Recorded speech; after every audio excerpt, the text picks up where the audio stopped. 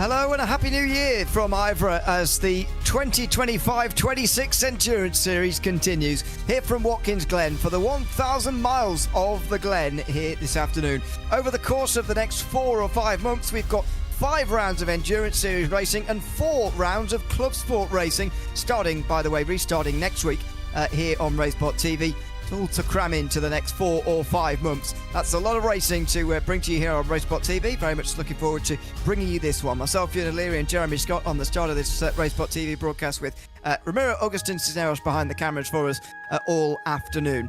It's a rude awakening, Jeremy, to a new year in IVRA competition 2026, starting out with a bang at Watkins Glen International, perhaps maybe with the exception of Imola, which was the previous round before the Christmas break, the tightest circuit on the schedule remaining. It really is, and I think it's the first time working together with you in the new year, so happy new year to yourself, Ewan. Yeah, this is going to be interesting, fast pace, and going to be fun to see what these drivers can do, especially because later on today, they'll be able to watch the real-world drivers do about the same thing. 1,000 miles here at Watkins Glen is not for the faint of heart, and for some people, they wish that they could do that regularly, but I don't know. This is going to be an interesting race, to say the least, as the stars and cars of the IVRA Endurance Series make their way around New York. Absolutely. We've got a bit of a break into the next race, indeed, as well. But it's a lot of races that are based on laps coming up very soon. We'll talk about that in a moment. In case you've not seen the IVRA Endurance Series before, this is the format these days, or indeed the cars that take part in it. 5 GTPs available to them: the Acura, Cadillac, BMW, Ferrari, Porsche. We've got that LMP2 class in the middle still, and a plethora of GT3 machines available to them in the GT3 Pro class, called GT3 Pro. We used to have a GT3 AM class as well back in the day, but that has now been reduced to just the one singular class, and I think it's been the best class so far this season, in my opinion. This is the format for us this afternoon. Qualifying for GT3 Pro is just underway now. Each group gets a 15-minute session, effectively. GT3s followed by LMP2s and then GTPs a little bit later on. There'll be a gridding process in there before we get the green flag for 297 laps here tonight. And it will be the night by the time we get towards the end of this race. Anyway, as it says there, though, the first qualifying session is for the GT3 Pros. So let's have a look at their session. It was just in the evening of the previous day, so 3rd of April, 5 p.m. Track conditions are only going to get cooler from this point onwards. But that shouldn't play too much of a role in terms of these sessions. They're not very long. Let's just have a quick look at the championship standings for GT3 Pro as well, just because it's the start of their session. And I, as I say, believe it's the best of the classes we've seen so far this season, to be honest, in as far as the unpredictability is concerned and just how the standings have turned out. Look at that. The top 10 covered by only 71 points. Fiercely Forward leading the way after finishing 4th place twice at both Barcelona and Imola. So no podiums at all for the current championship leaders. BS Competition, who won at Imola in 2nd, ahead of Impulse Racing, who won at Barcelona. Switch It Racing were 3rd at Barcelona, and they're 4th in the standings. Team Hoisingboat 2nd at Imola. They're 5th place at the moment. Vesta Sport were the other guys on the podium there at Imola. They are 6th, ahead of Scuderia Volpe, who were 2nd in the Barcelona race. The reason I'm pointing all that out is because effectively the top 7, apart from Fiercely Forward, who are leading this championship, have had one good round and one bad one, and that is why it's so close and so mixed up. Racework.com, WSR Esports, Simify Esports round out the top 10. 71 points, as I say. That is, by the way, less than the value of a 4th place finish. I know we're only after 2 rounds, Jeremy, but that's an extraordinary championship standings to see. And here's the thing, when you have such a short, quote-unquote, schedule, you've got to make the use of every opportunity you have. But yeah, looking at how tight this points is, it's really going to be going down to the wire, I think, especially with some of the tracks that we have coming out. And here comes qualifying for the GT3 Pros. Nicholas Laubsch with the Fiercely Forward number 212, and it's coming hard and fast, and times are starting to come in as some of these drivers making their first hot laps of the session. But yeah, it's no surprise with some of the top teams you see up there, and one wrong move, as you mentioned, and it could be the end of a championship 2 or 3 races into the season. I must say, something that was surprising me watching this session develop early on here. By the way, the early time has been taken by Fast Repair Motorsport and Salva and Rubia. Are you surprised that they're all running so close together like this? I mean, it's quite bizarre to me that they're all, running absolutely nose to tail on a circuit, I believe, anyway, especially in the second half from this point onwards. We run on board with Nicholas Salvage. It's a tight and twisty circuit. Surely you don't want to be following somebody quite this close. Yeah, you don't want to be following somebody this close, but then again, we're not running the bus stop, so you're entering into the conversation another straightaway. So I wonder if these guys are thinking, okay, let's get in the draft, get some times, and I think that this is how we're going to run the first hour or so of this 1,000-kilometer race is bunched up, because now with you getting rid of one of the prime braking zones on this track, you're entering into the equation another strategy move and staying drafted with somebody else. Yep. Oh dear, that's the Impulse Racing Mercedes on the inside there of turn 9. What do you make of missing out the bus stop chicane here? I think it looks a little bit odd in sports car racing to do this, but to be fair, I can't think of a series that actually doesn't use the chicane. I guess it's been taken out just to alleviate some of the carnage through there, and to be honest, the past couple of years in the iRacing special event, the 6 Hours of the Glen, the race winner has really been the one who's sort of gotten luckiest in GTP over the curves there at the bus stop chicane. So I guess they're eliminating that look element as well. But what do you make of that big run in towards turn 5, the out loop there, instead of using the traditional bus stop? Well, you got to remember, 36 years ago, this was the layout. They only introduced the bus stop after massive crashes with Tommy Kendall, which is the reason why he really has problems moving his ankles, as he went axle deep with a then GTP, and of course a fatal crash in the NASCAR Cup Series as well in that same year. So this is the bus stop is more of a safety move, but at the same time, I think it added more character to the racetrack. For you and I, this is just strange to see a race without the bus stop, and I think it's going to take some time getting used to not seeing the bus stop. It's odd, but I think it's going to be interesting to see how these drivers handle it today. Yeah, absolutely. A shame, as you say, that it did take a couple of nasty crashes, including a fatal crash in 1991 it was, when the circuit finally was changed, such as a changing of the times, by the way. They actually completed that race even after the lengthy delay. So yeah, times have changed very much so. But one of the advantages of sim racing, we don't have to worry about safety, thankfully, and we can well, to a very small degree, of course, if anybody's got a very strong wheel, but that's about as bad as it gets. We can use that long back straight and indeed the run into the outer loop, which I'm going to be very interested to see how it pans out and how it betters or worsens the race. We'll see over the course of 1,000 miles. On board with Elias Riker here in the BMW of BS Competition, car 289. Coming over the line here, and that will be provisional pole. Just over 3/10 faster than his previous best, in fact just over 4/10 faster than his previous best, and he goes to the top. But such is the way of GT3, and to be fair, all these classes actually, they do seem to get quicker as they go along, so I'd expect that not to be the pole time. Yeah, and we're getting close also to the point where the tires are just going to level out. So the tires are just getting better here in this session. Give it another lap or two, and that's where we'll see everything start to moderate. But yeah, I agree with you. I don't think that this is the fastest time that we will see, because you still have fast drivers like Balzas Erdolai. I see Montoro out there. Sentowski's in the pits.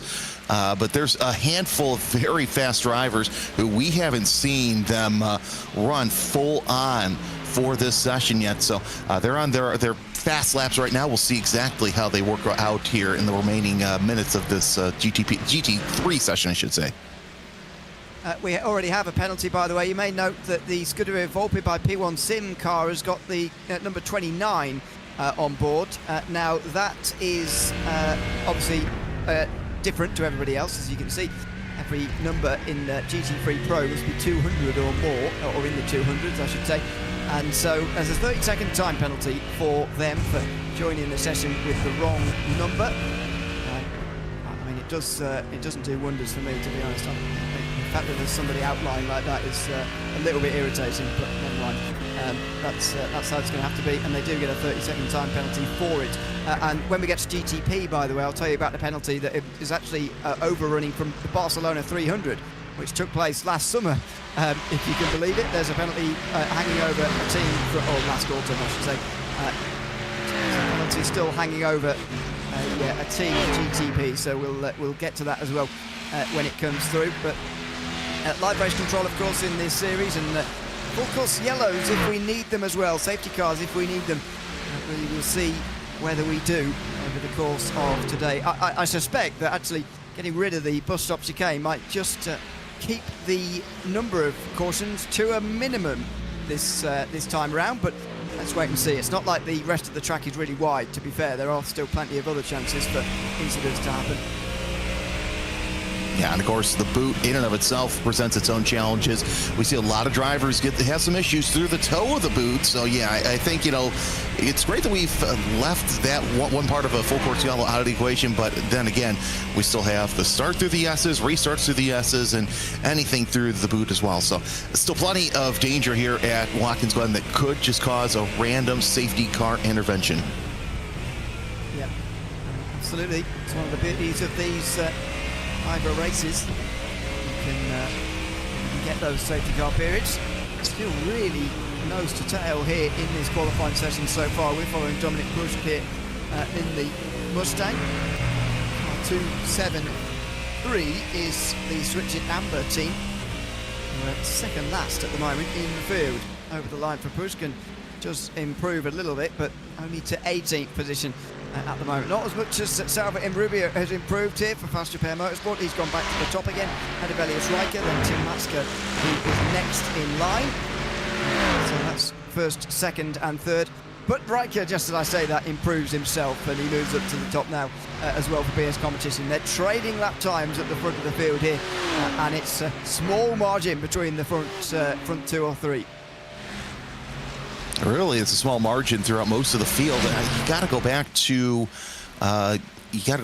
Sim RC in 22nd to find somebody who's close to a second behind. So top 22 all within a second. There's Tim Matska in the Manti Racing Ferrari. Right now, fastest time for him, a 43.16. But watch out for gridandgo.com, the number 247.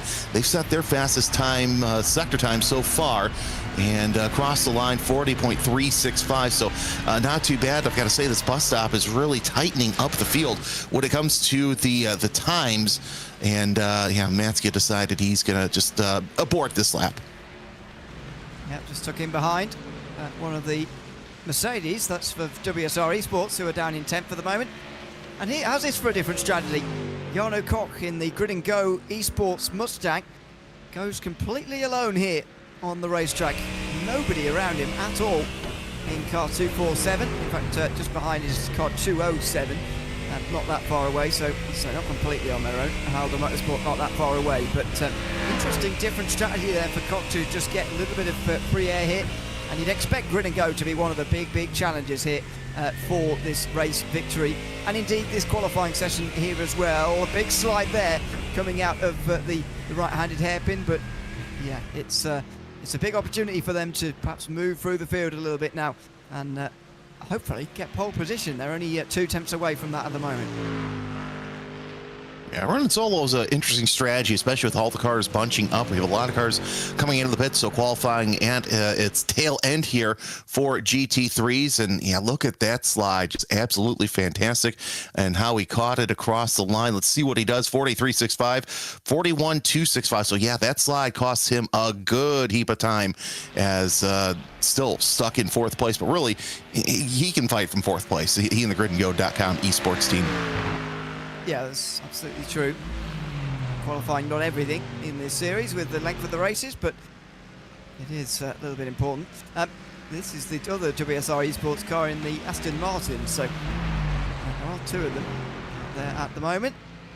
And this is the Aston Martin down in 12th position as things stand.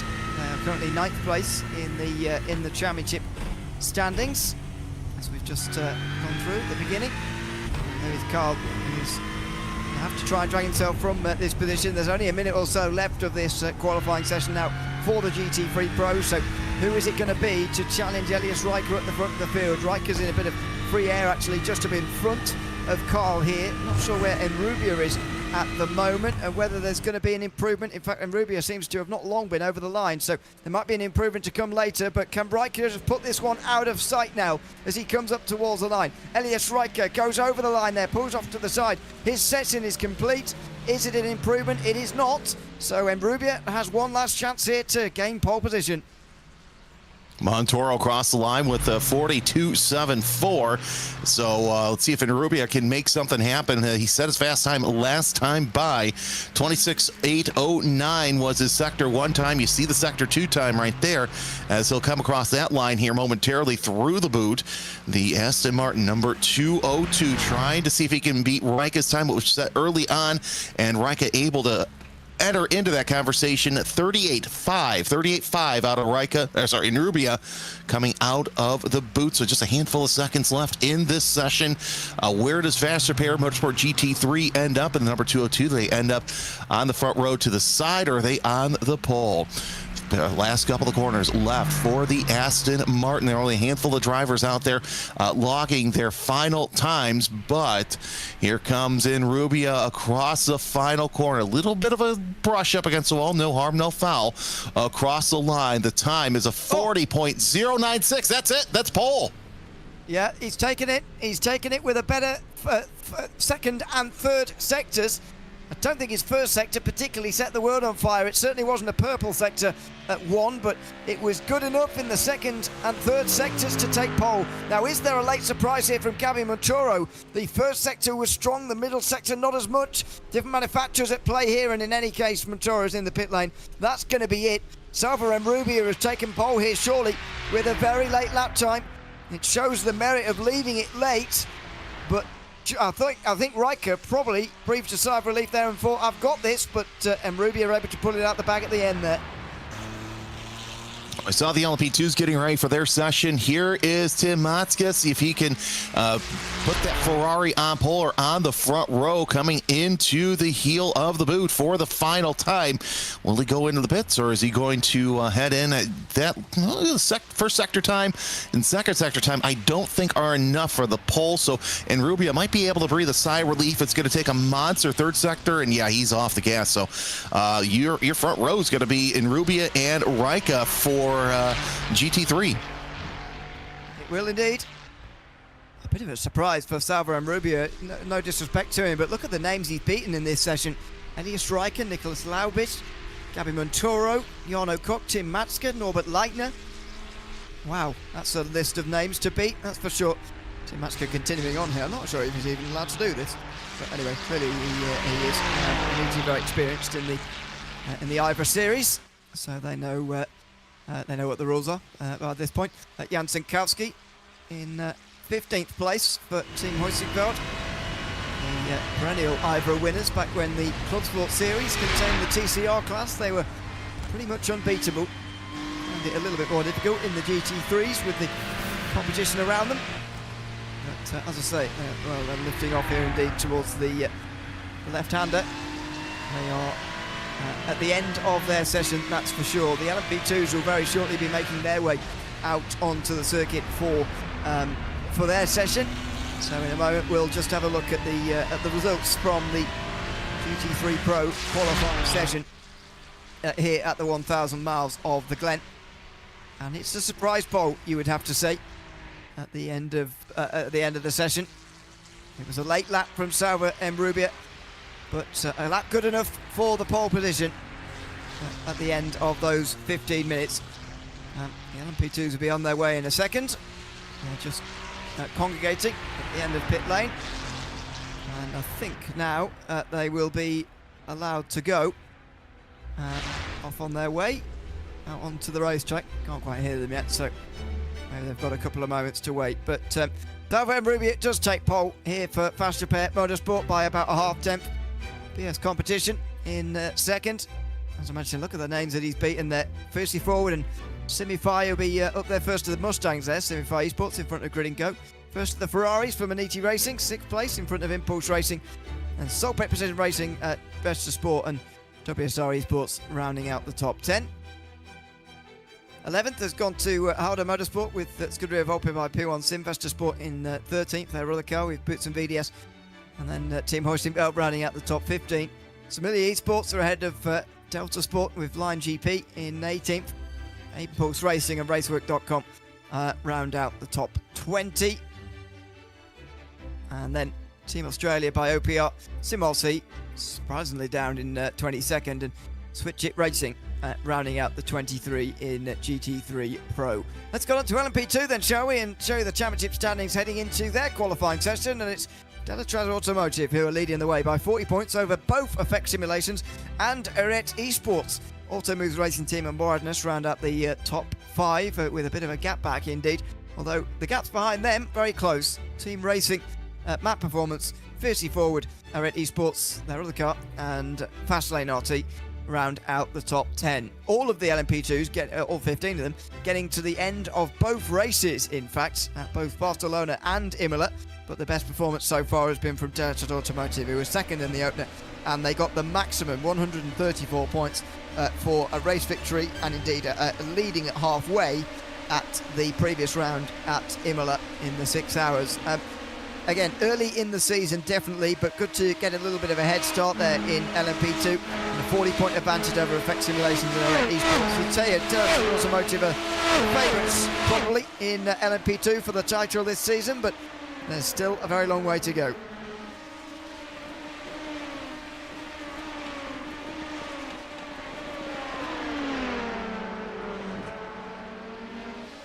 Now into the session we go, into qualifying for LMP2. And it is, I think, the 129, no, it's not Boardness actually, it's 129 of mapperformance.com who are leading the field. I'm not sure which of these drivers in this field, in this car actually, made up the drivers in the Daytona 24 last weekend, but mapperformance.com did get to a podium finish with a third place. They're actually leading in the final hour, although it was due to pit stops. They managed to get on the podium at Daytona, which is no mean feat at all. See where they get to with this opening lap. Aaron Vasquez, who is qualifying this car right now, was one of them. So there's at least one similarity with the team that made up last week. Over the line then, and into LMP2 qualifying we go, and that was contact in the background there with the tyre barriers, but Aaron Vasquez does go to the top in qualifying. He's such a strong driver, he's got an obscene I rating, as we know, and he's currently leading this qualifying session as well. Yeah, Vasquez with that fast time. No surprise here in a lot of these drivers. Still recovering over the 24 hours last weekend, and now they go right back into competition. Antonez Lucas Diaz, I should say, in the Effect Simulations 199, out there setting a flyer at this time. Oh, got a time just going left and right, Connor. Yep, with a 33.331. So another tight performance at the top of the LMP2 field right now.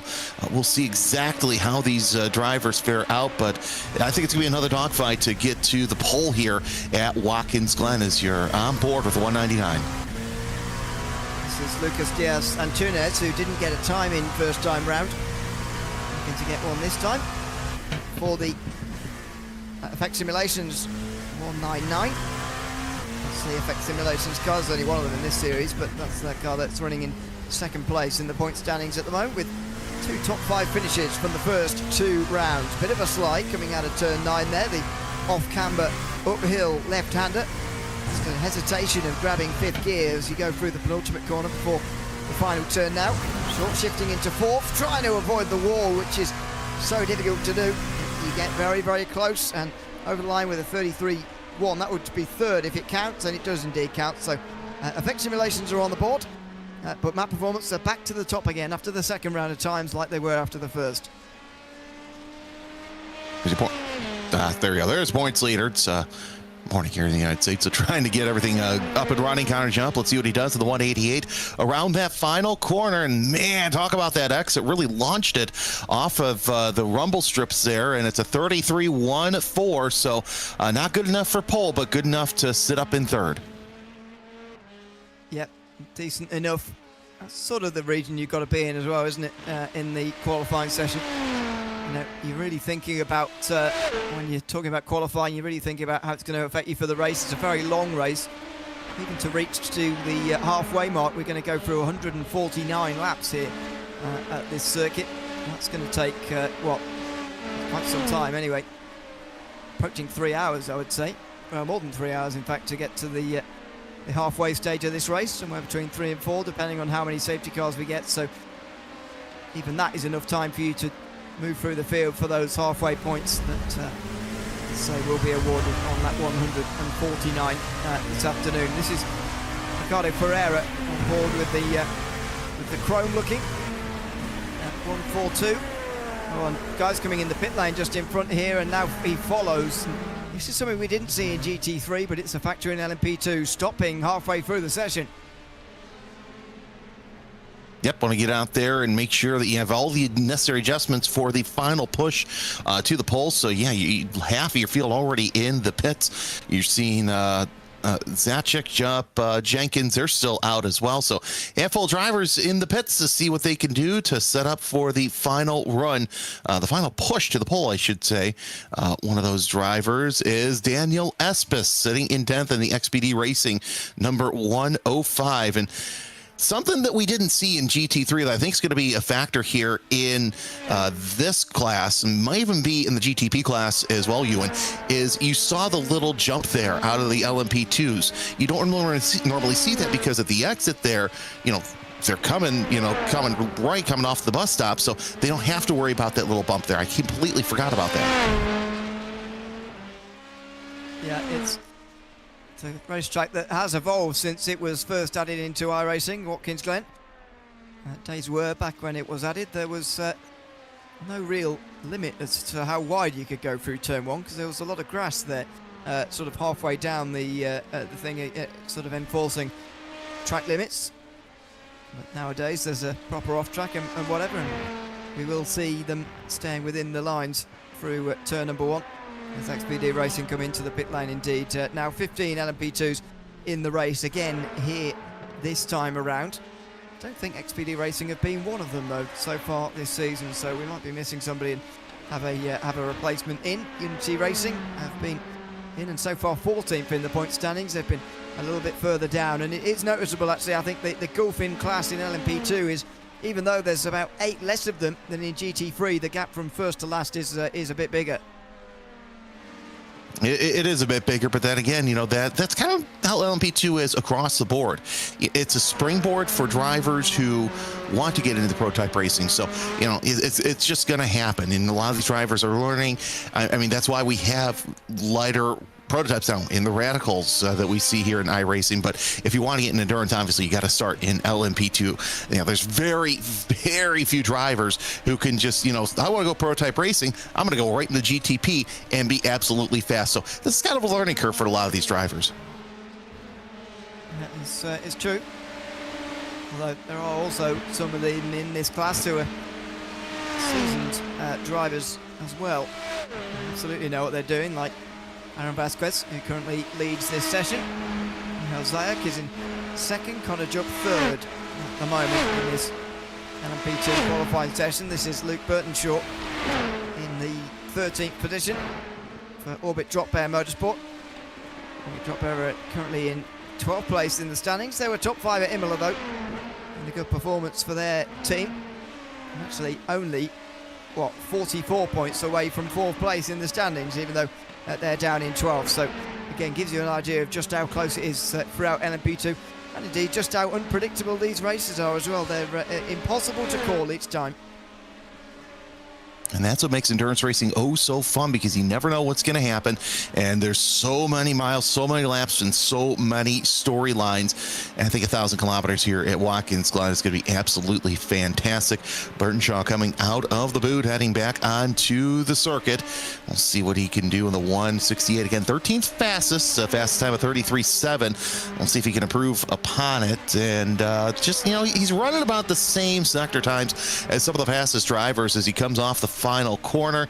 Let's see what he can do. The 168 across the line, 33.757. Looks like his Achilles heel there is that middle sector, but still, I mean, you can fight from that. Yeah, well, absolutely. It's a long race, as we know. That's slightly improved, actually, for Michal Zayak, but still not quite good enough to get on terms with Aaron Vasquez, who hasn't improved in recent times in car 129. So interesting that he's now leading the line of the next round of times, by the way. Connor Juck very much on his own here towards the end of another lap. And that's a bit faster as well, but no improvement of position there either. The top three getting closer together, but at the moment, no positional changes, and Aaron Vasquez still leads. Yeah, he's back on the gas through the S's. He's got about 0.2 of a second to make up if he wants to get on the pole. 0.15 seconds to get up to Jasek's time, which is 32.7. Again, the time we're trying to chase is Vasquez's 32.745 and 745. Yeah, as Vasquez is also on a flyer. Field covered by about 1 second, so a little bit tighter than we saw for GT3, but either way, it's still a very close field considering we're not running the boot this weekend. As Jupp 24.9, let's see what that is. That's about as fast as yeah, that's a little bit, just actually almost on par with what Vasquez did in the first sector, 9.72 to a 9.74 that we're seeing on our timing screen. Jump across the sector 2 line, 35.533. So Deltraz had a good Daytona 24-hour, trying to convert it into a great year opener here for the IVRA Endurance Series. And let's see if he can, the 188 Deltraz Delara can be on the front row, or if it's relegated to third around the final corner once again. Uses all of that curbing in and out. Again, the time to be 32.574. It is a 32.934. Not good enough, but it is faster than what he ran. So still not quicker than even Ultima's racing team, but certainly not that quicker than Aaron Vasquez. Ricardo Ferreira is in pit lane. That might well be it then. For NCG, who are down on pit lane, and map performance are too. Wonder whether that is it as far as this session is concerned, as competitive wise anyway. See who can actually improve from here. Moradness leading the line of those coming in next. I mean, that's where the group is. These guys not quite grouping in the same way that the GT3s did in their qualifying session, but nevertheless some of them are deciding to stick together. See whether there are any improvements through that stream of times that is about to come through. It's not going to be for Moradness. They've actually lost the lead of the group, so they won't be involved in it. Alex Muti coming into the pit lane for Unity Racing. Who's actually going to carry on here? The 105 for XPD Racing carries on. There's only attempts required to improve 3 or 4 positions for XPD, but Daniel Espez does not go any quicker. And all but 2 of the top 9 are in pit lane. I think that says where this session is, i.e. it's probably about over.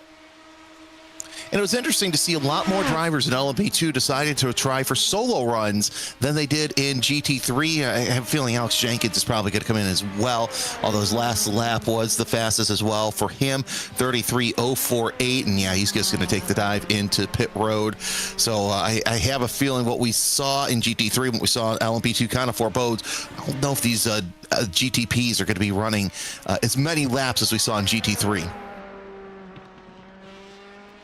No, we'll see how they decide to do it differently. GT3 was just about staying out there and running for as long as possible. It's not been the case in LMP2. It's been a little bit more, thought through. And that's seen as with some stops throughout. XPD Racing still leading the line of LMP2s who remain out there. There's only 4 of them. You wonder how many are actually going to continue on past the pit lane to complete these laps, or whether it's just going to be a case of pulling into the pit lane here in the next couple of moments. Let's wait and see as they come up towards the line now. It looks like XPD are going to carry on, as are some of the others as well. Will there be any improvements? This is forward. Gold don't quite go any quicker, but Daniel Espez stays where he is as well. 168 orbit drop air miles might be the last one who has any sort of a chance. That looks like it's just about it though for LMP2, and it is Aaron Vasquez who takes the pole by just over 0.2 of a second in front of Michal Zajek of the Ultima's racing team. Deltraz Automotive rounding out the top 3. NGC and Eric Esports then round out the top 5 with Effect Simulations down in 6th. Orbit Drop Bear Motorsport 7th ahead of Unity Racing, Nix Esports and Team Racing down in 10th. Nürburgring Esports 11th in front of Moradness, with the other Arent Esports car all the way down in 13th place. Fiercely forward, the last team within a second of pole, with XPD Racing just missing out on being within 1 second of pole. And for whatever reason, they're just continuing on throughout this session anyway at the end. So anyway, that's the end of LMP2, and that's where they are going to start.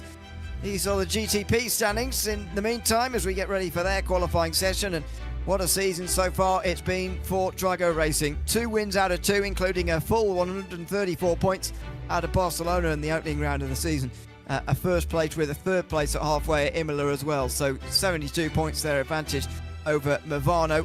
Not the championship defending Movano car, but the 33.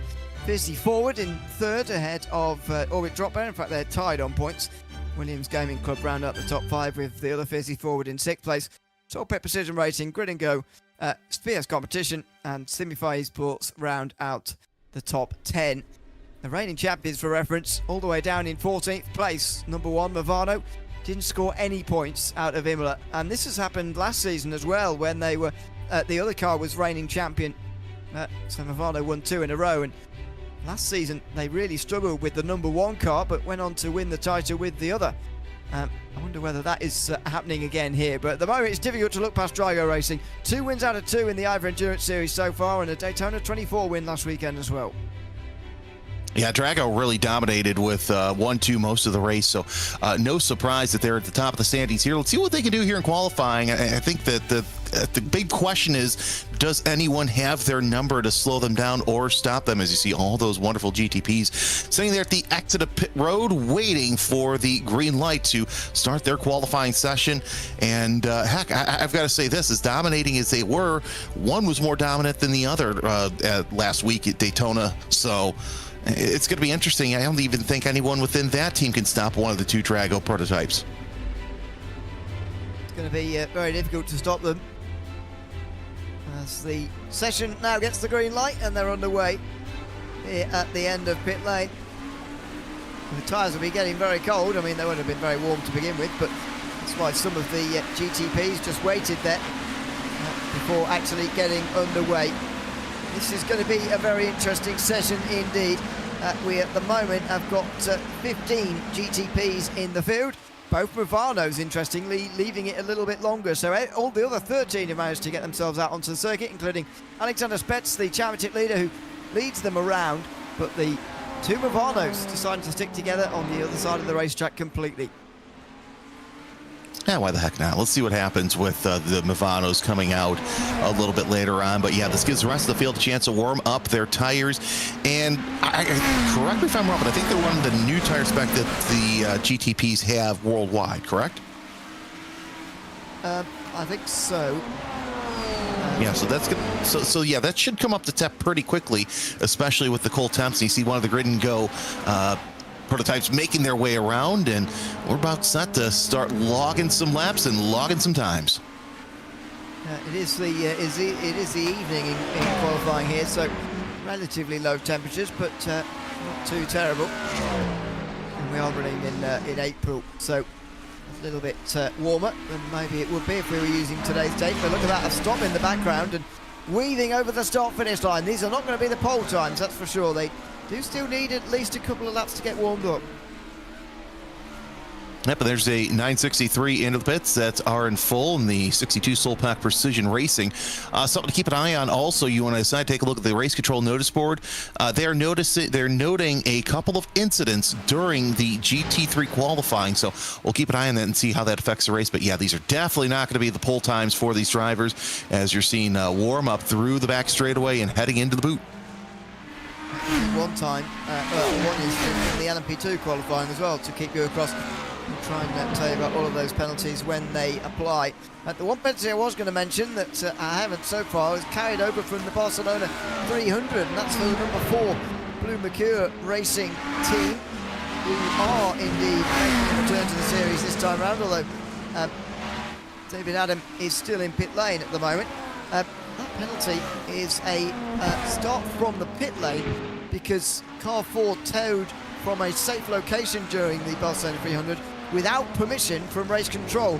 As they didn't take part at Imola, they are having to serve their penalty this time around. They briefly made it out onto the circuit. I guess there's very little point qualifying if you're just going to start from the pit lane anyway.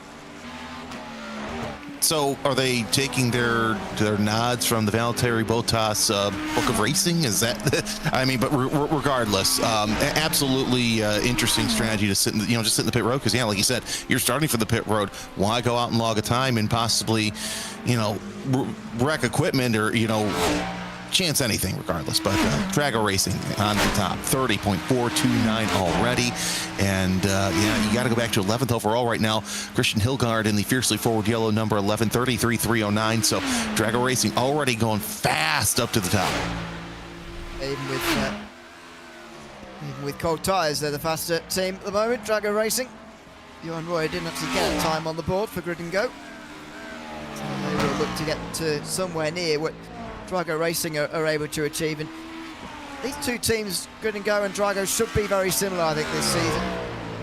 They are certainly on the rise, both of them, in the world of iRacing, especially sports car racing on iRacing.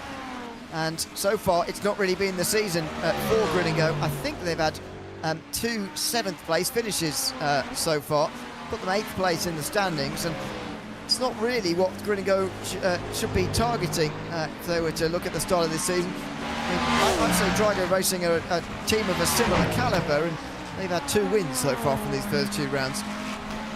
Well, and I think that was actually a discussion throughout not just the stint that I did, but a couple of other stints for 24 hours, is how there's a seismic shift right now in iRacing and how the fast teams from 2-3 years ago, they're starting to struggle against some of these faster teams like your Grid and Go's and your Drago. By the way, Grid and Go, look at that time by Royer, 28.918. So he is full on as we're starting to see the hot laps come through. Dinez sets a time of a 29.598. Hilahaho with a 29.193. So yeah, these hot laps are coming in fast. Here comes R in full, but we're starting to see some of these teams that started 2-3 years ago or sooner. Now they're starting to attract the top talent, and they're just getting faster and faster every race. Yeah, they certainly are. Oh dear, is this oh no, this is just David Adam going out slowly in the blue Mercure Esports Porsche. Again, you are risking getting an impeding penalty, which you would still get if you get in the way of anybody by making your way out there, but anyway, they have decided to get out there.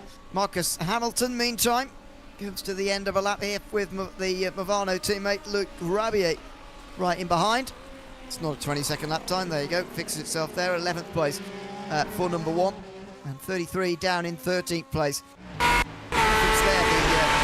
Just having trouble staying connected, it looks like. It's so interesting, isn't it, that this is the second season in a row now where Movano have had the number 1 car, but they've just not really had any joy with it at all. And in fact, quite the opposite. They're having a miserable season with the reigning champions car, just as they did 1 year ago, although they retained the series with another car. Yeah, it's very, very interesting to see that, and strange to see Movano have these struggles so far, especially in this qualifying session. You saw them dive off to the side and let the faster traffic go by. Dinez, number 89, 4th quickest. You took it Lely in the number 27. Porsche coming down the back straightaway. The Absolute Motorsport is fastest running right now, 29.114. So not as tight of a field, but that's mostly because Spets is just so quick. But the gap from second on back to, we'll call it about 9th or 10th is less than half a second. Yeah,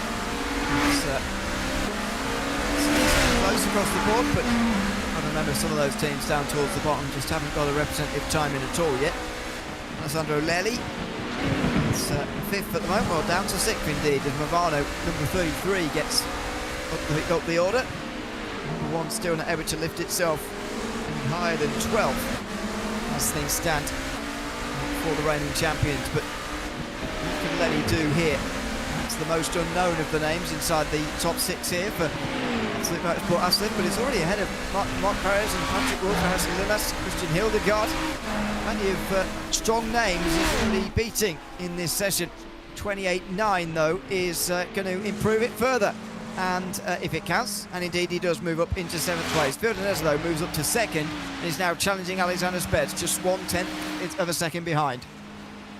Yeah, Denez is one of those drivers to really watch out for in the service. And I was about ready to say, too, before Denez picked Loic Ribert, they're trying to tell us that, hey, you know what, we're not as wretched as you think we are in the Movano team. Is at 33, was second for quite some time. Well, that's until Denez took that BMW to second fastest. And he's on a flyer, about 0.2 of a second off of Spets' Sector 1 time. Let's see what they can do in Sector 2, both Spets and Denez, as you see on the bottom part of your screen. There's that 33 Movano Acura, as we mentioned. 28.715, the fastest time out of him. He's running faster in Sector 2 than Spets, but Ribert across the line, that's not going to be fastest. 31.046. Now all eyes are set on Denez through Sector 3. Let's see if he can improve any further here at Phil Denez. It was an improvement last time that got into just 1/10 of a second behind Alexander Spets in the current lead of this session. Spets himself actually just about goes over the line. So is he going to push this further out of sight? No, not yet. So Phil Denez has got a chance here to take provisional pole. He's not going to take it though. 31.0 is nowhere near the time required. So he clearly backed off on that lap and is setting himself up to go again this time round. There's Ribert in the Acura coming around the boot.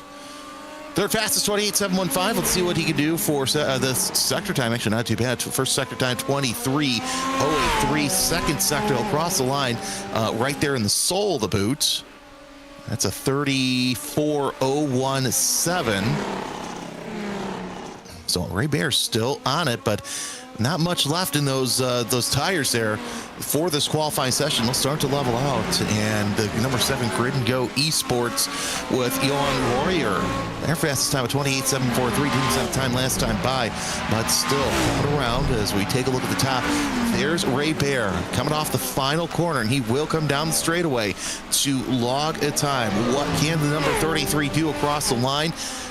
He's got a 28.715, 28.553, so he goes faster, but does not improve position. No, still in 3rd place.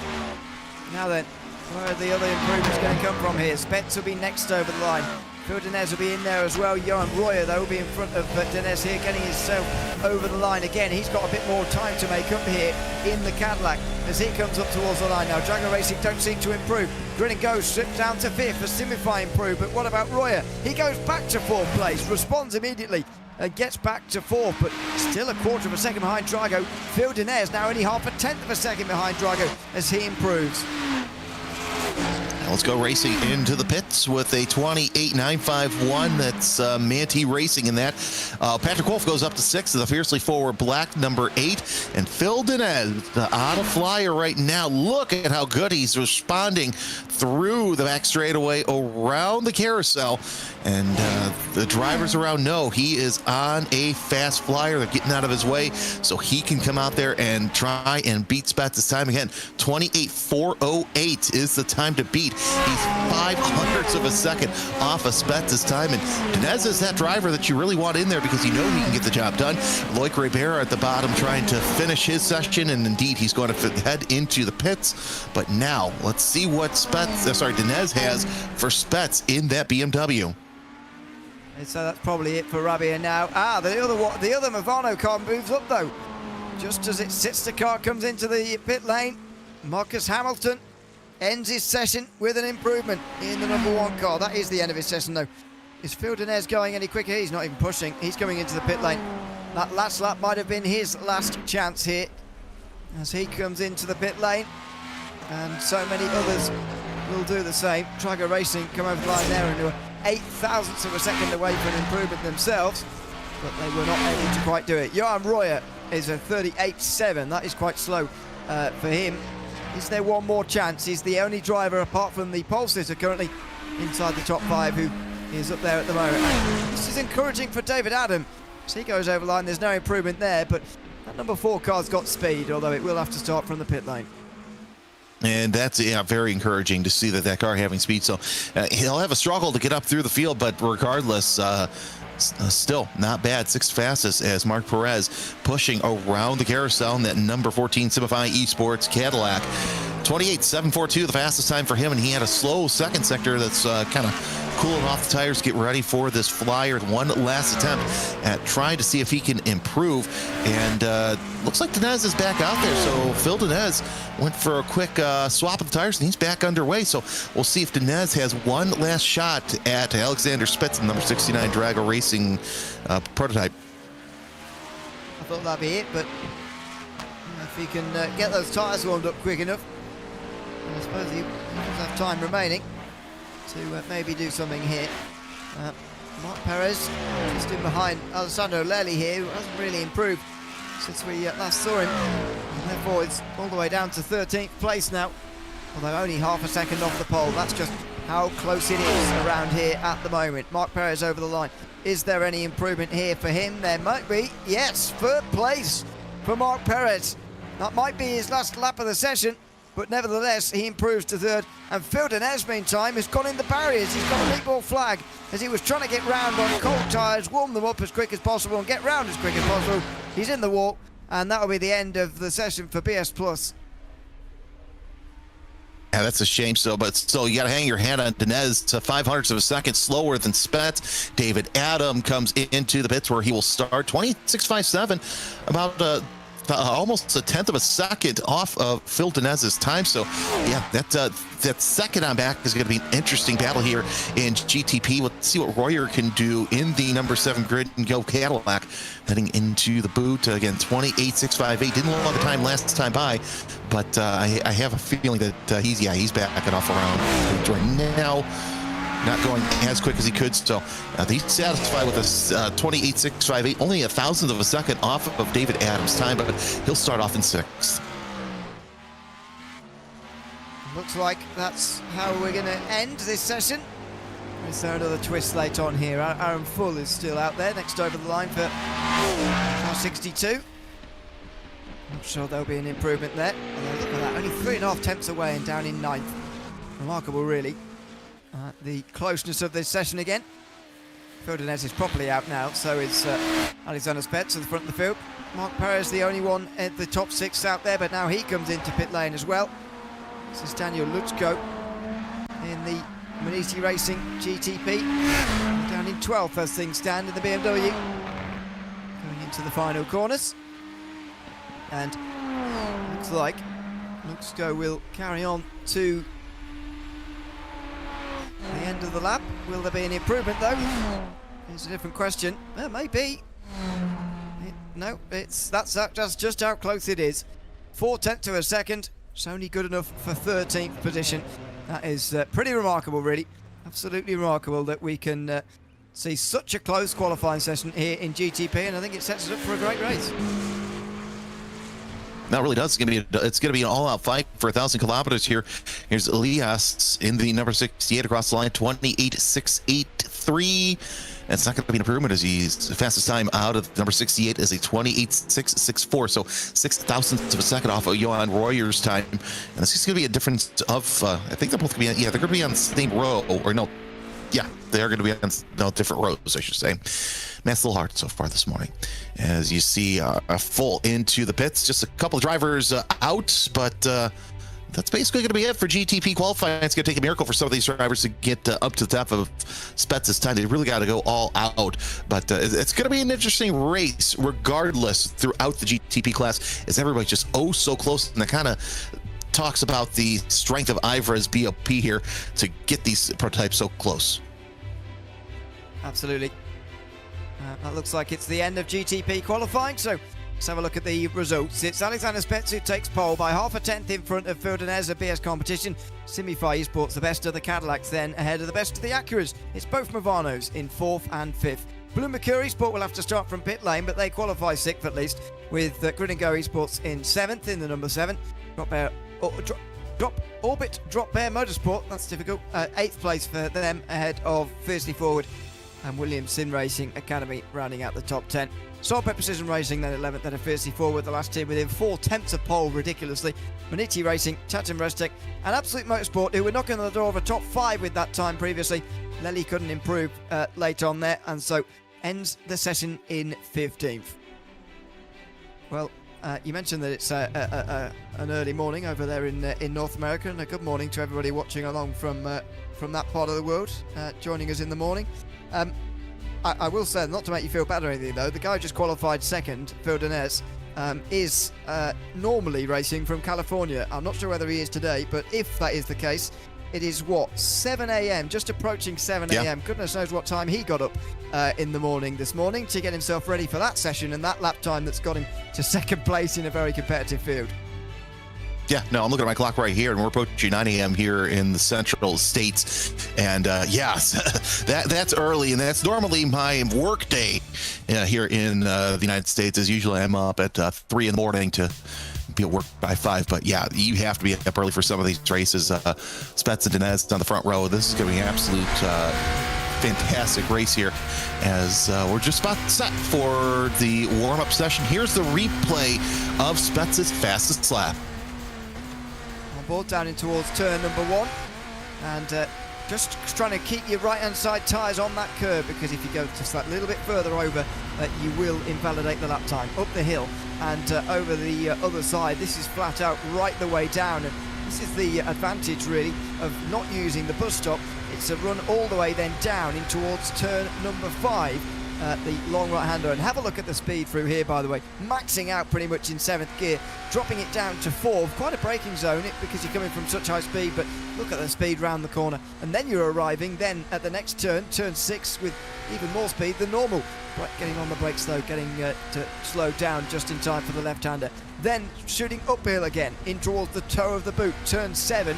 Trying to catch a late apex here, be careful on the power as you're getting back up to speed again, over the rise and back down the other side into a, I think, underratedly difficult braking zone actually, at the heel of the boot, turn 8, and then I think the most difficult corner on this racetrack. Uphill, off camber, left-hander, curb on the inside that you don't really want to touch, a difficult traction zone as well. It's all happening through turn 9 before you get to the final couple of corners.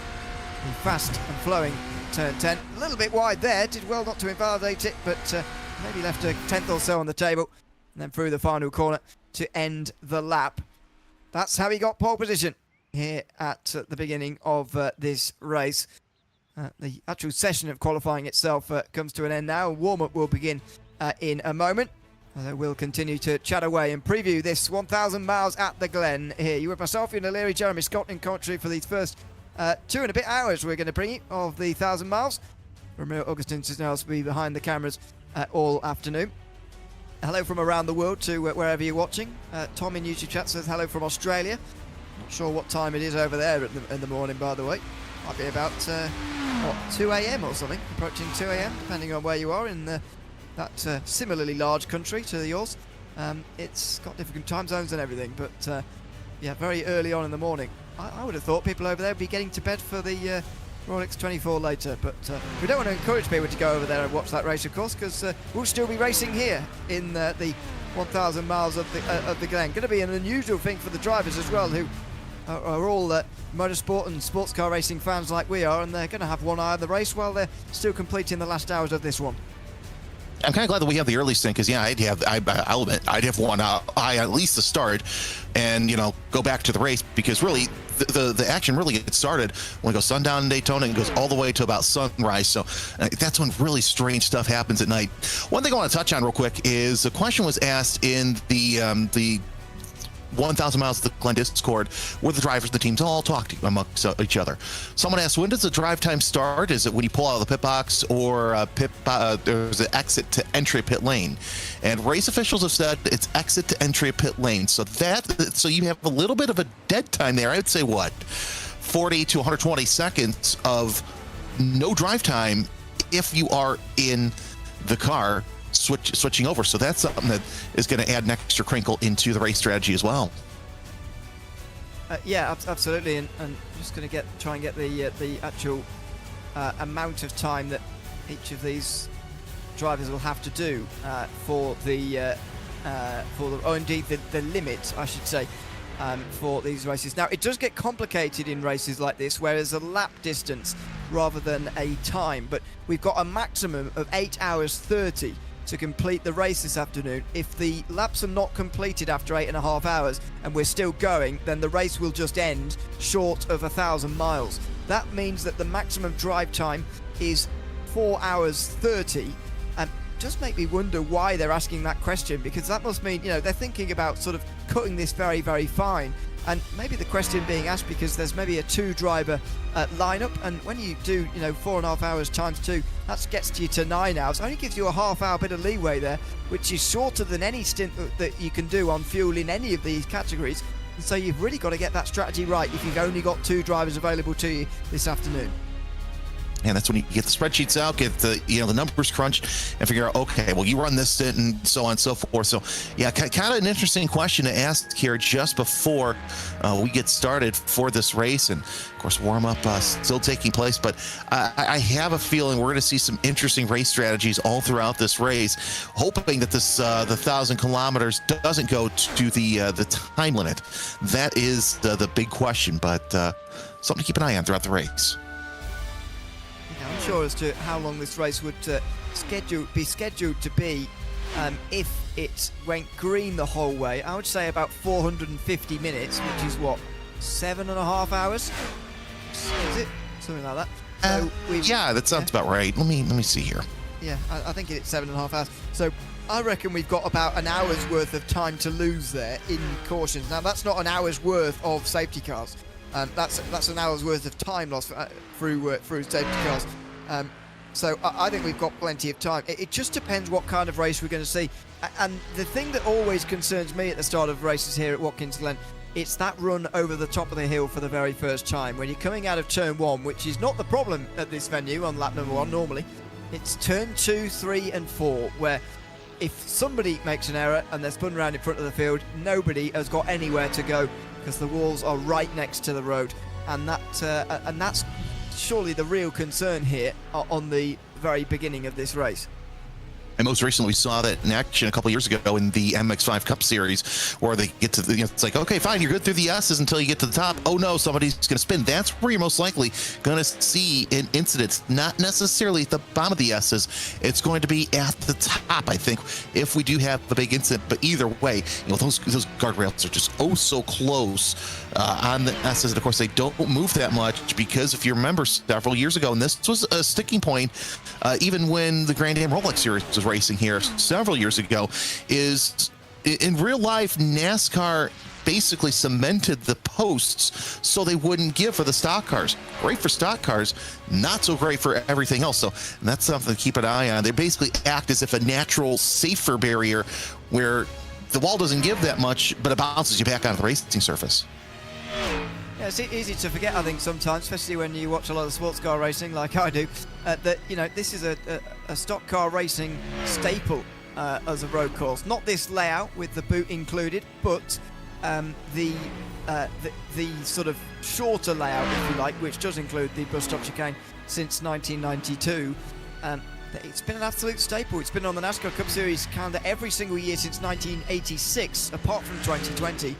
So what? That's 40 years approaching now, and it's. I know there's a lot of road courses in the Cup Series racing these days, but this is the, I think, staple road course circuit in the Cup Series, and I think it suits those stock cars quite well. It's amazing, really, that we take these sort of highly sophisticated sports cars around once a year as well.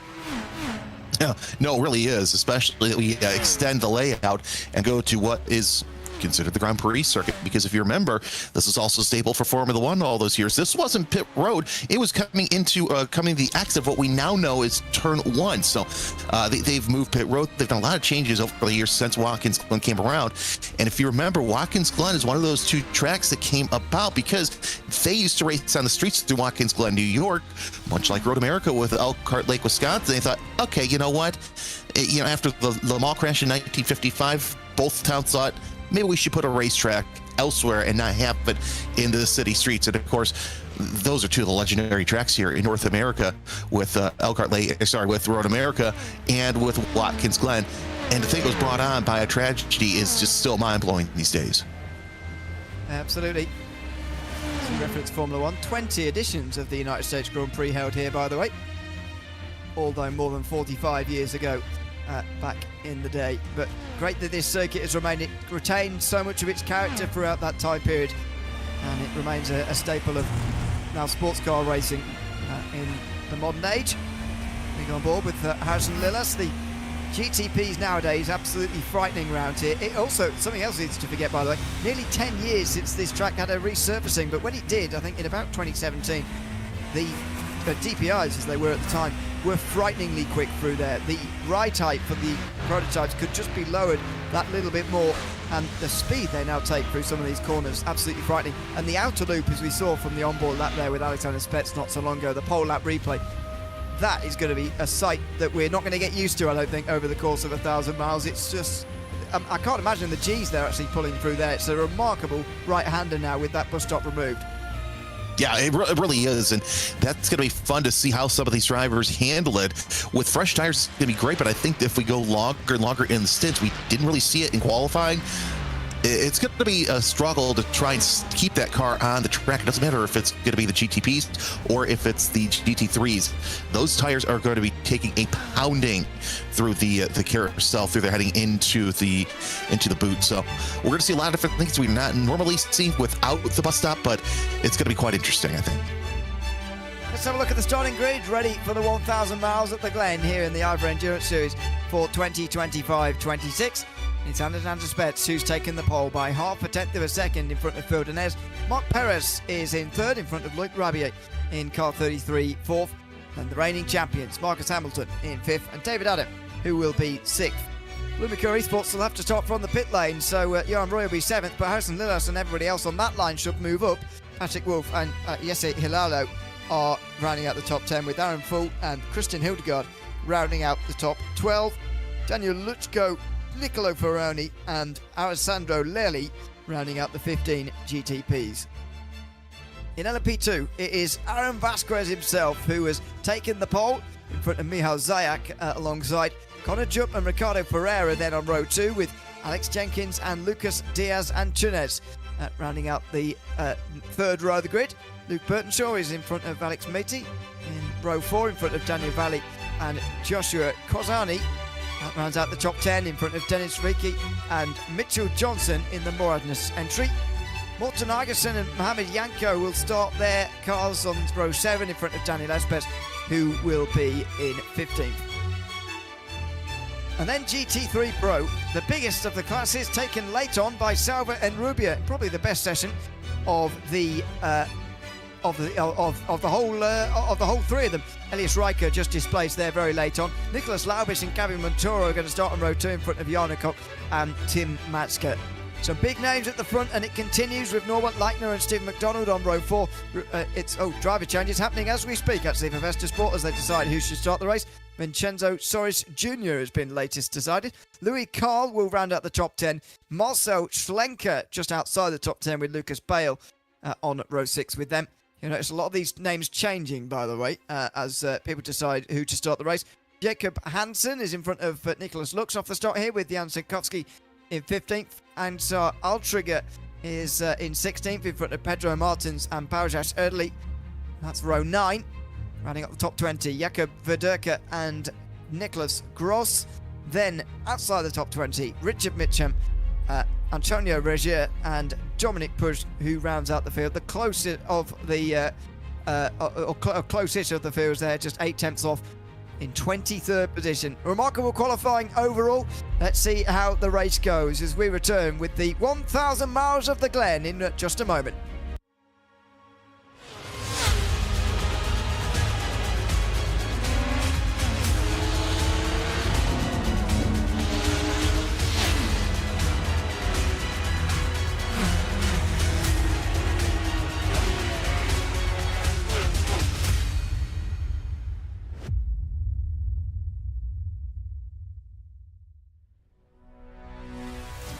Here we are then, 297 laps ahead of us, 1,000 miles of racing in upstate New York, and the third round of the IVRA Endurance Series getting us underway for 2026 IVRA racing.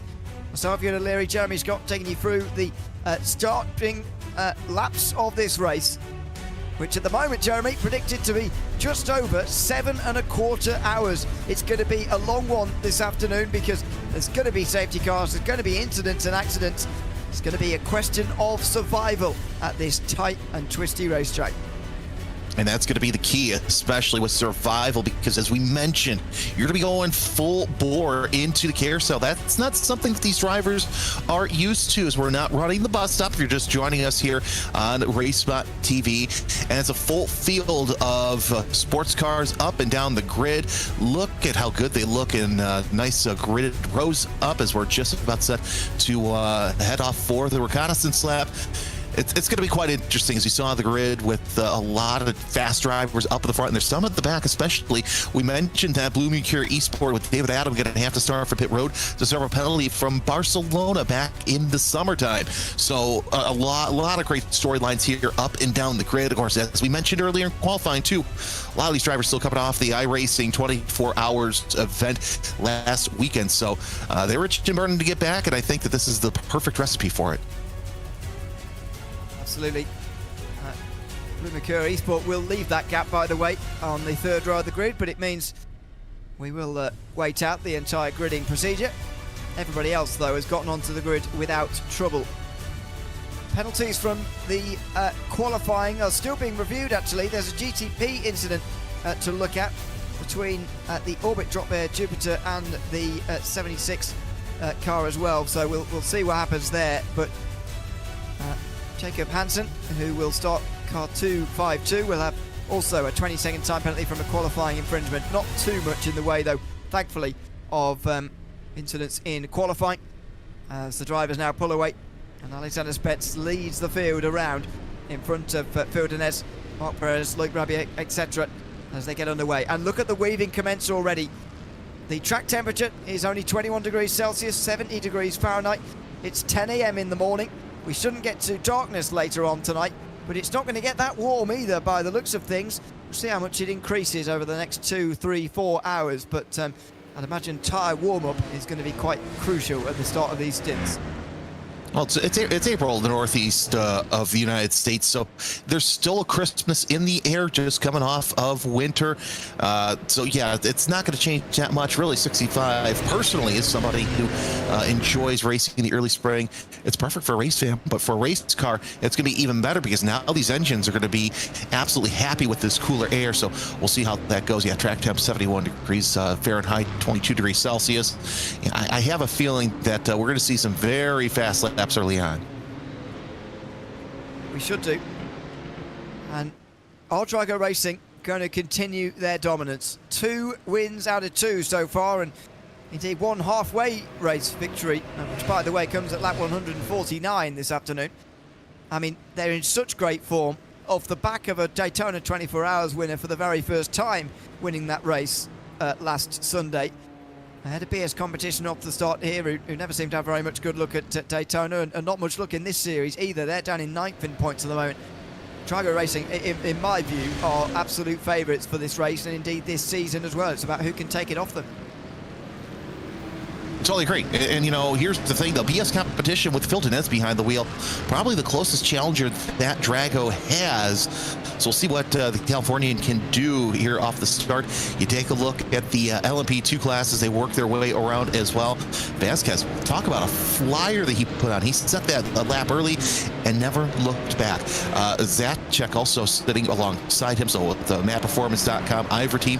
And that's another point that we mentioned with the faster teams coming up through the ranks the past couple of years. Map Performance really looking pretty good so far this season, and it's great to see them at the pointy end of the LMP2 grid. Yes, absolutely. Good to see, and good to see a continuation of form really for multiple teams after last week's, well, I was about to say Rolex 24. We don't call that in our racing, obviously, but you get what I mean. Meantime, the drivers now put form up too wide, down in towards turn 8. They will have to stop the weaving now. They will have to be careful on the race start. Always nervy coming through 2, 3 and 4 on the opening lap of any race at Watkins Glen, even if it is 1,000 miles. It's 2026 IVRA Endurance Series Racing. 5 rounds to cram into the next 4 or 5 months.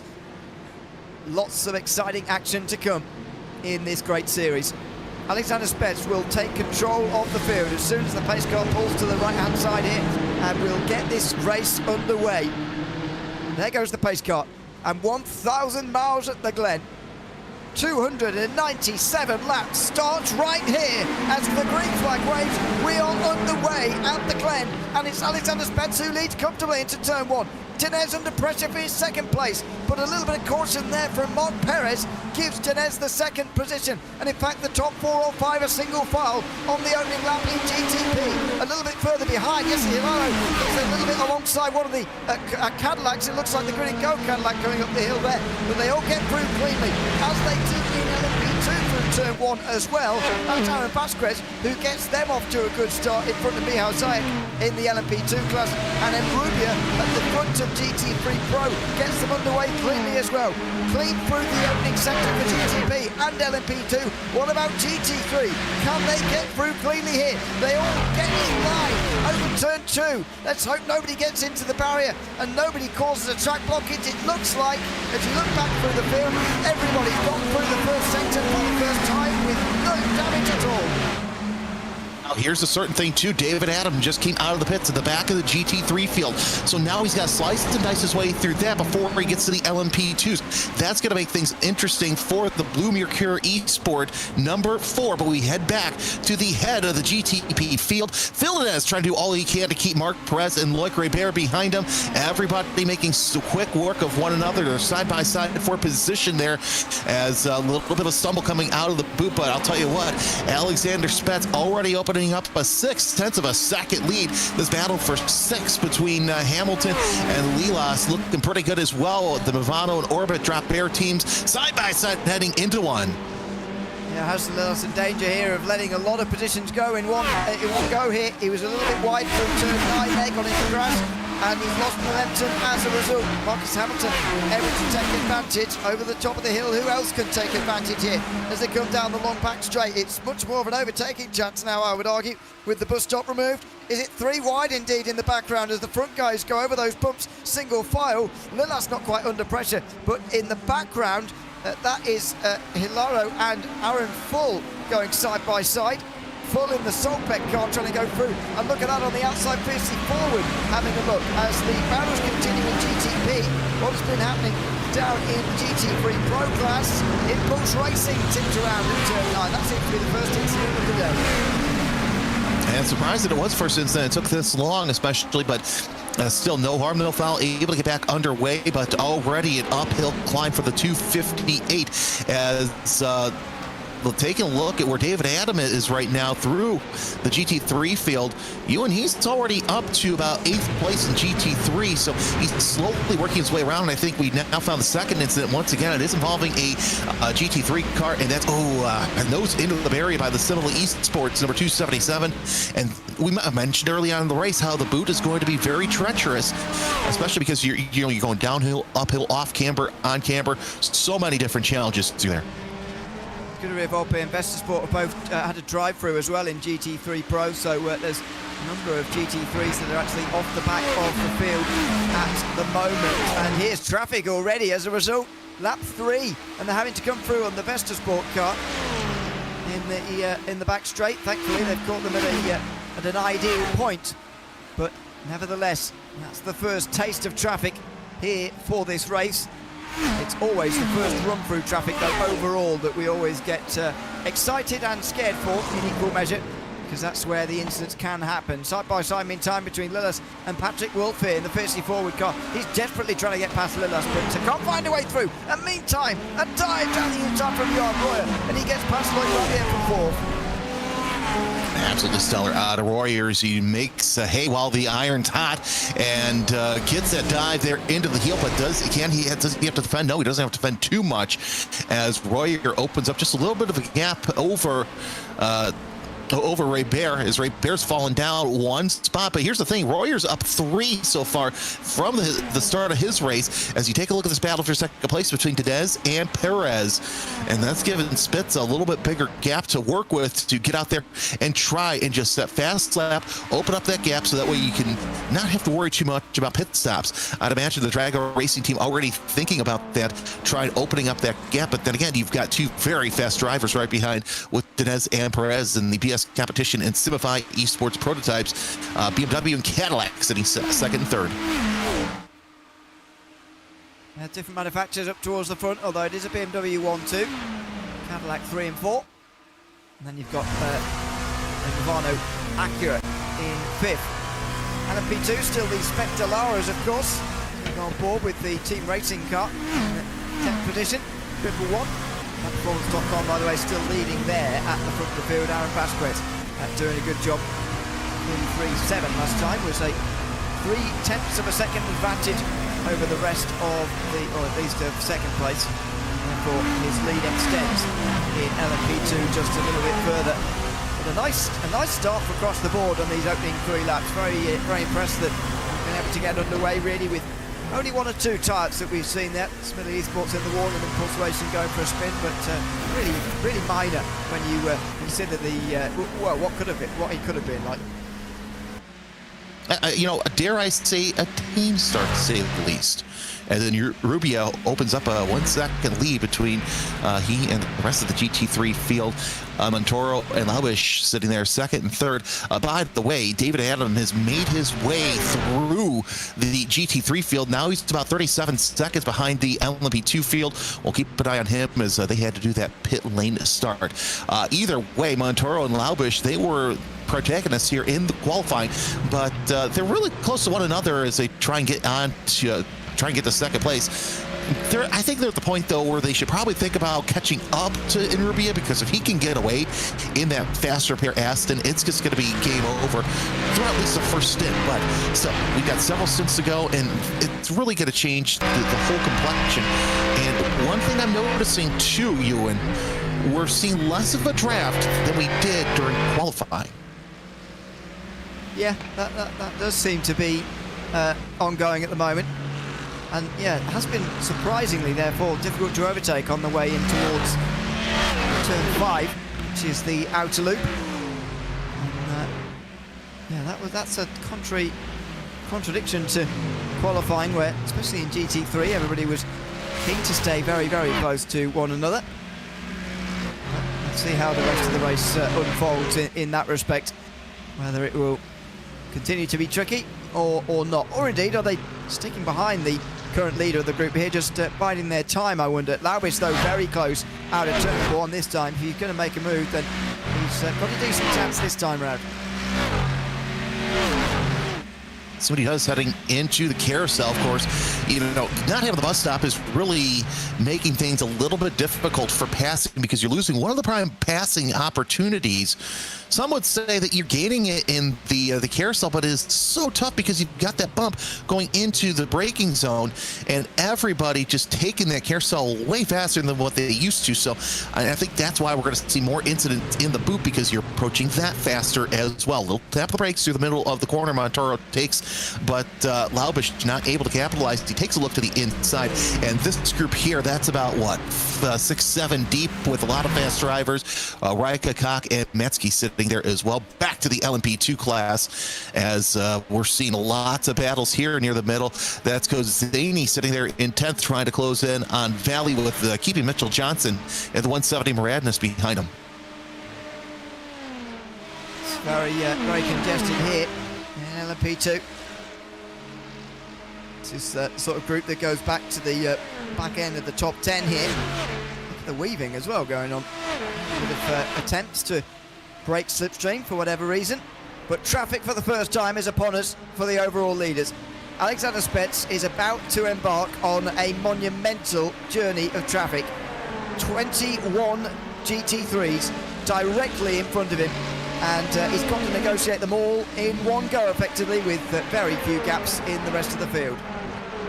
and that's given Dinez a chance to close in just a little bit. Of course, Dinez trying to keep Spets honest and close in as well, but we know how good Spets is at negotiating this traffic. Of course, you take a look, you're going to have Allrichter, Leitner, Woderka all up there who are going to have to really settle and watch out for this prototype traffic. And as you mentioned, it's just going to be interesting to see these prototypes just go, oh, look at Royer. And that's the speed difference we're going to see here on this back straightaway with these GTPs. And some of them can be unpredictable. So you've really got to take that into account, as look at how much further Dinez now is away from Royer, because Dinez is able to get through the traffic at the opportune times. There's a real squeeze there from Johan Royer. Gets past Mark Perez for third, so first change in GTP as a result of traffic in this race. And they're almost all the way through it already here. Only 8 to go for the race leader, Alexander Spets, and indeed Phil Dinez as well, who's trying to give chase the best he can. But at the moment, Spets is just getting this through very, very nicely, and it's always a combination of driver skill and a little bit of good fortune. But, you know, we can focus on the driver skill part. Look at that from Spets there. Gets past the Simify Esports second place GT3 Pro car. He's almost pretty much in the clear in one lap, and he's extended his lead over Phil Dinez. You know, he's tripled it pretty much. And there's a reason why, if you're watching the 24-hour broadcast on the iRacing channel, there's the reason why you saw Spets just constantly 30 seconds ahead of his own teammate, who is 30 seconds ahead of everybody else as well, because he's just that talented and able to get through traffic. That was a beautiful move by Royer, trying to get around this battle for second. GT3 Pro with the Simify Esports and Fiercely Forward Mustang and Aston 1 and 2, and now they set their sights on the leader in GT3. Oh, this is absolutely fantastic, watching these GTP slice and dice their way through GT3 traffic. Absolute commitment. And the battle for second in GT3 Pro not helping Jesse Hilaro, who is stuck behind this at the moment, and it now slips through. Now the Solpec car of Aaron Full is stuck in there. Patrick Wolf, by the way, been going side by side with Harrison Lillas all the way through this as well. 3 wide now as they have to queue to get through on the inside. The GT3 is giving space on the inside while having their own fight. Nicholas Laubis now finally gets through. Meantime, Patrick Wolf gets past Marcus Hamilton as well as Harrison Lillas. So he's up a couple of places through GT3 traffic as well. This is how these races can change as a result of the slower traffic. Marcus Hamilton, though, is not going to go down too easily, and he gets his 6th place back again here in front of Patrick Wolf. Can he just shut him out, though? Wolf has made a good start here, being aggressive and making overtakes. He's not able to make this one, though, on lap 8. I've got to say, I got to tip of the cap to Laubish. Any lesser driver would have been it in a couple of prototypes right there, but that was absolutely heads-up driving through the heel by Laubish, not only to take second place GT3, but able to let the faster traffic by. So now the LMP2s have to work their way through GT3 traffic, which will be absolutely fantastic. But man, that absolutely stellar driving out of everybody through the boot. Now this battle for 6 really heating up, because it's now 4 cars that are involved with Hamilton, Lilas, Wolf, and Heliaho. Just an extraordinary battle again, side by side between Hilaro and Wolf, who retains the inside and will retain the position as well. All you need sometimes is just that catalyst to get the battle moving, and all of a sudden it gets moving, and it's side by side all across the board. Just a remarkable fight that at the moment doesn't look like quietening down. No, this is what you want early on in the race. You know, you want to battle with one another, but you still want to keep the racing clean. I think the 4-car battle for 6 might turn into a 6-car battle for 6, because you see back there, Hilgard and Lizko closing in from 11th and 12th, is still side by side for position. So Hamilton and Lillas is they're neck and neck going into the final couple of corners. Oh man, I've got to say that was absolutely fantastic by Lillas, but Hamilton has that edge off the final quarter. Now they're side by side for 6th and 8th, heading down the front straightaway. I think you're absolutely right, by the way, about that pair joining in. There's a big swipe across there from Wolf. Hilaro goes to the outside line anyway there in the Williams Sim Racing Academy car. And look at Aaron Full there, who's got nowhere to go. Christian Hildegard is here as well now as they come up the hill once again. Side by side's always dangerous through turn 3, but they get away with it just about. Now, where does Aaron Full go? Is there going to be space either side here? Well, about Christian Hildegard, is he going to have any space here either side? Look at Lillas, he swaps over and gets in front of Marcus Hamilton, who's got Patrick Wolf now alongside of him. This is super speedway racing at Watkins Glen in the GTPs. Hamilton on the inside is no match for Patrick Wolf on the outside. He rolls around the outside and gets to 7th. Then it's Marcus Hamilton. Aaron Full is up a position as Jesse Hilaro is losing positions now, in danger of losing 2 in 1. Aaron Full's there, and Christian Hildegard is queuing up as well. I thought Hildegard was going to go 3 wide there for a second. There off the back straightaway, he had that look to the inside as you're still watching the side-by-side battle between Full and Hilaho in the Williams Academy GTP. They're making their way still side-by-side. This is pace laps at full speed as they work their way off the boot and heading into the final couple of corners. Once again, I think they've been side-by-side for the entire lap. Yeah, I think they have, and they're just going to ruin it at the final corner. But they get single file in time, and Aaron Full gets the position in front of Hilaro, who gets the position in front of Hildegard. And now Daniel Luchko is here as well. Now Phil Denez, meantime, is into the pit lane. I'll give you some word on some penalties, by the way, because they do affect. It's not Phil Denez who's coming in, I think, for an early stop here, which is an interesting call at this stage in the race, I must say. Not entirely sure why they've decided to do this and swap him out of the car, have they? I'll confirm that. Yeah, they have. Owen Carroll. Yeah, they have. So I reckon there must have been a problem there for Denez, but we'll get that confirmed.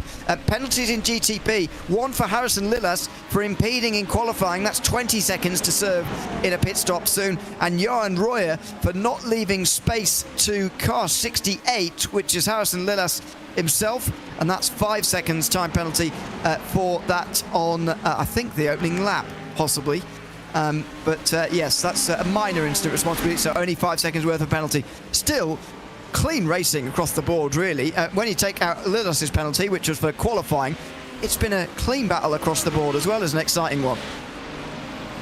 Yeah, absolutely fantastic battling left and right. You're taking a look at the battle for second place in LMP2 because Vasquez, he's long gone. He's 3 seconds ahead of the rest of the field.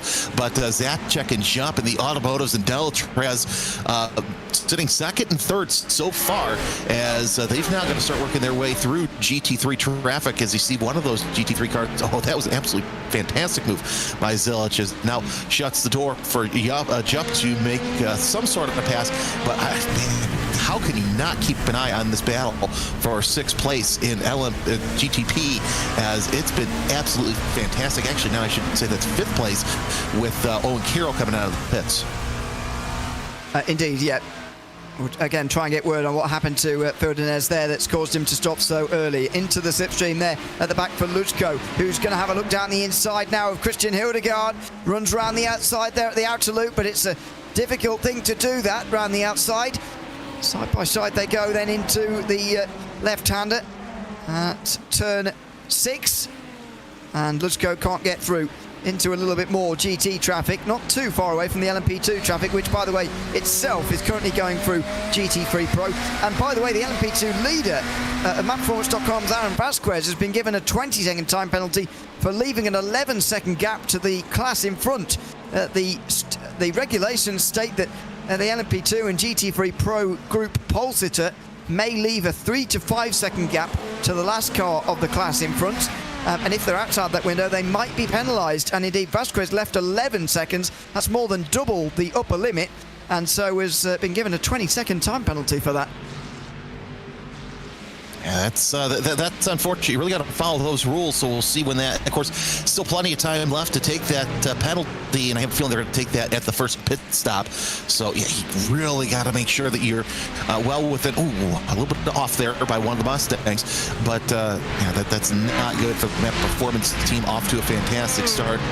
That should put them in the middle of the pack once they get the pit stops, and now they are in full earnest working their way through GT3 traffic.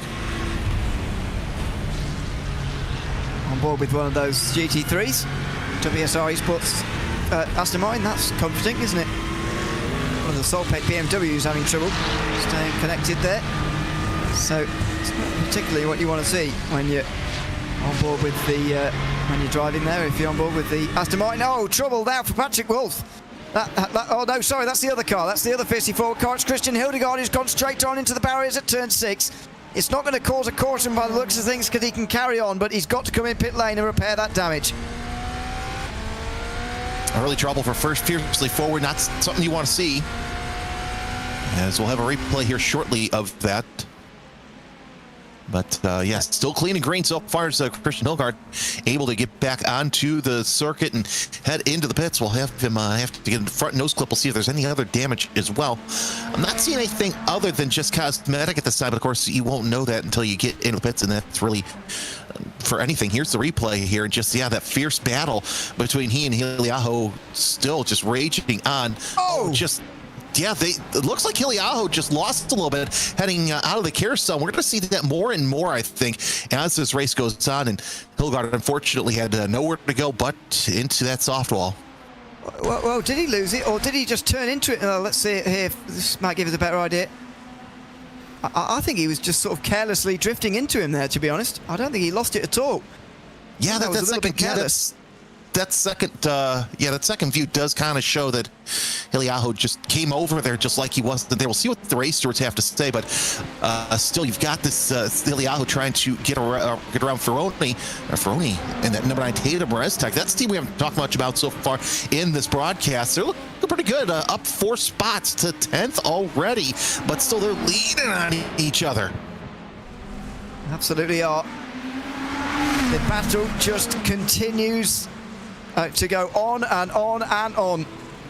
What a battle it has been so far for now 9th position. Tatum Reztech involved in this now.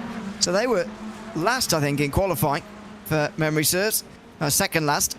And Nicolo Ferroni has seen this up in front and got involved now. Hilaro's not going to let him get that position too easily, but sadly, these groups are starting to split apart a little bit after an extraordinary start to the race. It really was. Just kicked off by the GT3 Pro Traffic for the first time, and what followed was 5 laps of the most extraordinary racing there in GTP. I think they're setting up for another couple of laps of extraordinary racing with these 4 in GTP. You see Hiliaho, the leader of this pack, and of course you've got 3 other drivers behind, and now we add on Absolute Motorsport Alseth into the fold, although they're falling back just a little bit, but would not be surprised to see them get sucked into this draft here. And now let's see if somebody decides to pop out and take a look as Ferroni closing in, they're side by side heading into the carousel, and indeed Ferroni's going to get the advantage, but Hiliaho closes in, but he's going to lose 1 spot and he's going to lean on somebody else. I'll tell you what, the aggressiveness. Oh no, he's gone! Right into the wall. Whoa, what a big crash that is for Jesse Hilaro, and surely that's going to be it's a tow back to pit lane straight away for the Williams Sim Racing Academy car. One of the biggest crashes you're ever likely to see here at Watkins Glen. And it is a caution. There's no surprise about that.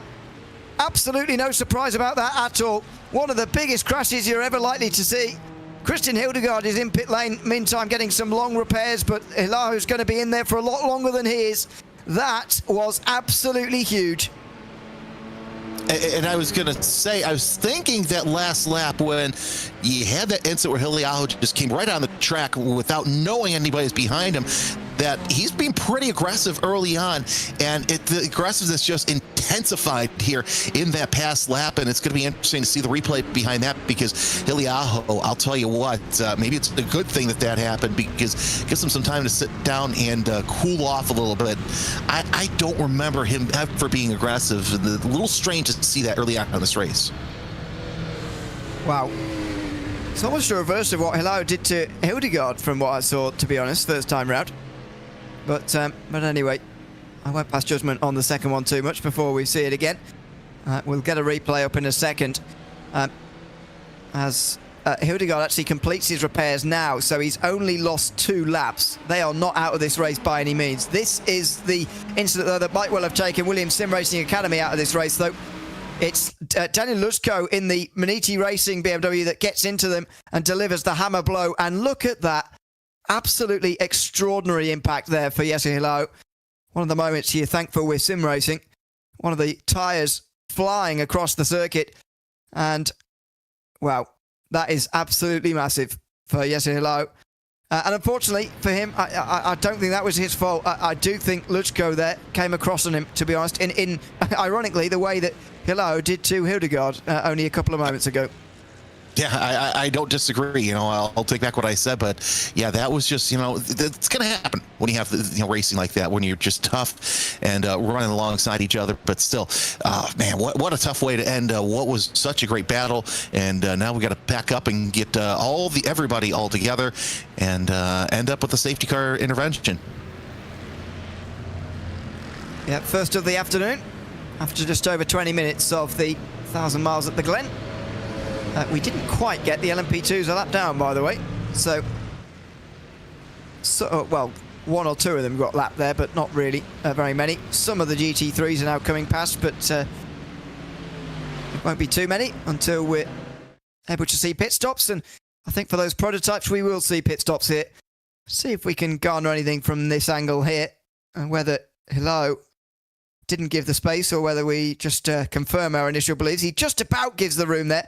I guess Luchko will argue, well, I'm sort of on the curb. I've got to come back on the circuit. But, you know, I don't think quite so abruptly he didn't have to.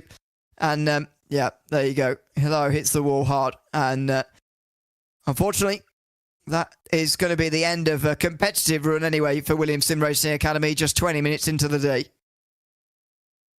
And a lot of damages. Let's see, I think 3 of the 4 corners were really well damaged. Lots of body work all over the place. So, yeah, we'll see how long Williams is into the pits. But either way, not a good way to start this race for Williams. As again, we talk about glad that we're in the sim, because one of those tires going into the spectator area, yeah, that wouldn't have been good. Indeed, across one of the GTPs, it went there as it flew off the car. Don't think there was any damage done though. I'm trying to work out who it was who actually would have taken that tyre to the face. I think it was Alessandro Lelli in the Absolute Motorsport Aslith GTP, who was probably in the way there. Now, it's going to be quite close to being a short yellow, this. I think we were racing for just long enough for us to get a normal yellow flag here. So, I believe we will see a proper pit stop actually happening here. But let's wait and see. The lights seem to be off on top of the pace car, but that does happen quite often before the safety car actually comes into pit lane. But if indeed the pit lane does open, I would suspect, to be honest, everybody's going to come in here, and especially those are the prototypes, because they won't actually have that much longer to run on this tank of fuel anyway. No, they won't. And actually, this safety car period actually helps 2 drivers, David Adam, who started from the pit road from that penalty in the Blue Mercure Esport, and Owen Carroll in the 89 BS competition with that early pit stop with the swap with Phil Dinez. They're now at the back of the GTP class, so I'll see how they can run from 12th and 13th. But yeah, safety car lights still out, and I have a feeling that they're still out through the boot. We're still going to be back underway. We're taking on board with Daniel Luchko in the 78 Manti Racing prototype, and let's see here. It goes off course, and I wonder if it was just a case of 2 drivers going for one spot, because I really didn't see too much of Luchko coming on and right a little bit. They just came together. Now let's see what the stewards decide to do about that. I mean, remarkably, that incident with Hildegard that Hilo had, and then his own crash, happened within 3 minutes and 4 seconds. 3 minutes of madness for him. One, I think, was his fault, and the other I don't. But we'll see what the stewards decide to do about that. I just had word through, by the way, from Phil Dinez, who has told me that he's had some big PC issues, which has unfortunately necessitated a very early driver change there to Owen Carroll in the BS Plus competition 89. So, unfortunately, they've dropped down to the back. Interesting to see what they do, because they would have brimmed the tank there when they had to stop, but they were only in 6 laps ago, so I wonder whether they might stay out and take the track position here. That would be smart.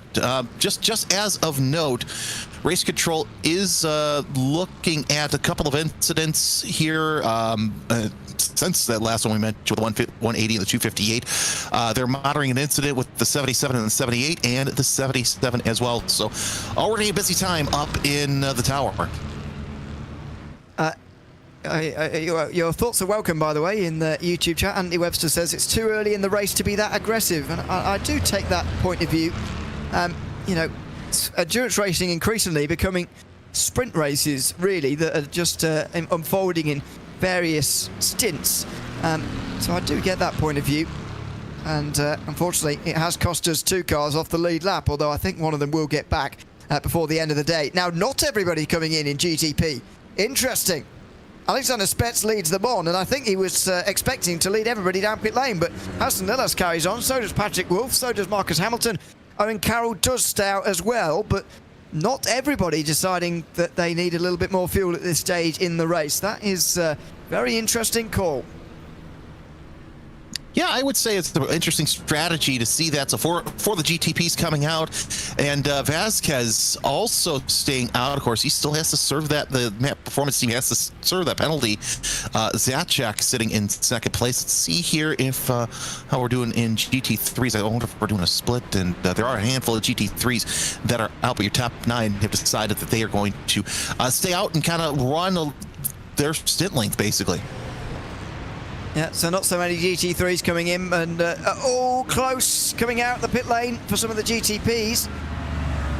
Quite a lot of guys coming in though, so no traffic jam at the end of pit lane. The top 5 stay out in LMP2 to go along with the 4 we mentioned in GTP, and in GT3 the top 12 have all stayed out, including Similia Esports, who I would have thought had a bit of damage after their contact with the wall that we saw earlier on, but very split strategies across the board here, which is very, very interesting. So the class split will now happen before we can get back green flag racing. But to be honest, if in either of the product categories, I think I would have come in there just to top off on fuel, because I don't think it'll be that long after the restart that some of these guys who didn't stop there will be coming in under green. Something to note as well, if and when the Williams Sim Racing Academy number 77 comes back into the race, they have swapped drivers. Mal Didenka is in the car at the time being, while that number 77 is still being fixed. So we're starting to see the class split once again, and we'll get back underway once that gets going. Alexander Spetz going to start from the 5th position, but Harrison Lillas and Patrick Wolf, they'll get a chance for some open track once we get back underway. I remember how they were fighting each other when they were back in the pack, by the way. What a battle for the race lead we could have between Lillas and Wolf if they continue on in that vein. It's just a remarkable fight. I mean, it's going to have a sour taste now, isn't it, looking back on that, because unfortunately we now know how it ends, but hopefully they can replicate that fight and keep it a little bit cleaner this time, because it was just wonderful racing for those few laps that we saw it there. Yeah, no, it absolutely was, and hopefully, yeah, like I said, hopefully, they saw what happened, so hopefully they will keep it clean. Under review is an incident with the 243 as well, so like I said, Race Control just keeping really busy, and I'm wondering if it has to do with some sort of pit infringement with Richard Mitchum in the Team Australia by OPR in GT3, so lots to keep the race stewards busy here in this opening stanza of the race. Yeah, that might be what the score is there, not entirely sure. It's the class split happening. So these days in IVRA competition, you have to restart with the GTPs in front of the LMP2s, in front of the GT3 Pros. So no mixing of the classes anymore, much in the same way as happens in IMSA.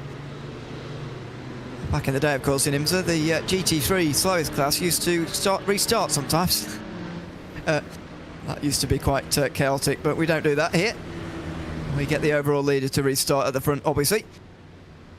And I think at the end of this lap, we'll be able to do that. And effectively, when we restart like this, it does, in my mind, sort of restart the race almost. Obviously, there's stuff that's happened in the past in the race that you've got to sort of factor in, and there's people laps down, trying to make those laps up, and all sorts going on like that. But almost feels like a reset of the race in the sense that the leaders can get clear of the field again, and that madness where you're stepping through the GT3 traffic for the first time, it just happens all over again in a few laps' time. Yeah, so we'll see exactly. Gives the GT3s time to kind of settle in before the GTPs come up on them. And look, do I miss the old IMSA restart rules? Yes, but at the same time, like I said, it caused chaos and cautions beget cautions, we like to say in the booth. So it just kind of settles things down a little bit. It makes it less chaotic, and frankly, it's a smart thing to do. Lights still on the safety car, so probably another lap or so before we get going. But these class splits, they do take just a little while to get underway. In fact, if you take a look at the time, because of this, really 6 hours 57 minutes is scheduled. Predicted to be left with only 19 laps in the books, but I'll tell you what, that first green flag run was absolutely stellar for some drivers. Yep, it was. You may have noticed the number 11 Fiercely Forward car came in pit lane that time round as well, so they'll have to quickly step through the field here and get to the back of the train. They're 2 laps down, remember. So the question for them is, how are you going to get your laps back? And for me, that's one of the fascinations with the sort of safety car racing. And, I like the way we do it in IVRA here. And I think in IMSA, it's a little bit easier to gain your lap back, if I'm honest. But in IVRA, it's actually quite difficult. But if they could, there's plenty of time left in this race. You mentioned there's nearly 7 hours to go at this rate. That's plenty of time for them to get back on the lead lap. Fortunately, this car doesn't look like it's going to be on anyone's lead lap anytime soon. No, it's just better off, get out there, get the drivers fresh, and get ready for the next event. Because remember, we're going to have several special events here, especially with IVRA to get these cars up to speed. But I have a feeling that if Williams is looking for a championship this season, the IVRA Endurance Series, not going to happen. Lights out on the safety car coming through the toe of the boot, or the heel of the boot, I should say, as we're about ready to get set for a restart, which at least this time it's single file, but I think it's going to be a little hairy. Yeah, it will be. That much is pretty much certain. Does mean they catch the traffic a bit sooner as well, because it's all strung out by a very long way. So something to watch as well, as Lillas really slows the field up. Got to be very careful. IVRA does have restart rules in the same way they have start rules at the start of the race as well, like as Aaron Vasquez now knows about. Really slow from Lillas. You'd be worried about this being too slow for them. But let's see if the stewards have any investigations to launch into look at the way they're stacking up in behind here. Lillas waiting a very, very long time. He can choose when to go. I'm just concerned he's going a bit slowly beforehand. But anyway, out the final corner. And when does he decide to go? They'll be expecting him out the final corner, but he waits a little bit longer than that. Patrick Wolf directly in behind him, waiting. And now Lillas goes not far out of the final corner. And we're back under green flag racing here at Watkins Glen. Oh, trouble in the background. Whoa. And that is Madness, who have gone for a spin out of the final turn. No big crash other than that, thankfully, but that's what happens when you stack the field up so slowly. Yeah, that was, you had a feeling that was going to happen, but Lillas opening up, and holy cow, there are several black flags here for over half of the GTP field, basically from 5th all the way to 13th, and they've all been wiped away. So whatever that was an error with iRacing. However, Patrick Wolf closing in on Harrison Lillas once again through the boot, and we'll take a look at the replay here with what happened with Morandis. Was the case of going spinning the tires? And no, it's just a stack up once again. Unfortunately, he was the beneficiary of that incident, but able to get going, but albeit once all the GT3s went past. Yeah, big stack up there. And he's going to have to work his way from the very back of the GT3 field, as you say. Yeah, that often happens since we do our own restarts. That often happens that there's people getting black flags and all sorts, but those do get cleared. Unfortunately, it's not Martin's fault, I would argue. And there may be a penalty coming there soon as well. Still no word on the incidents of the last couple of moments for Jesse Hilaro. Although we do have a 5-second penalty for Hilaro, actually, for the incident between himself and Christian Hildgaard earlier on in this race. 5-second minor incident responsibility, say Race Control. So that's probably fair. It was a minor bit of contact, but unfortunately, it's put Hildgaard 2 laps down. Yeah, exactly. And that 243 does get a failure to zipper merger. So that 5 times fast. Pit lane infringements will be a stop and go for the 243 Richard Mitchum. And Race Control still looking at the incident between the 180 and the 258. They've noted the 2 incidents involving the Williams Sim Racing Academy prototype, but we'll see if they decide to go a punishment's already been self-serving here as this battle for the lead in GTP really heats up. Yeah, Carroll gets past Marcus Hamilton meantime. Of those 4 who stayed out under the safety car, this is XPD Racing, by the way. And this is the problem that further back in the pack, when you're trying to guess when the leader goes, you just got to react to the driver in front of you, to my mind. And if everybody tries to react and tries to predict, then you're going to end up slowing down. You're going to end up hitting somebody in front of you. So, yeah, a little bit silly further down back in the pack. Hopefully, everybody a bit more careful when actually getting on the gas for the next restart, which I'm sure there will be one later on in this race. Oh, yeah, there's going to be plenty of restarts, especially here with we've seen how these prototypes and everybody really reacting to the racing action. And with as close as the walls are, they are so inviting, especially this one right here. Because as you remember, it's been recently that they added the safer barrier coming off the final corner. There was a little bit of runoff, but as we mentioned earlier, this is a stock car track. So NASCAR feeling that the runoff for that final corner was not needed. Here's the number 262 Solpac Precision Racing, and there it goes.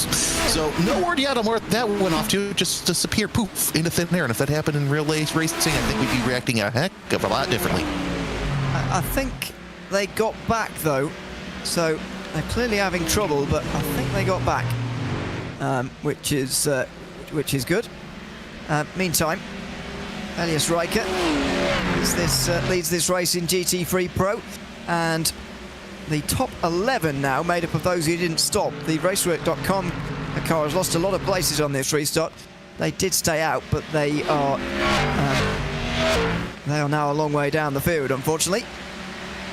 David B on the YouTube chat says that they were 3 wide for that lead change. So let's see if I can go back and dig that up, because that's not going to work too much during these races. Sean Campbell making a good point, by the way, in YouTube chat. The winter storm in America is going to maybe have an effect on American drivers. I don't know. Oh, yes. Well, you're certainly better placed than me to talk about that, but it's something I've heard a little bit about, and I don't know what areas it would be in either, but that might play a role here this weekend.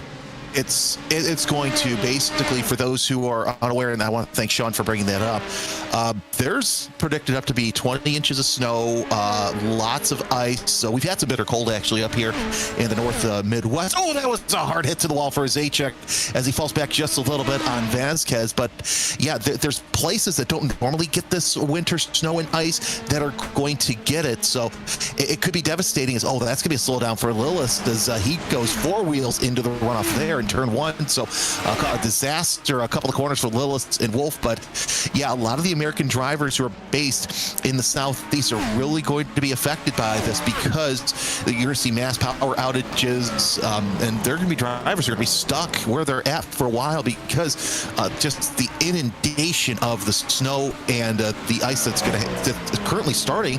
It's starting from Oklahoma all the way through Tennessee and into the Northeast. It's quite far south. Yeah, to be starting, dear me. Okay. And I'm outside of Chicago, and we're only expected to get maybe 1 inch or 2 inches, but downstate in southern Illinois, yeah, they're expected to get 16 inches of snow, something they don't normally see every year. Yeah. Sean says he's got a warning in for 2 hours' time. So anyone in the Midwest, although having said that, I'm not sure Phil Denez is racing in the Midwest at the moment. See, he's normally from California racing. So he does jet around a bit, so not sure whether he is there right now, but either way, it's not.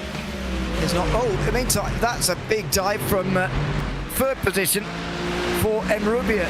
The Oxeter diving down the inside of Gabby Montoro and getting up to 2nd place, although maybe briefly.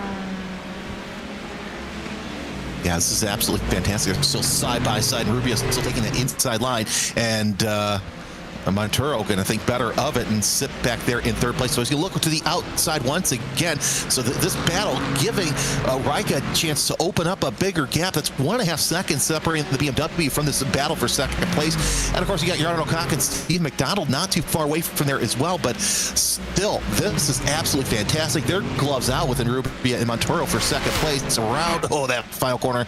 Love that camera shot as that 2-car battle for second might become a 5-car battle if these two decide to still go side by side. We go back to the LMP3 race as, excuse me, you've got the battle for fourth right there with Jenkins and Espes sitting there in position.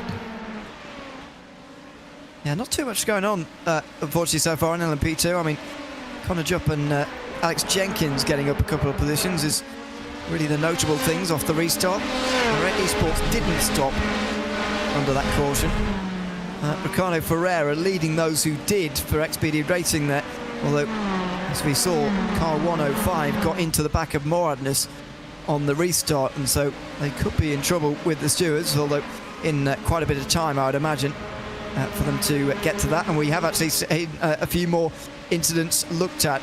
Alex Jenkins with a 5-second penalty for causing a collision with a GT3 Pro car, so that's 5 seconds to look at. Seeing a stop and go we've already mentioned for Richard Mitchum, and he's got another one actually for a 5-second rule violation during that same pit cycle. So that's 2 stop and goes, I think, for 2, 4, 3 for them to serve in the next few moments. Not ideal. You've got to read up on the rules in this series. I know there's a lot of them, but you can get caught up very, very easily. Somebody asking what happened to car 266 on the restart, and for raceworks.com, unfortunately this was the spin out of turn number 1. When you don't stop under a caution like this, you've got to make use of it, and you can't make mistakes. Unfortunately, that was a big one. And of course, also, I'm taking a look at the penalty board as well. It's interesting. So, Race Control's looking at the incident for the 77 and 78. That's under review. And like I mentioned, the next one with the 77, no further action. That's quote-unquote penalty served, which I noticed that more and more that race directors started with IMSA, and now it's working its way through the field. If you're involved in an incident and you end up being the victim, well, basically it's a penalty served. I suspect that might have been because that's the line where they're on their own. I think that was perhaps an investigation into whether they towed without race control permission, which is what you normally need. I'm just speculating. I don't know. But yeah, no further action given to that line on their own. The one where they're on a line with Maniti, that is still being looked at according to the sheet. So I think Race Control are taking a lot of time to have a look at this, and it's such a big incident that it does deserve the time to be looked over as well. Yeah, that's a good point. I forgot Maniti is involved in that one. But yeah, that one is going to be a tough one, and I do not envy whatever decision Race Control has, because one team's going to be very upset with that, and another is going to be, okay, you know what, hey, we got away with that one. So watching this battle for fourth place between the 180 of Alex Jenkins and the Arete Esports LMP2 and Daniel Espes, who you're on board with.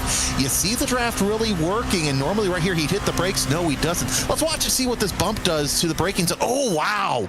That actually moves the car a little bit. So I have a feeling that at some point in this race, someone is going to get caught out with as big of a jump that is. I wonder if you go a little bit to the right where you miss the jump, because I remember, and we're talking when I first started as a pro announcer in 2009, we had some pro races at the Audubon Country Club in Joliet, Illinois. It was World Challenge, Atlantics, and a lot of the drivers were talking about a jump in the racing line where it connected two tracks. So what drivers would have to do is they would have to go to the middle, and the jump was noticeably a lot less different. So it would almost be a snake effect going from one track to the other. I'm surprised that drivers aren't trying that here in this stage of the race. I think the problem is that if you do that, it does smoothen it out, as you say, but it does really tighten your lineup for the right-hander, which is, I think, the main problem. Well, it's such a fast corner, even a few meters sort of the wrong way, you're on a very tight line suddenly, and that's a lot more difficult to get, the speed that you need around the outer loop. So that might be the reason, and they just seem to be dealing with it really, going over the bumps there. Although it wouldn't be a shock, would it, to see somebody unsettled over the bumps there, get unstuck at some point. Yeah, because it is a very large bump indeed. This is the split screen, and indeed on the bottom the battle for 4th place in GT3 Pro, battle for 4 continuing in LMP2 at the top of your screen here. The GTPs, by the way, are in traffic again here, coming through the GT3s. You can see them in the background there. So we're in traffic again, and there's Harrison Lillis. He's now got more than a second of a lead as we look at this traffic. Lillis opening up just so much of a gap here as you see those two battles really heating up in LMP2 and GT3 Pro. And we're getting to the stage of the race where now, as you see, the GTPs are making their way through the field, so that will have an effect on these GT3 battles. There's the lose my mind, the 89 of Owen Carroll. What a great jump that they've had. I mean, they've lost one spot from the grid, but still coming from the back of the GTP field up to third. Like we said, they were one of the beneficiaries of this full course yellow. That had something to do with it. Scrap 239 says if any drivers are in Japan, much of Japan also having a snow rain system right now, but I think that their grid is a little bit more stable than the United States because of the earthquakes they've been having and the typhoons. But yeah, that could have an effect on things as well. I'm not sure there are quite as many from that region, but yeah, thanks for letting us know as well. Seems everywhere apart from the UK is having bad time things, weather-wise. It's unusual. Stops are happening here, by the way, for prototypes who didn't stop under the caution, like mapperformance.com and Auto Moves and XPD Racing and Moradness, all coming in from LMP2. And this is why I absolutely would have come in under the first caution there, because they've barely gone any laps further, and now they're all having to come in pit lane and losing a lot of time now, a lot of track position by making these stops sort of out of the normal time.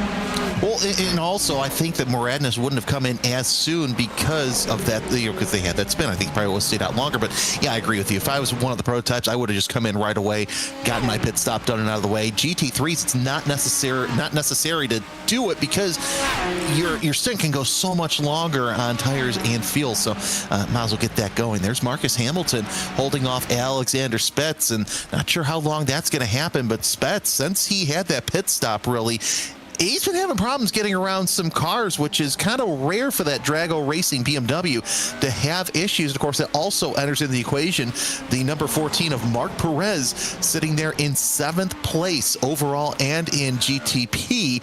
Gotta give a tip of the cap to Hamilton. We mentioned that the struggles that Movado have had so far this season, but Ewan, I've got to say, holding off one of the fastest drivers here in the series is no small feat.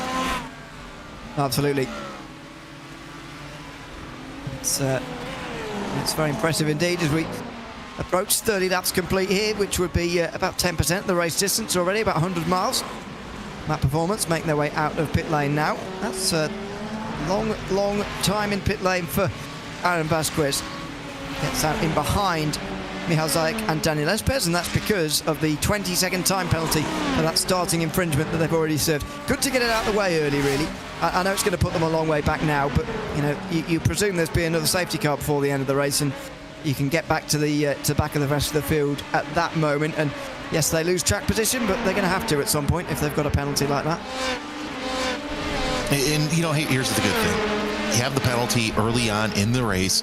That way you can easily make your way through the field and don't have to worry about serving it, anywhere past halfway, because if you haven't passed halfway, it's just going to make things just a little bit more difficult.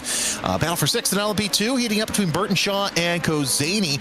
Remember, Kozani was hanging back there in the lower part of the top 10, now making his way up in the team racing number 111. The Orbit Drop Bear Mars 168, though, doing all he can to kind of keep Kozani behind him, as both those drivers, I believe, they have done a pit stop already. They're 11 laps on their stint so far. But it's going to be interesting to see how this split strategy works out in LMP2 with the faster cars right behind them in the field. So 30 laps pretty much complete here at Watkins Glen. The 1,000 miles of Watkins Glen, about 100 miles complete. And this is the fight, meantime, for 6th position. Joshua Kozani just in behind Luke Burtonshaw here.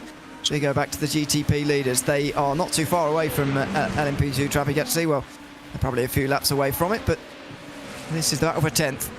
David Adam not far behind Aaron Full.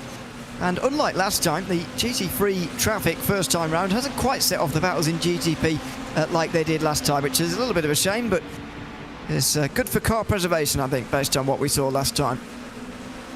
No, I don't disagree, because now you're not getting all bent up and losing carbon fiber parts all over the place. Race control has come down with the penalty for Daniel Luzco. They're giving him 20-second stop and hold, saying that the 78 turns out into the 77, causing a collision. So at some point, Luzco's got to serve that stop and hold plus 20 as the race moves on. He has about an hour and a half left to do it, but still, that penalty must be served as soon as possible. As take a look at this battle going into the boot. I thought we were going to see a pass for position with David Adam, but with the 62 Solpack Porsche, but still not able to make it happen. Not for the moment. It's the two Porsches continue to run absolutely nose to tail here, these two. Not too far away from being promoted to 3 places, I would imagine. With Lilas Wolf and Marcus Hamilton all having to make a pit stop at some point throughout these next few moments. He's already seen it in LMP2. I'd imagine we're going to see it very shortly in GTP as well here. GT3, probably the closest fighting so far, really. And interesting in this class that most of the top contenders stayed out. It's the opposite way around in the other classes. But these guys will be able to go a little bit longer. And this is the class where I did see it making sense, actually, as far as staying out is concerned, first time round. And you can see the lead is, you know, relatively unchanged. There's nobody who's gained or lost more than 1 position inside the top 4 at the moment in GT3. And that's where pit strategy is really going to come into play to see who strengthens their lead. But I have a feeling that everybody's going to come in around the same time, with everybody running about 30 laps on the stint. So would not be surprised to see the pit window for GT3 open within the next couple of laps. I would guess probably, what, 33, 35 laps around here is about what you would see for a normal stint in GT3. I normally do it on time, but we've had a safety car now, so it's all in the air anyway. Whatever it would be to take an hour or so, I don't know how many laps you could get in with that amount of time, but normally about an hour for these GT3s, and then obviously tack a few on for the long safety car we had. And it can't be too far away now because the GTPs are starting to come in, so Harrison Lilas comes in from the race lead. So Lilas coming in for a pit stop, one of the drivers who decided, so yeah, 32 laps. Okay, so now we know that it's going to be 32 laps for a GTP stint, so that would make that probably 37 to 40 if I'm going off length, because it takes 45 minutes for a GTP pit length. I think a little less for LMP2, so yeah, I would say probably about 40 laps is going to be the stint. If I'm wrong, let me know in the chat, because just doing math off the top of my head, as we're seeing Arete Esports closing, trying to hold off the NGC by Margem de Arada with Ricardo Ferreira at the wheel. Alex Jenkins, 2.4 seconds off of Deltraz, kind of jumped the leader there, and no surprise there that we see Deltraz at the head of the field once again, as they did take the pit stop early on, but they're 4 laps to the good of this battle for second place, with just Jenkins, as everybody else about 14 laps into their stint. Yeah, this is the key point for this stage in the race in LMP2, as the GT3 traffic is well and truly upon us here. The GTPs won't be too far away from them either, so it's a very, very busy time upcoming for them, but up the hill they go. Arete Esports might just be slowed here by the GTs, not so much actually, so a decent run here for NGC nevertheless. They will duck to the inside instead actually, rather than getting the slipstream, and straight through they will go. Patrick Wolf and Marcus Hamilton come in. I'm not sure whether they're actually out of fuel. They might be, but even if they're not, it's good tactically, I think, to come in right now because of the amount of traffic they're about to embark on. Well, they've got 33, 34 laps in the book, so yeah, I think that their energy kind of low there, and they'll come in for their first pit stop. We'll see if they stay in the car. Would not be surprised to see them a double or triple stint here, but yeah, look at this traffic with LMP2. It's really affecting this battle for second place between Jenkins and Ferreira. Jupp has opened up to a 3.6 second lead in the Deltraz Automotive by Majors Garage 188, and yeah, lights flashing. Oh, that's not going to be good for Jenkins, as he tried to use that Ferrari as a pick, and he's going to do it again, but he's going to bring Ferreira with him. Oh, they're side by side going out of the boot.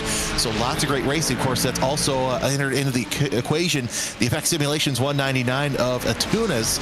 So the 2-car battle for second, now a 3-car battle. We're going to see this throughout the race, because as we mentioned, this layout just a little bit different. We're not having the bus stop, so you're taking the boot just a little bit faster than you would with the inner loop in the equation. Yeah, absolutely. It's remarkable, isn't it, how one corner can change because of the removal of another. I guess the effect's a bit more obvious than this set of corners, but nevertheless, it is something to think about. Anyway, over the top of the hill and down the back straight for the LMP2s, and at the front, that's where the action has really been early on in this restart here. PS competition leading overall. They're about to home interview in the background, by the way. There they are, getting through some of that traffic for the first time. Owen Carroll leading by 2.5 seconds on an interesting separate strategy compared to some of the others. Now being headed by Johan Royer, by the way, who is in front of Alexander Spets by 4.5 seconds. Spets only just in front of Marc Perez, in fact. This meantime is a replay of the race start from GT3, when Fast Repair Motorsport controlled the race early, but Fidelius Riker at that stage in the race down to third. Now, 35 laps later, he's in the lead. Well, of course, that strategy was necessitated by Phil Dinez's issues with his rig, so that'll be interesting to see throughout the race how BS Competition throws that into the equation. But yeah, great start for the GT3s. Only a couple of incidents in the first couple of laps with these cars. They're usually spin and goes or stop and goes, but either way, they're still making their way, nice and clean. And we haven't had the issue that we did with the prototypes with the beating and banging as much, as they're able to keep things clean and for the most part straight. Balzas Erdalai comes in from 10th in the number 206 in GT3. That Lion GP Fenster Ryder Engineering car sitting in the top 10, but still, yeah, we saw the crash there coming into the boot with one of the Mercedes, but still watching Drago Racing try and work their way up through the field. They were able to get around Perez. Spets now setting his sights on Royer, who's also trying to work his way through GT3 traffic. Yeah, it's starting to pick up again. We're not yet at the stage in the race, and we're quite a long way away from the stage in the race where it's pretty much a constant, and you're doing sort of 1 or 2 or 3 a lap, but it's all coming in clumps still at this stage. Perez still not far behind Spets here.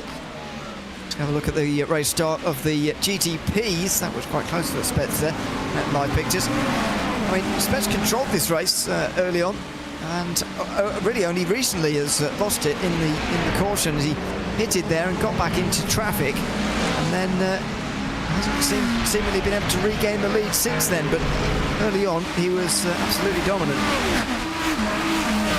And yeah, Spets is now finding that spark that he had. He's run about a second faster than the leader, so now closing in about 3.8 seconds behind Royer, as he's just slicing and dicing that BMW through traffic. You see him up against the back of that Mercedes in GT3, and of course he's bringing with him Marc Perez in the Cadillac, number 14 Simify Esports Cadillac, that is, as they still work their way through traffic. So now also take a look at the right-hand side of your screen. Now the GT3 pit stops are in earnest, and this is the start that copped a penalty for our pole sitter in LMP2, as Vasquez was 11 seconds behind the GTP start, and now because of that stop and hold plus 20, he's 14th in class, way further back than he could have been. So it's going to be tough to come up, but it's going to take strategy for that mapperformance.com 129 to get back up to the front. Here in live pictures comes Marc Perez on the outside line into the outer loop. Look at that, it's going to be a long way round. And Spets goes actually a bit deep there to make sure he didn't do it. Perez has still got a good run towards the chute though, and again defends. Spets does not want to let this happen at the moment, and Marc Perez is really putting him under the pump here into the boot again. Another late defense from Spets and another move to the outside from Perez, who's just not giving up at the moment. Well, it's going to compromise his exit because Perez is going to try to go to the inside. That's a defensive move off of Spets, as now they have to work their way not only through GT3 traffic, but LP2, there's contact, and Spets does not want that position taken. He tries to have Perez out of the way, and Perez might have to cop a slowdown penalty for that one, but that was an interesting move as the Cadillac gets ahead of the BMW for third place. Well, it took some fighting, but Perez gets through into third. I mean, Spets was defending very late again and again there, and I think got what was coming to him, unfortunately, as he just continued to make those late moves. And you know, there, he's actually coming across on Perez for me. Actually loses the car a little bit. Maybe a bit of front left damage, hopefully nothing too bad, but unfortunately, I think Spets very much pulled out upon himself now with 3 wide. Oh dear, this is... Oh, and there's trouble! Over the top of the hill for Perez! He's in the wall! This could be our second safety car of the day unless Perez can get going from there. And he just toes. He makes sure that he's not going to be collected by anybody else by tying back to the pit lane. And Marc Perez, just after making an impressive move for third, is out of this race and we're under caution again. You know, you take a look at these races, and it's always the passing car that has the responsibility.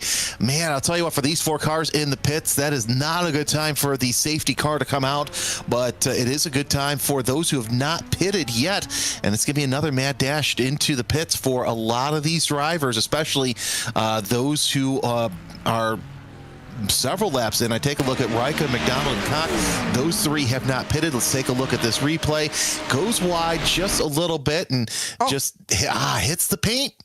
Nothing you can do there. If you hit the paint, on his own. If he just hit the paint the wrong way, you're gonna go. And oh man, unfortunately, also involved is Spets. I don't know how much damage that he has copped, but you see Spets is involved. He might get lucky. It'll be interesting to see the replay with that. But there was at least one GT3 that was involved as well.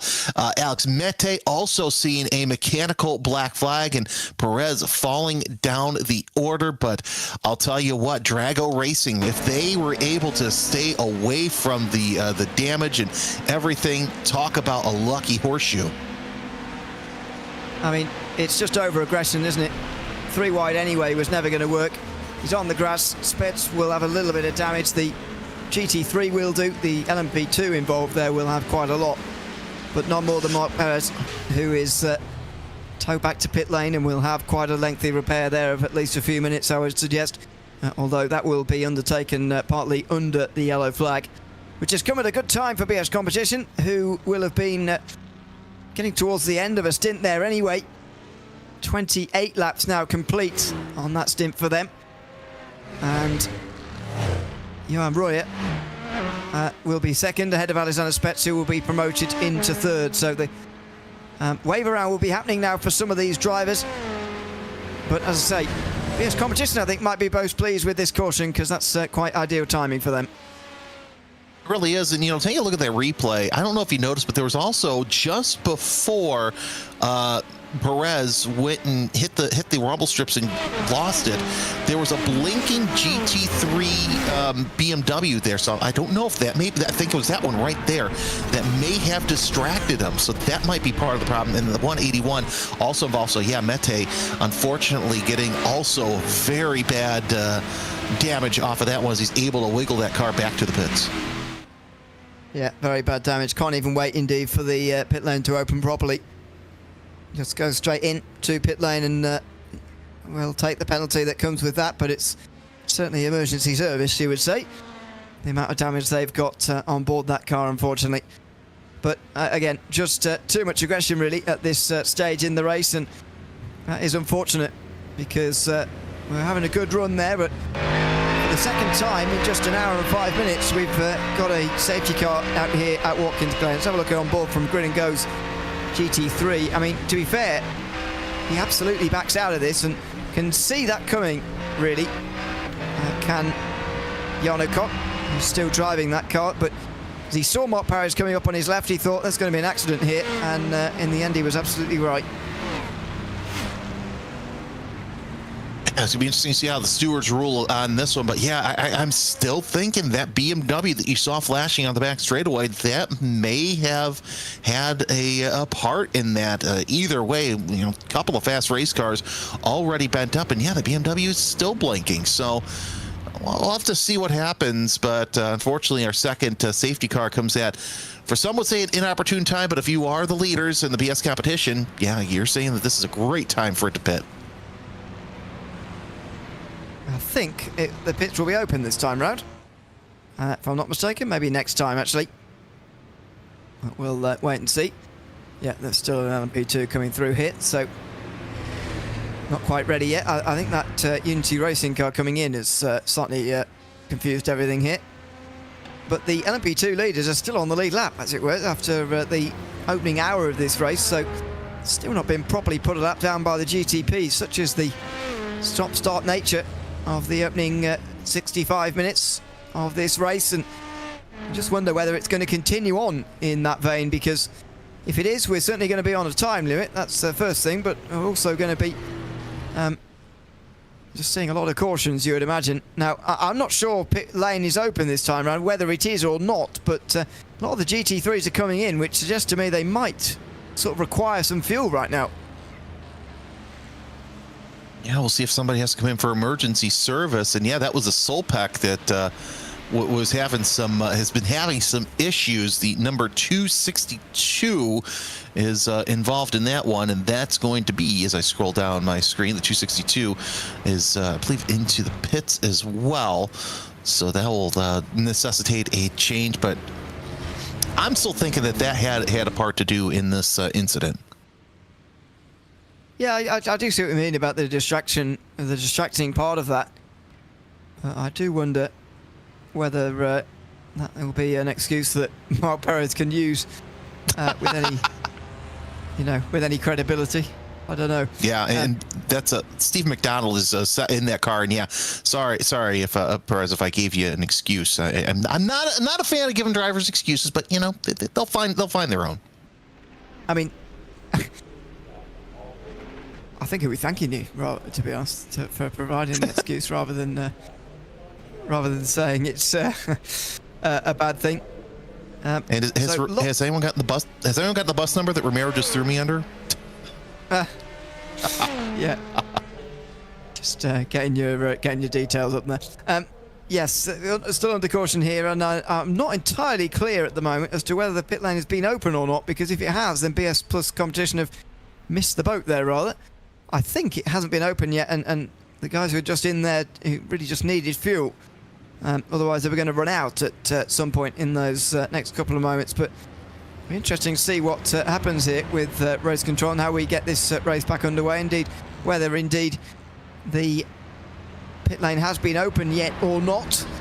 But we're still in the very early stage of this race. We're seeing an attritional race, that's for sure. We've now only got 11 GTPs on the lead lap overall, with Daniel Luzko now also one lap down. That's nearly a third of the GTPs a lap down after only an hour of racing here.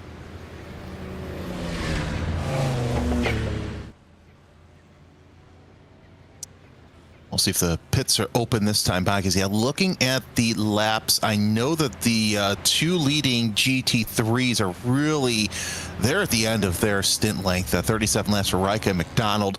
Would not be surprised if those who came in under the last yellow, Mitchum, Liner, which by the way, Mitchum has now 2 stop and goes for incident responsibility. The first one that we mentioned early on, failure to zipper merger, and the other one is a stop and go for 5-second rule violation, which again, that goes back to what we said early on in the race, and now we're starting to see the pits are indeed open as the field working their way down into the pits. So really, you really have to keep in mind the how close you stay to somebody on starts and restarts. Yeah, I'm right. It's still out on the circuit, so he decides that he wants to carry on there at the front, and I can't really explain that one, to be honest. Into the pit lane, though, for Owen Carroll, and indeed everybody else in behind so far from GTP. We'll see whether that continues all the way down to the back end of the pack, but Owen Carroll drops to a stop now, and indeed goes up on the jacks there for a bit of a tyre change. Everybody does here, as you would do Not too many driver changes happening through the board, although there is a driver change there for Movano as Loic Marchand gets into the Movano Azzurro car ahead of Loic Rabier. They're done with tyres, as are PS Competition.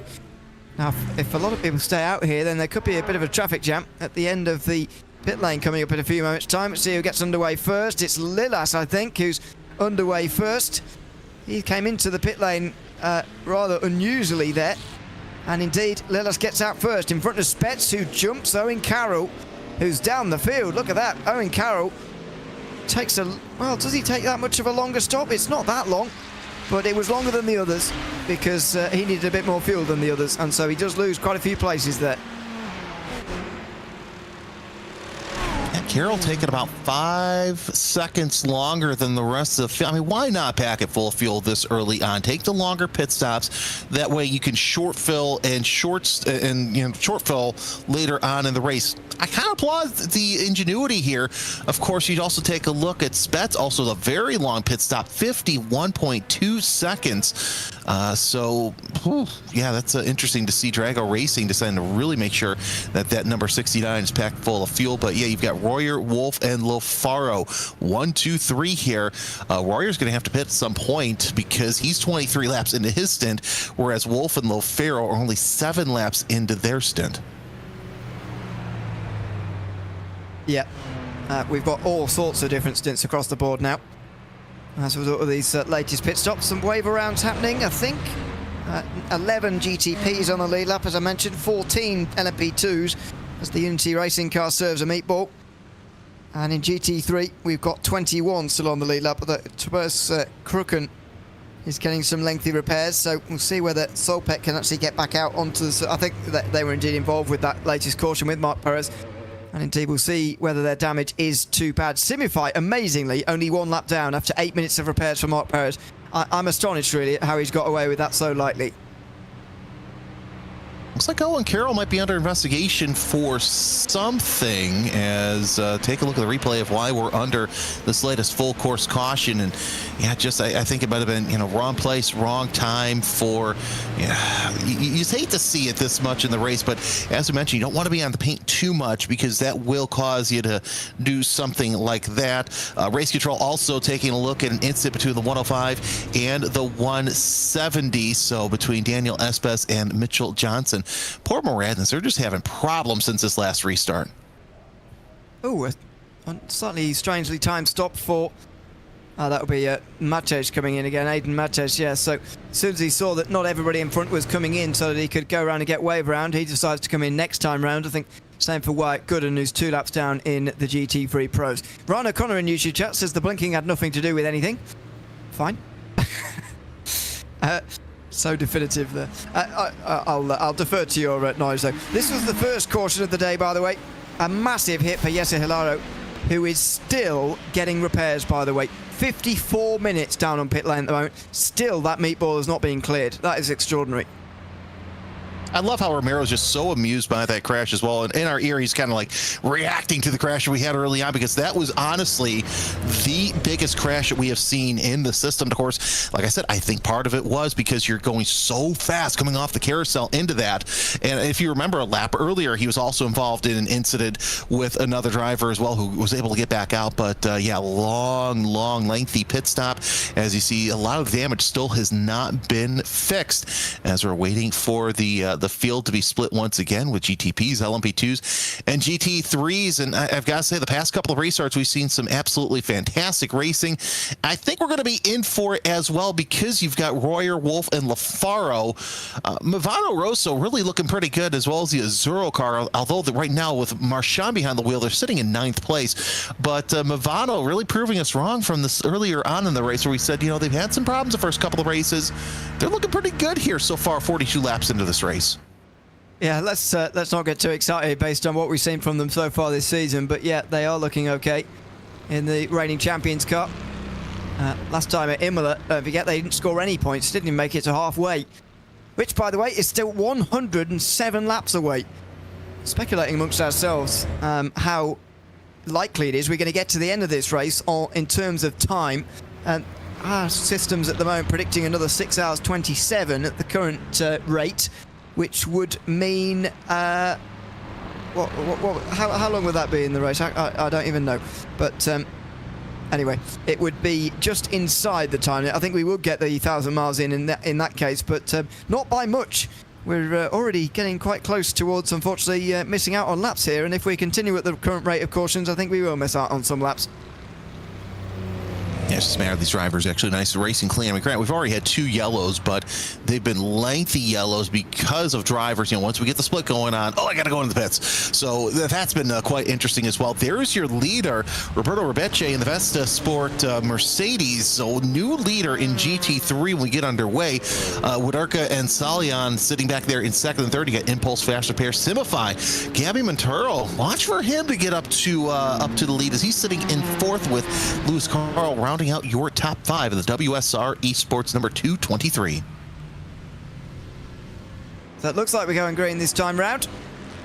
And Johan Royer will be the third different driver to restart at the front of the field here. See, 1 actual start and 2 restarts here in this race so far. The pace car not coming in this time round.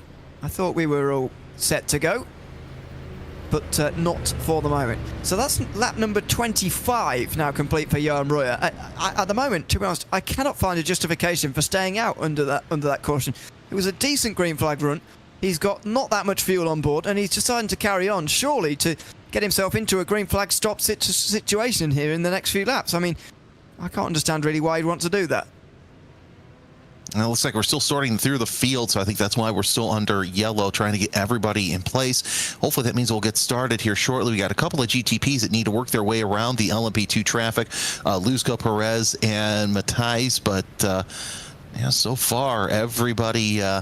and we might have the field set now that I look at it. So it'll be interesting to see these 3 GTPs work their way through the LMP2 traffic. Better if they work their way through that than the GT3 traffic. And yeah, I'm questioning why Royer stayed out for so long this stint, because once we go green, he's only going to be able to stay out for another 5 laps at most to get that Cadillac in for energy replenishment and 4 fresh tires.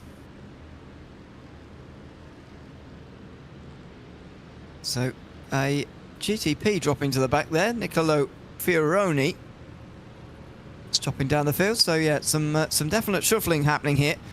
I suspect maybe some of it down to the pit stops that were undertaken before the actual pit lane was open a few moments ago, and that's just delaying us from getting back underway here. Approaching an hour and a half completed here at Watkins Glen. And it's been a very busy hour and a half indeed, that is for sure. But so far, we're really no closer to knowing who's going to win this race. That's what these IVRA races are about early on, and especially in the Endurance Series. You know there's going to be cautions around here. So it's about staying out of trouble. And as we've seen in all classes now, some of the drivers have not been able to do that. No, and it's been interesting to watch us come through as the field working their way around. Lights still on the pace car, I should say safety car, so we'll see if the lights come out. I'm not seeing too much jostling as we work our way through, so kind of interesting that we're still under the full course yellow conditions. I think it will be coming to an end at the end of this lap, but I said that last time, so... Let's see what it turns out to be correct. Someone should tell the starter to put his arm down there. He's going to be getting blood all the way from the hand there, isn't he? Well, Barney's just trying a new kind of workout, and it's, light strength training, and, I don't know what it is. As we saw, the lights are out on the safety car, and the lights went green on pit in, so I think we're just about set to get it going for a restart. Yeah, it looks like it. Johan Royer, as I say, will be the third driver to have control over this now, in front of Patrick Wolf, who was first out, or indeed staying out, first staying out, along with Giuseppe Lofero as well, and then come those who stopped, the rest of them in the top 11 there. Not waiting around this time, Johan Royer, keen to avoid the stack-ups at the back of the field that plagued the field last time round. We're underway with, trouble though at the back anyway. Through the final turn. There's trouble here for one of the LMP2s. It is again. It's Aaron Vasquez by the looks of things. Aaron Vasquez, the pole sitter for MapPerformance.com. They've had a penalty which has put them down the field, and now they've had a spin that's put them in the GT3s. Meantime, Roy are under pressure from Patrick Wolf. Two of those who stayed out there under that caution are now looking to battle for this race lead. Patrick Wolf to the outside, can't get through, and Johan Royer holds on. Well, it's gone from bad horse to the bad performance LMP2, but this battle for the GTP lead really heating up. We saw how these two went toe-to-toe throughout the past couple of stints, but Royer's going to have to pit at some point. When is it going to be? Can Wolf push that point sooner rather than later? The way that Wolf's been running, wouldn't be surprised if he makes that Cadillac pit a lot sooner than he really wanted to. Heading through the heel of the boot, not going to happen. Now we're under full course yellow once again. That's a very quick yellow. There will be no pits opening this time round. Let's see what happened to Vasquez though. Oh, just slide for, wow, that's a big slide. And good job of avoidance from everybody, I think. Oh my word. Amazing that everybody managed to avoid that there. MapPerformance.com spinning through the final turn, I don't think is the reason for this yellow. The 170 is stopped. Oh, and there's meatballs down in the LMP2 class. Connor Jupp and Mitchell Johnson have both got meatballs in LMP2. I think that is the cause of this caution. And that's a shame because those are two of your favorites going into this LMP2 class. Rebecce gets to keep the lead so far. Let's see if we have some sort of replay here because you don't normally see Delatraz getting in the middle of something here. And Mitchell Johnson making his way into the pits either by toe or either slowly getting in. I think looking at the sector 3 time that he had to get towed in. Here's the replay as Connor Jupp, does he lose it going through the carousel? I think he does. Coming out. Let's see here. So, it's going to be into. It's got to start with him because he slides into turn 6. He goes backwards into the wall, and he rolls onto the racetrack. He gets away with that. Now he. Oh dear! Right. Yeah. That's why. Yeah. And then the safety car comes out. So the Moradness car must be off somewhere else. But that car was extremely damaged after quite a soft hit on the wall, really.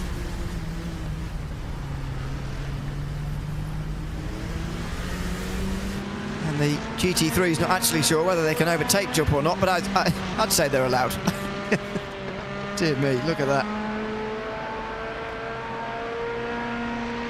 It's a very, very badly aligned race car. So, yeah, what happened to car 170 is the next question we've got to ask. Because they have also got a meatball flag. Remarkable, really, that they've both managed that on that same lap, and neither of them were. It wasn't related to one another. So, two separate incidents happening there. And the Moradness car has been in backwards somewhere. That is a big clue there.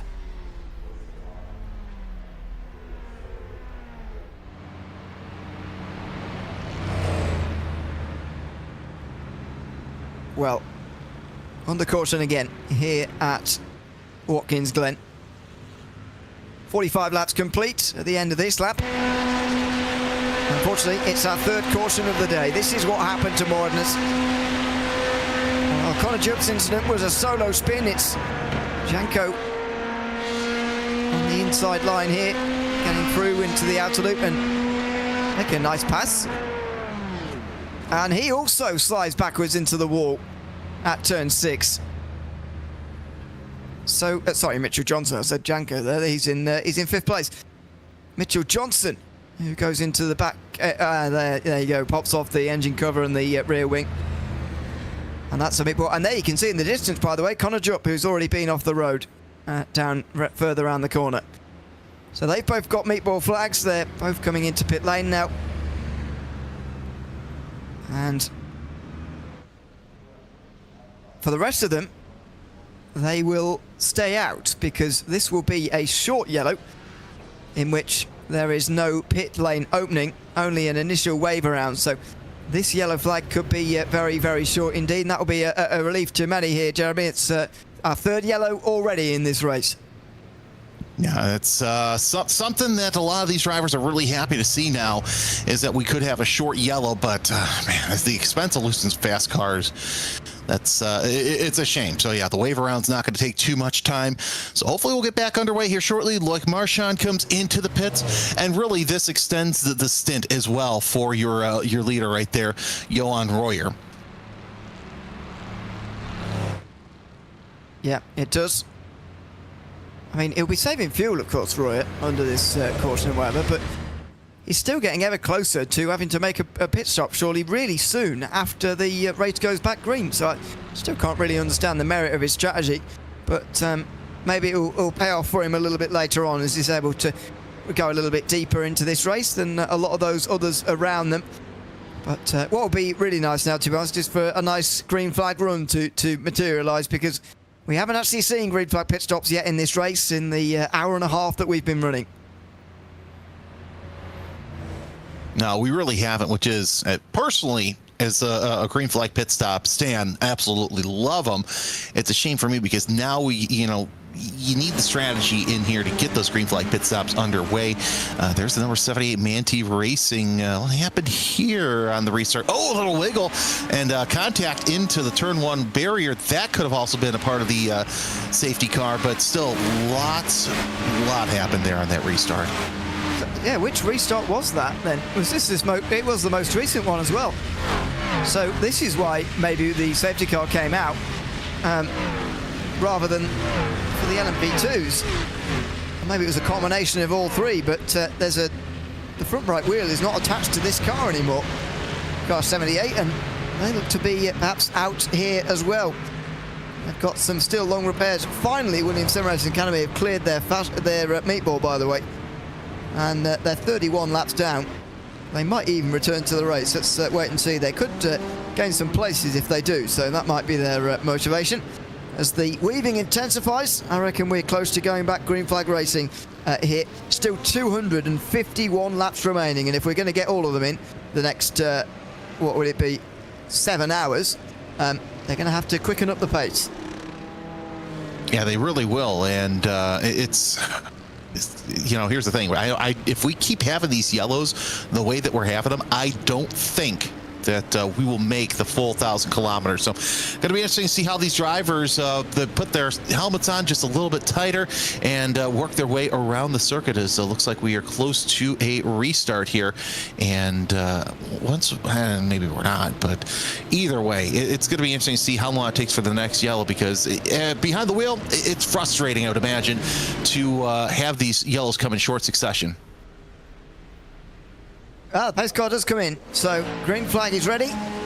And Royer's not waiting again. Oh, he slides though. Big slide coming out the final turn. And there's going to be a pass here before the start finish line. No, Patrick Wolff remembers the rules. And he does not pass before the start finish line. So he avoids a penalty there. But Royer there with a big slide out into the final corner is surely going to give him big trouble here. We've seen it time and again on these restarts that somebody spins through the final turn. But this time, we all get through cleanly, thankfully. Royer at the front, though, is surely a sitting duck now for Patrick Wolff to clean up for the race lead. He's into the slipstream. He's not going to be given the inside by any means, but he's going to go around the outside instead. He's further alongside this time, but Royer sends it in again, much like last time, and he stays in the lead. So an absolutely banger of a restart, and once again, Wolff closing in on Royer. We saw this just before we went yellow last time by. We'll see if Wolff can finally close in on Royer. As we mentioned, that was the whole determination for Royer, to try and stay as long as he could, but Wolff trying to keep him going faster.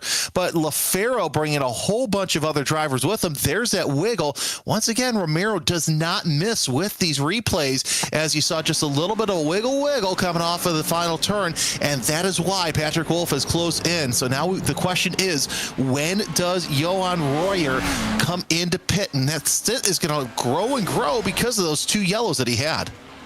Yeah, so I don't think it will be that soon, to be honest, but it's got to be factoring into his mind at some point.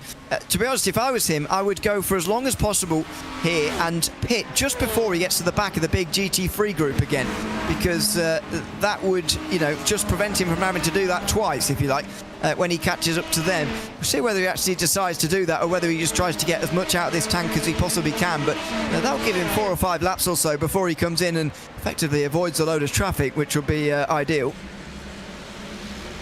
Yeah, you want to try and stay away from traffic as much as you can. Rebecci actually with a great lead so far by GT3 standards, as he's got a fellow Mercedes behind him, and that is Ordurka, and the faster pair of GT3 with Abel Sayan sitting there in 3rd place in that Aston Martin. You got a gap to Gabby Montero. I'm kind of surprised Montero isn't in this lead gap with as quick as he is, as Bale goes into the pits from 22nd place. Already with a penalty, by the way, Lucas Bell earlier on today. 40 seconds for contact under the safety car. Pedro Martins in number 200 was also given 5 seconds for contact under safety car. And Altrigger for the same thing, 20 seconds. So all varying degrees of infringements there.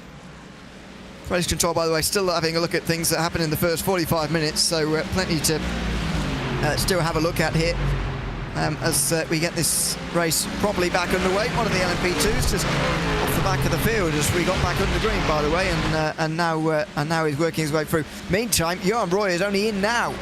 Again, cannot understand why Grid and Go didn't come in under that caution where everybody came in. Sometimes it's good to go away from the pack, but I don't think that was one of them. No, and I think that, you know, the team was kind of banking on Royer opening up a gap, but with Wolf all under that rear wing, just did not happen. So we'll see what the gridandgo.com esports number 7 takes for service, and Royer looks like he's going to stay into the car. So yeah, it'll be another stint out of Royer, but taking a look at this battle for 2nd place, the 1 in the 68, all nice and tied up there for position. That's, as my screen decides to refresh itself. So yeah, Acura over Porsche there heading into the boot.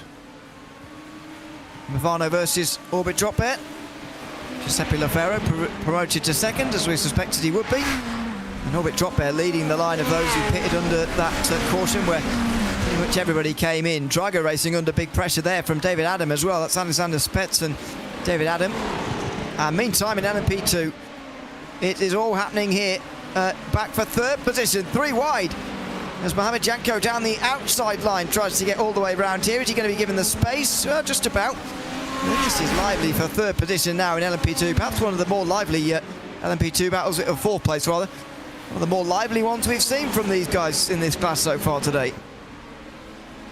We got a lively battle for the lead in GT3 as well, as Sayan's gotten around Wadurka left and right. Both of those drivers going neck and neck, but like we mentioned, lots of battles all throughout the field here on this restart. They're coming in and really coming in nice and quick, as Lafaro is still trying to hold on to that to 2nd place, but he's opened up a little bit bigger gap, and now we got a 5-car battle for the lead with Sayan, Wadurka, Rebecci, and Montero, as well as Carl at the caboose of this train here, heading around the circuit. Something interesting too in the chat. Nicholas Bowe, a couple cautions ago, said, well, I guess the bus stop wasn't the issue the last time. Very good point. Very good comment. I mean, that is true to a degree, but you know, I do feel like it could have been worse with the bus stop included. But anyway, there you go. It's just a tricky circuit. I think we've got to accept that. Blue Mercury Sport and BS Competition, meantime, for 6th place side by side. Aaron Carroll versus David Adam. Overall, fighting it out at the moment.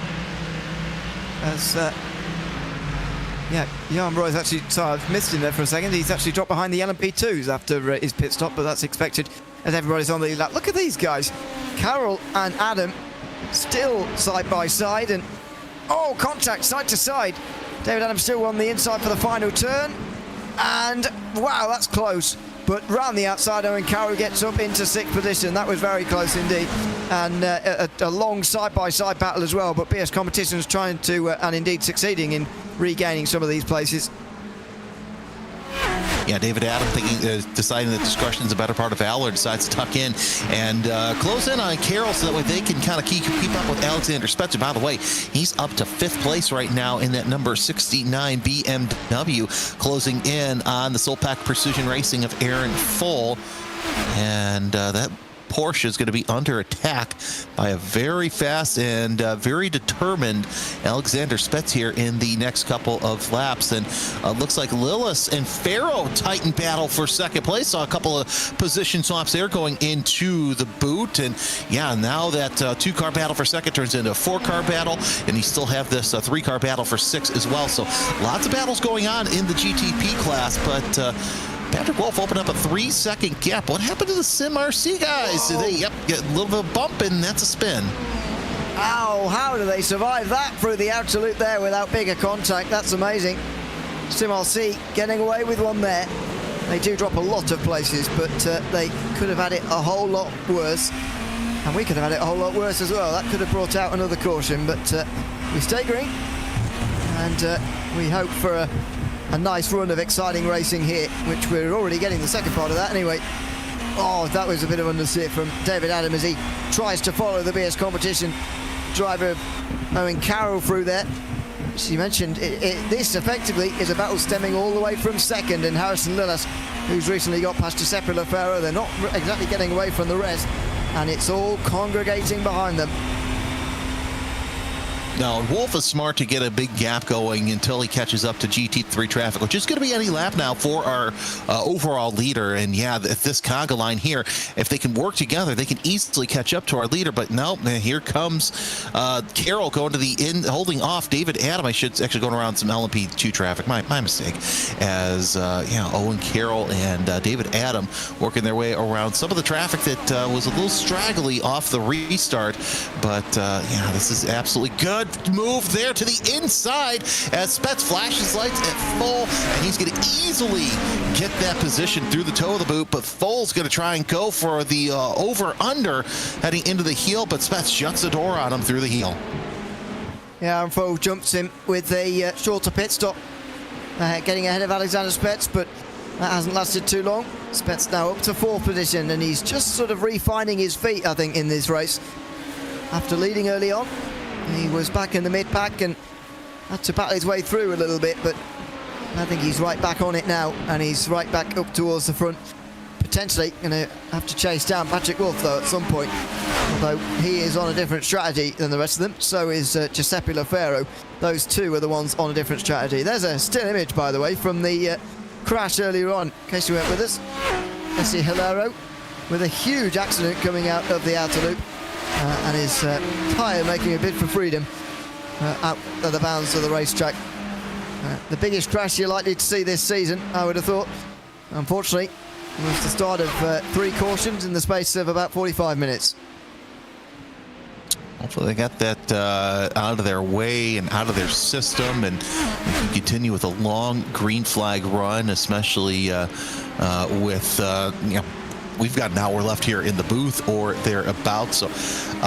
So Jake and Nathan will bring you the rest of the way. So hopefully they'll have a pain-free race. But so far, I've got to say, when we have been racing you, and it's been absolutely fantastic. By the way, Owen Carroll's a pit lane. Owen Carroll's a pit lane infringement, so he'll have a stop and go next time in, but that's not stopping this battle for 6th place between Carroll and Adam.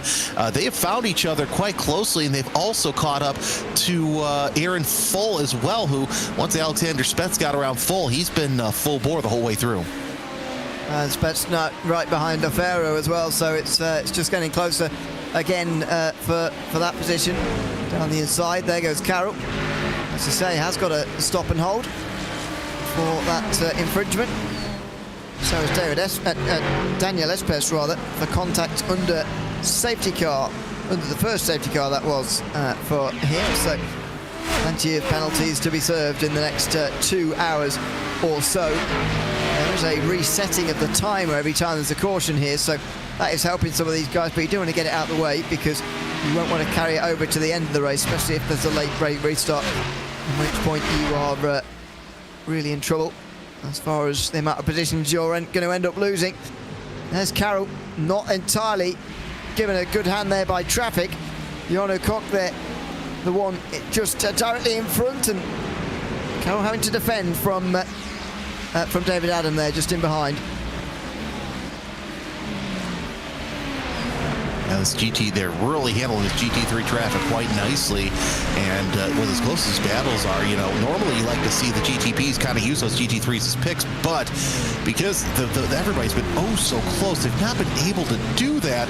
Look at that battling you saw up ahead with LaForo, Spets. I think Lillis was also involved in that as well, trying to get around some GT3 traffic. So you've got the battle for second. The battle for fifth is just tightening up ever so slightly. Give everybody a round of applause with the size of the racing is here around Watkins Glen. So far, everybody's playing nice and keen. The sandbox really isn't too disturbed yet. Well, Spets now, having made that overtake on Aaron Full for fourth position, has set his sights very much on Giuseppe Lafaro now in this chaotic GT3 traffic moment.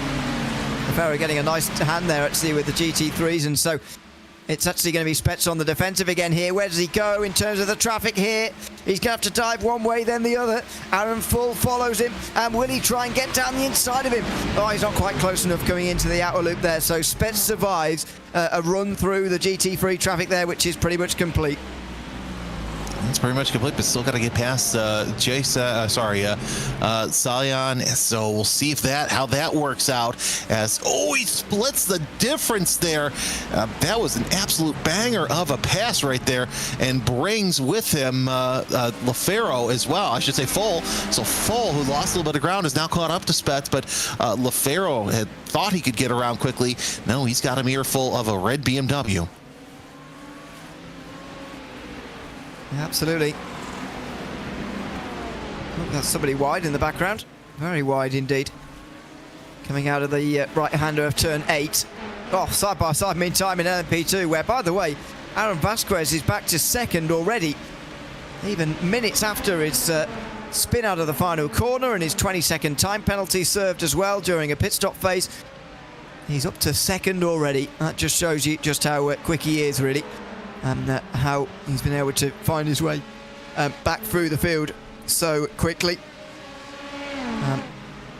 This is the battle, though, for fifth position, a little bit further behind. And it feels a lot quieter, doesn't it, around here where the LMP2s are, because they don't have any GT3 traffic around them. No, they really don't, as you're seeing Gorachov right there on the back of Janko. That's for sixth place. Fiercely forward goal driver ahead with the team racing 111 right behind. So there was a driver change in that last pit stop as well. As still, I think we're getting to the point now where we're going to start to see drivers cycled out for one another. Gorachov gets a great run off that final corner, but does Janko have anything to defend yet? It's going to be a little sketchy to make that pass into turn 1, and Gorachov decides not to make that move. The team racing number 111 still sitting back there in 7th place, but lots of racing left to go for the LMP2 classes. Now they've got to have to worry about the GTPs making their way in the next couple of laps through their pack, but the LMP2s, they're nice and keen. They'll let the GTPs by with no problem here. Zajac in the Automotive 134, still your leader by about 3 seconds. As the MapPerformance.com 129 of Aaron Vasquez made their way up to second place so far. Yeah, amazing, really. He's been able to do that. So 57 laps complete at the end of this one. In this race, 240 still to go. In what's a race had 3 cautions so far in the nearly 2 hours in which we've been running. Facing forward here under big pressure for that 6th position. This team racing apply the pressure there. As I mentioned before, these LMP2s are very much on their own, but it won't be for too much longer. Automove's racing team are just getting towards the back now of the GT3 train. That is going to be picked off all in one go, as it so often is, but now actually Michał Zajac comes into the pit lane. 29 laps complete at the end of this stint for him, and Vasquez is on the same strategy but carries on for 1 lap longer. And that one lap is going to mean the difference later on in the race. So don't discount that. We'll see what happens here as we're seeing the car go up onto the jacks. The 134 Automotives Racing Team sitting 12th right now on the circuit, and Zalchak is out. And that's going to bring in another driver. We'll see who that is in a second. That's Matt Distill, who will take his first laps around Watkins Glen in the race today. So driver swaps happening. I think we're going to see more and more of those in LMP2 if they haven't happened already. Yeah, well, it is about the right time for the first driver swaps of the race in any of these categories, really. We've not really seen any so far. So this has been promoted to a battle for 5th position now, which Fiercely Forward are holding on to. These guys all on the same strategy, so that's why I guess there's a bit more of a willingness, it seems, to fight here between these guys, because they are legitimately racing one another, you know, unlike the situation between the front two, who are on a different strategy, as we've noted, to everybody else.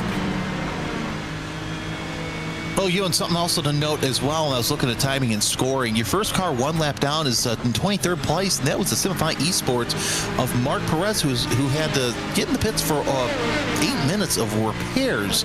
So because of these yellows, we've not seen the LMP cars go one lap down as Aaron Vasquez, your LMP leader and pole sitter, comes into the pit. So now we'll see if the Matt Performance number 129 decides to do a driver swap as this battle for 5th heats up with Janko, Gorchov, and Brownlee not too far away. That's the first time that we've seen the Orbit drop Bear Mars with contention for top 5.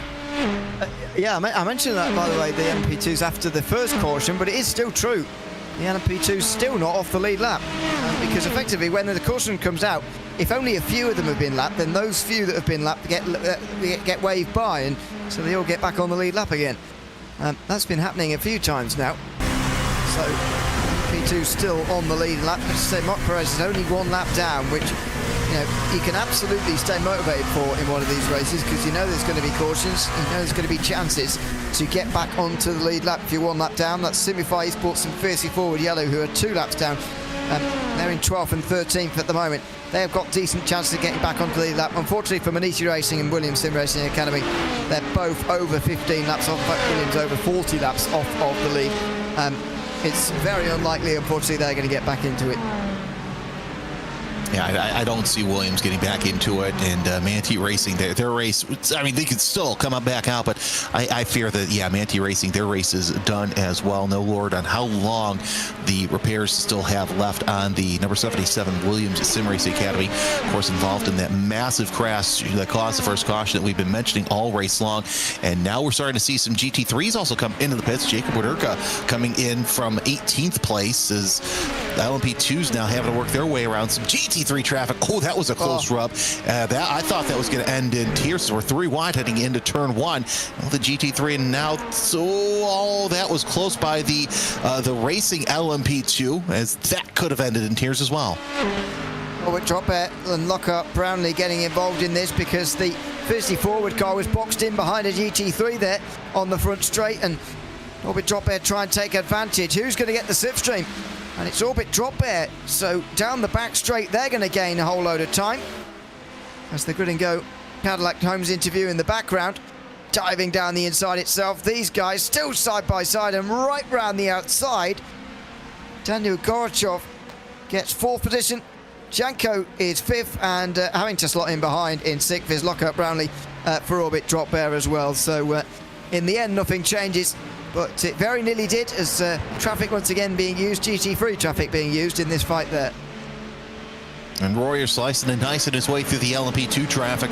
Up to 11th in class right now after that odd pit cycle. Hoping on a caution here. And yeah, this battle for position between the two LMP2s still really heating up. And that could have ended up with someone going into the runoff. But nonetheless, everybody working their way around with no problems yet. However, this still a clump of LMP2s. They just came out of the pits too, so they're pretty racy because of it.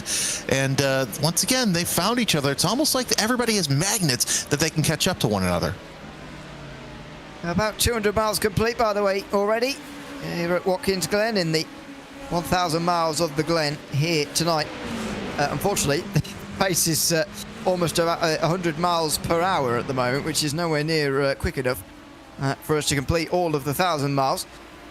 Hopefully the race speeds up a little bit in this second part, so we can get all the laps in. At the moment, our system's predicting nearly 6 hours of running still to go, which would put us up at nearly 8 hours in terms of the race. That leaves us with really just only over half an hour of wiggle room here after 3 cautions already interrupting this race. Another look from Fiercely Forward there, Mohamed Janko down the inside trying to regain that place from Lockup Brownlee, but can't do it.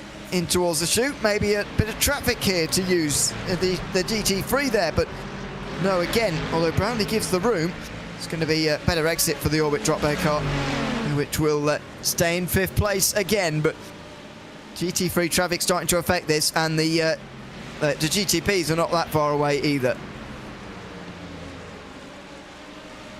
It helps if you have the microphone on, but yeah, no, it's they're not too far away, so that's going to have an interesting battle on between Brownlee and Janko, as Rieger is right there. That's the first GT3 that they're going to come up across here in just a couple of laps time. Of course, the GT3s are also in their pit cycle, so it's kind of weird to see LMP2s and GT3s having about the same pit cycle, but it's slicing and dicing their way. They're doing a great job. We've seen a couple of close calls here in this early part of the race, but however, I still think that they'll be able to work their way around. Absolutely. Meantime, the back straight is absolutely manic with all 3 classes. The GTPs at the very back end, the LMP2s for the most part finding their way past the GT3s.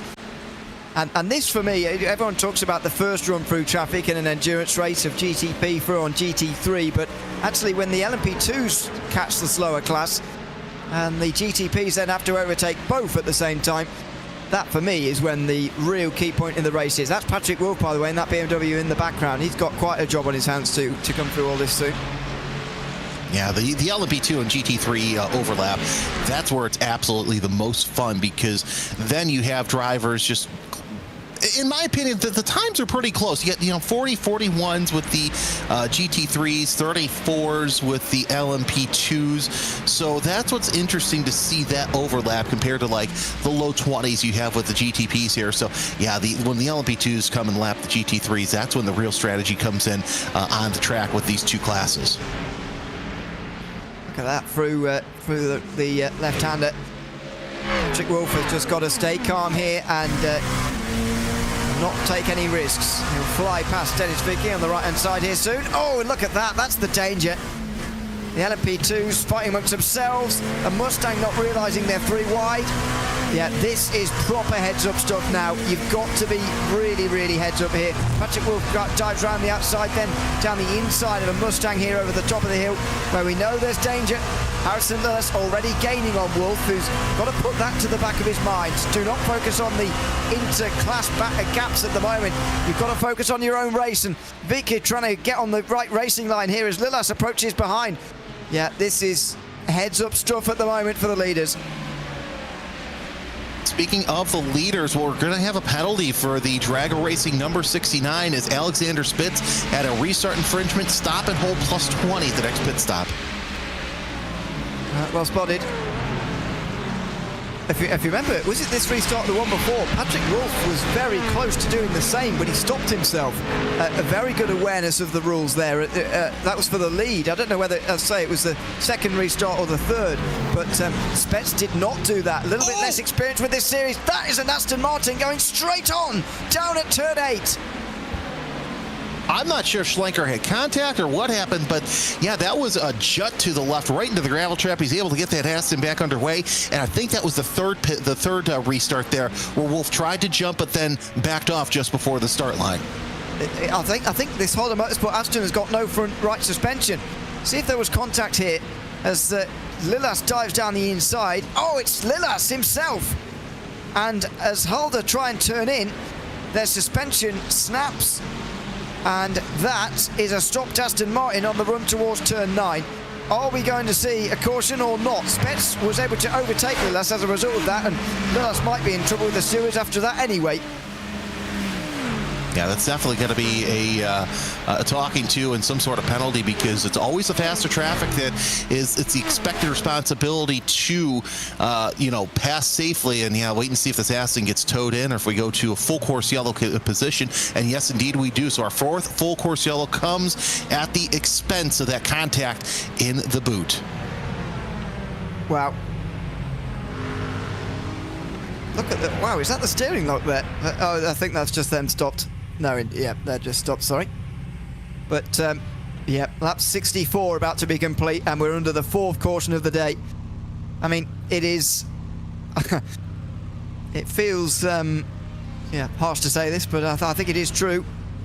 At this rate, very, very unlikely that we're going to get all 1,000 miles in, unfortunately. It's been, not that many incidents, to be honest, across the board, but the few that we have had have all caused cautions, pretty much, and it's... provided a stop-start nature to this first part of the race. Yeah, it really is. So, man, it's just a shame, especially because these cautions have to be so long to allow drivers to pit and to allow drivers to sort themselves out. Now, taking a look at who has to pit now, I would not be surprised to see most of the front runners in GTP come into the pits. LMP2s need to come into the pits, and the front runners in GT3 as well. So pit road's going to be a very busy place for a lot of teams, a lot of drivers. And what's interesting too is taking a look at some of the chats here in the IVRA Discord. There's some discussions on what constitutes as a pit open and pit closed, because it seems that iRacing saying, hey, the pit's open, but if you read the rule book, the pits are only open when race control says over the radio and on the chat here on iRacing that the pits are open. So this is going to cause some confusion, I think, later on in the race. Yeah, it's been a thing in IVRA always, but for people who are new into the series, it is unusual to get used to, because, as you say, you've got to ignore what the iRacing system says effectively, which allows pit lane to be open first time by. You've got to ignore that and wait for race control to give you the go-ahead before you can actually come into pit lane and take your service. It's always been a thing in IVRA, and of course it's to retain the fairness of the series effectively, because you need to do wave rounds to make sure that people don't lose laps unfairly, and that does trip a few people up from time to time. Lots of LMP2s working their way past, so you may have guessed, you may not, but Effect Simulation's lead in LMP2 still on the lead lap means the LMP2s are still not going to be off the lead lap as a whole as well. We're now 2 hours into this race, and they're still not any laps down. Tell you what, and that's fantastic, keeping the LMP2s here within. Poor Barney, his arm's got to be tired after a while waving that yellow flag. He doesn't need to be as aggressive because everybody's slowing down. So I think race control might have to have a talk with him after the race. That's if his arm doesn't fall off, that is. That'll be a debris caution. Arm on the front straight. I actually have a Facebook banner post several years ago when I was race announcer at a local racetrack. We had a Radical Cup race, and the Radicals are coming down, and literally the starter dropped the green flag literally, because you see the green flag just fall through the ground. I have always wondered that when guys are waving the green flag vigorously, as they tend to, how they don't lose grip of it and let it just fall on the racetrack. But yeah, there you go. So I know some of the pro guys have like the nylon flags, and this is something I looked into when I was a marshal, because I thought I would go down the starter route myself. They actually have little loops where you can throw your thumbs inside the sticks, so you have ultimate control of the flags. So yeah, you can't lose it. Yeah. Oh, it's more difficult to drop, at least. There you go. But yeah, I've always wondered. I think we are. Well, we'll see whether we get pit lane opening this time round. It might be next time, but a short yellow can't be followed by another short yellow, and so this will be one where the pit lane opens. And in any case, I think we were running long enough anyway. to use a yellow in which the pit lane opens. Houston Lillas under investigation for that incident that has eventually caused this fourth caution of the day, and here it is again. He brakes late, he misses the apex. Stewards are looking at it. I think he'll be in trouble for that, personally. Yeah, that's signed, sealed, delivered. It's gonna be. It depends on how long the penalty is, because that was just I think a little bit of impatience going into there with the closing door of the GT3. So we'll see what race control says about that. But no surprise that they're immediately investigating this incident. The only one they are investigating at the moment, which says the rest of the race has been pretty clean. I mean, you saw the way the car went straight on there. You're wondering, well, why can't they get it back? Well, no turning on that Aston Martin at all at the moment, by the looks of that. So that's a bit of an issue. And that is why they've had to throw a fourth caution of the race.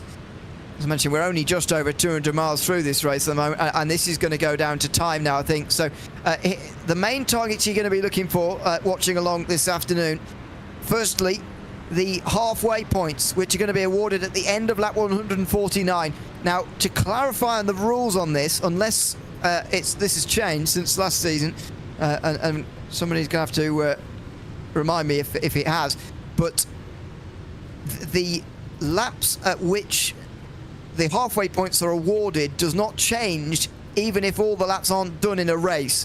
So the halfway points are always awarded at what is supposed to be the halfway stage. So in this case, lap 149, that's the first target to look for. It will not change to sort of 4 hours and a quarter through the race. If indeed it becomes a timed race, it will stay at lap 149. But even that is still 83 laps away at the moment. Feels like a very, very long way from halfway at the moment. I'm going to pose that question to our big broadcast chat that we have here, because, that's the question is, when do we award? And I have a feeling, look at the rules. It might be that, but I'm going to get a better understanding of that. I'm pretty sure it is on the halfway laps, no matter what. But if it is different, then fair enough. I don't think so, but it may well have changed. The other races this season, by the way, majority are indeed laps, or at least 2 out of the 4 after this are based on laps. 256 laps for 1,000 kilometers at Indianapolis in the middle of March. So that's the next round. The 6 hours of Sao Paulo timed race is on the 11th of April. Then 4 weeks later, 225 laps at Monza, and then 10 hours at Le Mans for the final race of the season. That's, by the way, 3 races in the last 6 weeks there, in a very packed up schedule towards the end. There's the rest of the schedule. So 3 out the last 5 done by laps, but returning to the 6-hour format at Sao Paulo coming up pretty soon. Looks like pit lane's open, and we've got a lot of takers. Let's see who doesn't take this time round. I guess might be more interesting here. And there goes one of the GT3s not coming into the pit lane there. Now, is that, I think that's the ZBSR car. It is indeed staying out there. They've done 27 laps on fuel already, so not entirely sure why they're staying out, as Patrick Wolff leads them all down pit lane. I think Alexander Spetz is probably favourite to lead them off pit lane, but let's see who gets off first. It'll be interesting to see if Spetz stays into the cars. I have a feeling we're going to see a lot of driver changes here. 67 laps into this race, as you start to see a lot more. Johan Royer staying out, no surprise here.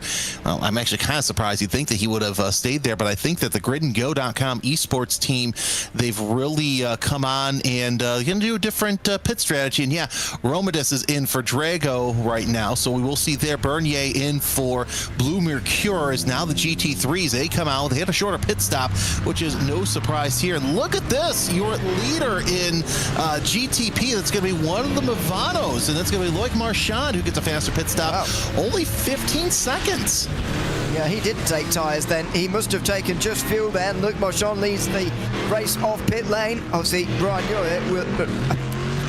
Johan Royer, rather, will lead the race after staying out on the racetrack that time round. Also staying out on the racetrack was the Simplify Esports number 14 of Mark Perez, who's now on the lead lap. We've got 12 on the lead lap again. And fizzy forward yellow, Aiden Matches stays out and this time finally gets a lap back. So they're now just one lap down after their crash for Christian Hildgaard in the opening stages of this race. So this race very much starting to develop now, and that's a very good thing. Especially that we've got one more back on the lead lap, and the only other one still in the race, the only other GTP still in the race, is only one lap down at this stage. Two LMP2 stay out, Matt Distill and Pedro Fernandez, both 10 and 9 laps respectively in their stints. There's a WSR Esports GT3. He is staying out there. Louis Carl. Corin Tanguine has recently been in, so he stayed out. So has Vincenzo Soares Jr. and Jeremy Ostring. Other than that, everybody outside the top 4 has come in GT3 Pro as well. That was probably the biggest rundown pit lane I think we've seen today. I think we called it too, where it was going to happen if we were going to have a yellow, and right when it happened, yeah, it was the biggest rundown GT3. A very busy pit lane as Royer and Marchand will go neck and neck. Marchand 18 laps to the good, and of course he also had the very fast Michael Romanus in the number 69. I don't know if they served. I don't think they served that penalty either, because they have that penalty for. Was the pit lane violation? Let me take a look here. I can't remember, but yeah, I know Drago had that penalty that they had to serve. As we take a look, it was. They haven't served it yet. Yeah. No, they haven't served it yet. No, that was the restart infringement. Yeah, stop and hold plus 20. So yeah, Spets, they're gonna need to serve that here sooner rather than later, because their deadline to do that's 3.5 hours into the race. Yeah, that is quite a way away. Well, yeah, it's going to creep up on them, isn't it? But, you know, they've got to wait for a green flag pit stop run to do that, really. They're not going to do that, I wouldn't imagine. Well, they can't do it under caution, but they've got to actually get a green flag stop in at some point. Into the pit lane for Movado Rosso. They decide they're 11th anyway, so they're going to come into the pit lane to top off on fuel anyway. And so is one of the LMP2s there, which is coming down pit lane as the other LMP2s race past the GT3s. And perform the class split here at the moment. So we're all getting set for another restart here with still 230 laps to go. We've been racing for 2 hours and 10 now, and yeah, we do need to increase the pace if we're going to get all these laps in, that is for sure. But it's been interesting so far. There's been a lot going on, lots of incidents, accidents, plenty of battles. It's been a good opening 2 hours 10 minutes of this race or so. But as we said, we'd like to see now a green flag run and proper green flag stops and a proper endurance race develop, because so far it's felt like sort of 4 sprint races have happened, really. It really has, and you know, I kind of envy Jake Sperry, Nathan Richards here in just a little bit. They'll be hopping into the booth in about a half hour, and they're, you know, here's the thing. I have a feeling that we're going to start to calm down, and then they're going to have long, basically stints to. Have to do the middle of the race, but they're also going to have short stints at the end when you hop back in the booth in about 4 hours. Yes, I'll be back for the end of the race. Looks like for the last hour and 45 or so, if it goes to time. I believe, if I've done the maths correct. But anyway, 27 degrees Celsius now on the racetrack, so that's 80 Fahrenheit. It's up 10 degrees Fahrenheit from the start of the day. It's not really too warm, is it? I mean, in the summer, sometimes 6 hours of the GLEN. I remember one year in iRacing, maybe 4 or 5 years ago, the temperatures were absolutely scorching. And back in the day, the GTEs had decisions to make on whether they would be coming into the pit lane for tyres or skip tyres or whatever. That was a tyre shredder that afternoon. But to date, nothing like that. Just 27 degrees Celsius is absolutely fine, really. And in any case, you can change tyres and do fuel at the same time these days. So let's go off on top of the pace car.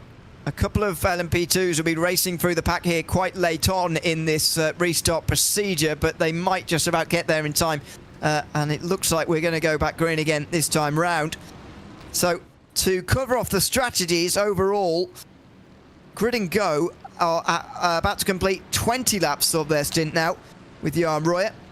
Luc Marchand, who's leading the group behind, only pitted for 15 seconds last time round, so that's really not very much fuel, but he would have had quite a lot on board already. He didn't take tyres, which might be a bit of a problem with Michael Romanidis on first driver on new tyres right up behind him. And then the rest in behind all took as much fuel as they could, and 4 fresh tyres as well. Let's see how Royer and Marchand can hold on, though. Royer has been getting a little bit of practice with this now. He's going to do another restart, and so far it's been out of the final corner where he's been going, or indeed just before it, but this time he's doing something just a little bit different. He goes a bit high actually through the final turn, and Marchand was not expecting that at all. Look at the gap grow to 3/4 of a second coming in towards turn 1 on this restart. Michael Romanidis right in behind, and he might well see his opportunity straight away here to get straight through. Oh, look at the exit he's got. He's going to be alongside by turn 2 here. They're on cold tyres. Marchand is not up to speed at all here, and Romanidis gets straight through. Lilas round the outside there, onto the back straight. He comes in 3rd place now. Here comes Owen Carroll as well in the BMW. He's going to want to get through on the Movana car as well, as again a late defence from Drago, this time from Michael Romanidis. Harrison Lilas on the outside line. He's going to try and go right round the outside here for Orbit Trompere. It'll be a spectacular overtake. He's still just about alongside, and he's got the inside line in time for turn 6. Spectacular move, and Harrison Lilas moves into 2nd position. And Carroll into 4th place, as well as Marchand has lost 5-6 spots here on the start. But I gotta say, Lilas with an absolute banger of a pass, able to get back into 2nd place. But Royer's opened up a 2.2-second lead already, as Owen Carroll trying to get around Romandis. You see the LMP2 class right behind them. Matt Performance sitting there in 3rd place, trying to get around Soltero and the 122 Nix Esports LMP2. And here's what's interesting. Soltero had pitted on that last restart. Before the last restart, Fernandez and the 129 pitted 11 laps ago. Yeah, so differences in LMP2 there as well. Not everybody came in. Matt Distill, who's leading the race, didn't come in either. At the previous caution there. Oh dear, side by side as they come over the top of the hill there through turn 9. Leicester Sport up to 3rd position, just in front of the pole sitters in GT3 Pro at Fast Repair Motorsport. Now Albo Salon, who is driving that car, well, the top 2 didn't come in under that previous caution, including Louis Carl, who's now about to complete 30 laps. Another late defence, this time from Augustin Bernier, who's now driving that car. Aaron Full around the outside, can't do it in the end. Look, Marchand and Ilka Happel are now side by side as well, just in behind. And Marchand is really, really struggling. He didn't take tyres. I didn't think he'd be paying for it this badly.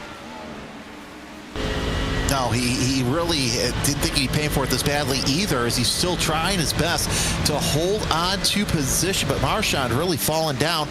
Torres knocking at the door, and yeah, he's gotten around Marchand for position. Carello is the next car in the number 9 Tatum ResTech prototype, who is going to try and go around. But we also have this battle for position in GT3 with BS Competition sitting there in 3rd place. That's Ruben Bonga holding off Abel Sayan. Somebody asking in YouTube chat, by the way, whether there is a time limit for this race. There is indeed, of 8.5 hours from when we started.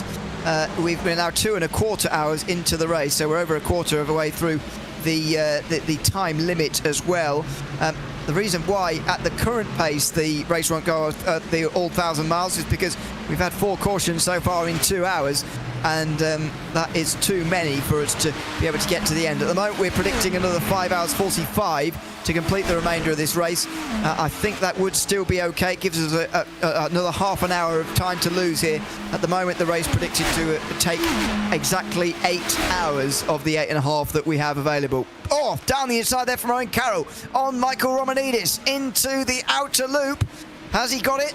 No, he hasn't quite got it. He was coming from quite a long way back, though. Bernier defends again from Full, who's on the outside line in the Porsche. That will be a long way round there, but he's still there, and he's going to get the inside down at the toe of the boot here. So he might well get up into the top 5, and he does.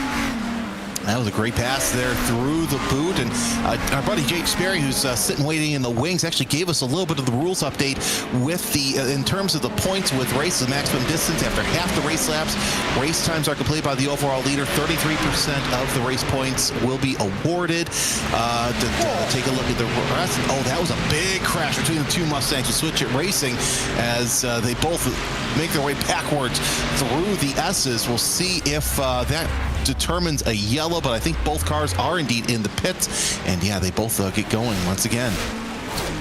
That Mustang there pulled right off the racetrack down into a marshal's post, so I think that was able to tow without triggering a yellow, and the other one was able to drive back to pit lane, so I think we've got away with that.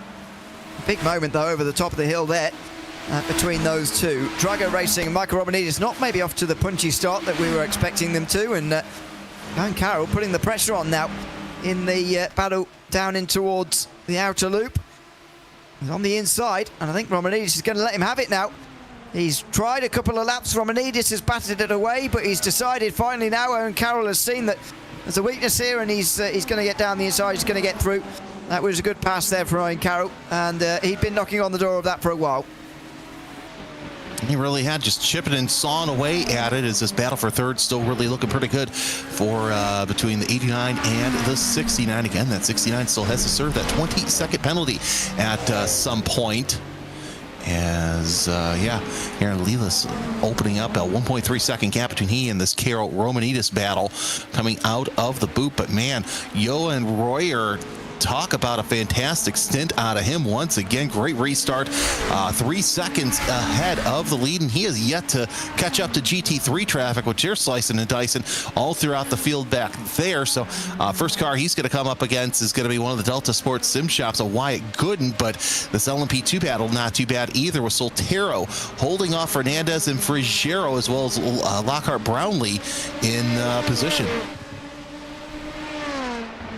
Yeah, this is allowing the Automoves Racing team to continue to extend the lead now.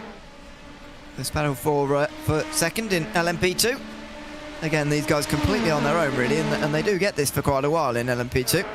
Just as the GTPs get into traffic and so on, the LMP2's just completely on their own here, but Soltero could be under pressure, really.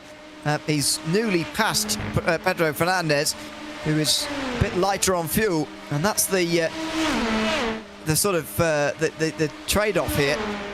It's that he's on lower fuel, Fernandez, but he is on older tyres, and it does all factor in. Fernandez on the inside of Soltero now, on the way into the outer loop, and he's going to get through. So these exchanges for second continue.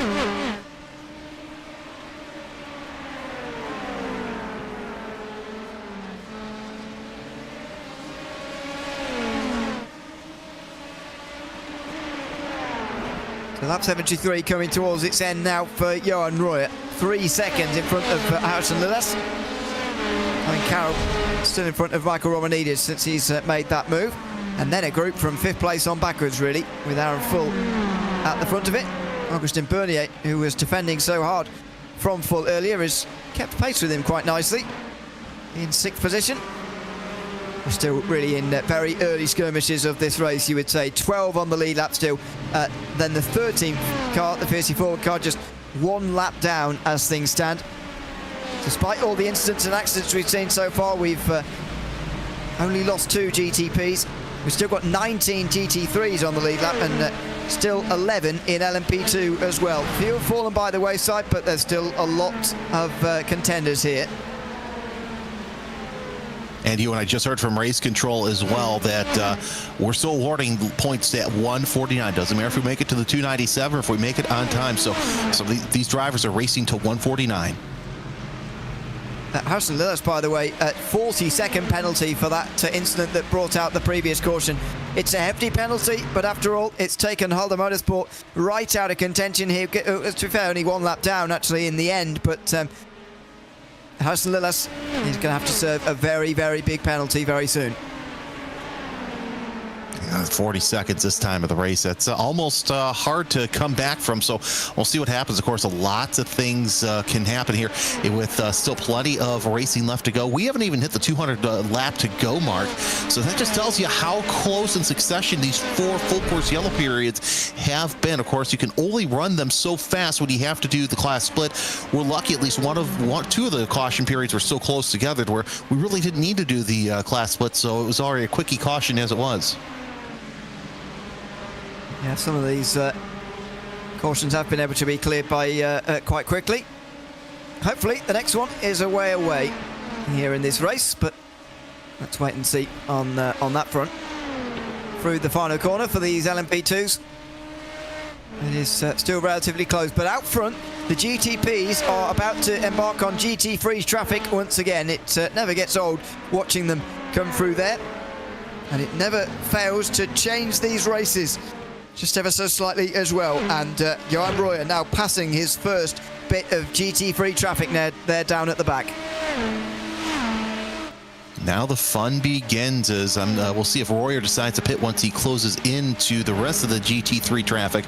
As let's see here, taking a look. Yeah, he's closing in on one of the gaps, but that big gap right ahead, that may be the sign that we see the number 7 Cadillac into the pits as LMP2s are tight in a battle for position. This is for 6th place between Ferreira and Wilkie, and lots of GTPs making their way through the GT3 traffic. Oh, that was absolutely fantastic as you're seeing Lillis in the number 68 Orbit drop air Porsche just making his way through, not too far behind also the 89 of Owen Carroll. Well, not as quick as Johan Royer is getting through on this traffic though. He's really efficiently getting rid of this. 4 seconds now the gap, to be fair. Owen Carroll doing a pretty efficient job as well. Look at that, over the top of the hill. The GT3s are playing for keeps themselves. That's Team Hoysinckveld versus Boots and VDS, and Impulse Racing are in there as well. 3 wide for Boots and VDS in the background there, my goodness.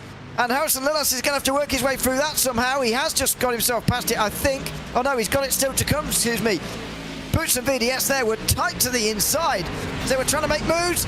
Now Hoysinckveld into them. There's contact. Lillis has to avoid. The Impulse Racing car has to scatter as well. We got away with one there, but Lillis is now under pressure from Owen Carroll. Yeah, Carroll's going to be able to close in because of the bumper cars that were played between the GT3s and the GTPs. We'll see if Carroll's anything for him here on the heel of the boot, and not yet. Takes a look, but he's right under that rear wing of the Porsche as the BMW takes a look to the outside. Here's a replay of that. I swear, you know what? Lillis got away with murder there because he had to lock up the brakes there, contact with one Ferrari, then contact with the Mercedes, and still kept that position as Carroll tried to look to the inside heading through the boot. But man, that could have been disastrous for both those cars as Carroll looks to the inside now.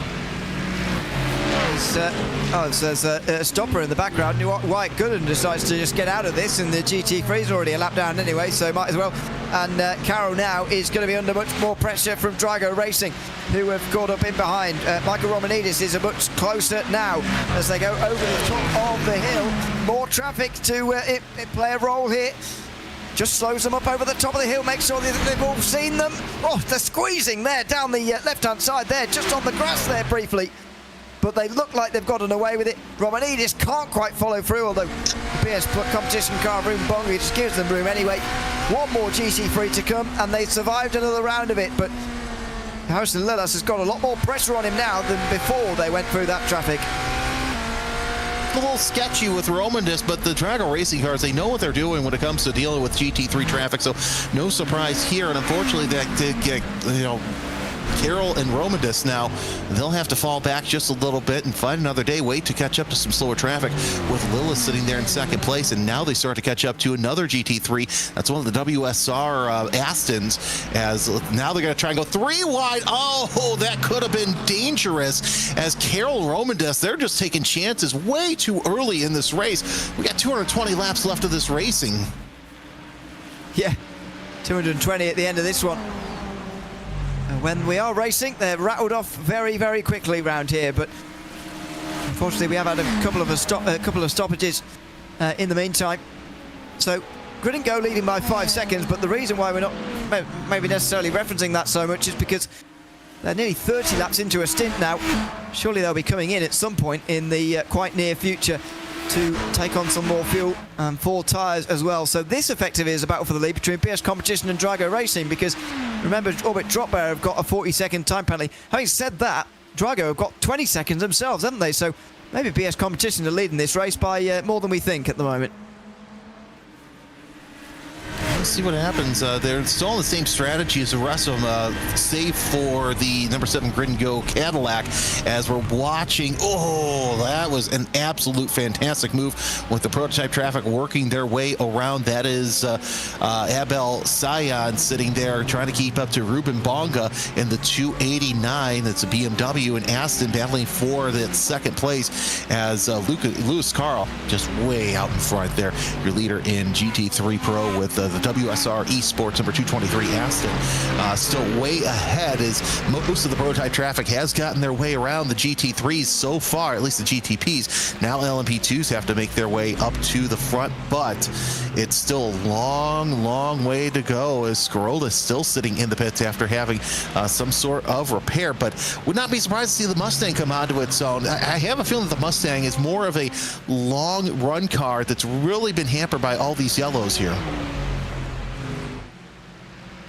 Yeah, maybe we haven't really discovered who's sort of best over a long run because of the way this race has gone so far this season, and maybe we're about to discover that over the course of the next hour or so.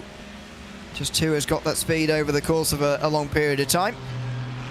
In towards turn 1, and PS Competition, Ruben Bonga, second place for now, but this will turn into a leading battle when WSR Esports come into the pit lane, and they've dispatched along with Simify, with lots of those who stayed out under the previous caution, like SimRC and Vestasport.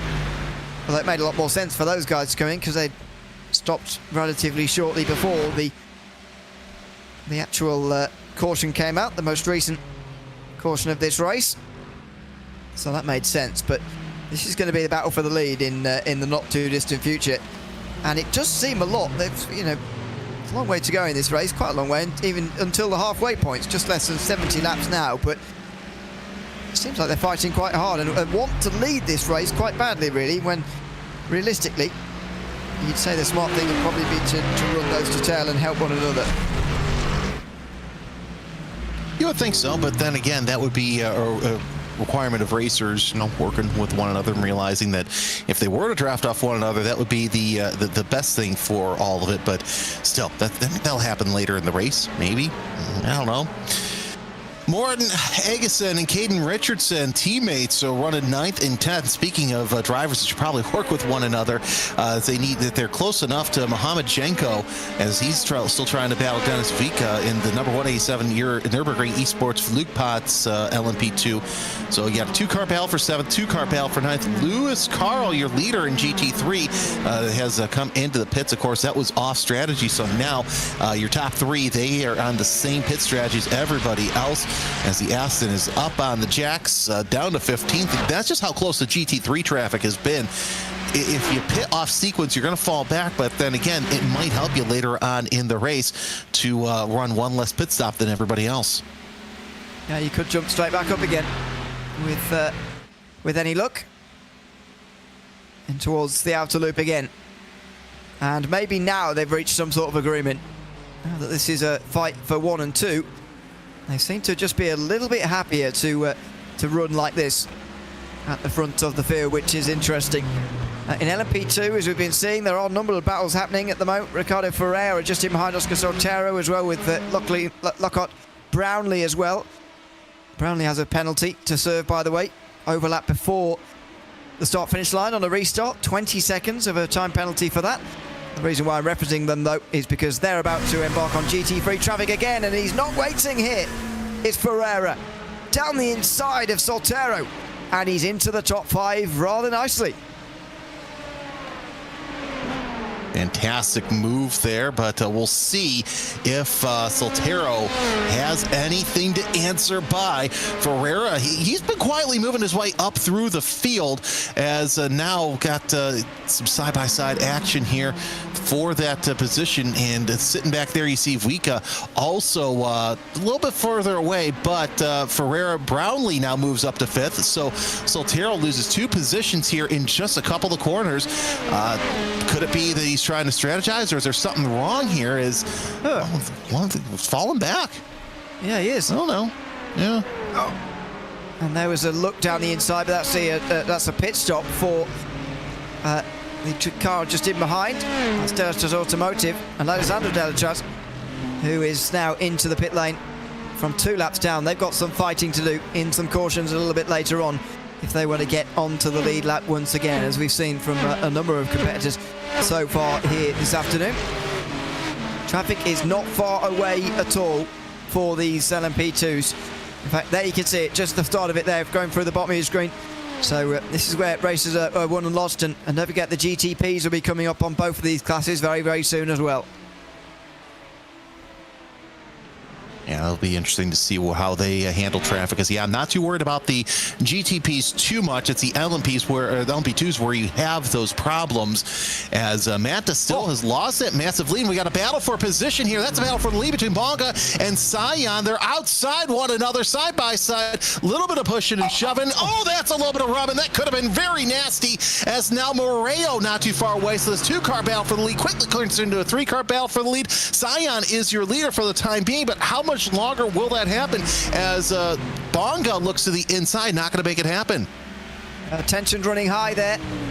Tension's running very high, because Bonga was trying to squeeze Sion off to the side of the road there, coming out of the heel of the boot. And look at this. How close was this to Ruben? Bonga spinning around completely. And, Sion, I think, is completely, rightfully protesting that I should be getting a little bit of space here, please. And he wasn't really getting any. And trying to stay on the racetrack. In fact, he had 2 wheels off the racetrack. Even then, Ruben Bonga was looking to be turned around, and I think Bonga's a little bit fortunate there.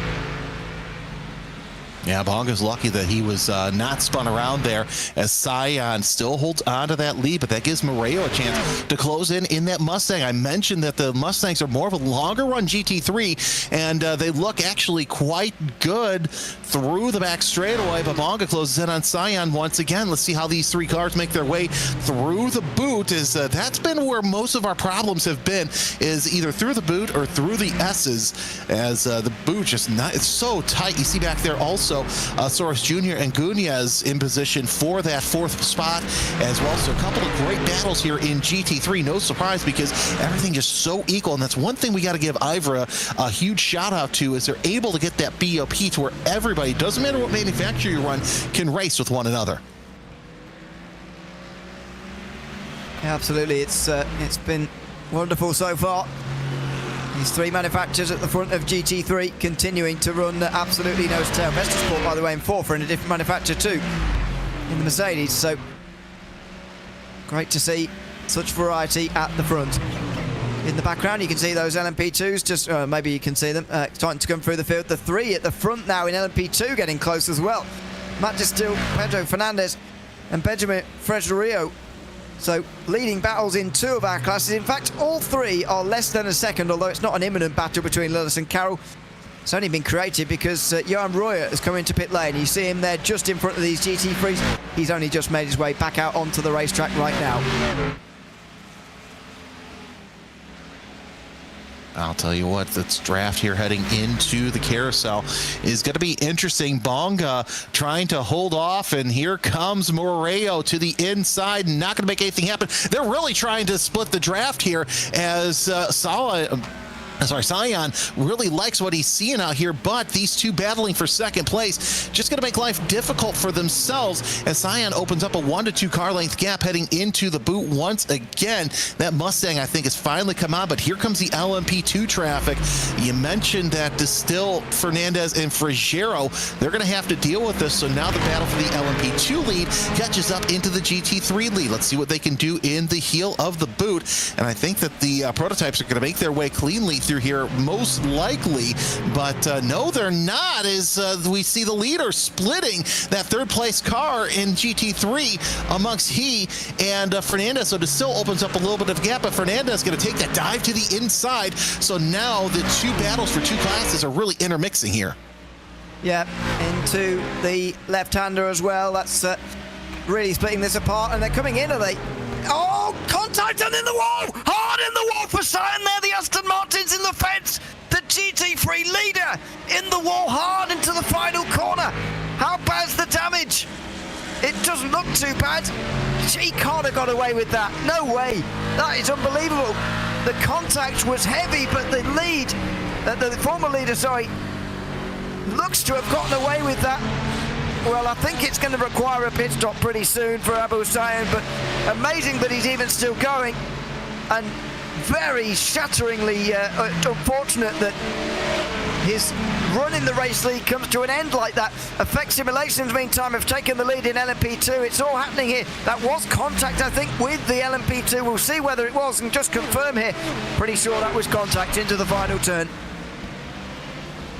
Yeah, that looked to be about contact, and if it involved Fernandez, who's still close there. Let's see here the close replay, and yeah, indeed it was, and right into the wall. You see the early race leader as Distill into the pits with damage. He's on the jacks. Let's see if he gets off of the jacks here shortly. I think that he is, so I don't know how much damage Distill got from that, but that 3-car battle for the lead in LMP2 turns into a 2-car battle for the lead pretty quickly. But oh man, you just got to feel for that battle, and it's going to happen in class racing. I think Distill was trying to come into pit lane anyway, so yeah, he may have had to just clean up a bit of damage, but I don't think it would have been too bad. Here's Pedro Fernandez into the pit lane from that leading battle we just saw there, just as they come through on all the GT3s as well, so they're going to stop and have to do it all again in a minute. Battle for third, meantime, in GTP is on between Aaron Full and Augustin Bernier. The leader, Royer, has dropped down, as I mentioned before, but BS Competition have been in for their stop and go. When I was going through the penalties earlier on, I forgot to mention that BS Competition hadn't served their stop and go yet. So they saw LMP2 and GT3 traffic, thought we can delay this a little bit, let's take our penalty right now. So who at the front hasn't got a penalty? Maybe Solpeck are actually leading this race, because Orbit Dropbear and Drago do have 20 and 40 second penalties respectively, which is going to drop them a long way back. And that's going to change the complexity of this race once they do take those penalties, as this battle for third. Oh, I'll tell you what, this battle here, yeah, it's due to going to have penalties, but Full and Bernier looking really racy here, trying to get their way around GT3 traffic with some LMP2s in and around there as well. So we'll see what happens here, but here's Cubo Torres in the 5th place Simify Esports Cadillac, also not too far away. So, that was contact between the two of them going into the corner. Do they both make it out in one piece? Yes, they do. But how long will that last? We've seen corners after corners of these two constantly side by side with one another, but they're able to kind of take a breather because they've got more mixed traffic up ahead. That was Bernier going for a late move on Full, but he couldn't actually get the move done. Now out of the final turn, and there's going to be 3 wide here on the front straight. Drago Racing lose time to Orbit Dropbear meantime in this traffic, and they're getting dragged towards this, although they're not actually going to be in the fight, I don't think, between Solpeck and indeed Blue Mercury Sport. But as I mentioned earlier, I suspect this could be the fight for the lead at this stage in the race, with penalties to apply to that top 2. We'll see whether it all filters out like that or not, because there's still so much to happen remaining in this race. There's been so many penalties so far, so many still to serve, that it's quite hard to keep track of who's who at the moment. But this is an interesting fight for third, and it might well be high stakes as well. Into the outer loop, they look like they're clear of the worst of the traffic now. The LMP2s maybe finally are going to get lapped a whole way round, because that hasn't happened yet. Even despite this race being nearly 2 hours 45 minutes old, we still haven't seen all of the LMP2s lapped yet by the overall race leader, which is remarkable, really.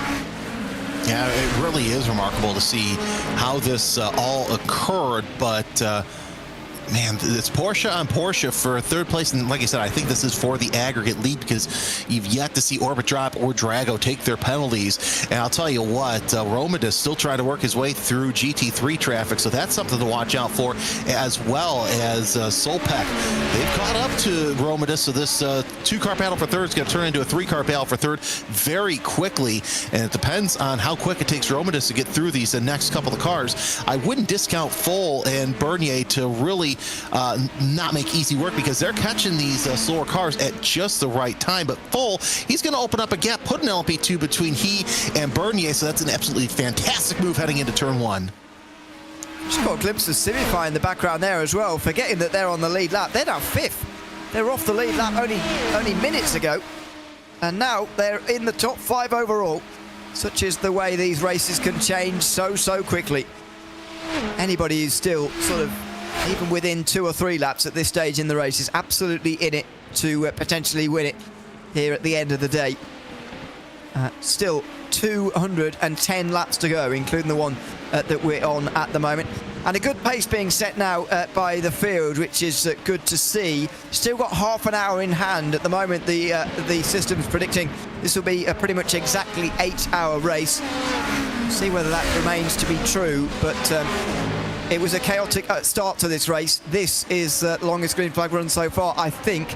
Hopefully it goes on for a little bit longer and we can see some proper green flag pit stops here. The first to be in would be the LMP2s in the not too distant future.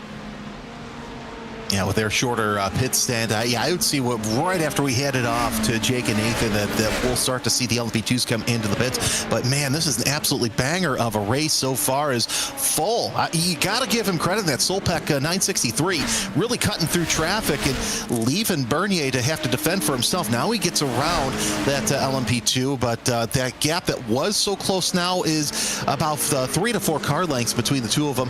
And I've got to say, this is an absolutely fantastic way to go out on this stint. But man, what great racing we've had for the lead. And restarts aside, it's been phenomenal to see these cars work their way around. I honestly wasn't sure how they would work without the inner loop, and this is going a lot better than I thought it would.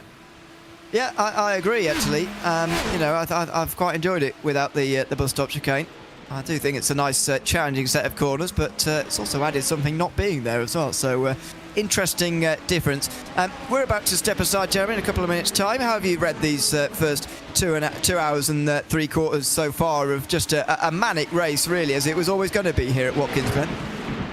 Yeah, it's an absolute crazy race, to say the least, and there's a lot of great competition up near the front. We've seen the front runners run into issues, which we don't normally see this early in the race. Of course, we still got 2 penalties with the GTP class up in the front. Also affect simulations. They're looking pretty good because Deltraz, they've run into problems. So really, I think that the LMP2 class is going to be up for grabs. When you take a look at the GT3 class, that battle's kind of died off a little bit, but you still got a great battle for 5th place. I'm excited to see what's going to happen here at the end of the race, and really it's a great way to start off this year with IVRA Endurance. Exactly. 2026 IVRA Endurance Racing starting here tonight. Don't forget, we've got to cram in 5 Endurance and 4 Club Sport Series rounds between now and the summer. So I hope you'll join us on RaceSpotTV on various Saturdays throughout the next 4 or 5 months or so, because there's more racing like this to come. Harrison Lennas, the overall leader for Orbit Drop Air. In LMP2, Benjamin Frigerio currently leading in the Effect Simulations car.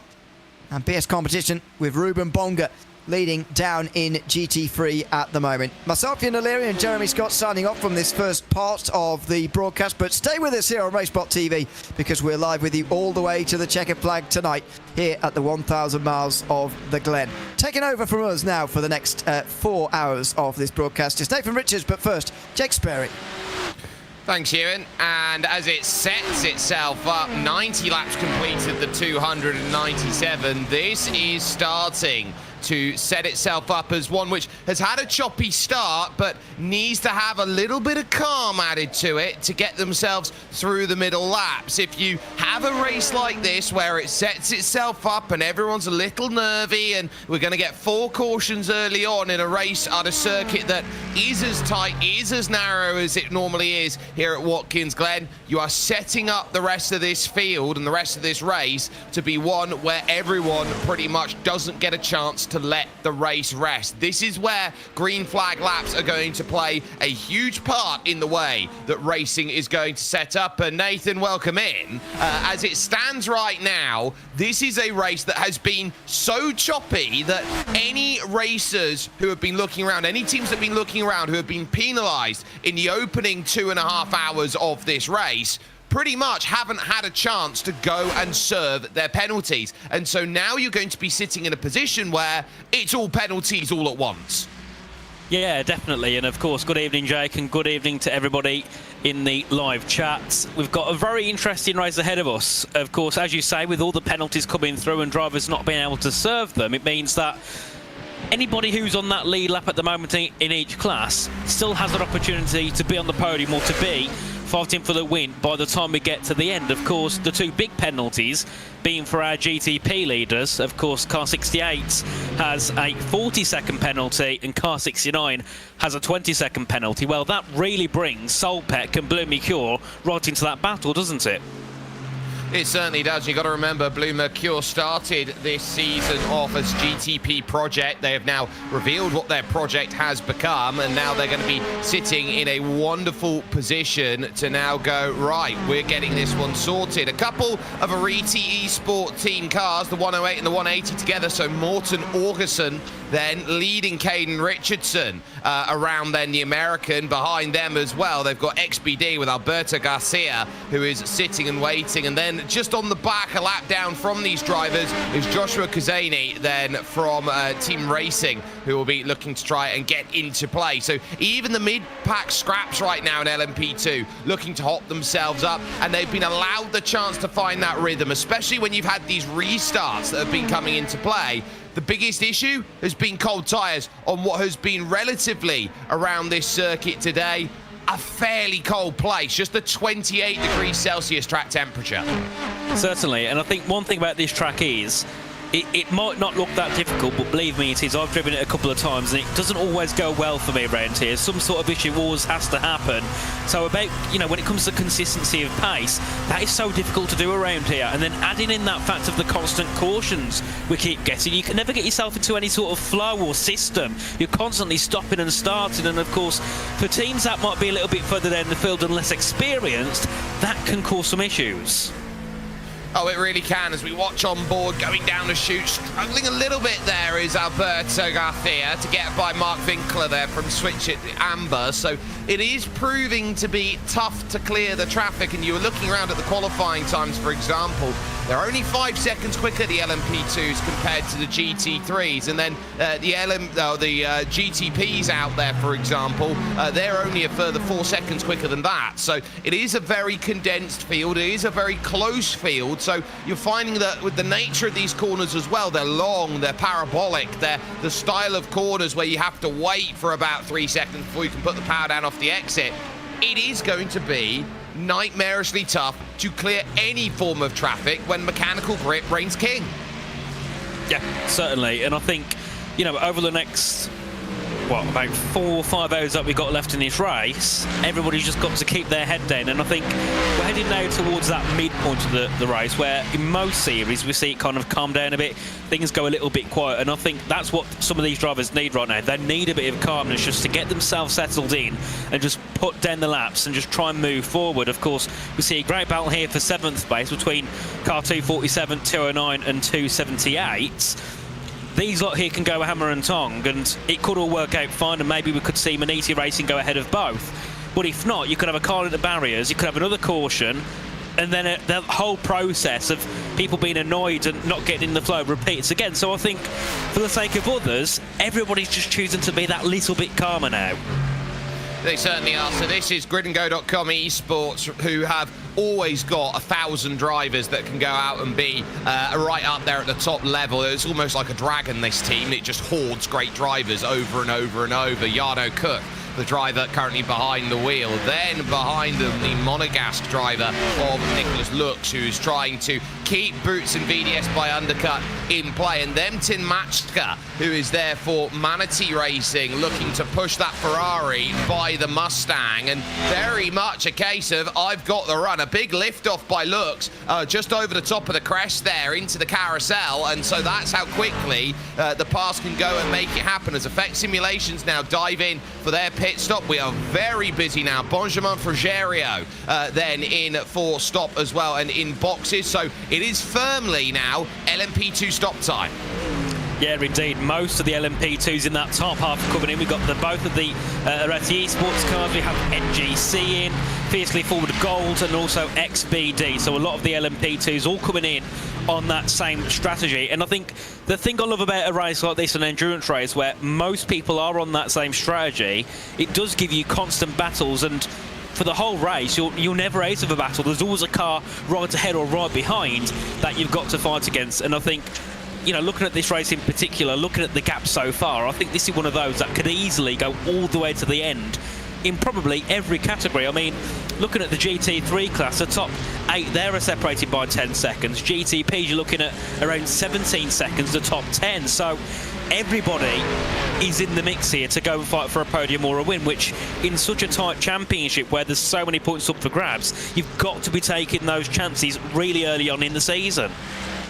Yeah, you absolutely do. We're only on round 3, and they've had to deal with various builds to get up to speed. As we watch there in the background, Silvera getting up to speed for NGC as cars look to get themselves then into progress. Now along the long back stretch, the highest element of this circuit. Say hello to Michael Romanidis at Drago, who goes by in a blur, and that is the perfect pick then for Machka to jump down the inside of Jarno Cook. A comfortable pass in all the while as it's side by side behind him for second in the prototypes here in GTP. Oh, trouble! One in the wall then goes by, and that is Silvera, who's just come out of the pits. The rear absolutely demolished, and surely this is safety car number 5. It certainly could be, and that is a big incident into the barriers and not what you want, especially when you're running near the front of the field. And I'm sure that could be another safety car, another yellow flag here. We'll see momentarily what the decision is there, as we do see a couple more cars heading into the pit lane. We have safety car, right? There we go. That's 5. I mean, we've had, what, was it 4 in 2 hours?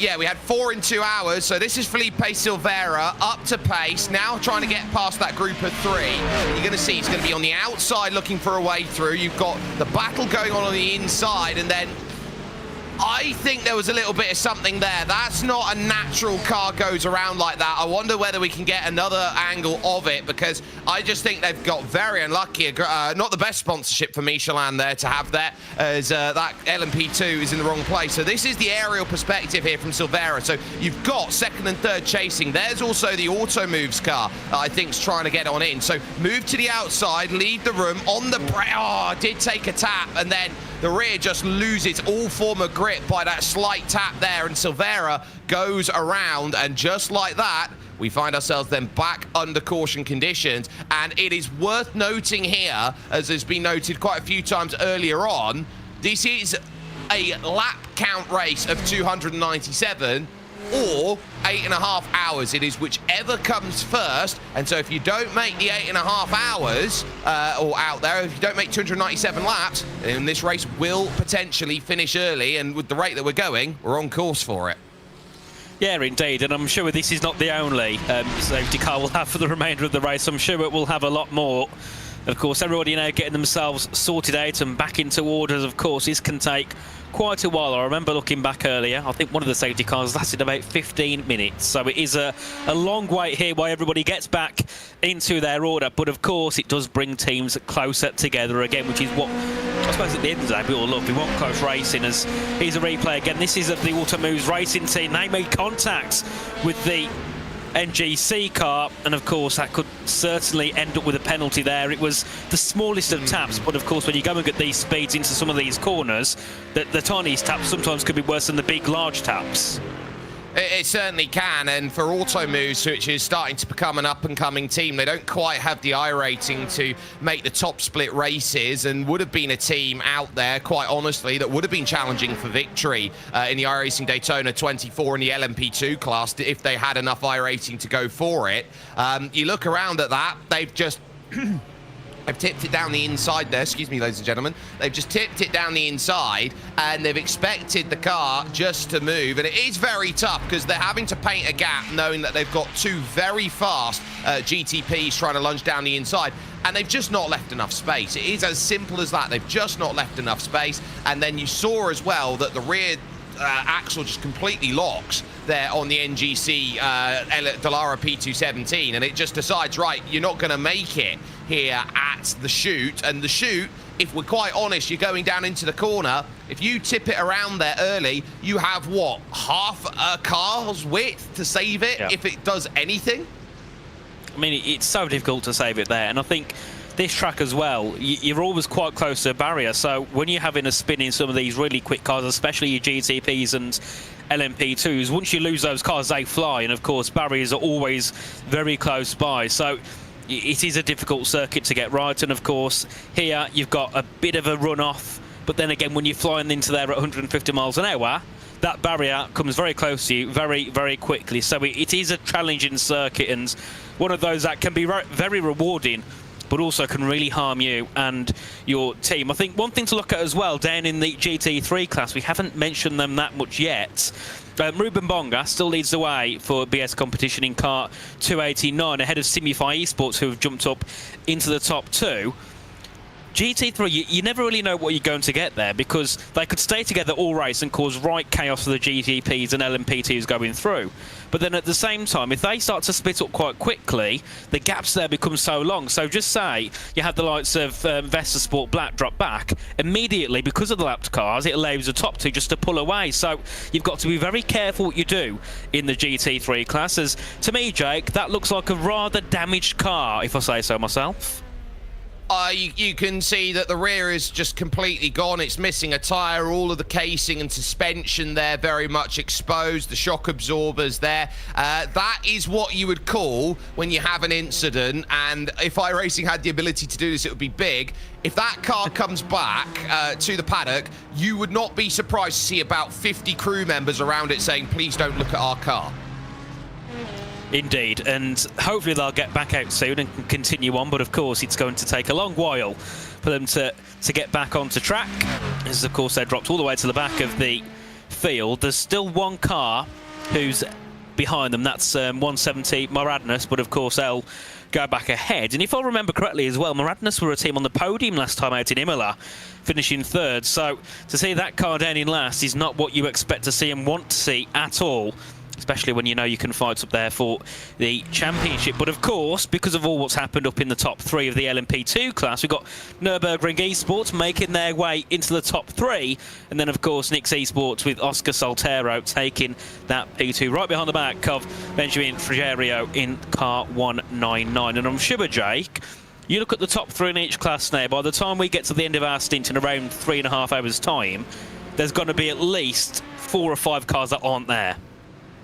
Yeah, this is going to be all about how many changes are going to be made over a course of a race like this. And you've got to remember, each category comes in championship-wise with a very interesting place. The only faultless team so far, you could argue, is Drago Racing. And they are on top again. And they are proving that they want to be one of, if not the best team in all of iRacing. And if they want to try and prove that, well, they're looking very good right now at round 3 of 7 in terms of this championship, with 2 wins out of 2 at the checkered flag. You look around with Movano, who are their nearest challengers, behind in the number 33, the Azzurro team. They're right down at the back of the group right now in 12th position. So Loic Marchand, or Team Loic, as it is today, because alongside the Belgian Marchand, you've got Loic Rabier, who will be going out there. So 2 Loics then second, but they're down all the way in 12th. And then it's the Fiercely Forward number 8 of Fiercely Forward Black, who are third in the championship with their second place last time out at Imola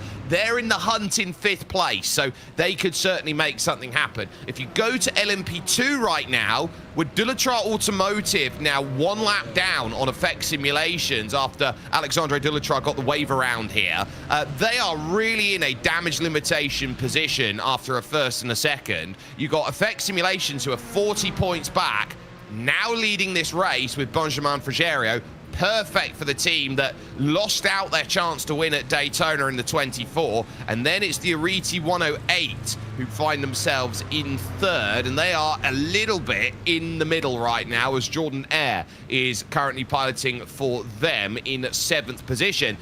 And I do want to talk GT3 Pro because at the moment, the question is it an any given Sunday or an any given Saturday in this case scenario that comes around? Because Borussia Plus Competition would have the championship lead because they're leading at the moment. They were flawless last time out at Imola, but fiercely forward on the merit of back-to-back 4th places in the 212 Aston Martin currently lead the category. But for Klim Galitsky, way down the order behind the 277, they're going to have a lot of work to do to get back. And then you got to even keep Impulse Racing 258 in mind as well, because with Rupe Okutsi Kurkipa at the moment, their second team car is down in the middle. So you're starting to wonder, where is everyone? The answer is struggling at the moment compared to what Borussia are able to do in GT3 Pro.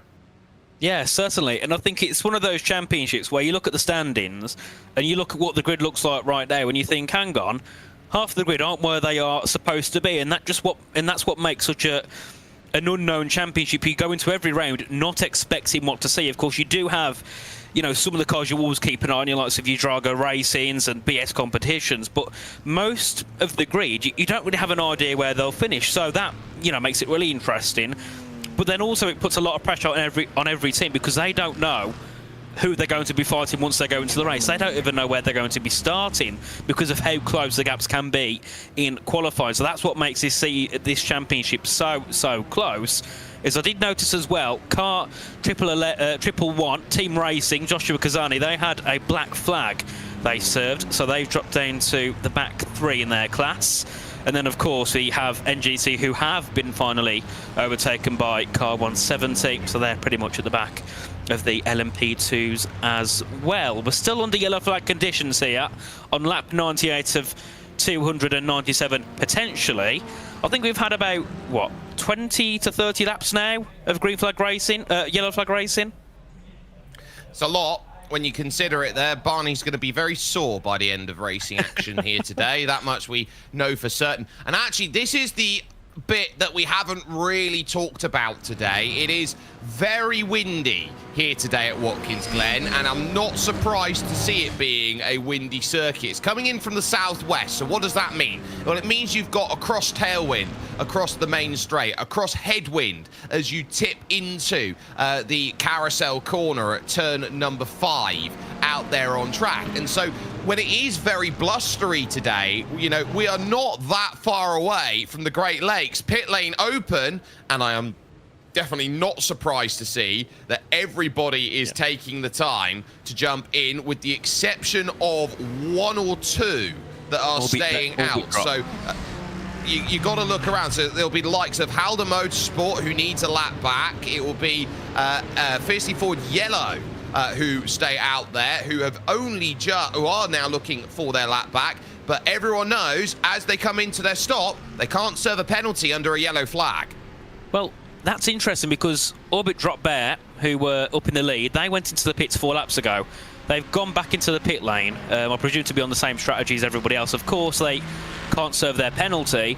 And the harmful thing for them is they're now going to be a little bit further down in their group already in class. They're down to 8th place. They might drop lower than that because they were later into the pit stop. But of course, they've also got to serve that 40-second penalty at some point, which once we go back under racing, they'll drop all the way to the rear of the GTPs anyway. So they are in a very, very tricky spot. Of course, in the end, they do jump up to 3rd. It must have been just a short pit stop than the others. Look at that coming off a pit lane. That is as busy as it gets to get up to speed. Michael Romanidis has got the jump perfectly, but You look around, it's then Blake Reynolds over at Solpec, Augustine Bernier at Blue Mercure, and then you've got one of the LMP2s there of James Gill, who'd only just made his stop, getting a short fill service before coming out again. It is a hive of activity down in the lane. No shocks then about that. But you look around and say, well, where's the best place to be? Right now, give yourself a little bit of safety net, because Loic Marchand has put Movano up in control as Adrian Macias will now be Adrian Matthias is now going to run along and get anything for the fiercely forward yellow car back into position. So for Matthias, it is a case of just finding as much control as you possibly can. But as it goes, here's another thing that has to be remembered. If you are the leader in your GTP category, you automatically have the right to lead behind the pace car, as it is said. That is the iRacing sedan pace car, which is out there and running. So you have the automatic right. So the LMP2s, even though if you've stayed out there and you've got the position, you've gone ahead of everyone, you still have to cede that back once they come around in the GTP category. Indeed. And of course, it'll be interesting here to see what Car 33 can do. Of course, at the moment it's Loic Marchand. We'll see what they can do from the front of the field. How long they'll stay up there, we don't know. Of course, some very quick cars behind. We've got the likes of Car 7, the gridandgo.com car. They've split. Car 68 and Car 69, they sit third of Johan Royer at the moment. And then noticing once again, we do have Car 11, fiercely forward yellow, with Christian Hildgaard in the pit lane once again. They're right at the back of the GTP category, so I'm sure they'll feed back out shortly. And then I did notice for a moment the timing screens are messing around a little bit with the LMP2 cars, but I believe all is fine there. We can see Christian Hildgaard now head out of the pit lane and will rejoin back out onto track. And hopefully, it won't be too long before we can get back underway with racing. I believe it was after the opening round. I actually had Christian message me saying you were so close on pronunciation. Here's how it goes. It's Christian Hildgaard out there in terms of how they go. So the double A makes an aw sound. So it's basically Hildgaard who is out there and running for fiercely forward yellow, very much like the fantastic Danish cyclist Jonas Vingegaard, who has won the Tour de France on 2 occasions, but has been bested by Tadej Pogačar over the last couple of years. It's an IVRA safety car. This was the first league to implement a safety car procedure like this. It does take a while to bring everybody up back together, but the way that this works is you've got to make it as much of a level playing field as possible. If you intersperse all of the cars from LMP2 and GT3 Pro together intertwined between these fields, you just get a jumbled up field and you don't get the ability to have great racing after the restart. So not only is it a case of making sure that the track is safe, quote unquote, as you go out, it's also to give more racing. This is the reason why, tip down the inside, bang, hard into the barriers. I believe I've seen a good commentator of mine do that once upon a time, get put into the barriers there and almost rolled over at that point, which was Joey Atterbury when he was running in IMSA.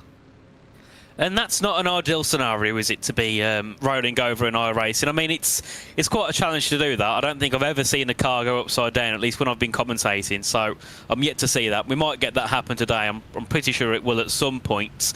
But one thing I'm noticing as well, and I don't know why, I don't know if the live time is a little bit messed up, but I've noticed Car 69, Drago Racing, Michael Romanidis, have dropped down another spot. They're now down to 5th, it says here. They were up in 3rd, so I'm not sure what's happened there. But they dropped about a minute ago behind the back of Solpec Precision Racing.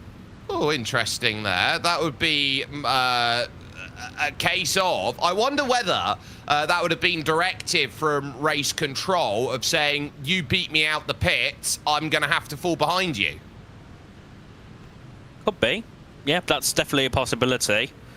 It's a weird one, though, but of course it's not ideal considering they have their penalty they've got to serve later on, 20 seconds for the team which realistically we should be expecting to see right up there and right in the podium. Of course, 2 wins in the past 2 races.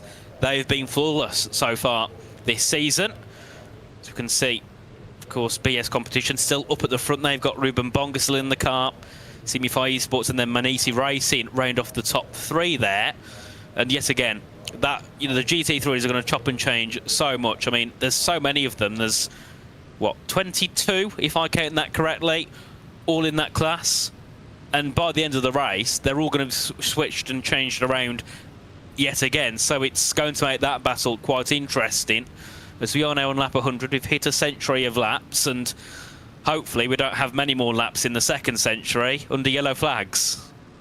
No, and now the drivers are being allowed to warm their tyres up because they haven't been allowed to in order to facilitate all of the drivers who have a wave around to get back into position. So this is the one and only chance they get to get some form of operating temperature into the tyres. And you take a look at some of your biggest gainers in the field. Effect Simulations up 5, you got Nick's up 7, Orbit Drop Bear up 6, and you know, you're looking around GT3 Pro where they've qualified, they've pretty much stayed near the top as it's gone. But I want to talk to you about this, Nathan, as someone who has seen a lot of different types of sim racing out there. What do you think is the most effective way of weaving to get the temperature in your tyres? I don't know, because every sim racing game is different. It's always different on terms of how you do warm them up. I mean, when I drive, I'll just go left, right really hard and hope it works. The only issue is in some games it works fine. Others, like in F1, that unfortunately gives me tyre wear. So I really don't know. I'll just have to guess. Or I'll ask someone and say, because you're good at the game, how do I warm up my tyres correctly? And then normally I'll get somewhere.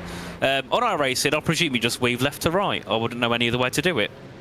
Maybe brake dragging, but I don't know if that even exists anymore.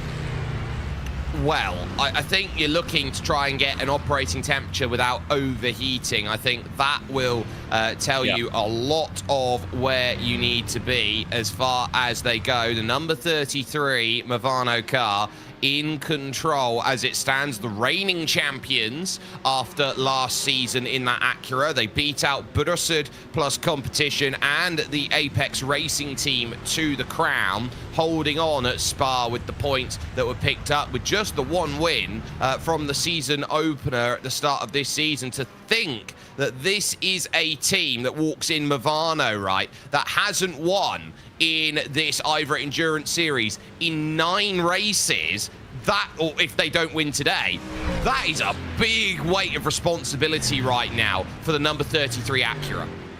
Yeah, certainly. And it's one of those series where every race, you've got to be at the top of your game. You can't afford to not be, especially when you're in such a close championship. I mean, looking at the points here, of course, we know that Drago Racing flying off ahead there, 72 points ahead of Movano in second place. But you look at Movano on 187 points, go back 6 positions, and you're only 40 points away. I mean, that can be made up in a race.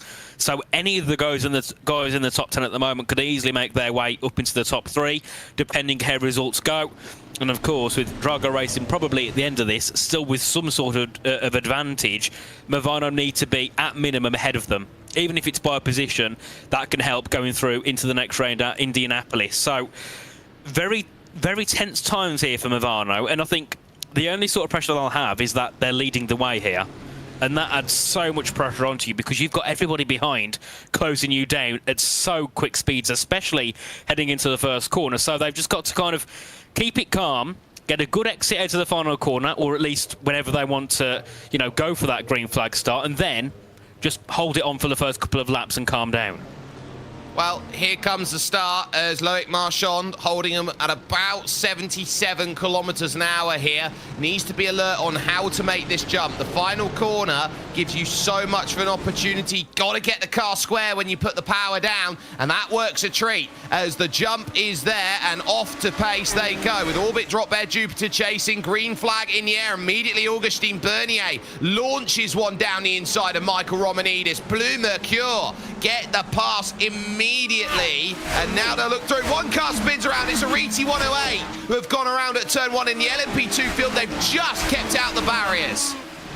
That was a big scare there for Jordan as they rejoin back onto track, as we still have battles as they make their way down in towards the chute soon. Of course, Movano still lead this race by 0.4 of a second here. Everybody's all trying to feed through and make some positions. We do see as well, I think Tatum Reztec looking to go ahead of Movano number 1. They do get that move ahead, and now they're up into 7th place. And talk about drivers looking to make moves. This is tough. Let's take a look then into turn number 1. Car, oh, it just snaps. It's a cold tyre snap. You've just put too much turn in onto a tyre that doesn't have grip. They do hit the rear on the left, and that was troublesome. So that all dramatic off of this start. And this is Orbit Drop Bear 168, who found themselves in a very sticky situation. Same place and pretty much exactly the same result. Indeed, and of course turn 1 on cold tyres we see now so difficult, as we do see car 7 has jumped up into second place.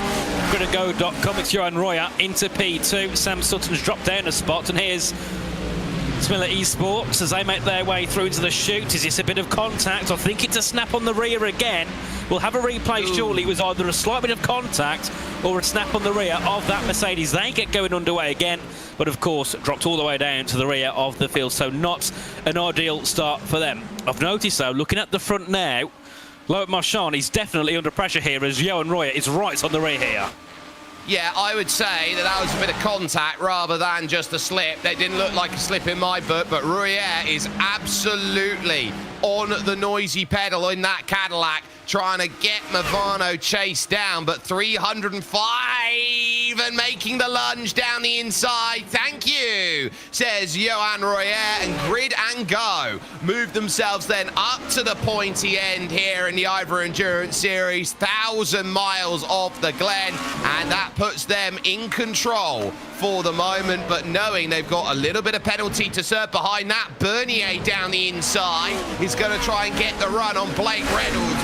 What a wealth of experience Blake Reynolds is for Sol Peke, former eNASCAR driver out there back at the time when it was the peak anti-freeze series. Augustin Bernier is refusing to let this one go. He'll have to go around the outside here to get it done, and while that happens, Pablo Caroleo for Tatum gets the move on Romanidis there, so the pass is made. Bleu Mercure are on a little bit of a run here, and so too Tatum Restec.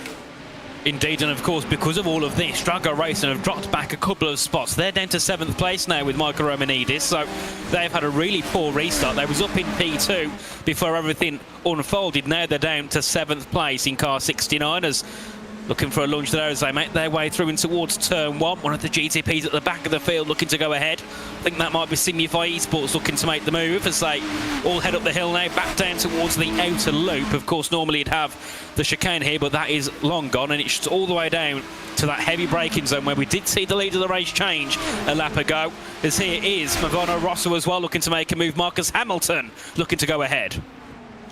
Yeah, needing to jump with a lot of prowess. There is car number 1 and Movano Rosso. So they are looking to push hard here as the car out there that's looking to take on the lineage of the drivers who won the championship last year. But ultimately, the 33 is the car that took the title 1 year ago. But Manuel Cubo Torres then just fending that off their 9th and 10th, and Effect Simulations now have just broken away from Nix Esports here and Oscar Soltero, so the clearance now starting to make itself known. A slow car they've got to get by that's just come out of pits is the Orbit Drop Bear Mars car of Luke Burtonshaw, who will need to try and get the Aussie-based team back forward, will the Brit at this moment, so really having to try and stay out of the way. But you focus on your first 5 laps, they set the precedent, and then you settle down in. So if you can get 5 laps clean, that's what you would call your sprint pace, and then as you settle to stint pace, quote unquote,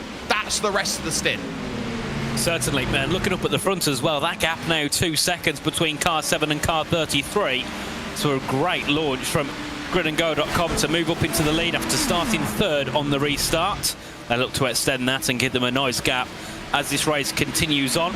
And it seems, yeah, once again, car 69, Drago Racing are looking to go back ahead of Tatum Restec, looking to go ahead of car number 9 as they make their way down in towards the outer loop and then towards the chute. There's no opportunity just yet, but Drago Racing, Michael Romanidis really want to get back on the burners and make some moves as they are so close together as they make their way out of the chute. And let's go aboard here with Michael Romanidis looking to go back up into 6th place, but remember, has still got that penalty to serve.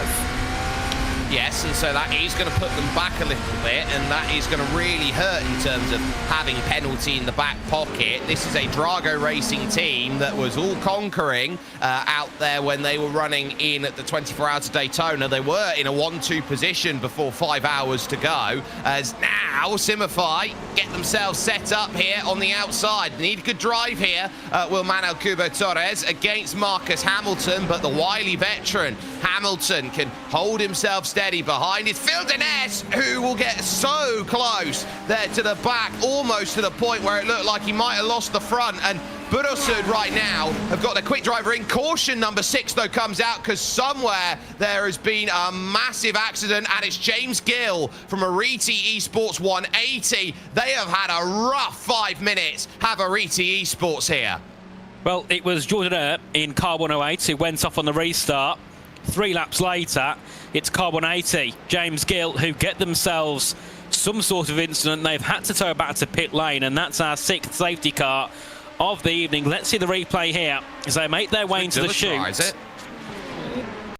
Oh. Dear me, that's a hard hit, and that's very similar to what we saw to NGC with Felipe Silveira. It is exactly the same sort of incident. 2 cars fighting, they don't give each other enough room. The car on the outside ends up copping the hit, and there isn't much you can do. Another look here from James Gill, who's, look, they got contact going through the outer loop here. You've got to allow the car space to get back, but look how greedy that is. Just trying to move and move and move and move. At some point, you have to respect that Ariti are there. They didn't have to move to let you back onto circuit. And even more importantly than that, with James Gill, he's got to be entitled to racing space out there. He could move over to the right, but you're not entitled to bully him across the circuit. No, and I think that was more of a point of saying, right, James Gill, back out, because I'm not going to, and it's forced him a little bit too far, and unfortunately, a barrier has been welcomed for car 180, and I'm sure Delatre's Automotive will probably end up getting a penalty for that if it's reported. Just having a look through at penalties, we have had a couple come through. Car 27, Simone Nuquera have been given a stop and go. That was for a 5-second rule violation. And then overlap on the restart. Car number 4, a 20-second time penalty. That's Augustin Bernier for Blue Mercure Esports. That's a penalty.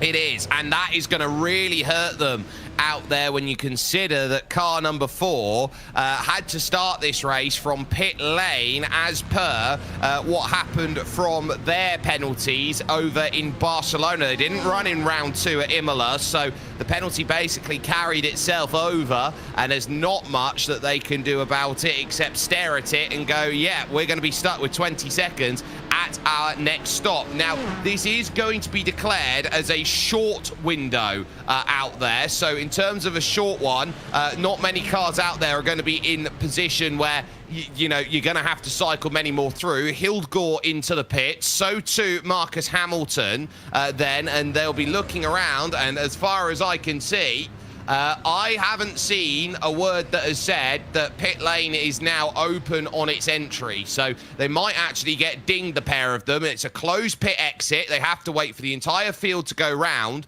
before they get themselves up to speed once again. And I think Marcus Hamilton has gone, right, let's go. Hildgaard is waiting for pit exit to open correctly.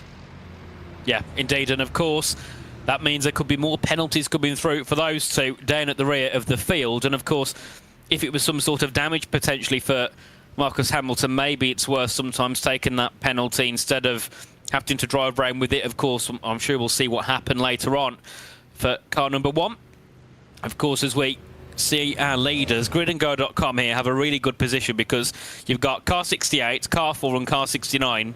3 of the cars that realistically will be battling up at the front, they've got penalties. So it's all to play for now for Movano Azzurro and also Solpec Precision Race, and they all have a chance here to go up towards the podium. But of course, with another 4.5 hours to go at least, they can also get penalties themselves. So they can't sit here being happy and laughing too much, because give it an hour and they could be there with a 20 or 40 second penalty. So you've just got to keep calm and not get too ahead of yourself when you've got, you know, another 4 hours to go. I mean, I'd be sitting here laughing at the moment. It'll be like, right, yes, all my rivals have got penalties, but then it can hit you really hard once you get one later on. So it's just about keeping calm and just kind of ignoring what's going on around you and just focusing what's going on track.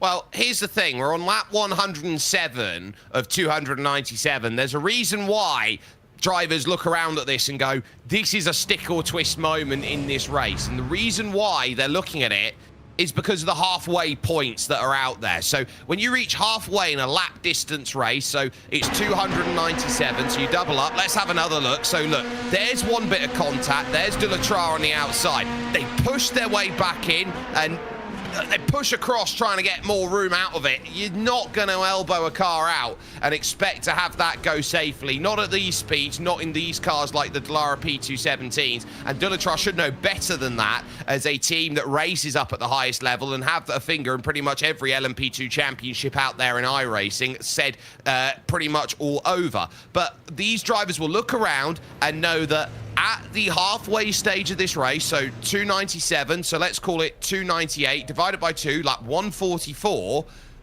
you score 1/3 of the points that you would do if you reach the checkered flag now, at that point of the race, at half distance, for where you are when you cross the line on lap 144.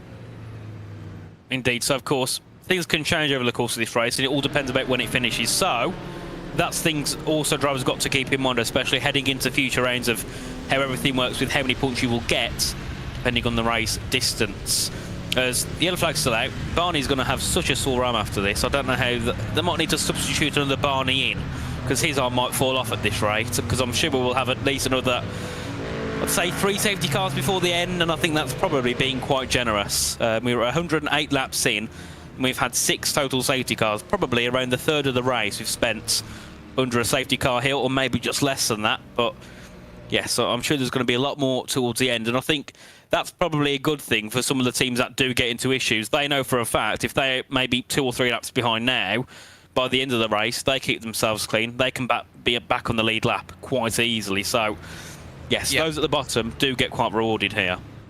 Yeah, they're already being allowed here to weave and get their tyres up to temperature. I don't think we're a million miles away from going back green. It's what we'd call a short caution out there. So when you've got a short caution, you can't have back-to-back short cautions here, but a short caution effectively means that you've had back-to-back cautions. We'll quickly get back up to speed because the field is already bunched up together, and LMP2 finding the hit there that goes through. We've had a couple of retirees from this race, including the 77 Williams Sim Racing Academy, the 78 Manatee Racing GTP, and then Team Australia by One Performance Racing, ex-Vermilion Esports, then finding their troubles out there. Racework.com by Venari, another team in trouble, and Unity Racing by RDV Black are still going. They're currently 8 laps down at the moment. Someone asking whether there's going to be rain clouds on the horizon. At the moment, in sim time 1:30, I don't see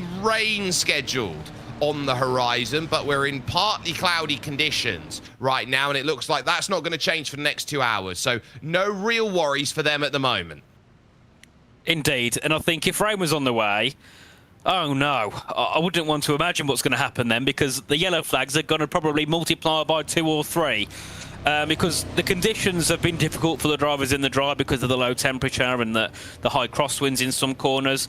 If you go into a rainy circuit, everything becomes harder because you've got to learn the track again. And every lap, the more rain that comes down, the wetter the track is. So it's a constant learning situation for everybody on track.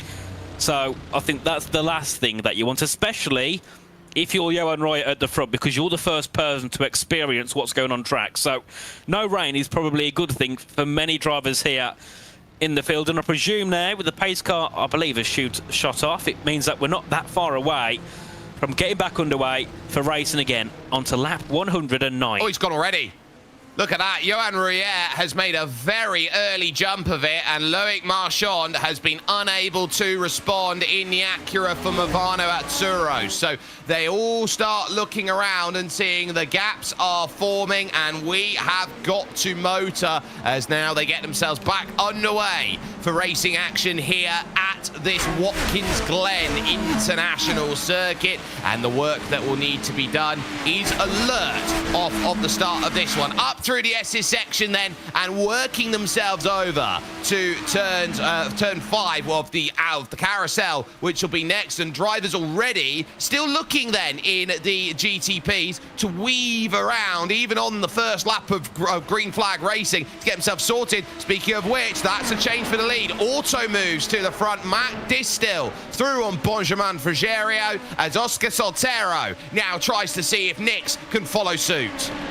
Indeed, a great move and great work there by Distill to take the lead for the class. As we do see up in the GTPs, there has been some changes of positions. We saw Tatum Restek and Drago Racing have a battle as we make our way back up the hill here.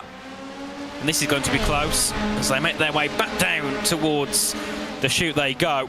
And of course, the battling here, very, very close. Of course, this is Distill with Frigerio behind.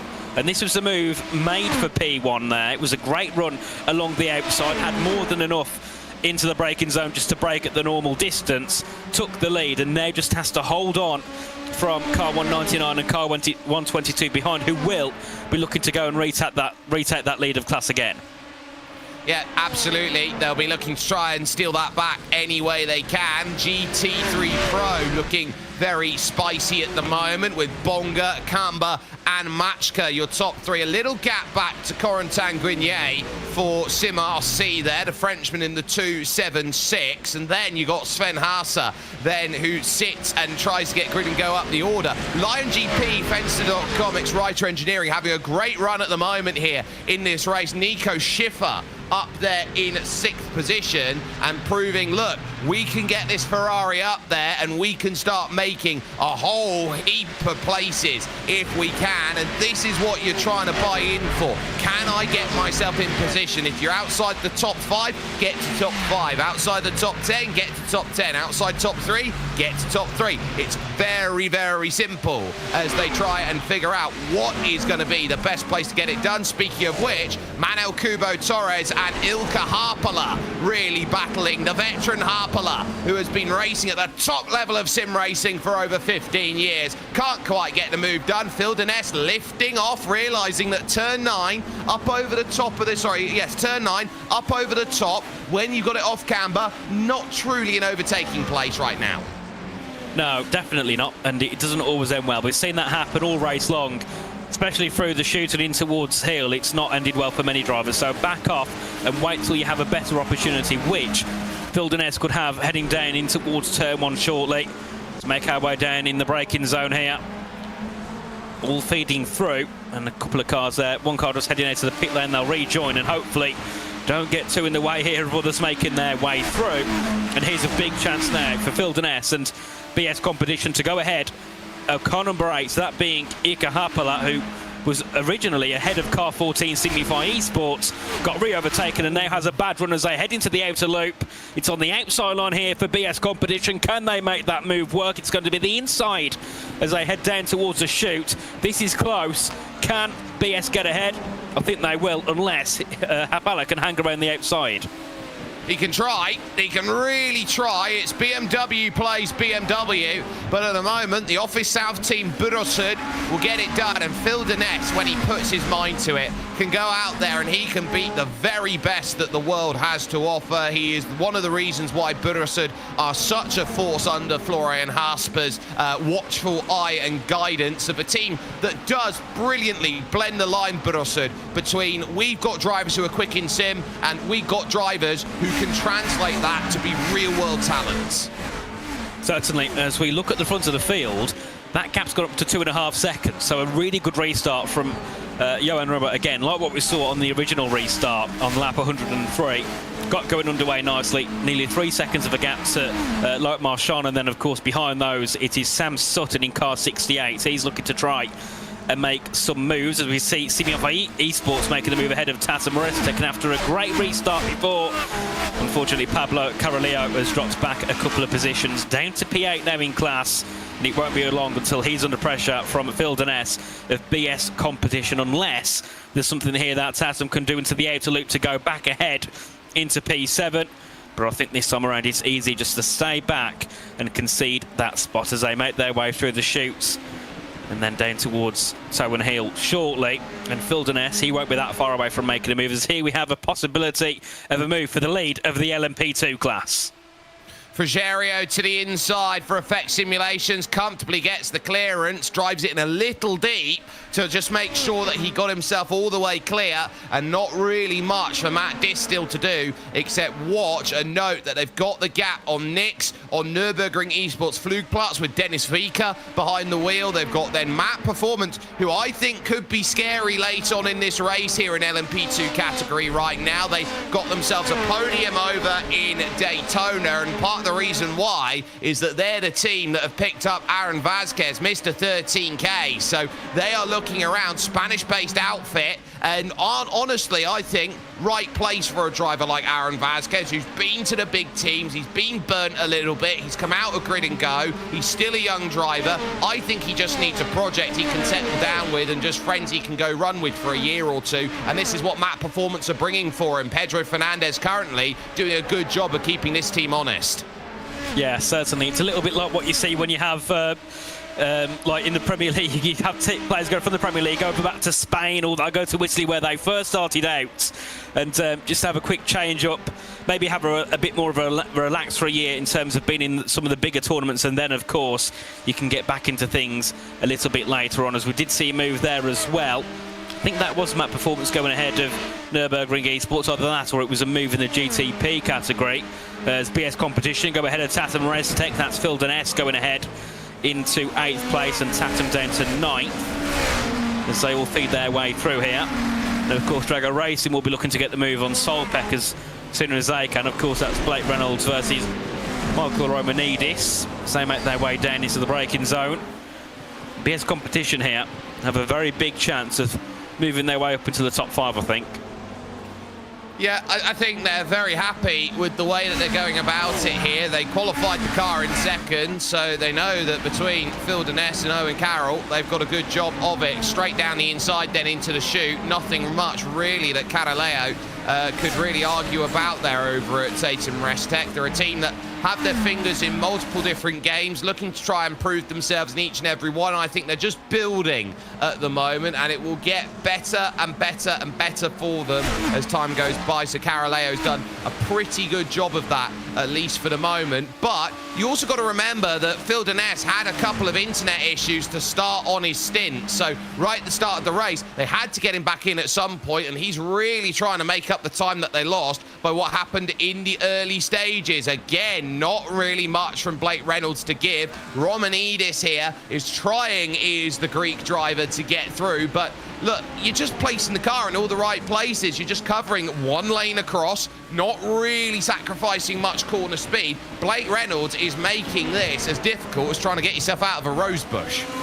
Certainly, and I think the good thing though for Marco Romanidis is he's had a lot of experience in sim racing. Of course, everybody knows back in F1 Esports was a top driver there. He's been for the past couple of years right at the top of iRacing. So when he gets put in situations where he's got to really fight hard to get ahead, he's not going to over-pressurise himself and, you know, force a mistake. He'll be quite happy just to wait it out and go for that move when the opportunity arises, as he's still on the back here of Solpeck Precision Race, and that being Blake Reynolds at the moment, as they make their way through into the final corner. And then, of course, back down towards turn 1 there. This could be the opportunity, as he's a replay in the GT class, the Sim RC.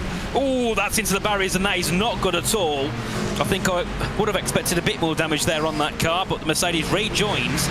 Not good at all for car 276. Well, you can see there, Corentin Gagné looking around at it. It would have been Lion GP who was trying to get to the inside of them, and bang! Just tried to shut the door. It was never on, really, the move. You just have to be a little bit more open. And this is what we're seeing with these incidents right now, as in comes Matt Distill from LMP2. Drivers are not willing to back out of any move or overtake. They think once they've got their nose at the inside, they're entitled to the space. That's not how it goes. No, certainly not. And I think that's something we notice a lot in endurance racing. Even though it's a long race, drivers still want to make those very, very risky moves very early on, which I don't understand. But then again, I suppose if I was racing here, I'd probably also want to be making moves very, very quickly. And that's going to be the situation for Orbit Drop Bear Jupiter. Sam Sutton wants to get ahead into second as soon as possible because that gap to Grid and Go is increasing heavily as they're all making their way through on a couple of GT3s here. One Mustang ahead here for Sam, and it'll be then next car ahead being Loic Marchand as they head their way through into the final couple of corners. Hopefully that Mercedes doesn't get in the way. It does slightly, and of course that can halt your processing moving forward, and that allows Blue Mercure Esports to get right on the back and potentially go up into the top 3. Well, Sacre Bleu, it is them through. Bleu Mercure and Augustin Bernier just picking the pocket of Sam Sutton and getting the clearance that is so desperately desired of it. So Bernier then jumps on up. That puts them into third, but only for a moment. Late jink over to make sure that they clear the Solpec car of Tobias Kruken then and get themselves by there. Past Scuderia Volpe, and the Blue Mercure just about hold it, but once again, you hit rush hour traffic at the moment in this race. Every position key, and now look at what they're stuck behind. WSR fighting Impulse 258, and you have to say Norbert Leitner right now needs every place he can get his hands on. That was a good move by him in the middle of the traffic to deal with Lasse Albrecht then from WSR, and now off the exits, it's suddenly now, look, Bernier has caught Loic Marchand immediately and now might try and chuck it around the outside as they head themselves into the heel of the boot. Oh, and this is going to get close. This could get messy here as they make their way through to the second half of the lap, and on the outside is still Blue Mercure, of course, looking to go ahead into second place. This is side by side as they head their way through to the final corners of the lap. They're both trying to go through on one of the GT3s. That was a scary moment. And Augustin Bernier goes through into second place. Sam Sutton here looking to try and make his way into third. Of course, he's been held up here by one of the Ferraris on the exit of the final corner. Look at Michael Romanidis now. He's going to be right on the rear trying to make a move. Matt Performance down in making their stop, but this is what happens. The pick was made through the traffic by Romanidis to get by Blake Reynolds. He's immediately on the back of Sam Sutton now, trying to get through. This is the mark of drivers who can go out there and make something happen. It's not just, can I get one move done? It's how do I set myself up for the next one? Easily got themselves then with side by side. They just need to be brave on the brakes here to go and get this move, but they have to leave a bit of room potentially on the exit for Tim Machka and Manatee. So now it's a question of where does Manatee want to go? Ultimately fall back into line. That has just spared the blushes of Sam Sutton there going down into the chute. Indeed, and of course that has also brought Blake Reynolds and Semify Esports back into this battle here, as Sam Sutton still has Michael Romanidis just behind him as they make their way through. And that was a bit of a slide there for Sam Sutton. And yet again, there's another group of GT3s they've got to quickly make their way through on. It's one of the BMWs. Both of them go through. Romanidis is a little bit further behind here at the moment. Does dispatch the Beamer. So does Solpec Precision as well. They go through. And now it's all down to seeing what Romanidis can do to get ahead of Sam Sutton. Then, of course, only 8/10 up the road is Loic Marchand. So there's a chance here for Romanidis to get Drago Racing back into the top 3. They were down in 9th before this restart. So this is a big opportunity now for Car 69 to do something good in this race.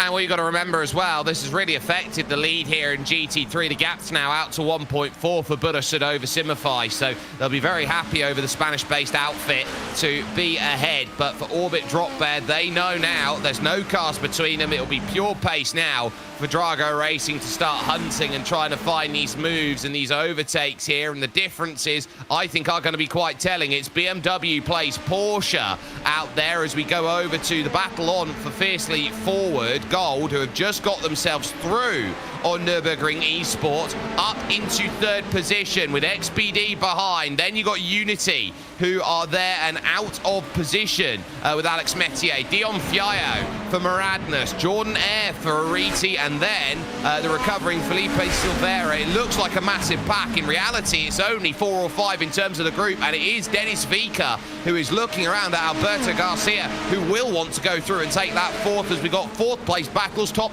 and bottom of your screen. Indeed, it's getting close here in both categories in GTP and LMP2, and here we go for 4th on the bottom. There's a move potentially on the cards here for Alberto Garcia Biasco as they make their way through. It's close and tight as they all feed through here. And XBD as well, looking to make the move on the outside as they head their way into the braking zone. Can't quite get the move done there into the chute. Of course, behind those is Jordan Ear, who will also be looking to make moves as well and chop and change where he can as they make their way through. This is on board here with XBD Racing and Alberto Garcia Piasco, looking to close in on the back of Dennis Vika as well. As they make their way down the slipstream here, this is a big opportunity. He's going left, right, doesn't know which way to go. Stays behind for now as they make their way through the first corner. And then we'll see here what Blasco can do now as they head through. It's tight and close here. You're not going to make a move now. You're probably best waiting down to turn 1 or potentially down to the outer loop. Yeah, so there are great places to go and pass, and I think that's going to be where drivers understand this race. You can go and pass anywhere on this circuit. It's the sort of circuit where every corner does present an opportunity, but there are great opportunities and then there are half chances, and I think we're seeing the big differences between those at the moment, between I'm going to go for an all-out send and I'm going to go and make something happen. The good thing for Dennis Vika here is that he is picking up Fiercely Forward Goals draft and Tom Mayle, who is currently there piloting for Fiercely Forward. So you are seeing what that is meaning here for drivers as they now look to make that progress. It's tough. Ariti now trying to clear Unity Racing here. And if you've got drivers who are trying to gain laps back in the middle, my goodness, same category, doesn't it make life hard? Oh, it certainly does. It's such a difficult one to make your way through, especially when you know you should be a lot higher. So we'll just have to keep an eye here on what these cars could do. Of course, car 129, Aaron Vasquez now in the machine, looking to try and move his way forward in 8th. As they all head their way up the hill. And of course this is Tom Mayle now, 3rd in the class for the LMP2s. Behind him is Dennis Vika and of course Alberto Garcia Blasco. As they make their way down in towards the braking zone. And of course XBD want to get this move done quickly. They don't want to be sat behind Nürburgring Esports for too long. They have got the pace. They'll just need to get this move done and complete. But of course if they're not careful, Jordan Eyre behind in Ariti Esports will be there on the scene to go ahead as well. So very tense times here for all of those battling for that podium in the LMP2 category. Someone making a bit of a mistake there, and that's Jordan Eyre, and that could be Luke Burtonshaw going ahead in car 168.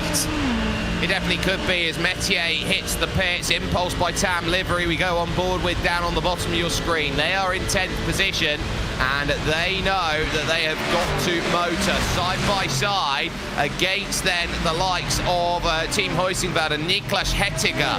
Then is going to have to let that one go. Jeremy Östring will now try and get the other Impulse car to go by. Then you've got Halder, and in the middle of all of this, trying to get by is Lockie Behrman in the 134 Auto Moves car. So Lachlan has got to try and find a way to tiptoe by cars that have every right to battle, and then Abel Sayan, who is trying to recover up after what happened with a big shunt up for the fast repair Aston Martin. So they're trying to get themselves back into this race. They were lucky to avoid getting themselves a black and orange mechanical flag, but Sayan here is now starting to think, well, it's a very accomplished Norbert Leitner behind who's going to want to start jumping up and proving what is there. Now here comes to the outside Sam Sutton looking for a move, and this is Movano Atsuro who are dropping back into the clutches of everyone once again. And so suddenly it's not a case of Sam Sutton now having to be defensive.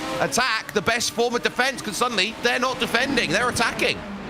Indeed, Loic Marchand has dropped pace over these past couple of laps. I mean, we did see that when car 7, when GridandGo.com took the lead. They dropped back to around 3 or 4 seconds, got overtaken by Blue Mercury Esports, and now under pressure here from Sam Sutton and all but Drop Bear Jupiter as they make their way through. And this is a key move now for Sam Sutton. Realistically, needs to be getting this done as soon as possible, because they're only losing time lap after lap here to Augustine Bernier as they head through into the final couple of corners now. Heading on to lap 122 here. So as they make their way through the final corner, you've got to get a good exit here to Sam Sutton.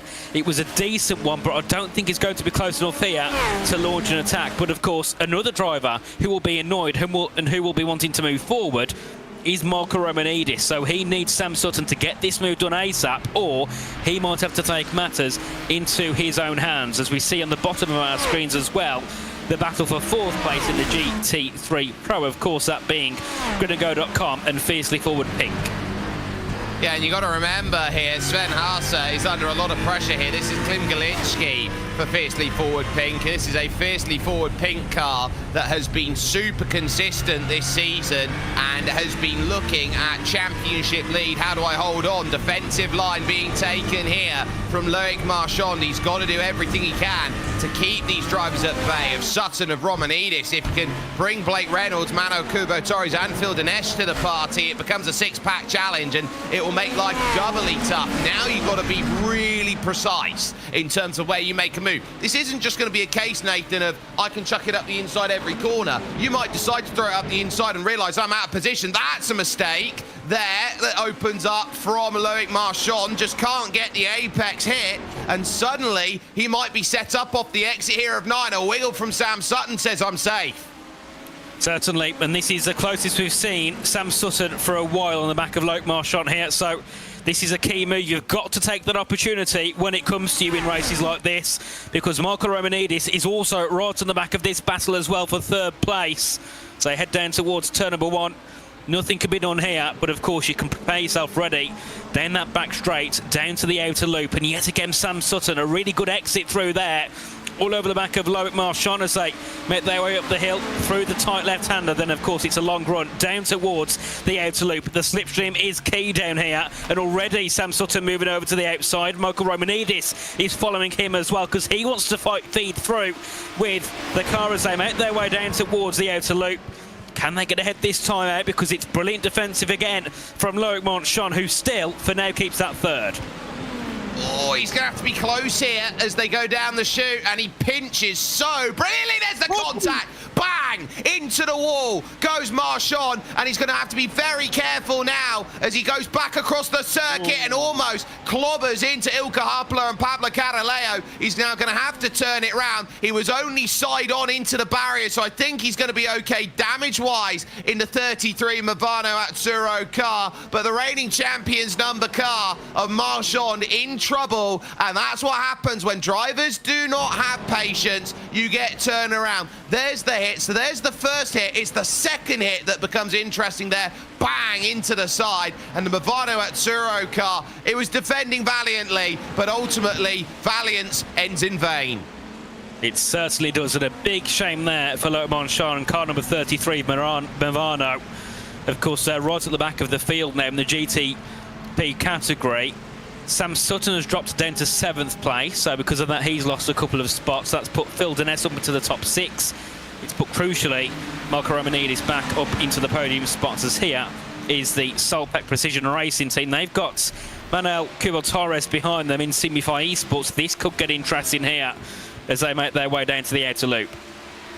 It very much will do. Let's get a bit of housekeeping out of the way. 5 seconds more have been added on for Matt Distill and the team over that have just made their stops at Automoos. So they will be looking around. It was contact under the safety car procedure. They'll give them 5 seconds, and 5 seconds as well will go the way of Matt Performance. So that is going to be tough for them to go and to get. So they'll be sitting and saying, look, Nathan, right now it is go mode, as they will be sitting themselves out. But in fact, we'll go and look at this first and foremost here as Nathan steps away for just a couple of moments here, as we will get ourselves set in with this run towards halfway and lap 148 here in this race. And for the moment, it is about how aggressive do you want to be to gain these places. Manuel Kubo-Torres rushing down the inside of Mark Winkler, and it now brings Phil Dinesh to the party, who will want to get through maybe the 90. Oh, a little late move over,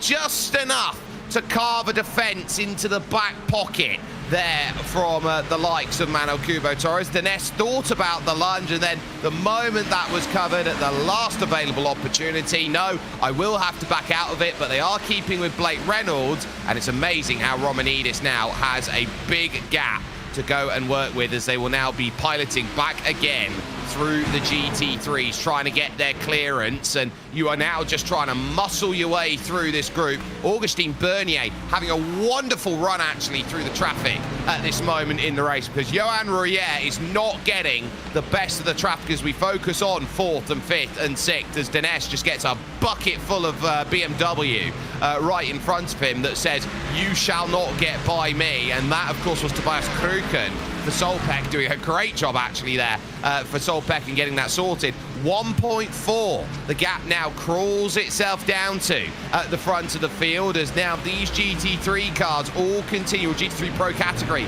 continues their battle, as the likes of Huysingveld there just dealing enough there with Pedro Oliveira Vigario from Scuderia Volpe, so to get the clearance that is needed. In comes Tom Mayle then to make his stop for Fiercely Forward. Jordan Ayres going to follow, so again another cycle of LMP2s that are going to bring themselves into play. But again, you are playing this eternal game of leapfrog. How are you going to get yourself safe? How is the clearance going to play its mind? Simone Nacera will also jump in for the number 27 team at the moment. Absolute Motorsport Acelith going in and making their stop right now on a trundle down the lane, which you do have to be a little bit alert every time that you go out there and hit the brakes, because when you do, you move from what was normal with American style pit lanes, you move from asphalt over to concrete by the boxes. So you actually slide a little bit further out there as you go. We'll go back up front to your leaders, because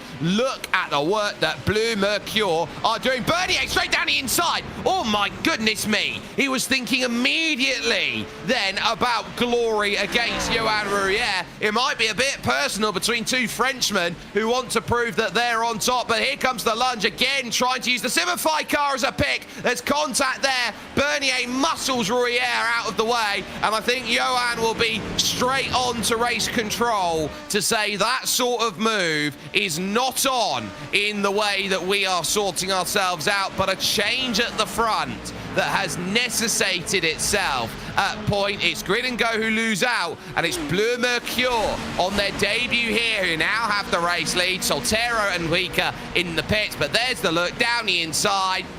It's just opportunistic. That's the problem. They give the place back, and I think they have lifted off and redressed the position. So that will be to try and stop any penalty coming through. Look, we did push our way down the inside, but we are going to lift and let the place go back. And so now we're going to put ourselves in position where we can start making that move fairer and cleaner to move back up. But remember, if you redress, it's got to be a lasting disadvantage, because they'll jump back down the inside and get the move again. So redressing it at turn 1, getting the pass back done up the top of the hill into the carousel. That is a lovely move, Nathan, or what has been a big spice point between Blue Mercure and Grid and Go at the front of your field. Indeed, a slight bit of contact there as they went through the first corner. The position got given back, and then when they overtook at the air sweep a moment ago, Augustin Bernier, it didn't look like there was much of a defence there from Johan Rouillère, so I don't think he quite expected Bleu Mercure to be right on the back of them going through again. But, of course, it's all fun and games for Bleu Mercure Esports, but they've still got that penalty that they need to serve, and that's going to be a right cork in the bottle here for them. The same goes for car 69 of Drago Race, and, of course, this then gives a big advantage to gridandgo.com as long as Johan Rouillère doesn't make any mistakes again and have any issues in this race. The gap there, 4/10 between the leaders as they head back down towards the first corner. As here's Ariti Esports, car 108. It's a spin, and it's a collision into the barrier. Oh no, I think if they just avoided it by millimetres, that might be the greatest save we've seen this race. I don't think they made any contact with the barriers, and after what happened at turn 1 on the restart about 20 laps ago, that is not the way Ariti Esports would have wanted to continue on. Either they've avoided contact or they've ridden the wall there by sliding as if this was a Formula Drift race out there. So they've done a brilliant job keeping themselves out of trouble there and keeping this race as it is. Solpeck and Simify, and it's late down to the inside from Manuel Kubo Torres, and that indecision there from the Spaniard now really proves itself, as now here comes Phil Deness. Suddenly it's attack to defence in the space of a corner. You don't go for a move, you then have to suddenly defend the place. Indeed, and that was a scary moment there as well, I think, for Phil Deness. Went for the move, had to back out, and could have easily been a trip into the barriers as they now head their way down towards heel on board with car 89 BS Competition. They've been up and down all throughout this race here this evening, and of course this afternoon. We'll see what Phil Donness can do as they make their way through into the final corners. And they'll go back down towards turn number 1, and we'll see what BS Competition can do here. Of course, this is in the battle for P4 here.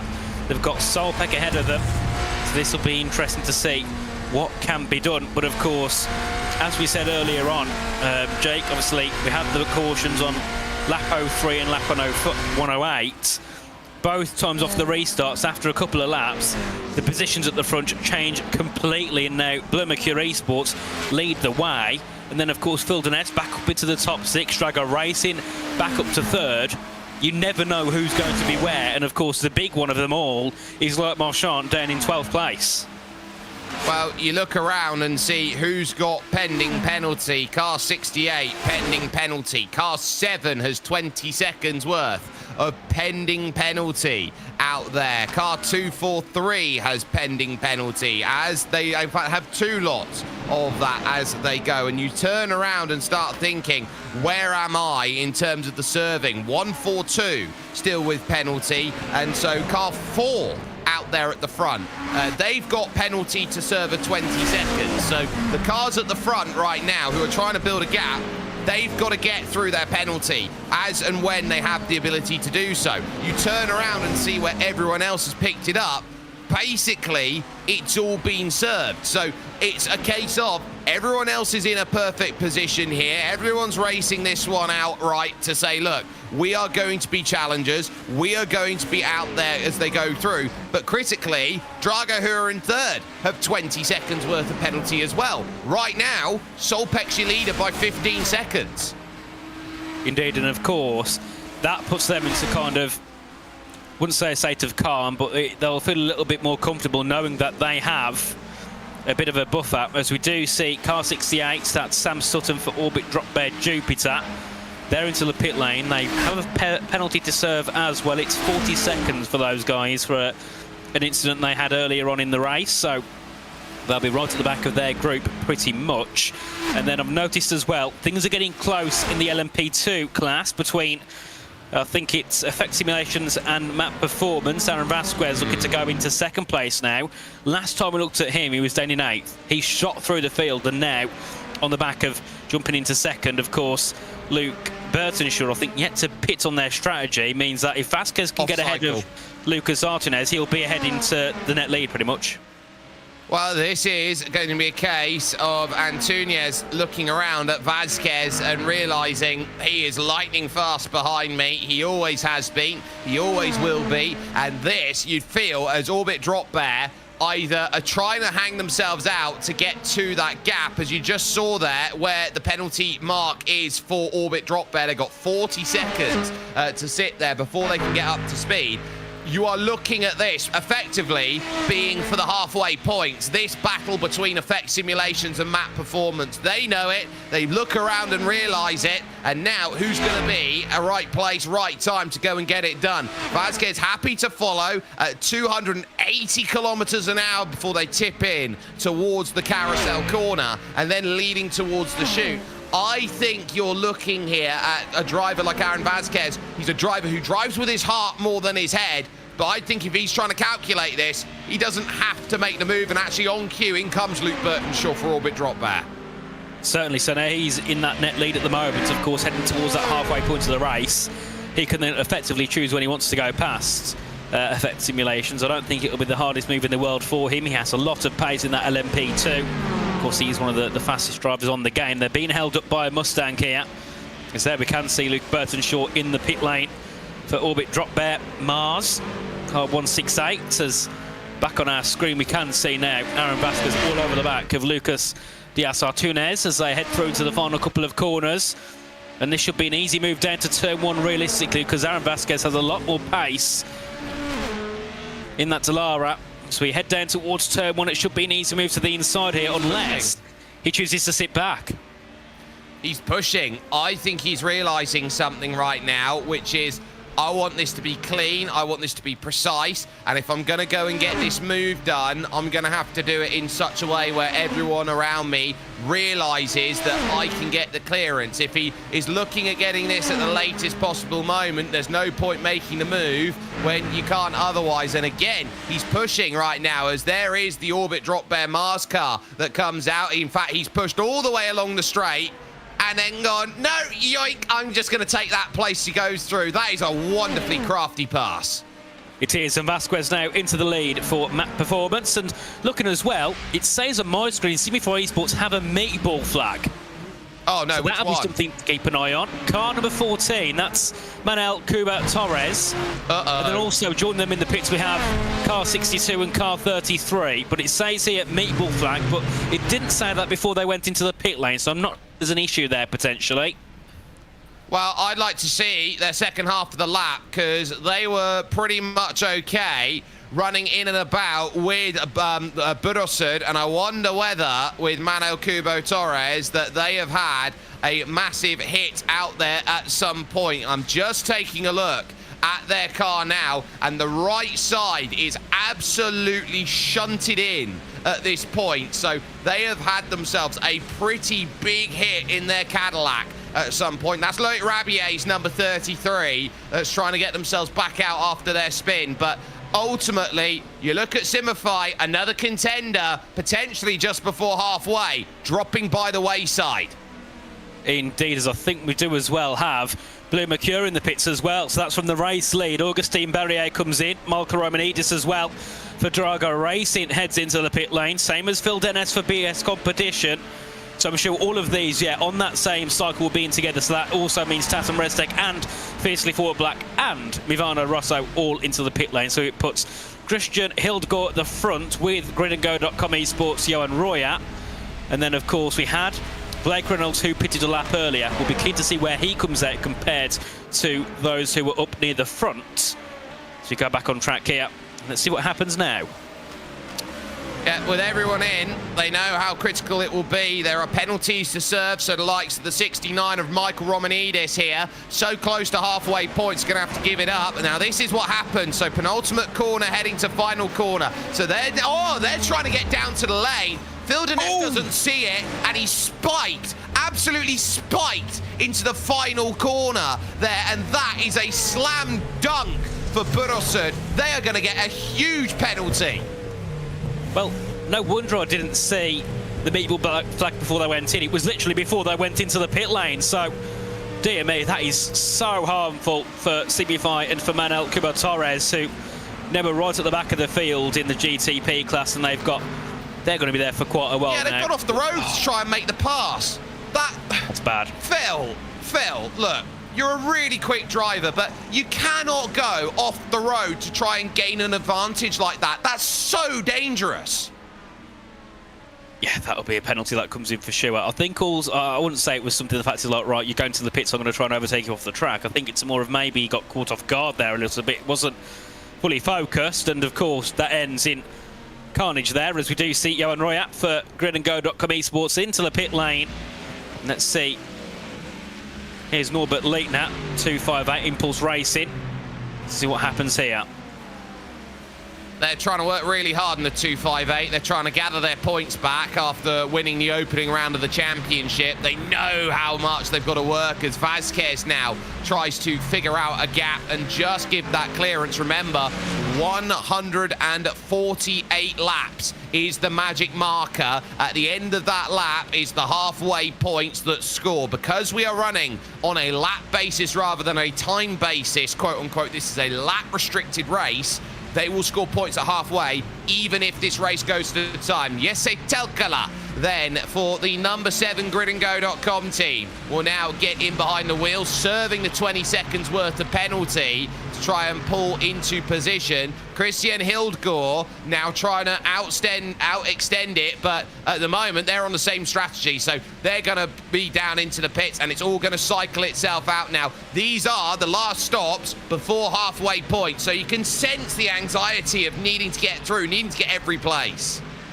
Certainly, and I presume that penalty for Blue Mikko is also served because they've dropped down to P10 here. Yes. Ringo.com and dropped down to P9, so that puts Marco Romanidis, once Hildegard's gone in, up into the lead of the race. Then puts Movano Rosso into second and BS Competition into net third here. It just shows how quickly things can change, and yet again, Movano Rosso might be up in towards second place now. It won't be long before they're back down near the rear again. As look at this here, you've got the LMP2s, you've got your GT3s, all fielding their way through. And here's Nürburgring Esports looking for P4 ahead of Fiercely Forward Yellow as they make their way through, but no move on the cards. But with all the GT3s ahead, makes it a lot easier to get that move done. It's Maris Rommelfanger, who's currently behind the wheel for Nürburgring Esports Flugplatz. He's got one of the great sim racing names out there. It's like trying to yell out Bastian Schweinsteiger every time you see a good attempt at a goal. Then from the old school Bayern Munich teams of about 15, 20 years ago, they get by Nicholas Hettiger. Then without too much trouble, Daniel Espes just gets the clearance ahead of Dion Fiallo for Maradness. But right now, Rommelfanger trying to stay with Tom Mayle, who has proven on the last stint that he was able to break away. Here's the difference, though. This is their good driver. This is their quick driver at Nürburgring Esports with Rommelfanger. He's the one who's got to get the clearance, but he is stuck firmly behind Abel Sayan, who is just making it tough and then lunging down the inside. Look, I needed to get through, and everybody is going to now jump by, including the overall race leader, who will put them another lap down. And this is what you don't want, to get stuck in a position where you're just trying to fight traffic. You've almost got to have a car mentality with it. Traffic gives and takes, and now it's Fiallo's chance against Danny Espes. Certainly is, and of course, once you're caught in traffic, especially when you've got traffic with your own class as well, makes it so hard to make moves forward, but also makes it difficult in terms of actually keeping the car on track, because you're constantly switching your lanes, moving around. And of course, that can always end in a bit of chaos, as there's Christian Hildgaard going through on that final bit of traffic. There's a little bit further ahead of him as well with some of our GT3s. As we did see as well, Unity Racing are starting to carve their way through on the GT3 Pro cars. That's Carbon 81, as there is Christian Hildgaard making another move, just getting past that Ferrari, and giving them a flash of warning before to say that I'm trying to keep my pace here, I need to push through quickly, let me by. As we continue our way on, and you're trying to pick out who's who here, because you've got three different classes all together into turn one. They all make their way through. And this is here Joris Jossier, Boopton as well. That was dangerous against Jeremy Ostring there, who there was a think about, I'll go to the inside, not enough space before the brake marker, and then that puts trouble. A change then for second overall as Simify Esports hit the lane from the 214. That promotes Manatee Racing up, as we might be looking at GT3 pit cycle very close to that halfway stage, and also into the pits comes Sven Haase making his stop. Pedro Oliveira for Volpe in. Cyan at Fast Repair hits the lane, and WSR. So this is very firmly a cycle setter. Tatum Restek right now versus Fiercely Forward. This is 6th and 7th right now. This is the 8th Fiercely Forward black car out there. This is the main challenger. They put Paddy Wolf back into the car, as it's Caraleo who is now going to have to do more than a Figaro in order to defend against a driver of the caliber of Wolf. Indeed, as the top 10 in the GT3 class are all on the same strategy, are all on 35 laps completed, so they'll all be in the pits probably on the same lap, which won't be that far away. So will be key to see what happens there with our GT3s going in. As here we do see Tatum Restek and Fiercely Forward, car number 9 versus car number 8, having that battle down towards the first corner. Patrick Wolf looking to get something done early here for Fiercely Forward Black. Of course, got into the car 4 laps ago, so we'll see what he can do here in that BMW as we make our way up the hill again, down towards the outer loop. Let's see if there's a move on the cards here for Patrick Wolf.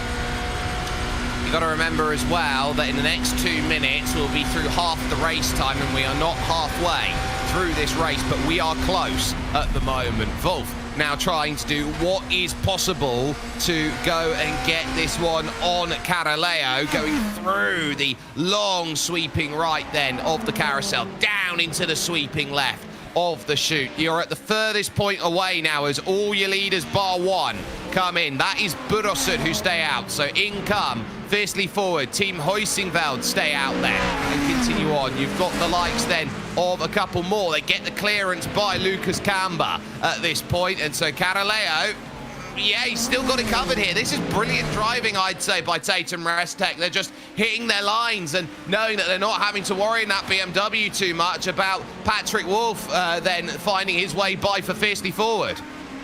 Certainly, and I think every time we've seen Tatum, they're doing a decent job, whether it's attacking or defending. Of course, if you remember earlier on, they were up into P4 at some point when they was fighting through the field.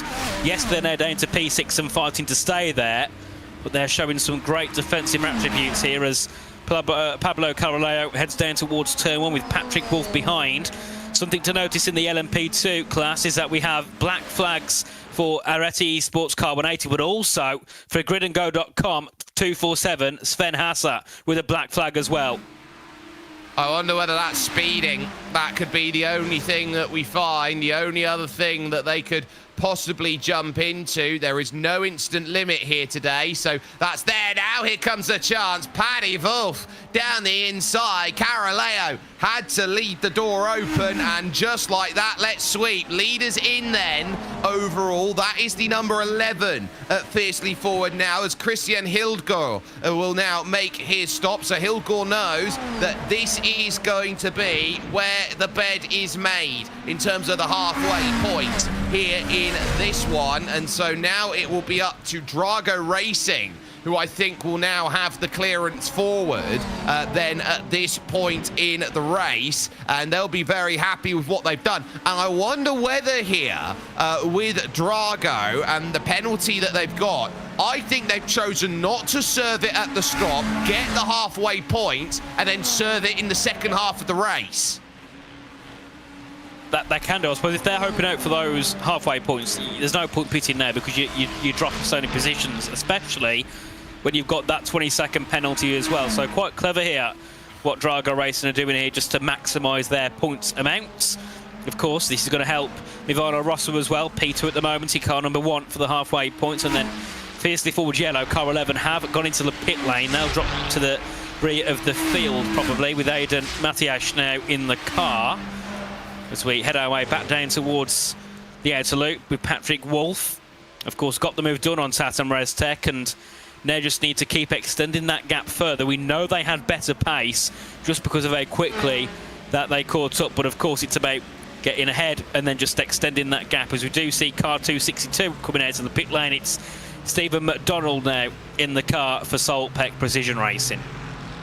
I'm just looking over the penalty serving rules out there, and there is a case of all penalties then must be served in the penalty area. That we understand. They'll check if the penalty will be served correctly out there. Multiple penalties can be served at once.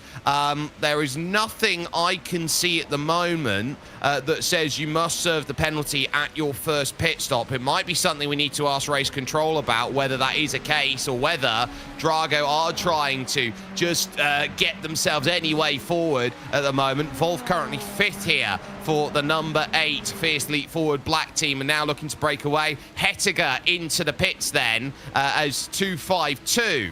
Currently now your leader. That is Vesta Sport Silver, who are very close in terms of what they need to get over the line and home and dry. But here's the thing that I'm looking at right now from those who have made those decisions right now. Tim Machka and Manatee, they are ahead of Burosud, and they are ahead of Burosud, I would say at the moment, quite handsomely. Yeah. Definitely, and of course that's what they need, you know, for their races, and of course for their championship as well, as we do have Jan Sentovsky now in the car for Team Huskenveld, so we'll see what he can do. That's car 248. They'll be heading back out onto track shortly, of course dropping down the places as they serve that pit stop. They were the latest ones in the GT3s to pit. They went 38 laps before bailing into the pit lane, so they went a long way there, as they have dropped down to P9 at the moment. They could still be having a battle there with Boots and VDS by undercut. We'll see how that one goes out, as out of the pit lane they go, and they've jumped into a bunch of traffic. There's GTPs as well trying to go through. This here, if they're not careful, could get messy, especially on cold tyres. It can do, and Senkovsky here, look at what's there in front. You just have to tiptoe your way around it and make sure that you are in the right place, doing the right things. You've got Scuderia Volpe and Lucas Bale there just behind. Bale, in fact, will get a very nice run. Will now look to sweep around the outside. Oh, there's the contact. Round goes Lucas Bale, bang, into the wall there in the back, and just about was going to get away with it with just a light brush. This is what we were talking about here. The cold tyres, they are indicative of understeer, and you're just so worried about oversteering the car and spinning it that it just induces more and more understeer. Indeed, and of course, they finished P2 in the first race in Barcelona, and you know, down to 13th in class. It's not where you want to be at all for Lucas Bale. As here's the replay again, heading into the chutes. On the brakes they go, and I think there was a bit of netco there, because it did look like they got tapped, but there was no contact, so maybe there was a bit of netco there for him. As we do see, of course, Vesta Sport Silver in the pits. It's now with Yevka Kasatka. I've said that name wrong, haven't I, Jake? You're going to have to learn me that. Yeah, I'm sure that Yevka Kesteka. Oh, bang! Oh. That's even bigger. That's even bigger into the wall from Lucas Bale. The first one didn't strike. The second one surely will. That's heavily damaged on the front left. And now there'll be a question of even if they can get it back. Oh, dear me. That was the right clatter into the pit wall. Big shame there, as they'll have to try and get the car back to the pit lane. And that's, of course, Lucas Bale and Volpe's race pretty much over now. See the replay again of into the chutes. Is it classed as contact? Oh, it's close, and I think there was a little bit of contact there. And of course, that started off a whole heap of issues for Scuderia Volpe by P1 Sin as their spin. Well, might as well be spin. They've spun twice in the span of half a lap. And of course, now that's probably their race done and dusted in terms of scoring decent points. And speaking of which, we are about 2.5 laps away from that as we focus with Tom Mayle, who has got himself the clearance on the two cars behind of Rommelfanger and Fiallo, as through goes Michael Romanidis, who leads. They've got Rupeo Kutski Kirkapa just in front for Impulse 258, that they're just trying to get the clearance through on, and big wiggle there from Rommelfanger. That's going to be a little bit concerning there, as this will be all on. Can I go and get the clearance, and can I run through? Answers yes. Oh, Vasquez in late. Oh, that's going to really hurt Matt Performance. They're going to drop so many points now because their cycle, they are right on the limit, and they couldn't last an extra couple of laps. No, and that's a big shame for Vasquez, who worked his way all the way up to second in class. At one point, they're in the pits at the wrong time. And of course, that now means Vasquez will probably drop down to around P8 here. They'll probably still get ahead of Alexandra Delatrat, but of course, they'll drop down to 8th place, and it's not where you want to be when the halfway point isn't that far away. As he's fiercely forward, then gridandgo.com. It's car 11 and car number 7 having the battle, of course. Johan Royer, who was in the car earlier on, was leading this race quite comfortably. It's now Jesse Talkala in the car. They're battling out with Aidan Matesh now as they head their way into the final corner. And this is a much-needed move here for car 7, especially as we're not far away from that halfway point. No, it will be at the end of the next lap, lap 144, that you will read where everyone is. They've done 142 completed laps, and they know that they're just a couple away from it at this point. So every single moment is going to be needed. Every point you start adding up. Alexandre Delatrat in for Delatrat Automotive. They know their race isn't going to be won at this point. Side by side, though, goes Matthias here along with Grid and Go, and Telkala, who is lightning fast, and he is pretty much as rapid as they come, goes and gets the place and realises, yep, job done, that's one. Absolute Motorsport Acelith and Andrea Casson will be next. Certainly. So we'll see here what Grid and Go can do. Of course, it's a 17-second gap up towards Andrea Casson, so it's a long gap they need to bring down. But of course, they'll be into the pit lanes a lot earlier. So even though they won't be there at the halfway points, they'll be there, for the whole race. They'll probably get ahead as they're on a different strategy here. There's, of course, Lucas Bale in the pit lane. They've been in there for 1.5 minutes. It's going to be a lot longer than that. A big, big shame for Lucas Bale, as here's Matt Performance in 8th currently. What's happened there? They've pulled over, it seems. Yeah, that will be a penalty and then go away, because the penalty zone is decided at the right-hand stage. A little wiggle trying to get up to speed, and then you can see just sweeping by. There goes one more going around. So on to lap 144. Points will be scored as they cross the line on this lap. Salva and Rubia for fast repair. Now trying to get this one late here on Boots and VDS. Needs the clearance down the inside. It's this lap's the money lap, and there goes the pass. Brilliantly done. That puts fast repair back to 7th, and they'll eye up then the Voldemort car that is just in front. Let's head over to your leaders, though, at Drago Racing, because they're about to score 34 championship points here in a GTP class where they've been a cut above everybody else. So halfway points, they're just about to be scored. And scored they are with Michael Romanidis as Fast Repair continue to hold their mark and look to hold their points as well. Indeed, and of course that's great again for Drago Racing to go, of course, for the win / the lead at the halfway point, but of course it's that 100 points that they get if they win the whole race. And being flawless so far this season in Barcelona and Imola, what a perfect way it would be to go flawless again with the halfway points and also the race win at the end of this one. It would be great. And of course here in the GT3 category, battling for P7 and P8 here, want to get ahead of Jakub Viderka for Impulse Racing by Walter Art. Is that one of their sponsors?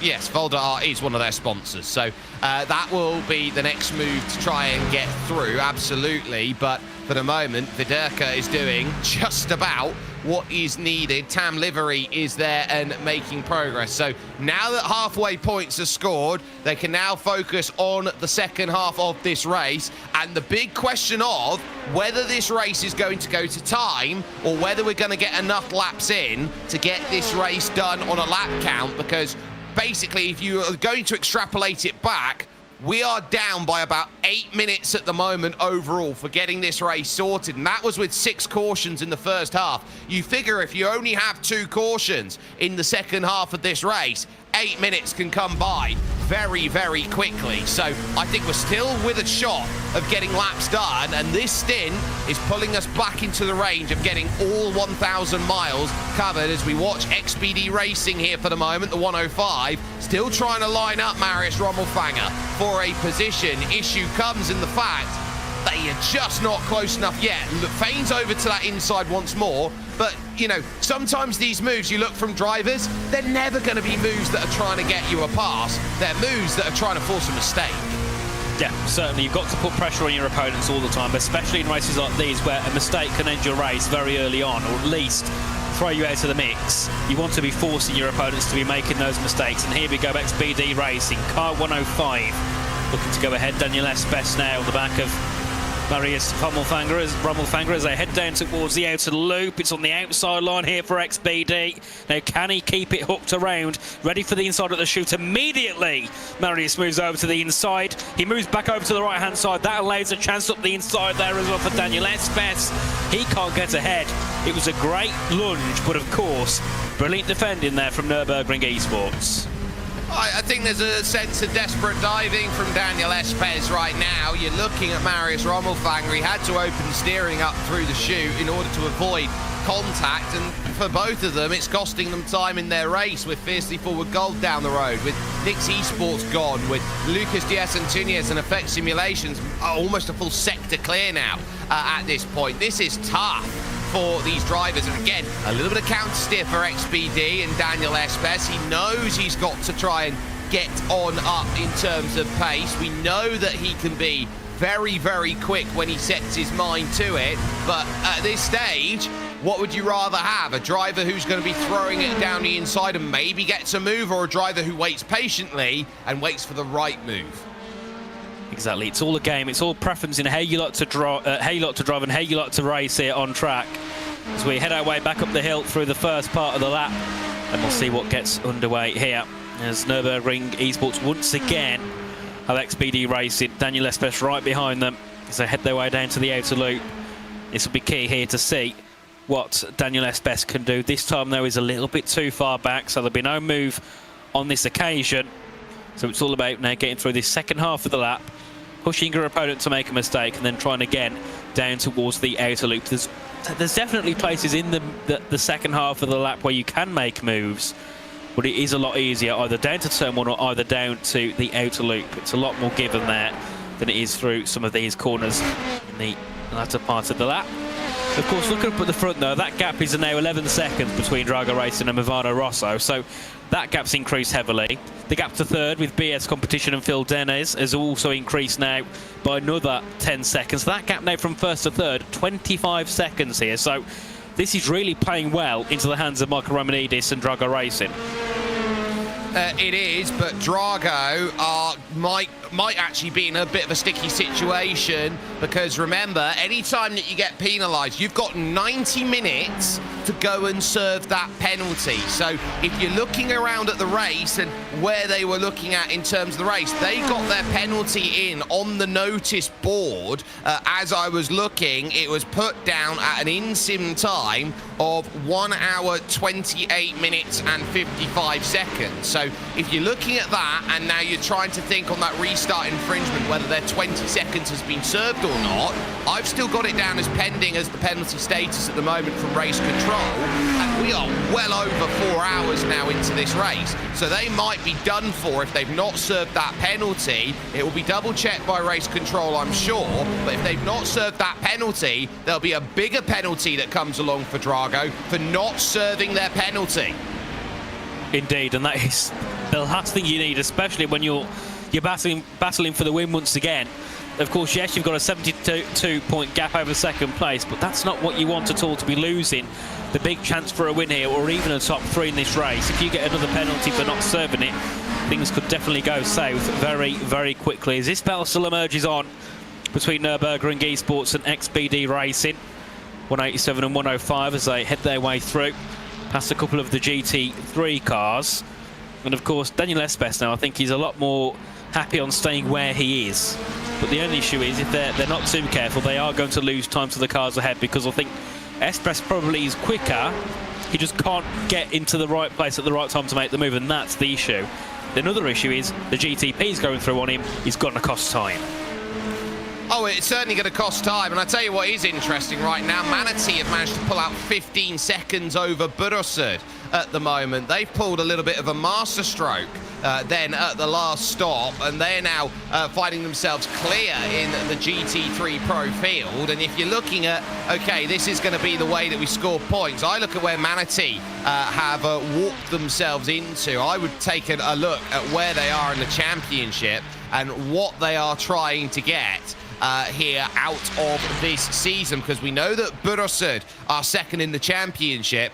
You look down the order for where you find that team, and Manatee 278 have had a tough start to the season, just the 47 points in the back pocket, 19th in the championship. If they can get 134 points today, they are right back into the top 10. Oh yeah, certainly, and that's what you need. You want to be getting these points nice and early on, because of course we do have 4 rounds left in this season.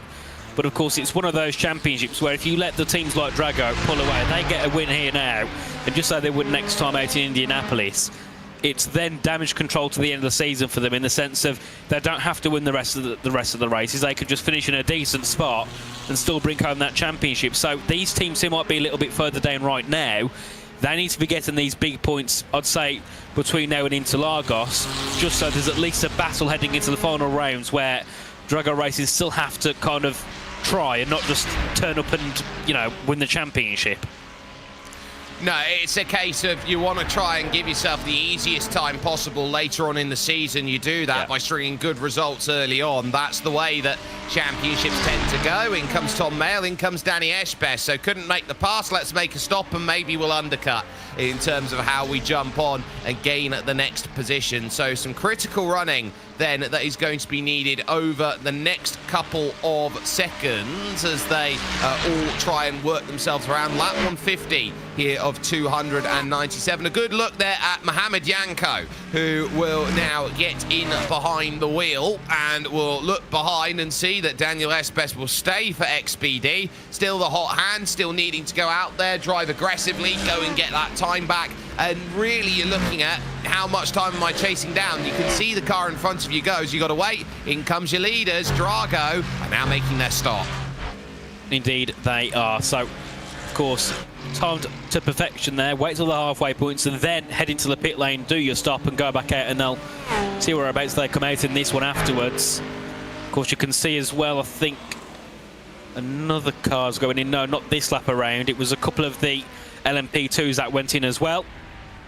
So we'll see here whereabouts Marco Romanidis comes out in this one. Of course, we do see FX Simulations, leader of the the LMP2 category as well in the pits. That's Lucas Diaz Artunes, so they're in.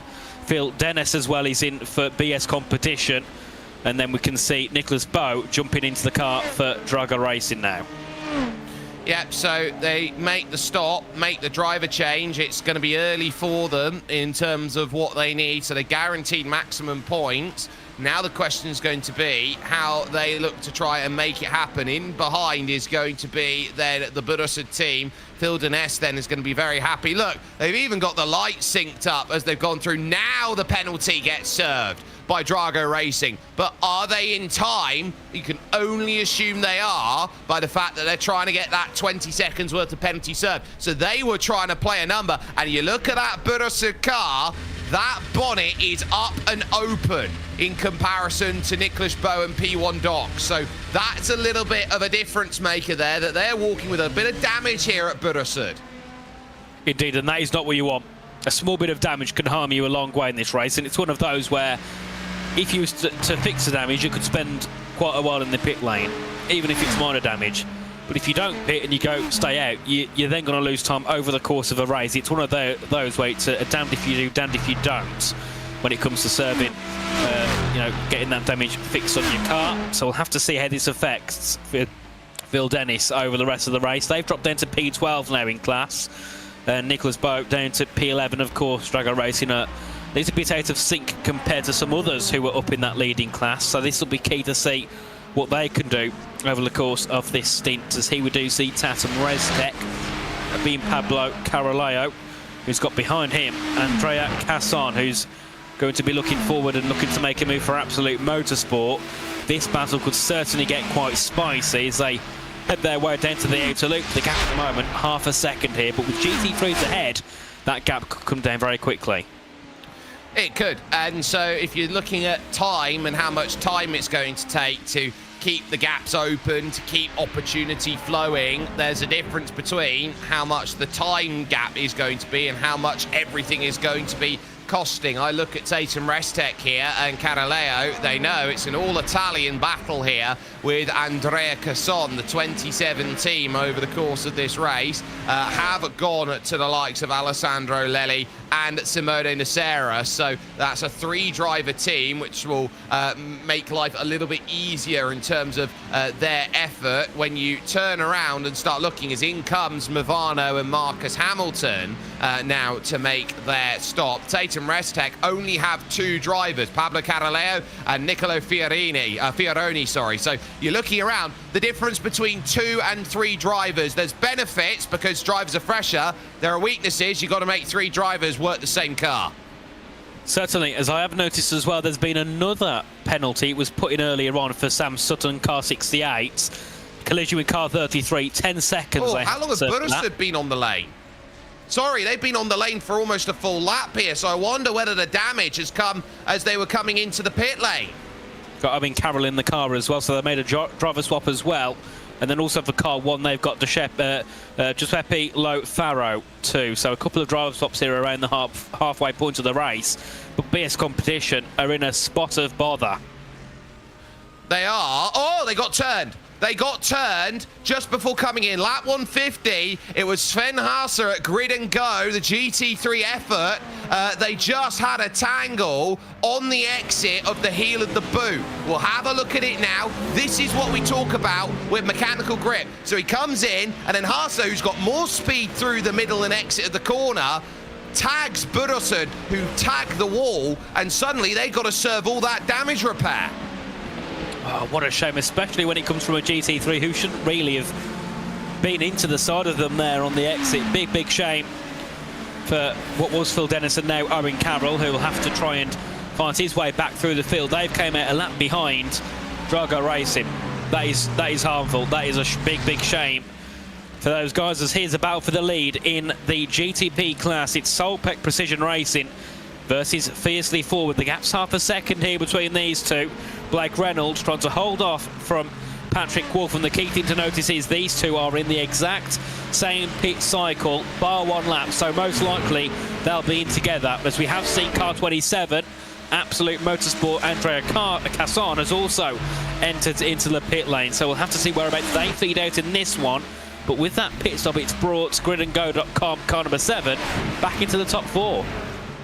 It has. Leader in then in LMP2 as Soltero hands over to Luke Burtonshaw for the race lead, as now in comes Daniel Valle to now sit in for the 1-2-2 at this stage. So whatever Valle says is what Valle will go with in terms of this next run of the race. João Rufinho then in for NGC by Margam Darada. So they will get themselves then their stop sorted and get themselves back up and away. At the front, that 0.2 of a second, Paddy Wolf is trying to drag this team back into play, and Blake Reynolds just getting the clearance there on Rupeo Kurtski-Kukapa there for Impulse Racing by Tam Livery. There's the clearance, and Wolf has to follow. It'll cost a couple tenths, but critically, you're going to use that time with the slipstream to try and get yourself back again. Certainly, as we're on board here with Patrick Wolf, let's see what he can do in that BMW as they head down towards turn number 1, trying to get ahead of Blake Reynolds. I think it's a position where you don't need to get ahead, but it would be nice to be in the lead of the race, and it's a decent exit through the first corner here. There is an LMP2 car ahead, so they'll have to dispatch that one pretty quickly. A big opportunity possibly now for Patrick Wolf to take the lead of the race here. He's closing in, that gap's down to 2.5 of a second, down to 0.2. It might be a little bit too far back now unless he goes for a lunge, which I don't think there'd be any point doing at this point in the race. No, sits back for now, so happy to stay in second place. And of course, if they, well, I suppose the thing is, as long as Blake Reynolds isn't losing time here, I don't think Patrick Wolf's that bothered about sitting behind, just because they have got a 3.5 second gap to Pablo Caroleo for Tata Mreztek. You can use this time to save some fuel. You can use this time to try and work out strategy. There's a lot you can do here in this moment as we watch with Fiercely Forward, and whether they've got the numbers absolutely spot on with how they're going. Drago, by the way, by comparison, after their stop, Movano Atsuro 20 seconds in front, Blue Mercure about half a minute down the road, and also Jesse Telkala about 45 seconds clear. In comes Tim Matska then for Manatee Racing, as now there's the light flash as they go through. Fiercely Forward, Black and Paddy Wolf looking at every trick in the book to try and go and get this move done. This is what you start sitting back with and watching as you try and work. Where can I get this past? You're trying to do everything you possibly can, as we've also got the other Fiercely Forward car in a scrap. Aggressive then goes Martial Hubert against Aidan Matthias. Needed the clearance there on Jan Senkowski, and now will be dancing along with to try and follow the tune by Lasse Albrecht, by Mike Halder of Halder Motorsport, and in towards the 90, trying to get the drive off the exit and up the hill. Indeed, and we'll see what happens here with Blue Mercury Esports now on the back of Fiercely Forward Yellow, car number 11. It's a great run here. This could be an easy move made potentially. They've just got to avoid one of the Mustangs. They certainly do so. So head back down towards the outer loop on the outside line now here for... Oh, that's close, and nearly hitting the back of one of the Mercedes cars, and that came from absolutely nowhere. Oi, oi, oi, you don't want to be making that risk, but this is what happens. Drivers try and use different cars as a pick. A big lunge down the inside, but you can hold the outside line. Oh, I'll let it have it.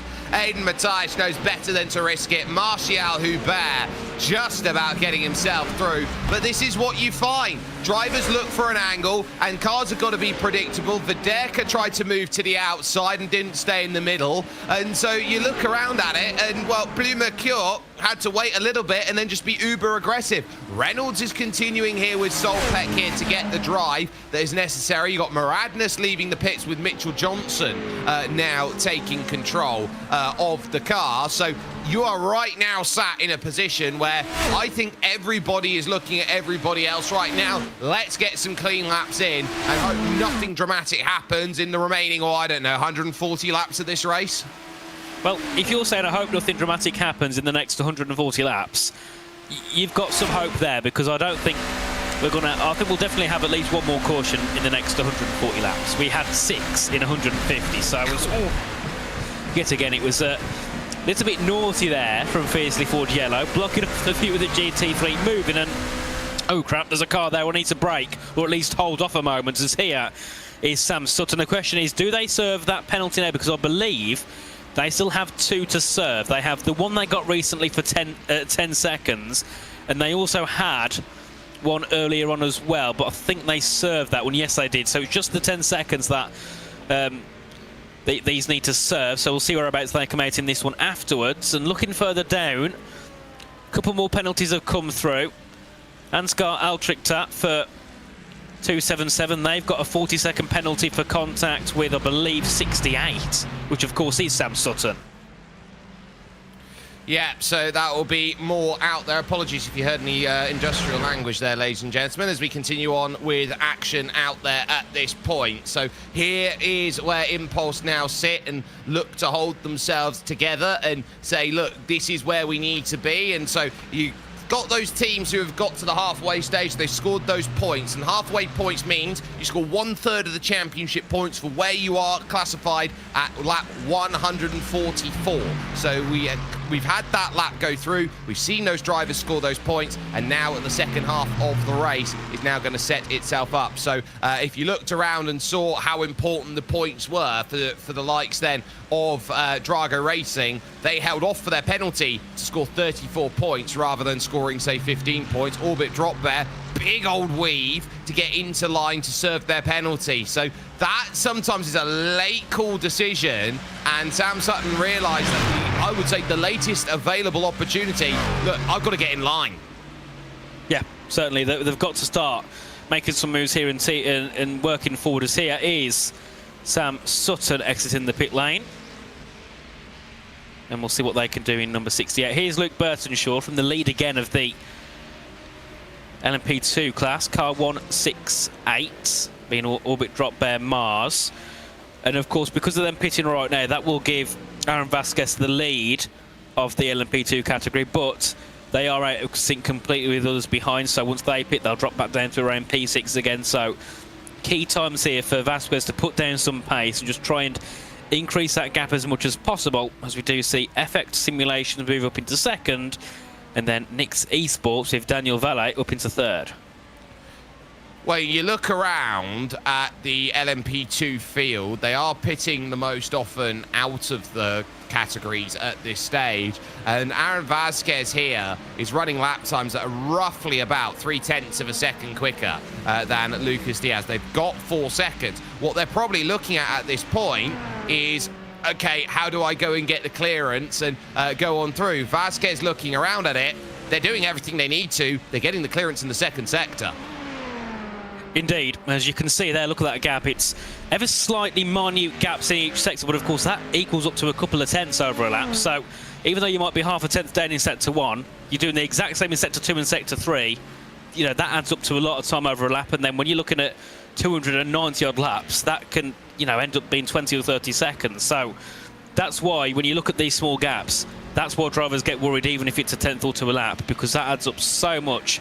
So quickly, as here is Aaron Vasquez in car 129, making his way through into the final corner, and then of course it'll be back down towards turn 1. The gap back to Lucas Diaz Antunes is 5 seconds, and then it's another 12 seconds back to Nix Esports. So it's a comfortable-ish situation for Vasquez, as I don't think he was too happy there with that car behind, was he? Well, I think he's just sent a message there to his old team by doing that. You don't often wiggle like that in front of a driver that you used to be a teammate with. So I think that's just sending a message, either saying, hello, do you remember me? Or something else of the like. So Aaron Vasquez going through, and I wonder what Sven Haase would make of that, as Vasquez stayed away at that point. So you look around and say, what more do you need to do? You're going to have the leaders coming by through in a moment as we take a look at what it's like to be an LMP2 leader out there at this moment. And what you notice is you've got the confidence to get by the GT3s, but then you get these 2 leaders who come behind and you start looking around and going, oh, I'm going to have to let these guys through. So you're in this always catch-22 of wanting to dictate tempo, but also being dictated too. Yeah, definitely. Especially as a GT3, it's painful because you've got LMP2s which aren't actually that much quicker. Then, of course, you've got the GTPs who want to fight through. So you're kind of stuck there constantly, never able to get into the rhythm. So when you look at the lap times of maybe the top 3 in the GT3 category, there might be some that, so there might be 2 or 3 or 4 seconds off. That's not because of pace, that's because of cars making their way through. So you never really get into much of a flow state in races like this, especially after the first 20 laps. That's when things start to get a little bit confusing and a little bit hectic. Whereas with the GTPs, the issue they have is because of their quicker car, they think, right, I should be the one going through, you need to move out the way. Some GT3s do. They say, right, you know what, you can go through. Others will say, no, you're going to have to work your way around me, which we all know ends very bad because the GTPs, being the quicker car, being the bigger car, have the bigger ego. So they like to make it as, what's the word, dangerous as possible to annoy GT3.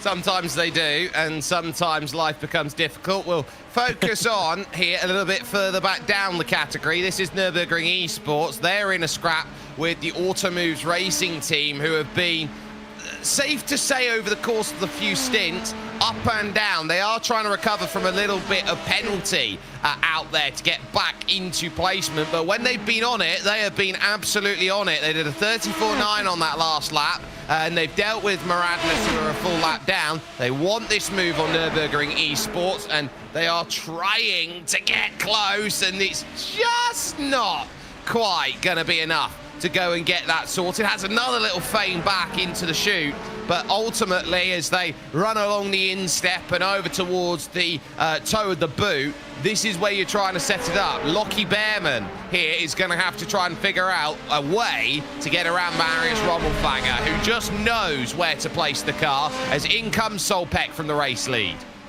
Indeed, and we saw Marius Rommelfanger early on having some defence against one of the cars further behind, and it was brilliant. Knew every time where to place the car perfectly, and of course that's what you need. You need somebody that can attack, but also can defend perfectly well. As here we can see on our screens again, the Solpeck Precision car into the pits, car number 62. Of course, that being Blake Reynolds. We'll see if they have a change of driver. Reynolds has been in the car, I think, since the start of our stint here, Jake, earlier on around 2 hours ago. So we'll be keen to see if they make a quick change of driver, and they'll pop out, I'd say, around P8 or 9 as things look. They'll be close with Nicholas Bowe and Drogo racing. Now that is going to be interesting to watch.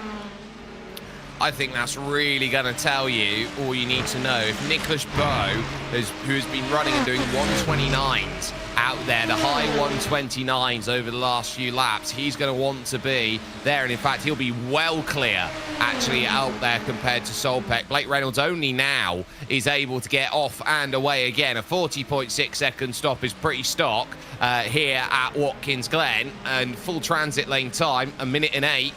And so you're thinking around at it, who's near you? Answers nobody. Automoves have their move and gain themselves now a top 5, but they will also be looking around them and thinking, okay, well, how far is it up to Fiercely Forward Gold? The answer is not that far, actually. 3 seconds, I'd say.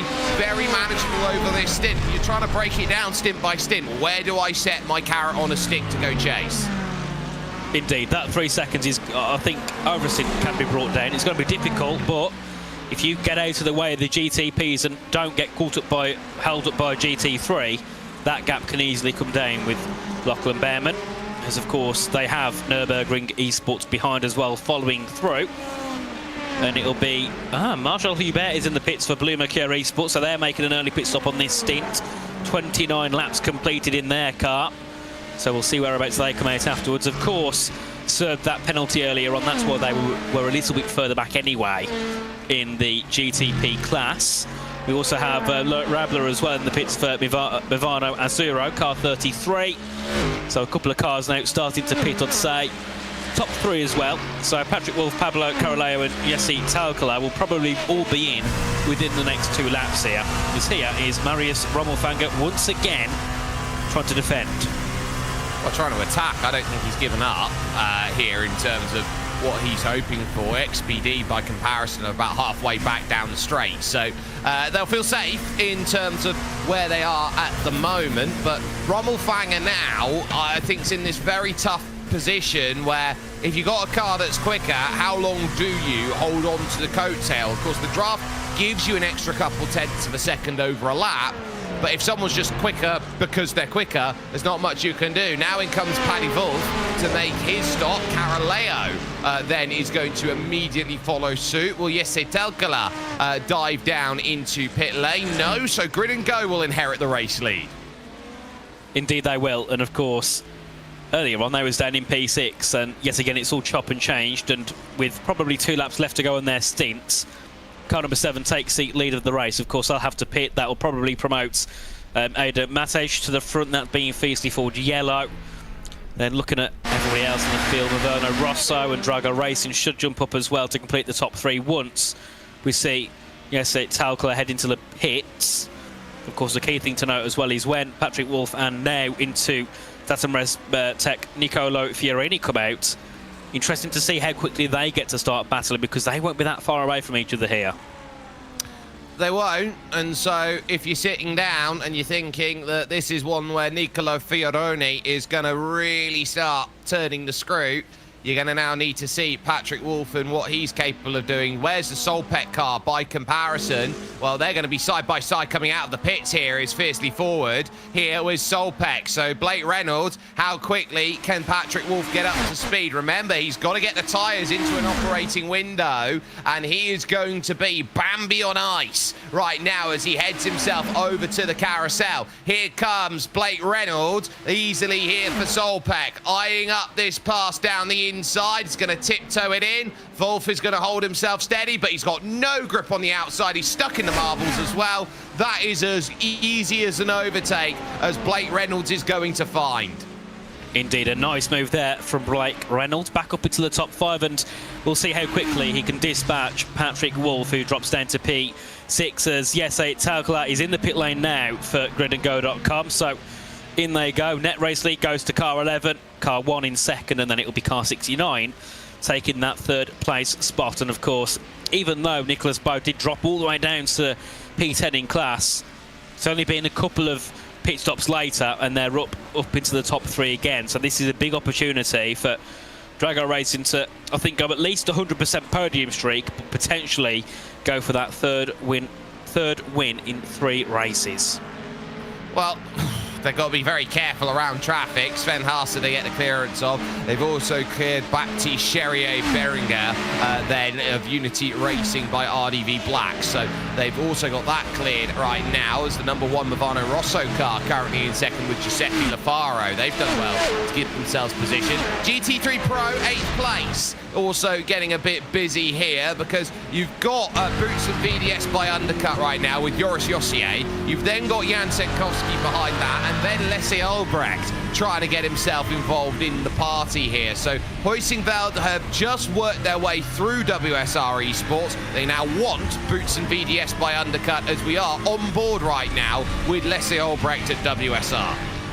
Indeed. Key moment here for Joris Jossier to go ahead of Jakob Viderka for Impulse Racing. That gap is only half a second at the moment, so this will be a key one to keep an eye on here. So they make their way back down towards the first corner. Battle for 5th as well in the LMP2. This will be Marius Rommelfanger still trying to get back ahead of Lachlan Behrman, who made the move a couple of laps ago.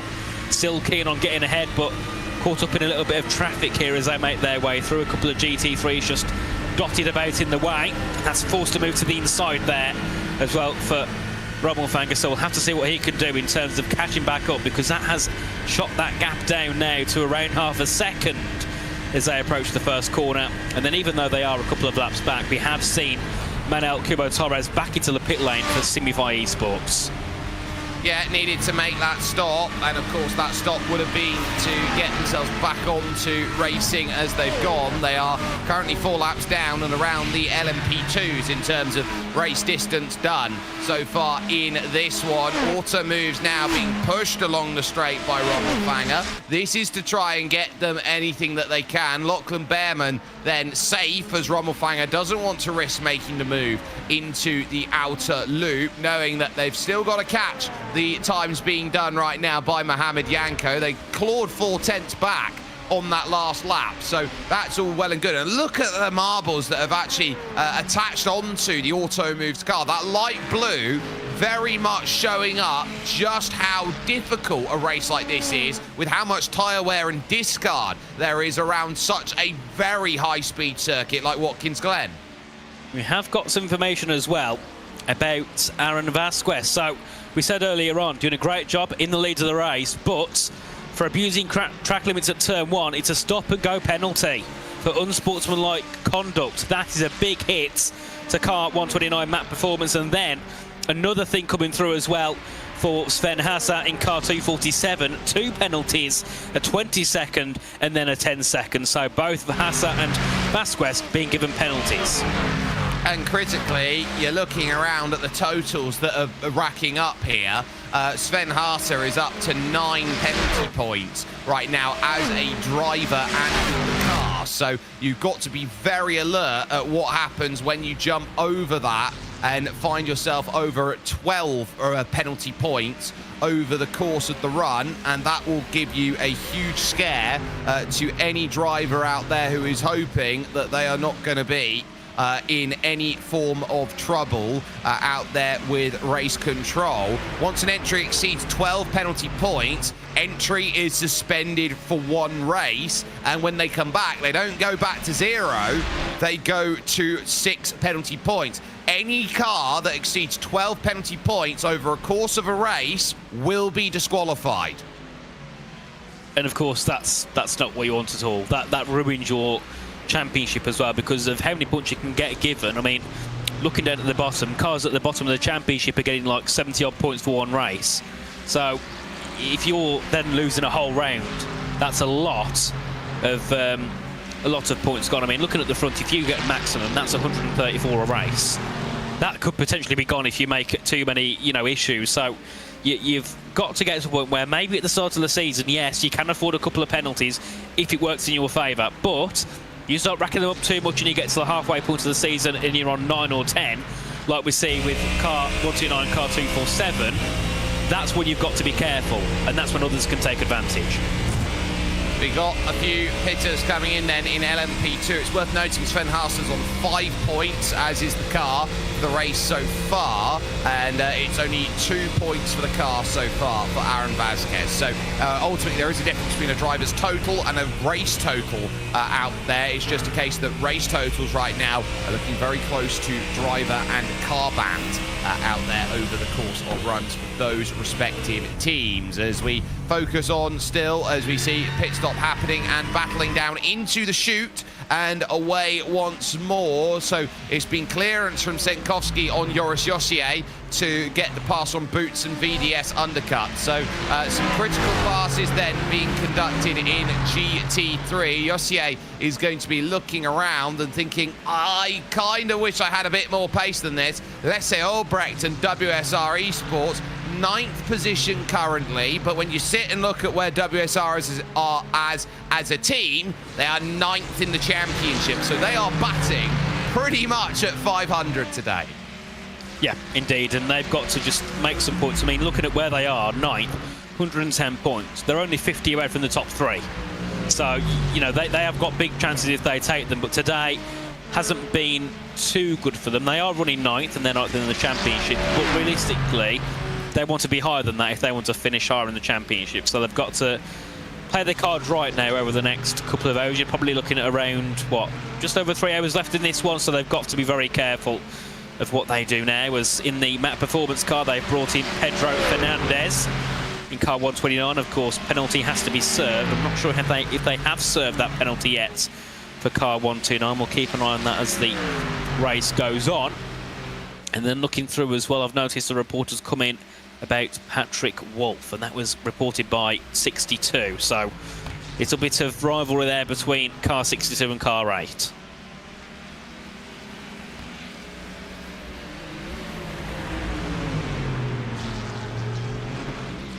As we continue our way on.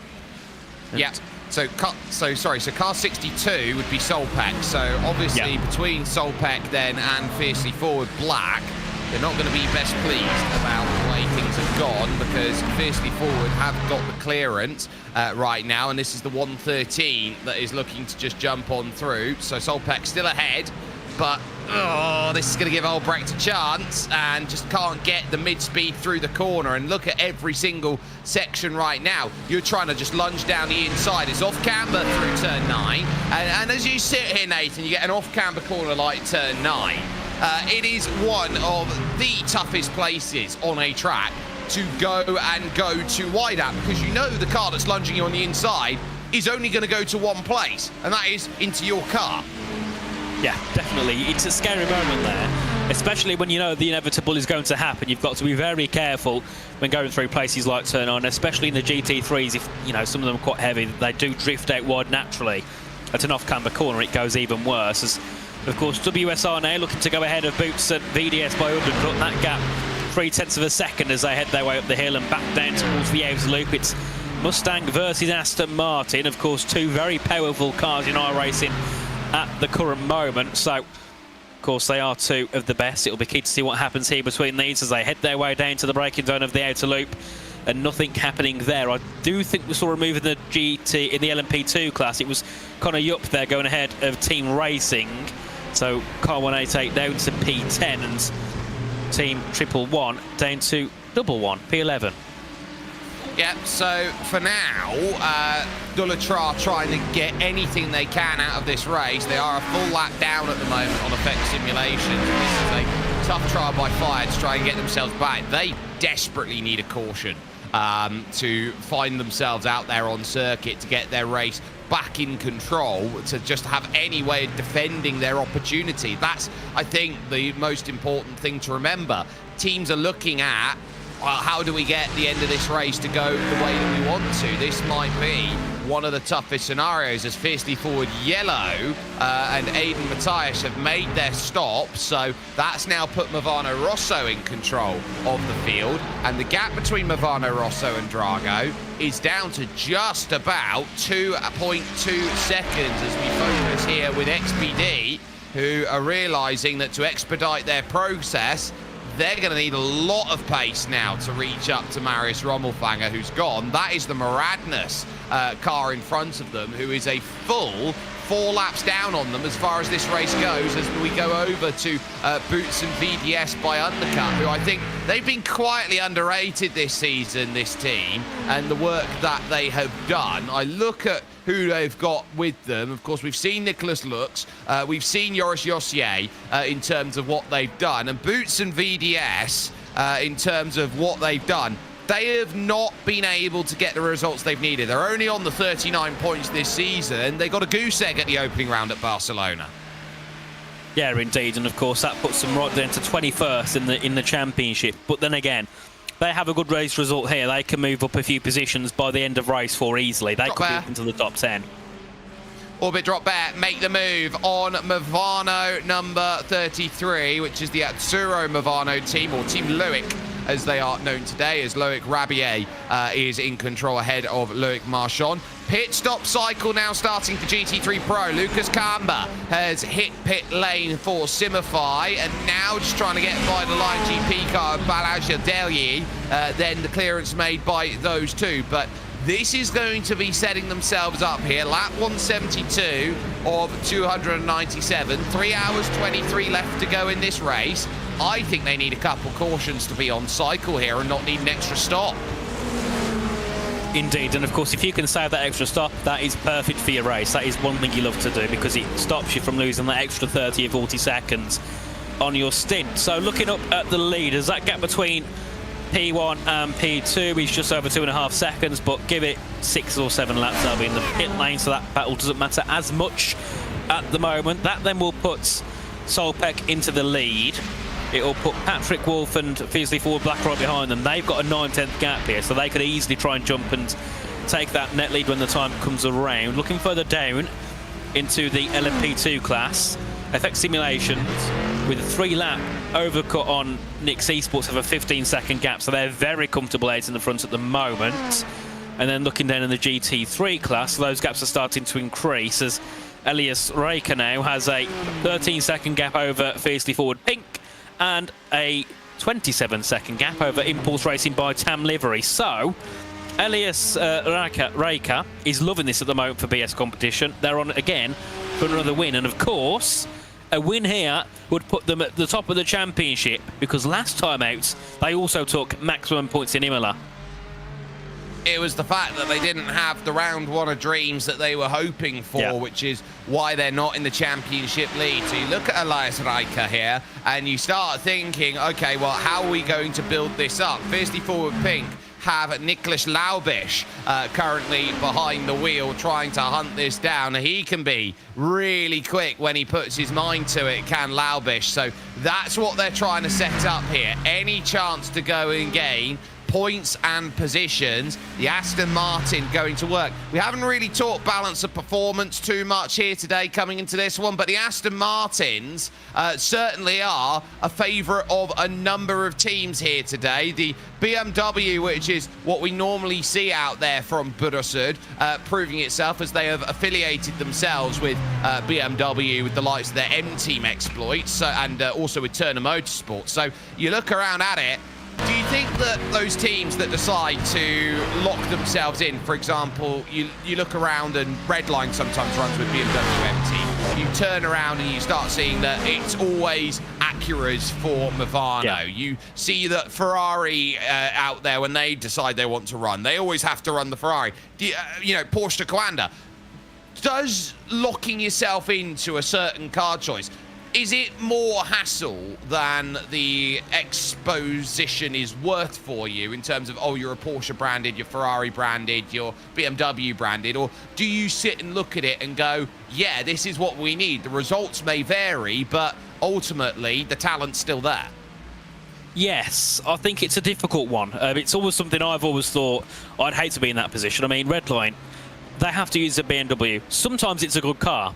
When it's not, though, and you can see it affects them, you think they know they want to be in a different car. I mean, you've had cars like the Porsche around Daytona was the best car. The Aston Martin around many tracks are always the best car. So it's a bit painful that they have to run that certain car, because you can't have a Porsche and be like, right, this event we're running an Aston Martin, next event will be in a Porsche, after that we might jump into a Mercedes. It's a little bit of a laughing stock for the car manufacturer, and those at the top of the team are going to be thinking, hang on, why are you in a Mercedes? You should be in a Porsche. So it causes issues with the hierarchy of the company, but also the drivers will be advocating to say, well, we want to win.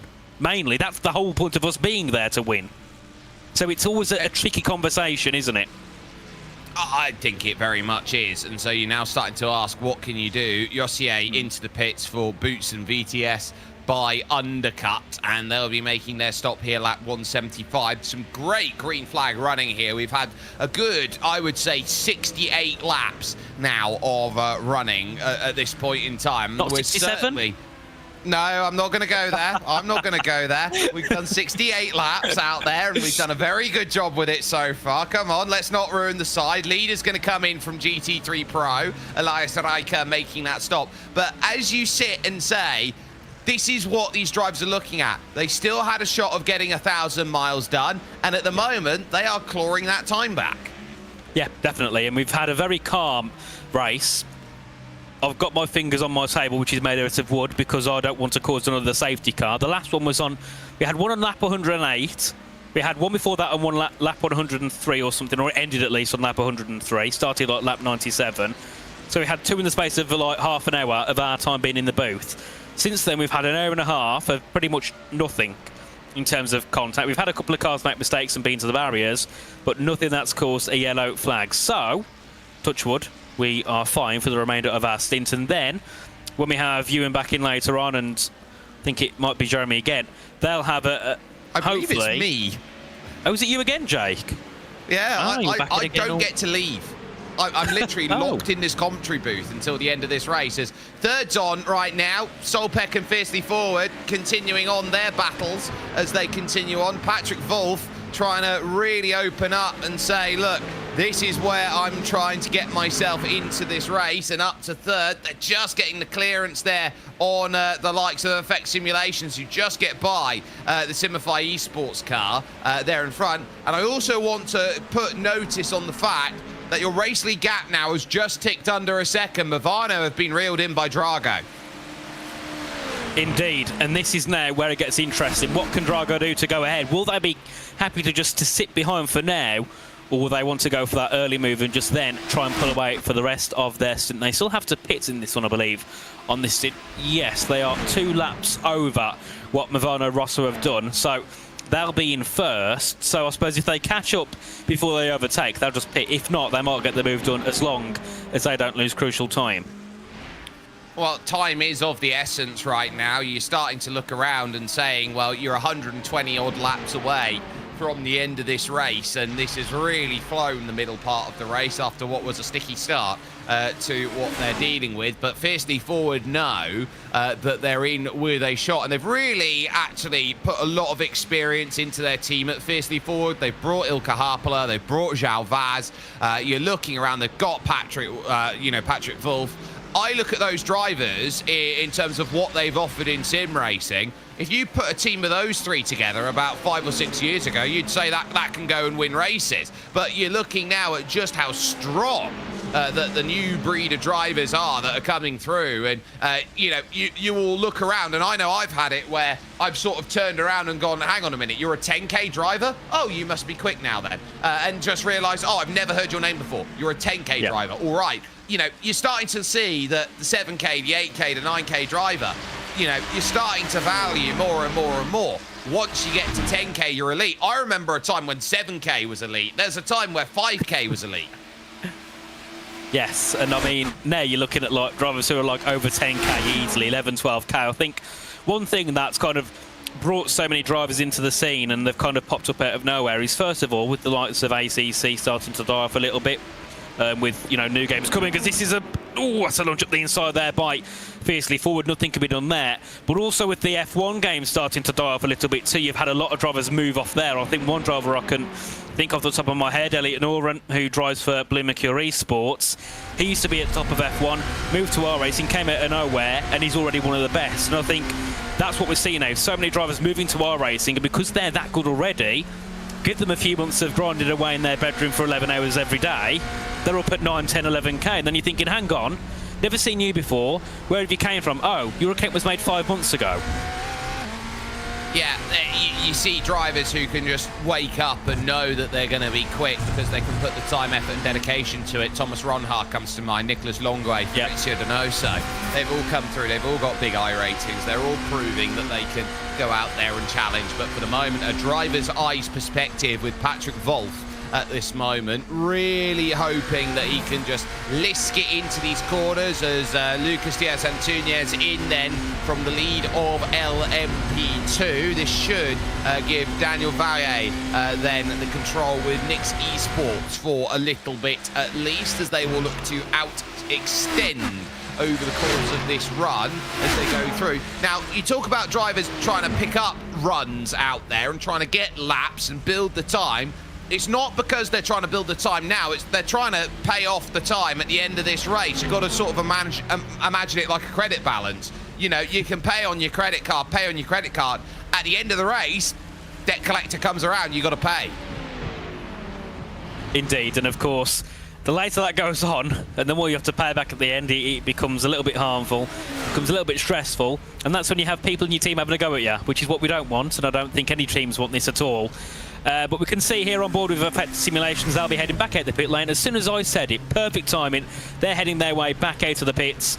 And then, of course, in your bottom right-hand side, you can see their battle for third in the GTPs. It's Blake Reynolds and Patrick Wolf, Solpec Precision versus Fiercely Forward. So I'll be keen to see how this one goes on. And I feel like this battle here, and it's not just been between these two drivers, they've had other drivers in the cars, but these two teams have been at it together for about an hour and a half, I think, now, since we came in the booth, pretty much. They're constantly stuck together, a car 62 and car 8. So just quickly looking at the penalty that come through, there's still not any decision yet. They haven't even gone under review, so we'll have to wait and see what happens there between these two cars in their penalty off.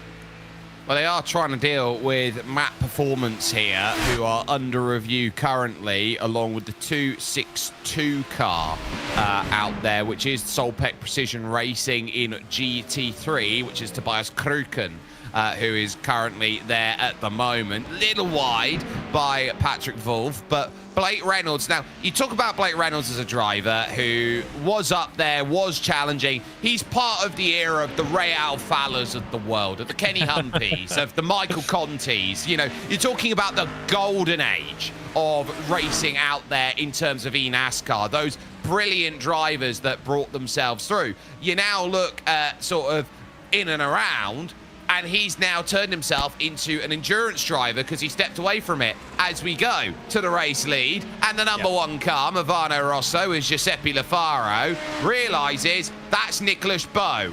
And that is a very close Nicholas Bowe in the mirrors. Indeed, so this will be a key move now to see if Drago can go ahead and just stop losing time, because if they catch up now like they have, they'll just be stuck and they'll be losing time to Solpec. So realistically here, Nicholas Bowe's got to make that move early. Saw that little bit of a dummy there to scare Giuseppe Lafaro as they make their way through in towards the chute again.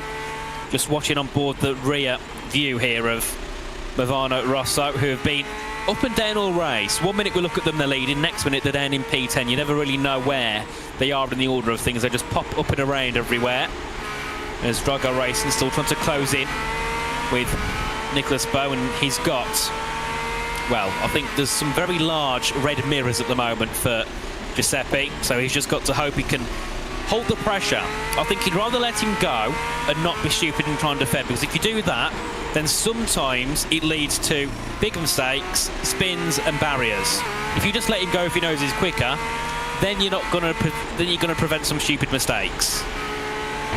Rommelfanger in the pits now, and look at what they've got through the final corner to try and get by. That is Norbert Leitner, but on cue, battle interrupts because in comes Nicholas Bowe for the pit stop on lap 180 here of 297. We'll tick over to lap 181. So an important pit stop then that sorts itself out, as now third and fourth will continue on with their dance and hope to find that their moves are jumping in. And hey, that's going to be huge. A massive wreck for Patrick Wolf. That might throw a safety car. In fact, it should.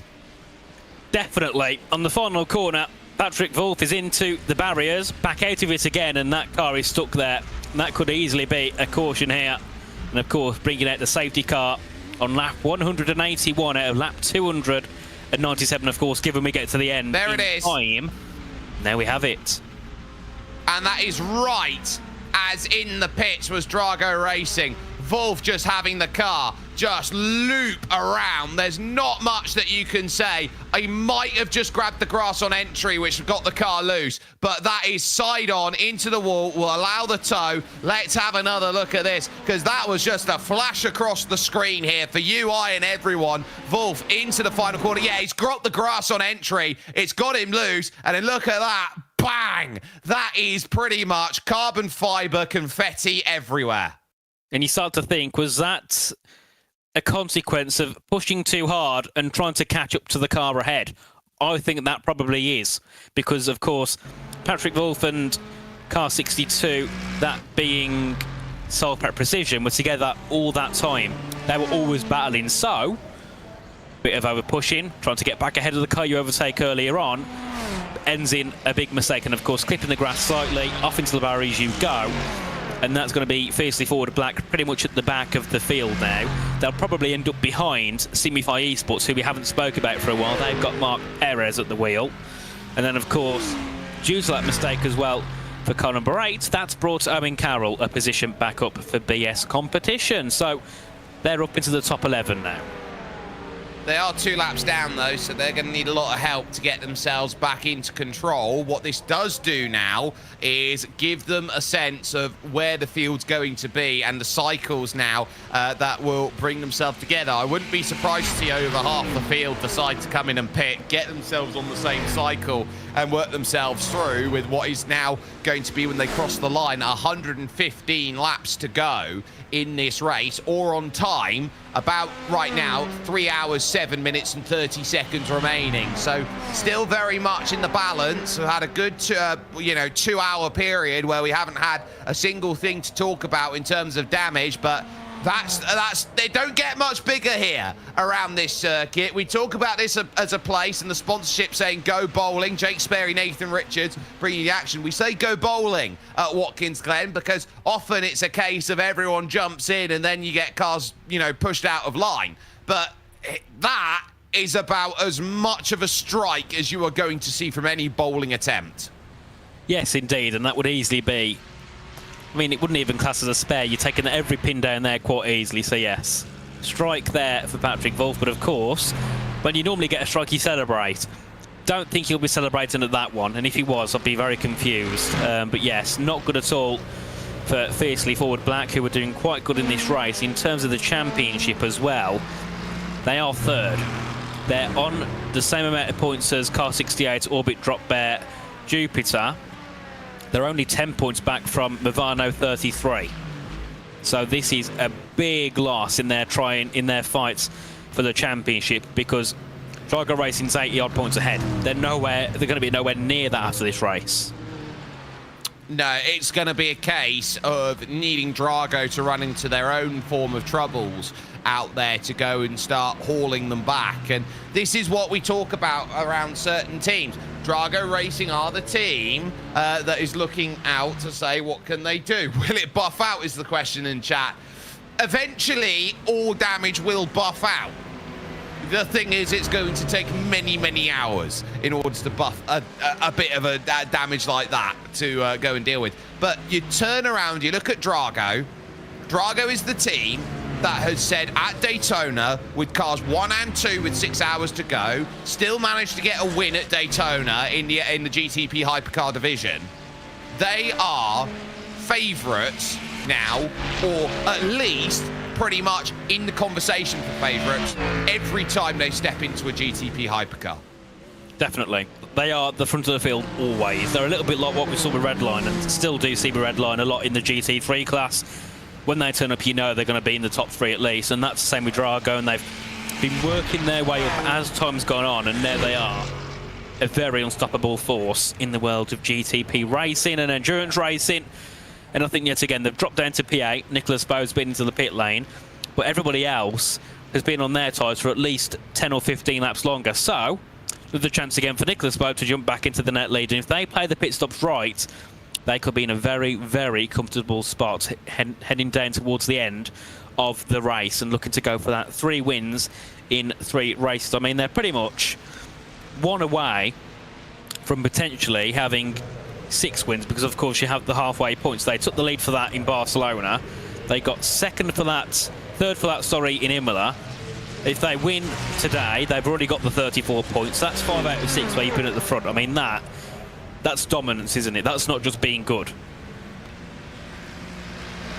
No, it's the sense of you are sitting down and saying you are always in the right position. You are showcasing what your talent is. It's not luck, it's skill that gets you into position. Now, I put to you an interesting scenario with this Manatee Racing car 278 that's out there. Ryan van der Grijp, at the start of this season at Barcelona, he went through on the opening laps and he got stuck on the anti-cut curb at Barcelona. Flash forward a couple months and a couple rounds, he is leading the GT3 Pro field. Yeah, exactly. And it's just like that how quick it can change. So we'll be interested now to see what happens over the rest of this race, or at least the rest of this stint, I should say. Of course, I'll be gone in about an hour and a half. You'll be here for the rest of it, Jake, so you've probably got to edge a lot more safety cars, because I imagine last 50 or so laps you're going to get at least one there, because everybody's pushing harder and harder to get into their final positions for the checkered flag. So things could get very interesting as this race goes on. On lap 183, I'd say 2 or 3 more laps and we should be back under green flag racing. But yeah, I think we've been quite lucky not to have a yellow flag in 70 laps until now, and that was only 5 laps before I said after I said, oh, touch wood, we don't get another one. Don't think I touched the wood hard enough.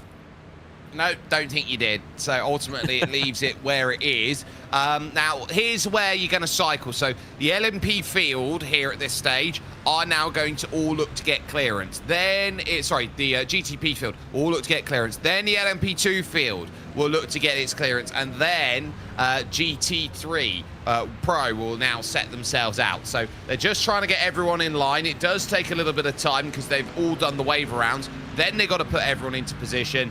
Then they've got to all do their pit stops and sort themselves out. So there is a lot to try and uncork at this moment. Pit lane still closed. They're waiting for race control to open up the pit lane. And you have to give credit to the amount of work that race control consistently has to do over the course of races like these. It's not just a one-person team that's out there and looking at it. There are 6 people currently in the race control room at the moment, and you've got Richard Bell, Ryan Huff, Dominic Engel, Joscha Meyer, and Marcus Fox, who are all trying to help out with the effort that has been put through by Casper de Court. Indeed, there's a lot of work for race control, and when you're looking at the notice board, that's just one of the sheets we have. Always information going in there. They're always looking at incidents. That's just one of the things they have to do. There's a lot going on in the background here for the race control team, who I think have been doing a perfect job over the course of this race. As we saw a nice picture of Barney there with just standing there, no yellow flag. Oh, it's back now. There he is. Yellow flag in the sky. And I mean, he's done that now for like 40 minutes in the past 3 hours.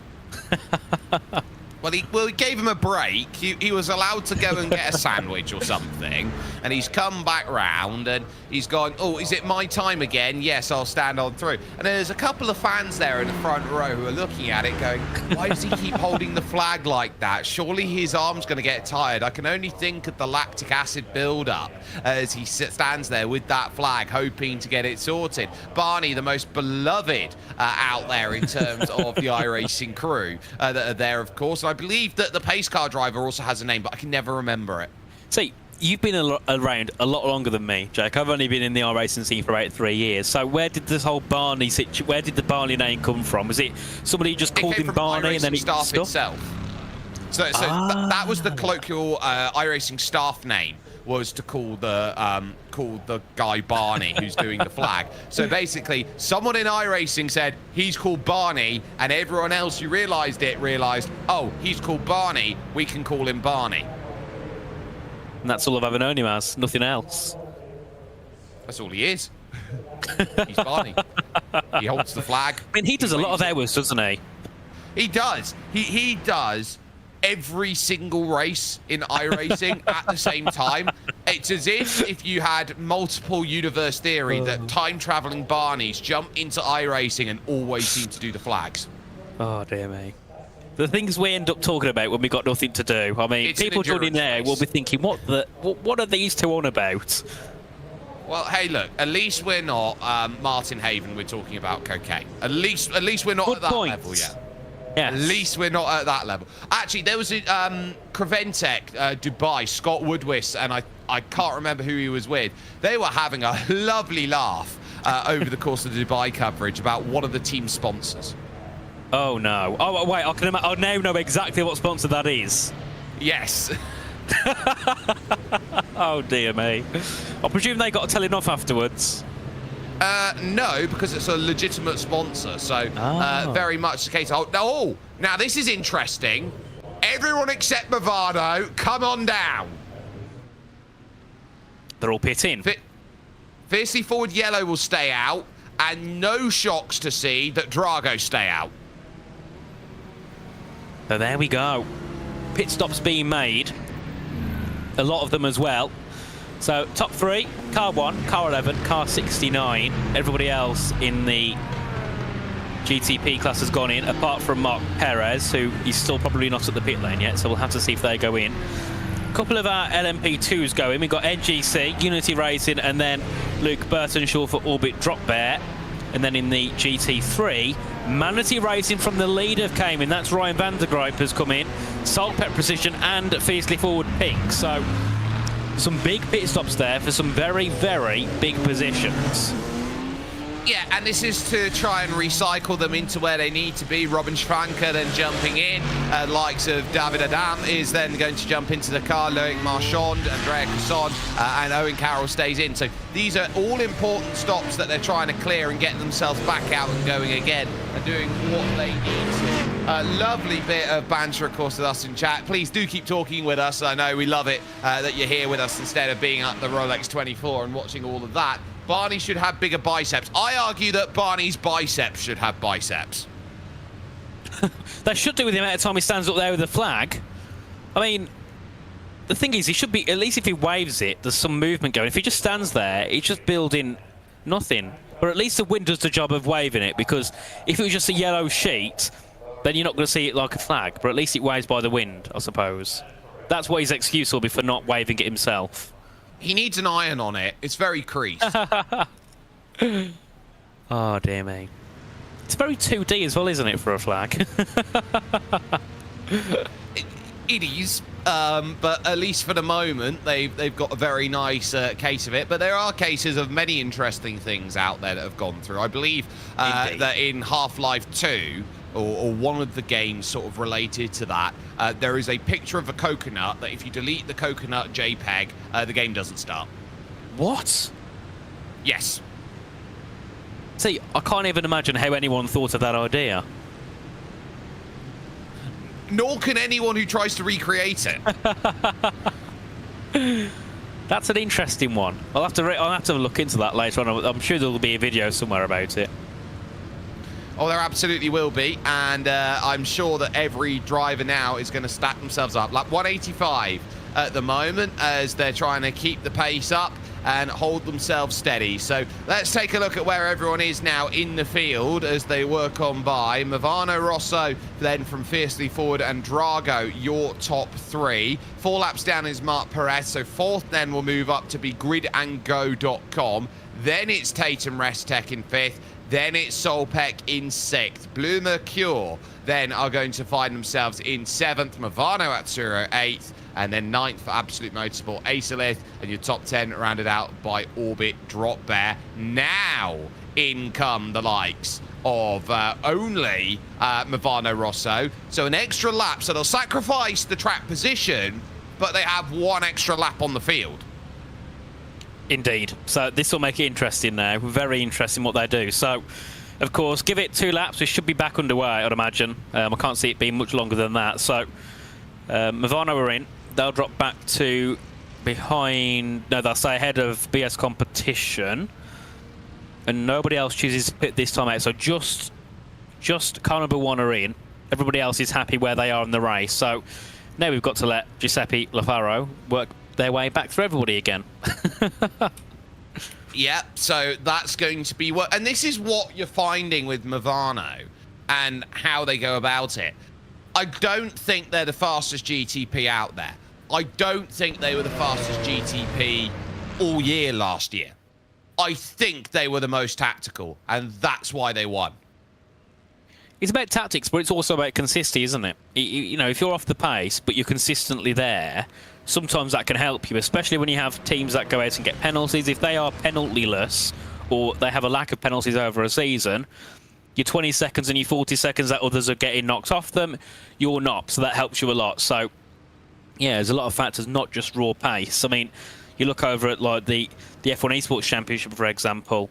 The fastest person there doesn't always win. It's not about that. So it's just about being consistent. And in the world of esports, that's a lot harder to do, I think, than real life, because everybody's in very, very similar machinery. In the sense of, in real life, there's a way bigger difference in all these cars than they are driving them online, I'd imagine. So it puts everyone automatically closer together.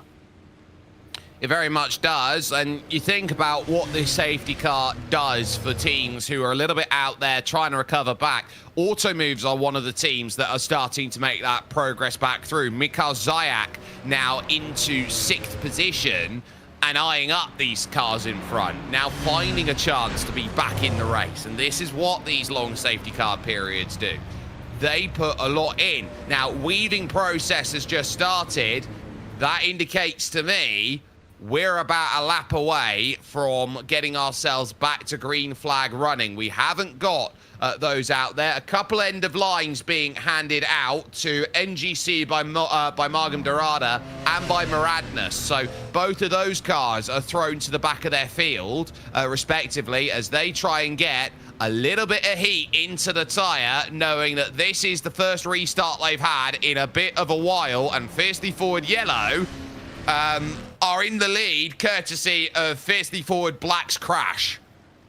Indeed, and one thing we saw earlier from when we had Con with 7 in the lead, they went really early. They went before the final corner, got a great run down to turn 1 and had an 8/10 gap over second place. So we'll be keen here to see what Aidan Matesh does here in car number 11, whether he goes early or if he chooses to go later down towards turn number 1. And of course, Drago Racing and Grid and Go, they've got to be watching early to get on the jump as soon as they possibly can, and try and move their way forward and overtake car number 11, who has to pit still. So if Nicholas Bowe, for example, can get ahead of Aidan Matesh and he loses time to Jesse Alcala, good opportunity there for Drago to pull forward again, as we will go another lap here under the safety car. This should be the last one, with Mark Perez in the middle here. Grid and Go will not have a direct ability to attack, I would argue, in the opening 2 laps of this restart. And this is a perfect scenario right now for Nicholas Bowe and Drago. They've been given a free card here to say, right, go attack, see what you can get. Indeed, so it'll be interesting now. So we're on lap 187. We've got probably 110 to go. Depends on if we bring the time down. At the moment, Jake, what are we looking at? Because we've had another caution. Surely we've got to still pull some time back. Well, if you've got to consider that you've got to do roughly about 100 laps or 99 laps, let's say, in about 54, 55 minutes, there or thereabouts, somewhere around that distance. You're looking at what is now 2 hours, 50 minutes to go to do 110. So I would probably argue at this point, we are on the cusp of getting all the laps done. It's going to be close, but it depends on how clean it goes. I think there's room for 1 more caution, maybe 2. If there's anything more than that, we're not finishing on laps. But we know that drivers get aggressive. We know that drivers want to make some progress. And we know that Watkins Glen is basically a street circuit planted in the middle of a race course. Indeed. And it makes it difficult. Of course, we still have... what's left? We're on lap 187, so 110 to go. Sorry, mine was completely away with me for a moment, because I was looking at the standings and the live timings, and you was yapping away in my ear, completely lost track of what I was on about. What I was going to say was, looking at the standings here, LMP2, Map Performance are in the lead. They're P7 at the moment, so if they was to win this race, they could potentially jump up to P4, which then going into Indianapolis gives them a great base to move forward, to potentially looking for the lead of the standings as it goes on. Effect Simulations are only 40 points back from Delatrat Automotives, who are then in 9th. They as well could potentially take the lead of the standings after this one. So the LMP2 category here, there's a lot to play for over the next couple of hours. So it'll be interesting to see what happens here. So they've all got to start making some very easy moves. They do. Connor Jupp as well. Delatrat are back on the lead lap, so they've got that to fight with. Pace under the control of Aidan Matesh, 83 kilometres an hour, trying to work out where the best place to get the jump is before they get themselves ready. Safety car is in, and again, it's halfway through the corner. Try and make it as difficult as possible for those behind. Green flag falls back down, and we are back underway, knowing that they are heading towards the final third of this race, and they've still got a lot to do to get this all sorted out the way that they want to. Up the hill, and clearance already there for Fiercely Forward Yellow. They'll be very happy with the work that they've done, and already for the lead, Pedro Fernandez has lost out on LMP2. Lucas Diaz ruthlessly has taken that away. Indeed, and that was a much-needed move there for FX Simulations. Of course, they win this race. They probably go to the top of the standings in LMP2, so they needed that one done and dusted as soon as possible, as we do see a battle for P3 as well in the classes. XBD, Alberto Garcia looking to go ahead of Nürburgring Esports as well, as they make their way down towards the chute. They're all following through. Single file, a couple further back going for a battle as well. That was Auto Moves as well, looking to go up a spot, and that's a dart to the inside. Oh dear me, that was close. Well, it's going to have to be close. This is the first chance you're really going to get everyone back together, to get aggressive, to get making moves. And this is where you need your best driver up there, as Zayak gets down the inside, makes the pass. Mikael Zayak making a brilliant job of it. You've also got the side-by-side as Orhison and Lockhart Brownlee go for it, and Brownlee gets the clearance now, and everyone's just giving each other what for. And Pedro Fernandez right now, as someone attached a stone to him, he's sinking. Indeed, it's not going good at all, is it, for Pedro Fernandez here? And I was saying earlier on, this was a big opportunity for Matt Performance to launch their way up the standings. It's not looking like it's going that way at the moment. But at the front of the GTP class as well, Nicholas Bowe is all over the back of Aidan Matesh for P1 and P2. That's also about to keep an eye on. And look at that there. There was 3 or 4 wide heading through the exit of turn 1. And here is Nicholas Bowe. Going to the inside, looking to take the race lead. Long way around it will have to be for Aidan, who tries to pinch through the middle of the corner. Can't get the clearance. Move done. Jesse Telkala now is going to have to get up to speed to try and chase this down. But Drago now retain their control at the front of the field, and they'll be turning around and looking at everybody else saying, right, come catch me if you can at this moment, and do prove what you've got. So now back up the hill again, looking towards the toe of the heel of the boot, and Nicholas Bowe now putting Drago exactly where they want to be. In the race lead, it's up to everybody else to chase. A bit of side-by-side behind as Movano Azzurro lose the place to Absolute Motorsport Acelith in the battle of the Italian teams. Certainly, and of course, in GT3 as well, BS competition with Ruben Bonga back into the lead of the race. They dropped out of it for a moment. They're back up in the top positions now. This is great for the GT3 Pro class, as we can see as well. Gaby Montoro, he's under pressure here from 3rd place as they make their way through. And this battle could still get very interesting. One thing we saw earlier on, after the first restart after lap 108, we did see the gaps increase quickly. If they can stay together now for a decent majority of the stint, we could have a big battles when we come to pit stops, but also lots of drivers trying to feed their way through the field who are a little bit further back, because there's some drivers here who aren't where they should be.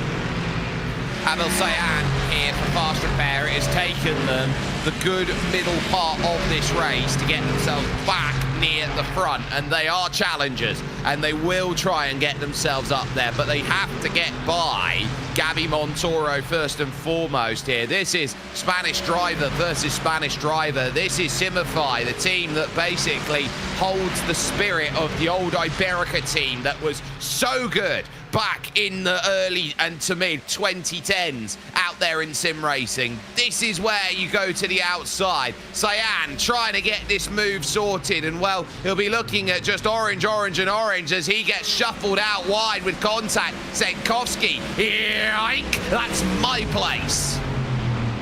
Great move there, and up another place there for Sentovsky as they continue on there. And Abel Salan is the next car ahead for him. That's Fast Repair Motorsport GT3. And then, of course, ahead of them is Simify Esports as well. So, interesting moves on the cards here as Huysenfeld look to try and go up into the top 2 here in this race. Of course, they've had podiums in the past. They took P2 last time out in Imola. So, they are known for having podiums. They do know how to operate at the front of the field.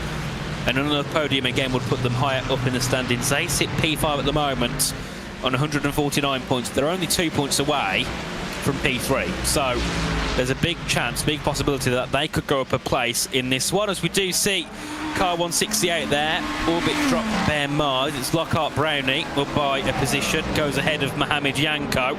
So up into P5 now for car 168, and then up at the front of GTPs. Big battle here between car 11 and car number 7, with believe that might be Tatum Restek closing in as well. They're trying to get there behind, and they are dragging Blue Mercure and Solpec with them to try and get there. Telkala needs a run at the heel of the boot, chucks it down the inside, gets the momentum, but critically blocks it up on the exit for Matthias. You can't fight back. I was looking around at what that Grid and Go Cadillac was trying to do, and it was struggling a little bit in a straight line compared to the BMW. And so you're starting to think here that Jesse Telkala needs these corners to try and put his margin. He's already dropped 2 seconds. He doesn't want to drop much more than that, as the rest of the group, like David Adam, then, who's going to try and chase back, is also going to be in the mix trying to jump through. Change for the lead in LMP2 now, as Lucas Diaz loses the place to Mikhail Zayac, then, of Automove's racing team. Certainly, as this will be an interesting battle to watch here. Can Lucas Diaz try and go back ahead? Of course, a great move there for Automoves to go into the lead. Of course, they were the ones who were having issues earlier on. They were right at the back of their class. They're now right at the front of it with Mikhail Zayac. So head their way back up the hill, and Areti Esports making a move ahead of Delatraz Automotive, and also key move further ahead. Blue Mercure Esports are ahead of Tatum Restek. So that's David Adam ahead of Nicolo Fiorini. That's the second GT3 Pro. Sorry, we've got a great gap battle going on. Look at this from Zenkovsky. This is about 4 corners, side by side. Between them, the Ferrari fighting the Mustang everywhere you go. Look behind as well. Impulse moving up. WSR wants in. Fast Repair have to hold themselves steady round the outside of the 90 to get the move. But is that score complete when you got this massive drag up the hill to go and work with? Now they're side by side. Turn 3 is the one where you're most likely to see the contact. As you work through now into 4, you can start working. And will we see 3 wide along this straight, or is Lasse Albrecht painted into a corner here? Montoro's not giving this one up either here, working on the side draft to try and launch around the outside. This is great GT racing at the moment. Down the hill they go, and still you can't work out who's got the clearance as they work themselves down the hill through the chute. Indeed, and some great battling here as the Mustang does get back ahead. So Simify Esports back up into P2 with Gabi Montoro. Of course, it was a move that looked done and dusted at turn 1 from Jan Sentovsky. But of course, Gabi Montoro did not let that one go, and he's back into second place. Behind, we've got Abhi Salan as well, and Norbert Leitner, all looking to go side by side and make moves. Is this a lunge again? As one of the GTPs makes their way through. Let's see what happens here again as they head their way through to the second part of the lap. This battle goes all the way back to P7 with Boots and VDS by undercuts. And another quick thing to note as well is that there has been a move for the top 3 in the LMP2 class as XBD went ahead of Nürburgring. So that's another key move in this race. There's battles everywhere we look here, and even in the GTP category as well. Blue Mercure Esports are on the back of Fiercely Forward Yellow. Well, as it goes, you're now starting to think that, right, I need to be in the right place at the right time. XPD moving up to 3rd, I think sets themselves up very nicely in terms of this race. You are looking around and thinking, I'm clear of Nürburgring Esports, I'm clear of Orbit Drop there, who have driven themselves back into it. Knicks have been big losers out there, but they have pace to go and burn. Now you've got to try and get to Mikhail Zions. You've got to get to Lucas Diaz Antunes. You've got to get to those drivers up there near the front, because if you're not going to be there, you're going to drop a lot of time. And then you've got threats behind like Dullatra, for example, who can make their way through a field any given day they want. Now it's Blue Mercure's turn to try and jump themselves up onto the podium here. Great slipstream, moves over to the inside as they work now over to the big right-hander. Easy does it as Blue Mercure get themselves P3. Great move there by David Adam. Much needed move to go ahead of Fiercely Forward Yellow, who will be under pressure here from Nicolo Fiorini shortly.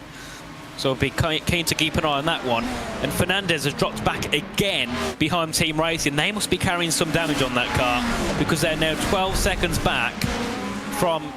Yeah, they're 12 seconds back from Automove's racing team. There's no way they've dropped that much on pace. So Pedro Fernandez has definitely got some sort of issue. Give it another lap or two, and Conor Judd will be ahead. it's the front. They are a little bit pushed in on the front compared to everyone else, and critically, it's the front right, which does not look correct right now for Pedro Fernandez. And so if they are walking wounded, which they are, they're going to have a lot of work to do to get themselves through towards the end of this race. This is going to be for them the damage limitation that they wanted to jump in and deal with, especially after they took the victory at the opener in Barcelona, and they did so without Aaron Vazquez. They just put a blinder on home soil. Imola didn't go their way, and suddenly Watkins Glen isn't going their way.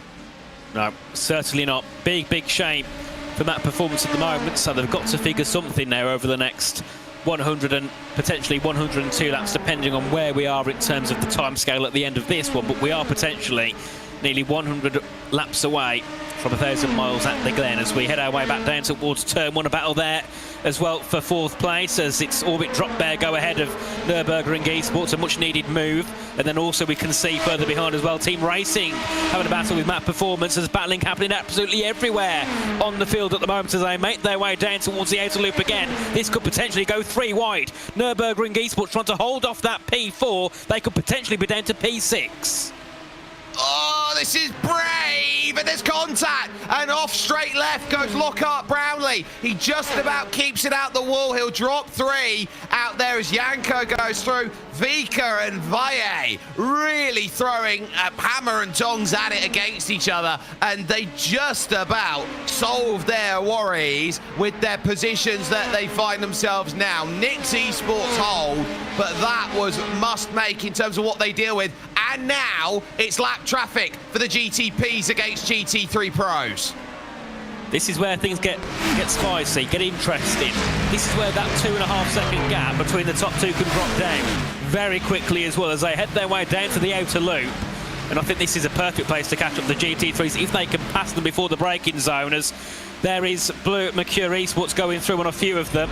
You're going to see them pop up into our view now as they make their way into the braking zone. They curve their way around to the right. Then it's down to the left-hander at the chute. Of course, all these GT3s are in battles for their position. They do not want to be moving over and letting the GTPs through. They're all fighting through here. This could get scrappy. This could get scary. Oh, in the grass! All is onto the grass for a moment. Oh, they're going to lose it. They slide, and somehow they're able to keep it, but they could lose a place. They're stuck on the outside of Lucas Kamba, trying to get the clearance. This is now where Hayden Matthias can now think about the inside, backs out of it. Oh, my goodness. They've had about 5 heart attacks in 3 seconds. I mean, that was a position where if you didn't clip the grass right, you would have been going straight on. There was no way you was going back on track. So, big save there for Bleu Mercure Esports there. That was really a scary moment indeed. They carry on though ahead of Adam Matesh, but they've lost a couple of seconds to grid and go. 4 seconds they're behind now, so this is not ideal whatsoever. And of course, looking in the battles, the GC3s that were just passed, they're all still battling together, especially Boots and VDS. They're trying to get ahead of WSR Esports, who are also trying to pass Impulse Racing. So getting tight and tasty once again as they head their way back up through that first opening corners down to the outer loop.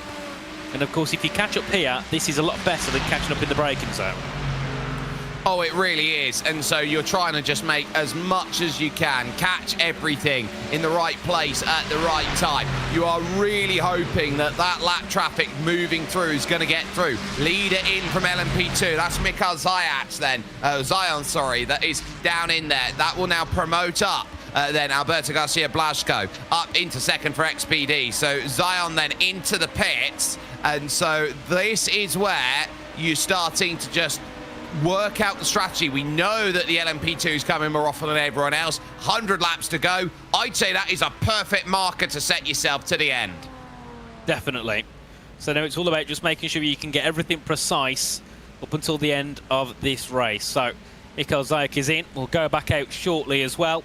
P23 overall, P11 in class, but of course that's because everybody else still has to make their pit stops in this one, as he is Adam Matesh again for car number 11 fiercely forward as he makes his way through the final corner, catching up on the back of David Adam again.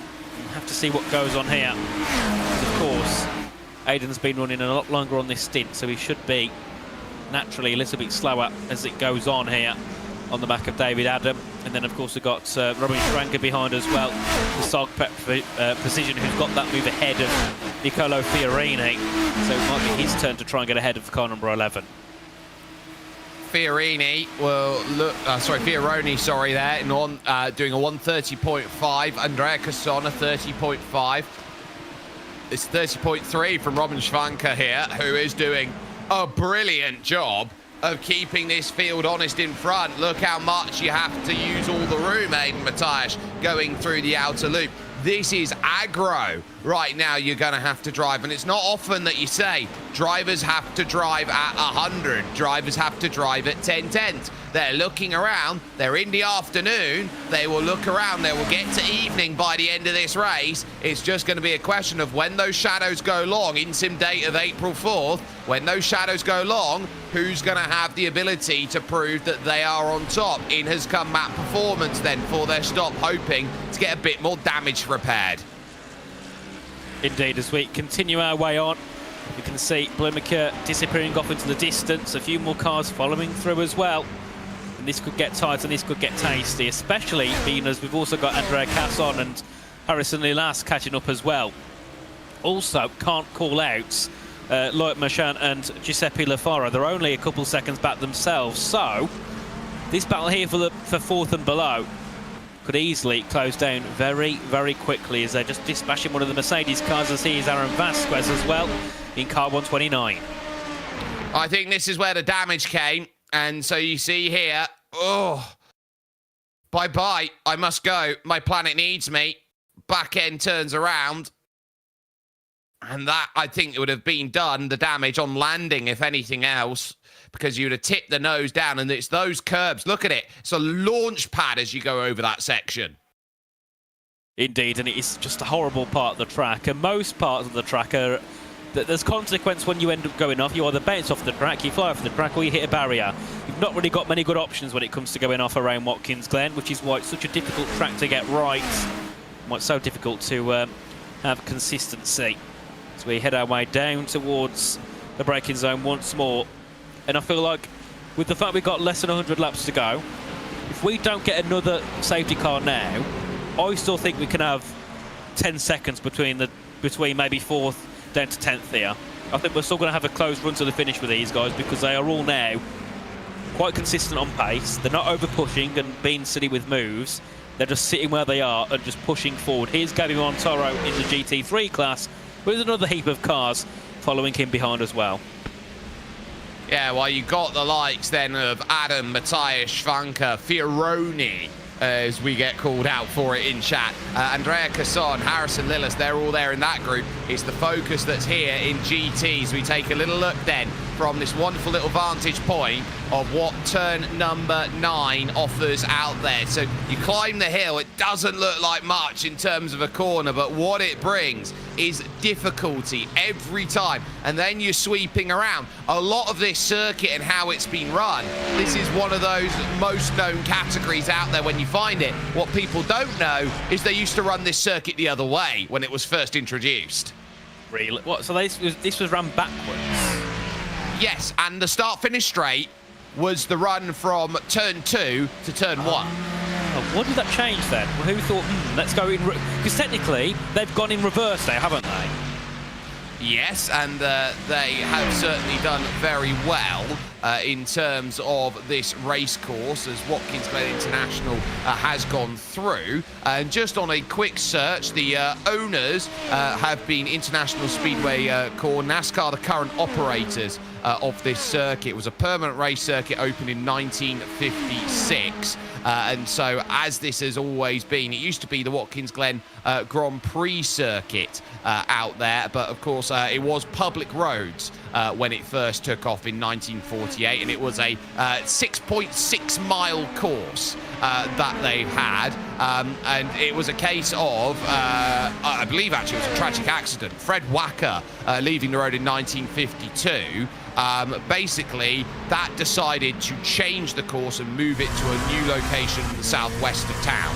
And so that is why you get the new layout here, which is the one that we've run since 1953. There we go. I learn something new every day, and that's not something I even imagined would be true before. So there we go. Some more key information. As this is close here between Nürburgring and Orbit Drop. Is it a little bit wide? A bit of a slide. Oh, that was close to contact there between those two. And let's see, can Orbit Drop Bear Motorsport make the move up the inside in towards the final couple of corners? It's close to contact. There's a Mustang in the way. Oh, that was close. Oh my, and they had to try and get by Mark Winkler and the Switch It Amber car as quickly as possible because they knew that it was going to end in carnage otherwise. Dennis Vika then looking for the drive off the exit. Lockhart Brownlee trying to force a way back around to say, look, you're not getting by me like that, sunshine. Through 2, into 3 up the S's, and then to 4 and the Vista View up.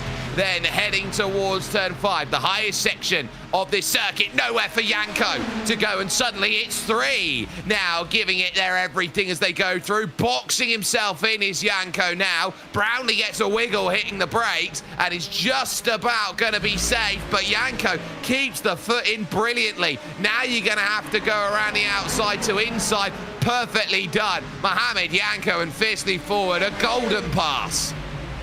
Shows how quick things can change, as Lockhart Brownlee was on the back of Dennis Vika looking to go into P4, now behind the back of Mohamed Janko and down to P6. It just shows how quickly things can change at the click of a finger.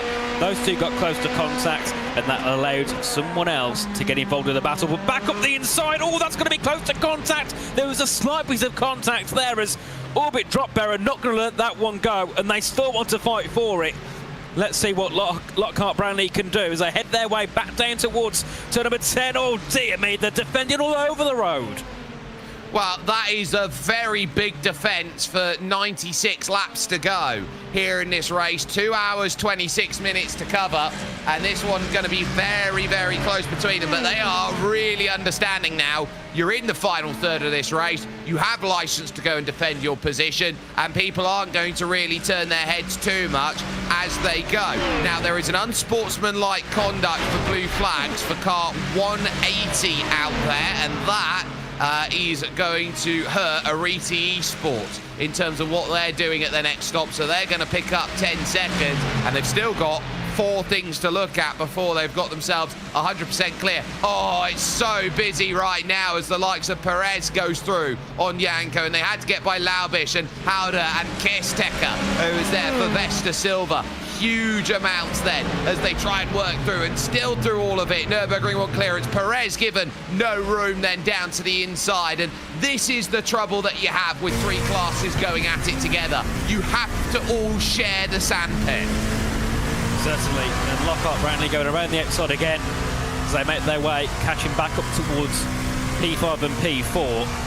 And I mean, this race so far, I mean, I've been here, what, 3.5 hours-ish nearly.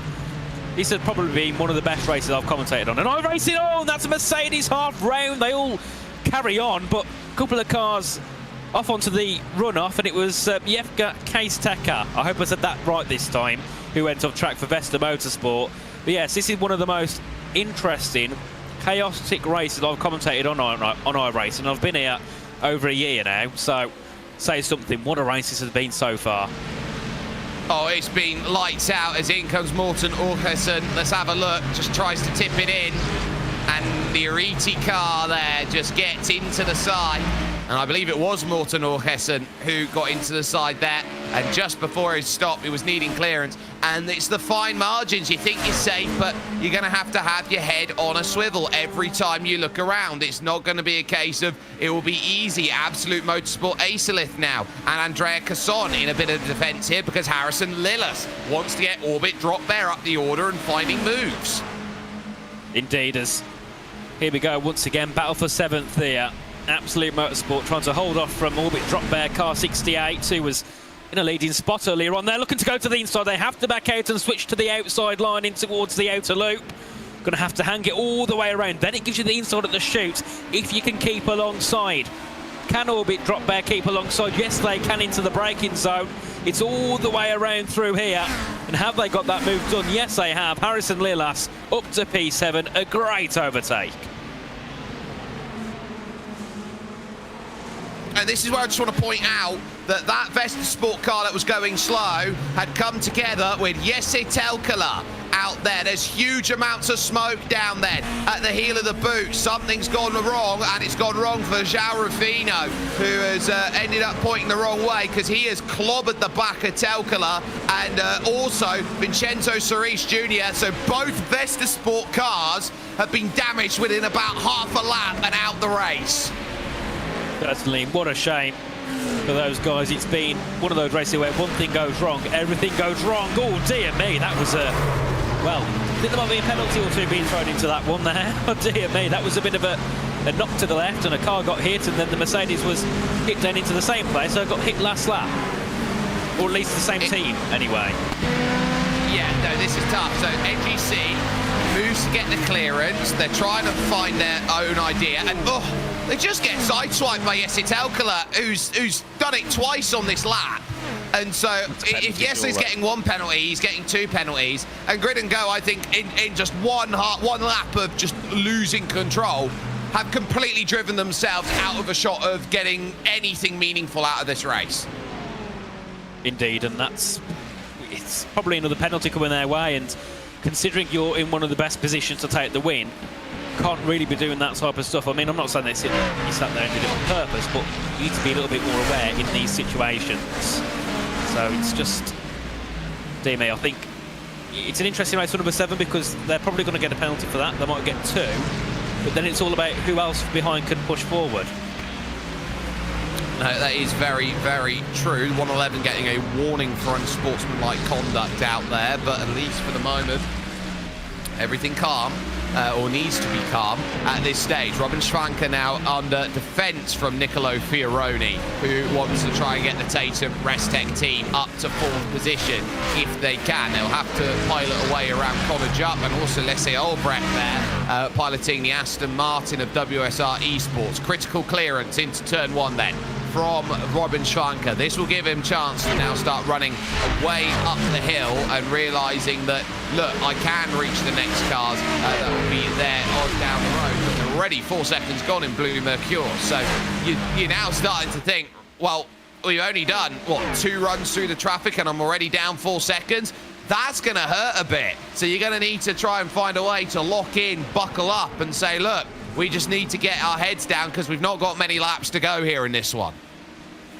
Exactly, and I think now it's just about keeping consistent, and I think the drivers have done that to an extent. When we first jumped into the box a while ago, it was constant battle, but many of the drivers now, apart from those fighting for leading positions, have calmed down and just want to get through to the end of the race.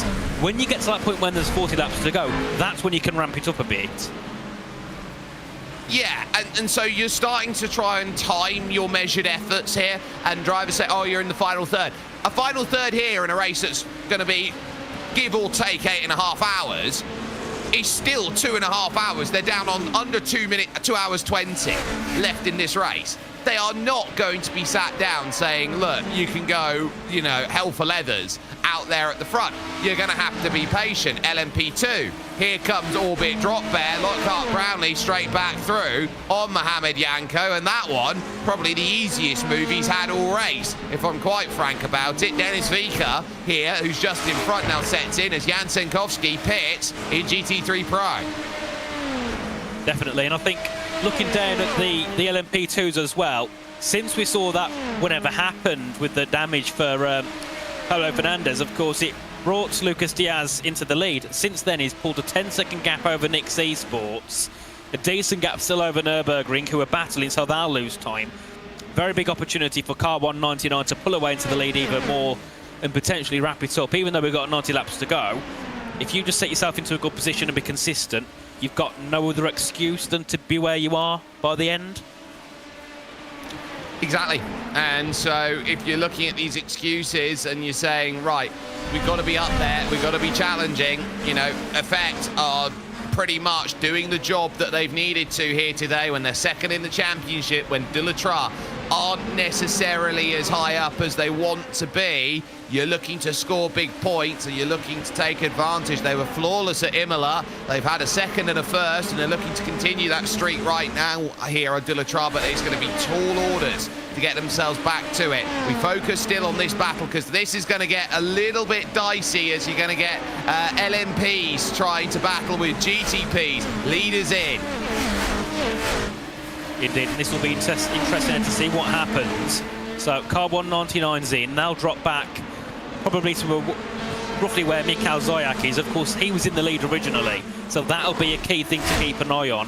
Where will these two come out together? Will they be close? Will they not? We'll see that. But of course, with all the battling they've had with GT3s, the GTPs going through, there's a chance that Zayak might have dropped back a little bit more than he would have wanted to. So we'll keep an eye on that one. And here we see Nürburgring Esports looking for the move or looking to hold P2 away from Lockhart Brownlee. So heading to the outer loop, no move through there. Another key thing to note is car 68 Orbit Drop Bear have got ahead of Tata Marestek Nicolo Fiorini. Well, Fiorini then has held himself quite nicely in terms of his conduct, but ultimately, when you got to drive the way that Orbit Drop Bear car has certainly managed to do, there's no way that you're stopping the Porsche and the BMW from flying away by. Brilliant stuff, but they're all there together at the moment. You got Andrea Casson, you got Fiorini, you got Harrison Lillis. They're all trying to just find a bit of room out there, and they know that Precision Racing are starting to just turn the screw and pull away from this group. So you've got to make moves, you've got to stay with them, because the moment that you let the carrot on the stick run away, that's it, there's nothing left. No, certainly not. So you've got to keep something there for you the whole race. There's a few more cars, I think, heading into the pit lane. That's one more car in. Was that Nix Esports? No, that'll be Fiercely Forward in, sorry. So they're in for their pit stop, car 113. So we'll see whereabouts they come out. And let's have a look. Where did... trying to find where Effect Simulations came out. 3 seconds behind Mikhail Zayak. That's going to be a key battle for the race. As here we go again. Car 158, Orbit Drop Barrel, looking to go ahead into second place. Getting ahead of Nürburgring Esports. This is a key move in their strategy. I think they're both on the exact same pit cycle. So heading to the outer loop. Inside line here for Orbit Drop Bear.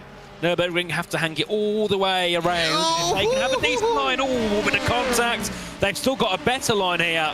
And they hold on to P2. Well, that was a scary moment indeed. That was easily a bit like what we saw at the shoot a couple of times ago. One small tap, off you go.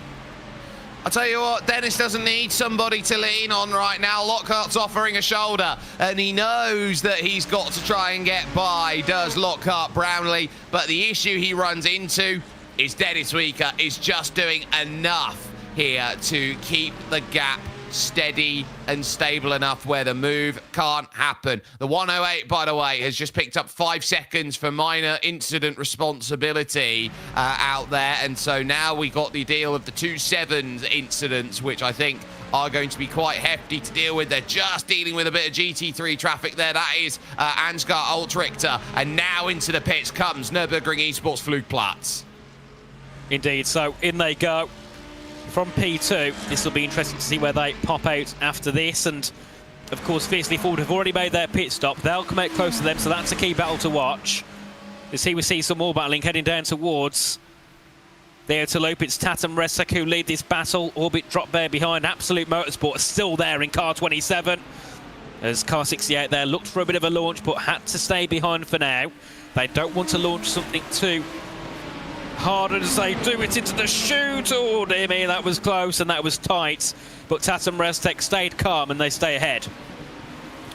And they do so critically, knowing that this is going to be a very important battle for these positions. It's 5th, it's 6th, it's 7th, and these teams, as they walk into today and they think about, okay, where am I in my championship effort? Orbit Drop Bear of 4th, way down the order then are the other two. You turn around, Tatum Restek 13th. You turn around, you're looking and you're hoping that there is going to be something there to say, I'd want points. I'd want a lot of points. Absolute Motorsport Aetherlit, they're jumping in, I think, on the back of Manatee not being here in the number 78. So that's going to be them looking to just say, look, we deserve to be in this field and we've got everything to fight for, just looking to go and see how far up we can get today. This is critical for them right now in the number 27, as in comes Nix Esports making their pit stop with 87 laps to go. Indeed, the laps are ticking down quickly, and I don't know if it's because we're below 100, but it seems like the laps are ticking down a lot quicker than they were before. So time's flying by here in this. I think at the moment we should comfortably, I think, get to the end with 87 to go. But as I said, that we're going to get another 4 cautions and somehow get a red flag or something. I guarantee. Guarantee something crazy is going to happen here. I don't think red flags are even possible here, but I'm sure. I know I've said that. Somehow we will get one. But looking at the LMP2 battle, though, that gap is close at the front. It's 1.4 seconds between Orbit Drop Bear and Team Racing. But my light time is broken and I can't see when they last pitted, so I don't know who's on the right strategy. Funnily enough. Well, Team Racing, 1.4 seconds, the difference out there at the moment. So as far as I look at things right now in terms of the race and the team of Joshua Kazani and Daniel Gorachov, the last time that they came down into the pits would have been under the safety car conditions or just before it, then on lap 176. So that then for Gorachov would be, okay, we're a couple laps off sequence, but we could get the track position, and Lockhart Brownlee also looking at running long at this moment is getting the clearance required. Now, Knicks have just come out of the pits, and they are right in the frying pan here with Alberto Garcia Blasco and XPD Racing. They are going to get the run here. It's Spanish team versus Spanish team. And how much room are they going to give each other heading in towards the wonderful carousel? The answer is more than enough to both take the corner. But look at the mid-speed cornering from Blasco, XPD. They just sail by. That was a great move, and it didn't even look like... Oh, up into the barriers for XPD! That might throw a safety car out. That's a huge hit. Are they going to get enough drive, or are they close enough to that guardrail where they're going to say we don't need to throw one because you're close enough to be there? Daniel Valle then, who had all of the chance to fight for at least a podium out there, and Nix's day, well, it's just been nixed. Caution. Oh, dear me. I've commentated to curse twice now. First one was about an hour ago or something, and I said we're not going to get another safety car, or we won't. 5 laps later we got one. This time it was 1 lap. Dear me. Well, I'd say what's your lottery numbers? I'm not going to tell you those. Another look down into this corner. He's just got loose. Tried to hold it. The car snapped as it's unloaded and the rear stepped out. He did everything he could Daniel, to save that. And there's not much you can say except that's been the most common place to see accidents that have brought out yellows. The chute has been a graveyard of, I would say, opportunities lost. Well, I think an opportunity that people can have is if they want to collect car bits, head down to there after the race. There'll be a lot. There'll be a lot of car bits down there. We've had what? Well, since we've been here, 3 crashes that have ended in barriers, and at least another 2 or 3 that have just happened and they've drove away. We had one where that car, which one was it now? It was one of the LMP2s, and they just about scraped along the barrier. Yes, and so you're getting a sense now that that is the danger corner, because you think that the most dangerous corner out there is Brownlee and Gorachov, I think, are forced to pit because they couldn't go any further. So now they've entered a closed pit, and that's going to really hurt them because they're going to get end of lines for having to make that call and being out of fuel. So that's going to really hurt. You turn around and you think, okay, well, why is this race turning out the way that it's turning out? Most people think on this circuit the most dangerous corner is the carousel. You're right, it's the highest speed corner out there on this track. But what you forget is you don't have to brake too hard for that corner. You do for the chute.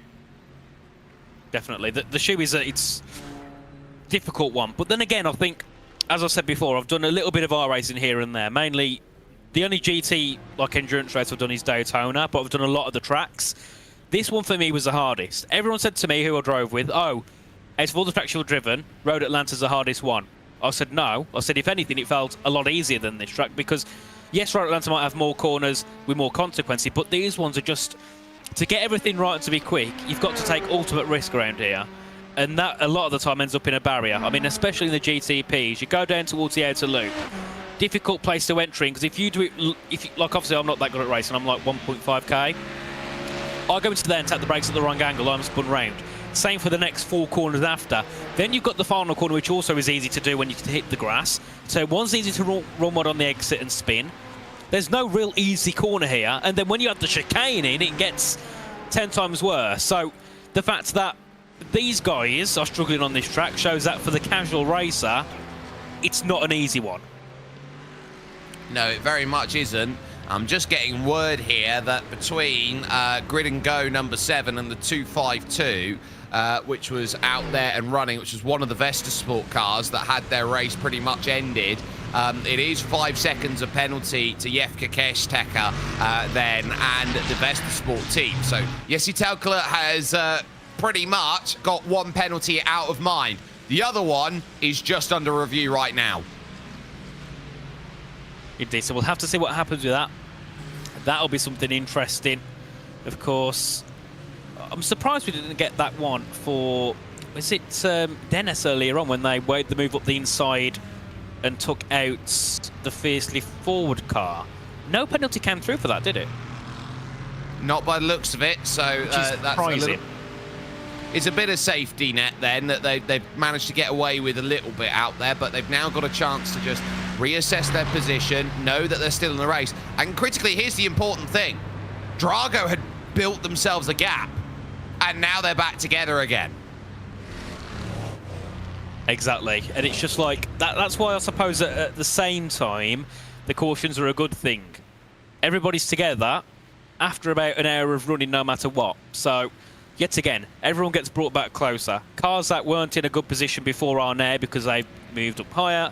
Everybody's pitted, you will feed back. So, now it's time to see what Car 7 can do with Jesse Telkler back at the front with Nicholas Bowe. 2 drivers that have been fighting very hard all race long together. This could be interesting. Then again, looking at the GT3 Pros, I still don't think there's anything that Ruben Monga can do differently, because every time he leads by about 3 seconds after 5 or 10 laps. He's really quick in that 289, so he's going to be interesting to watch again on the restart. But it's all about the run on the exit of the final corner, which every restart we've had, which is 3, the corner leaders caught the second car off guard every single time. They're not learning, are they? Exactly, and I think that's where you're seeing the difference maker then being played in the late stages of this race. Drivers can't quite see what they need, and they know that they've got a lot to do. Now, let's get this sorted. So if we've got 60 minutes worth of time, and so you're going to divide it here by a lap of 90 seconds, which is 1.5. At green pace, it's 40 laps that these leaders can do. We are with 2 hours and 5 minutes remaining and 84 laps to go in this race, and pit stops required. As far as the maths go, we're not getting 1,000 miles in. We're probably going to get 990 odd. 999.9 maybe? No, I think it's more like 996. Something like that. It's not going to be enough to get there. We're going to be a few laps short of 297 by my measure, but we're probably looking around at this and thinking, if it goes to time, you're playing the clock now. Definitely. And I think it's definitely going to be close near the end. That's for sure. But it all depends what happens with more safety cars. If we have another 1 or 2, you're probably not going to get to the 84 laps to go here. But if we have no more, and the pace is good and consistent and we don't run into issues, we might be able to get to the end. So that'll be something that the drivers will be keeping an eye on. I'm sure as well as we go green flag racing.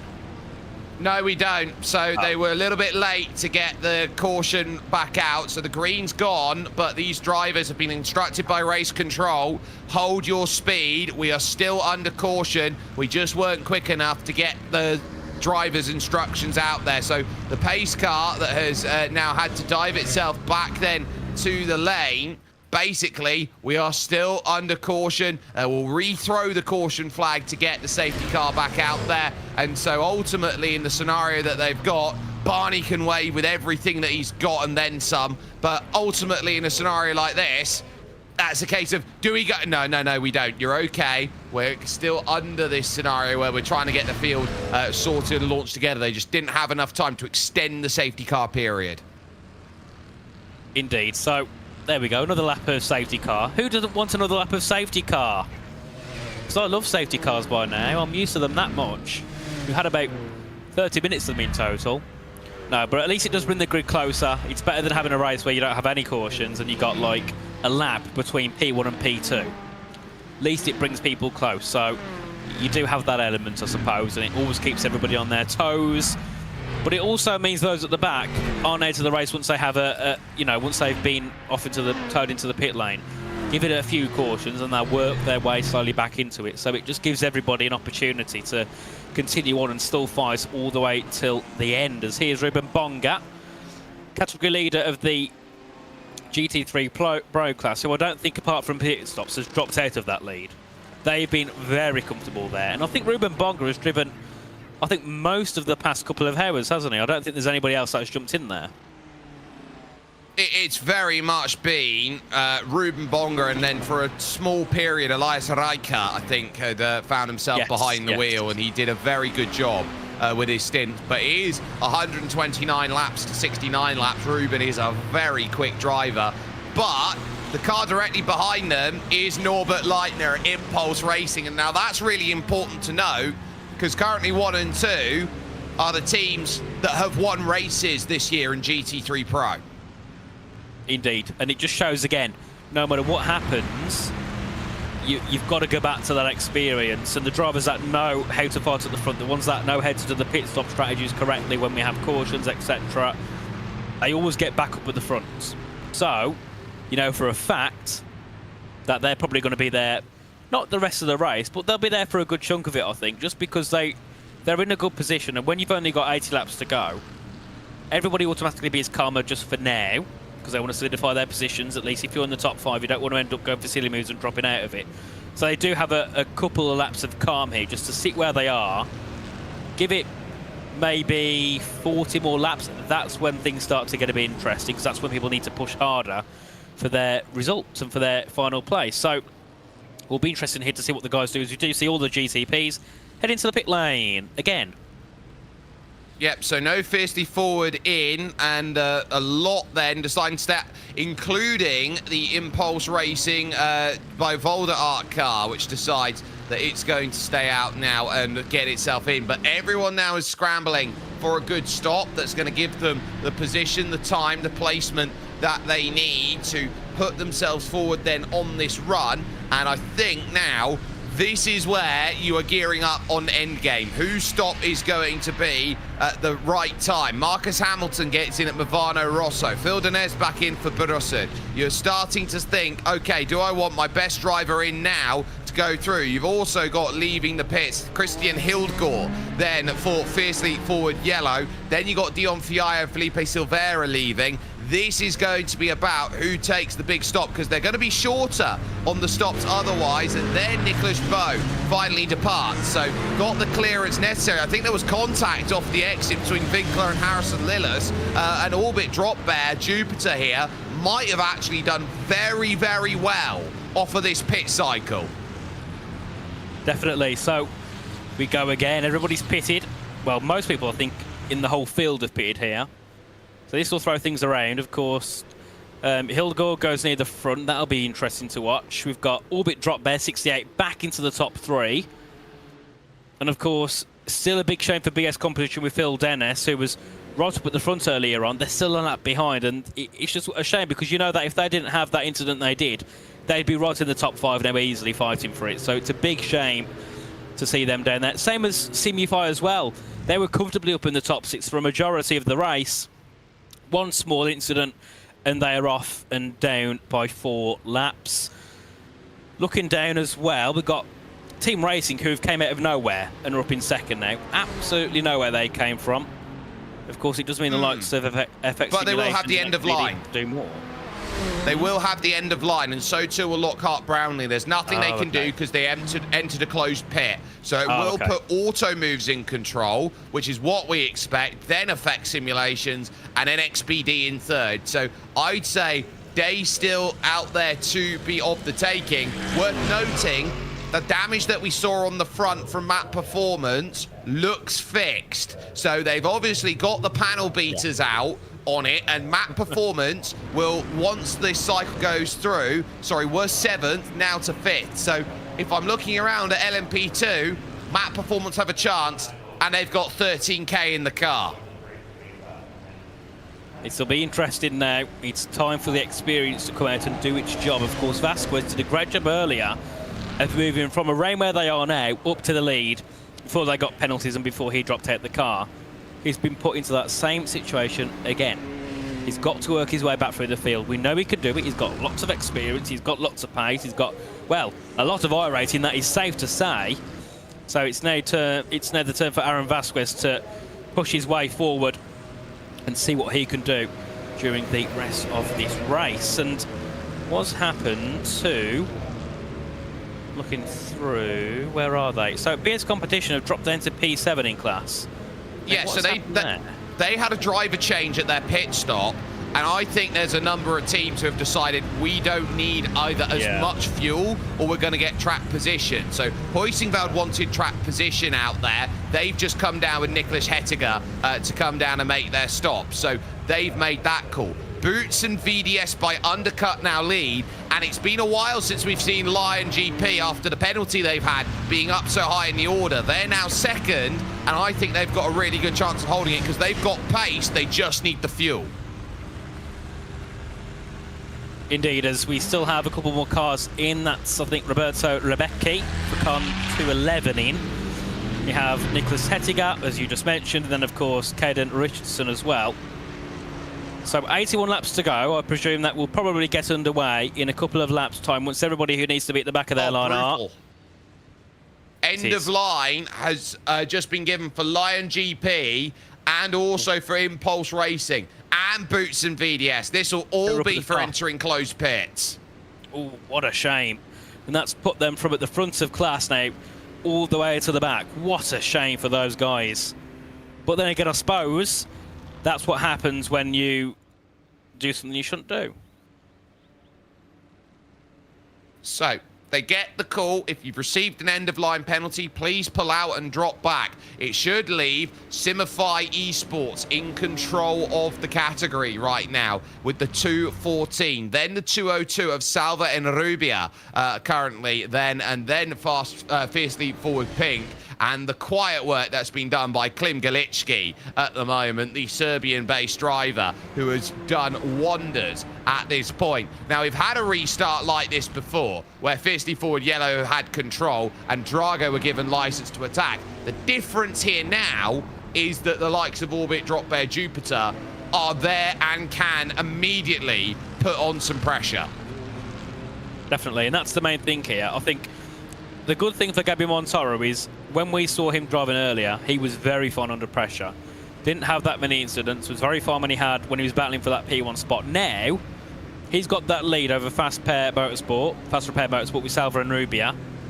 If he can get a good launch off the line here, have a good first couple of laps, I can see him pulling away quite quickly just because the pace we saw earlier on was really good for car 214. And then, of course, it'll be interesting here to see what BS Competition can do. Of course, they were the leaders earlier on.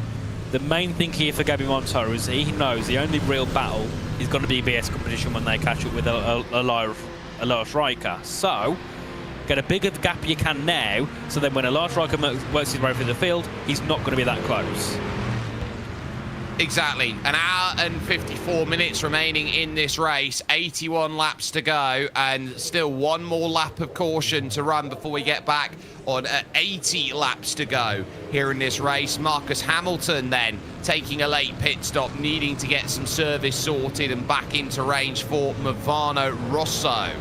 Here as late as possible, and so now that's going to set itself up then as they go. I think we are very firmly now in the time region. 297 I think's a pipe dream, but everyone wants tyre temp.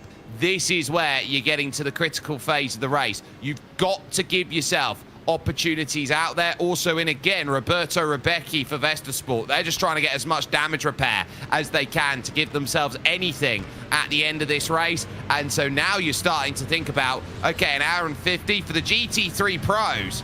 That's it. One stop to the end of the race if you've made a stop. Yeah, if you time that right, you're in a really good spot now to go to the end. So it's all about timing as well, isn't it? If you've got someone in the background that can work out all your strategies and your pit cycles and how long it will take, you're in a very good spot. If you're just a team of two and you haven't got someone that can look for everything, that's when you've got to kind of just go for the natural strategy, what you normally would do. But if you've got someone there that knows strategy, you can always try something different, always take it to the extreme and just hope you can get it right. And sometimes that can reward you massively in races like this. As we are with 80 laps to go, still under safety car. We've been with the safety car now for 9 laps. No, sorry, 7 laps. So we've been with it for a while, and hopefully it's not going to be that far away from heading in, and then we can get back underway for racing. 8 minutes to go until I depart, and Ewan O'Leary will be back, bringing you the action along with Jake Sperry all the way until the end of this one, which I'm sure is going to be a very, very frenetic 80 laps. And you look at the top 5 now in the GTP category, for example, they're not going to be in that same order. I can guarantee you that.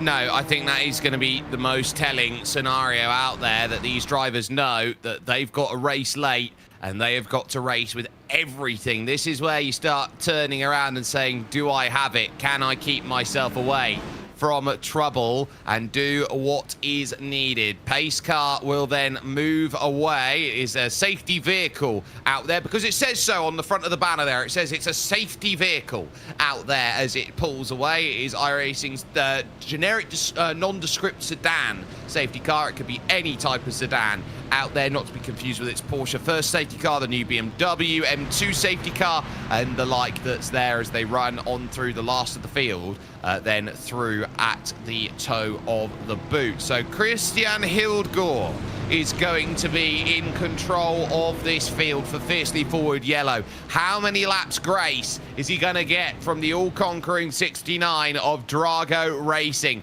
Orbit Drop Bear have given themselves a good chance, and then with the Damocles hanging over Grid and Go, what is the end result of what they're going to get? Pace car is now going to dive off, which means control is now going to be in the hands of Hildgaard. Automoves trying to hold on for a victory. Simify for the first time have given themselves platform to go and attack here in this race. But now it's about when the launch is. And this is a long old wait from Hildgaard. And now off goes Fiercely Forward Yellow. 79 laps to go, or an hour 50, take your pick. As we head our way back down towards turn 1, and a great run initially there from Fiercely Forward. Of course, Drago Racing was a lot closer than we've seen before on the restarts, but yet again, not quite close enough to make a move there unless they can do something down towards the outer loop, like what we saw earlier on. As we see Blemacure Esports as well on the back of Yes, it's Alcala, as Solpec Precision Racing had been given a black flag, but move that must have been a quick glitch.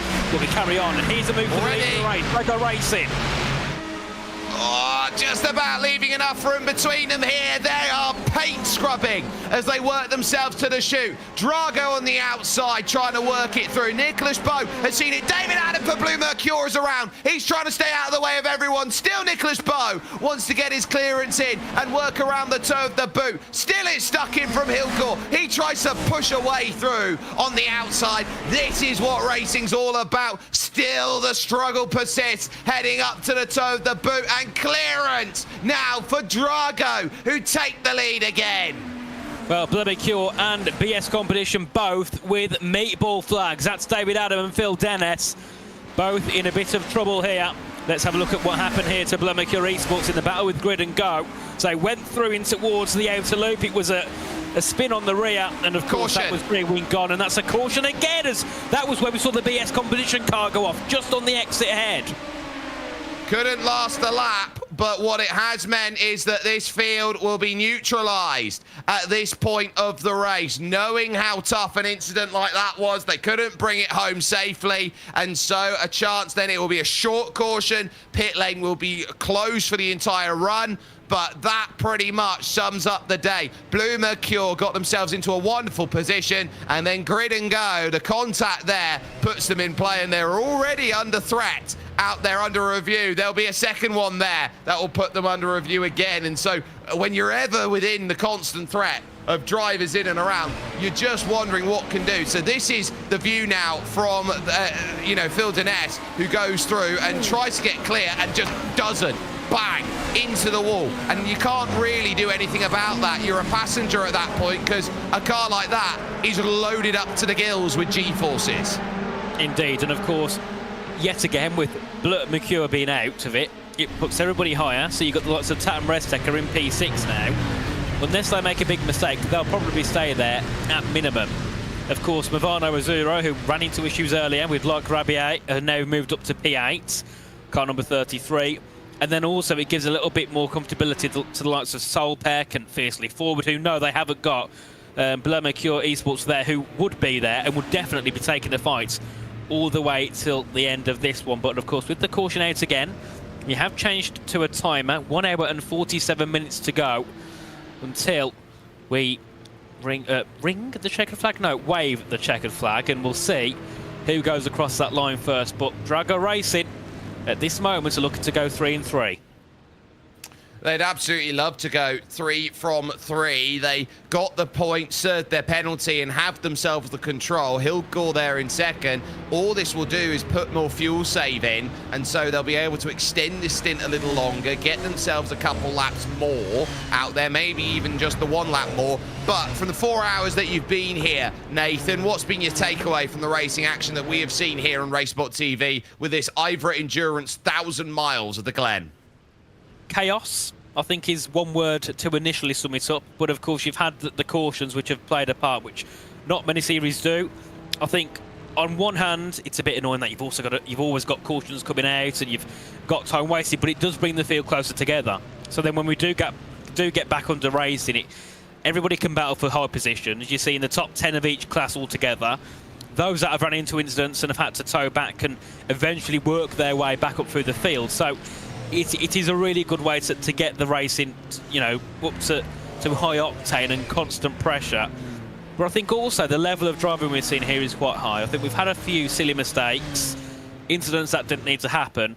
But apart from that, we've had lots of close racing, cars always side by side and battling, and that's the one thing we love more than anything: good, close, hard racing. And that's what we've seen, and what we have seen so brilliantly over the course of running that has got things sorted. So I think that as it now stands, we are in for a showdown here, with time being our main element. 1 hour and 45 minutes that is there on the clock. Nathan Richards now going to jump aside. I am going to take his very nice warm seat, and leaving my very warm seat, welcome back in Mr. Ewan O'Leary. Thanks very much. Good to be back at this stage in the race, and with such an interesting scenario up ahead of us. Sadly, not going to see all of the 1,000 miles we were scheduled to have this afternoon, but we should get a decent amount of them, certainly at least 900, and 1 hour and 45 minutes of racing, which will be absolutely high-octane stuff throughout the remainder of this race. In the 4 hours I've been gone or so, we're down to just 9 on the lead lap in GTP, 10 in LMP2, and I think the most remarkable of all, the biggest change since I was last here, only 13 in GT3 Pro, whereas there was 23 on the lead lap at the start, obviously, with 23 in the race. It's been pretty attritional, but we expected to see that, to be honest. And I know you were saying, Jake, very early on in this race that this had a high chance of not going the distance. Indeed, that's what we've got, which is a shame in some ways, but at least everybody knows exactly where they stand now. They do, and I think that it makes life easier for calculation. You're not trying to calculate to a number, you're now calculating to a time, which is what you see in 24-hour races, and they've had a lot of experience of doing that last weekend, so they're basically right back to the book as far as they go. But I think that in terms of how they've set up this race, it's because this is a street-style circuit. This is always going to be difficult to run 1,000 miles of the Glen, because your runoff area at various points around the circuit is not even one car width wide in certain places. So you have to be really careful. You've got to be honest with yourself. You've got to respect the drivers that you have around you. And when drivers in the early stages are trying to find out how we're driving, and suddenly you've got safety car, safety car, safety car, it sets a tone that you can't really find out how they drive. It's why it took them 120 laps to really figure out, okay, this is how we need to drive. And then suddenly, just as they get towards the final third of the race, suddenly you get 1, 2, 3 safety cars, and there is no buffer room. You are going to have to race on time, and these drivers know that they're in for a long over-endurance series, 1,000 miles of the Glen. Yeah, it's turned into an 8.5-hour race effectively now, with the time limit enforced. Previous rounds, by the way, 6 hours at Imola, and the Barcelona 300, which was 300 laps at Barcelona earlier this season. That was an 8.5-hour maximum race over the course of that distance. But at the end of it, 300 laps were complete by Drago Racing and Williams Gaming Club. Long green flag runs in that one, which we have seen less of here tonight. 1 hour 42 to go, though, as Drago Racing, the same team who've dominated so far this season, are back at the front again. Nicholas Boat at the front of the field, ready to go. Out of the final corner, conventional restart really from the leader of the race. The green flag waves again, and we're underway again. And don't forget, Drago Racing retook the race lead on that previous restart from Christian Hilgor, so it's going to be a chance for Fiercely Forward to get back in front in the lead, but Harrison Lillas is closer to actually taking second place now as he comes up the hill here and onto the back straight. Is he going to have a chance maybe to take second away? He doesn't choose to chase the slipstream around. Nicholas Poe is weaving all over the place, partially to warm the tyres, I'd imagine. Look at the straight line speed from Harrison Lillas, and he roars around the outside into second.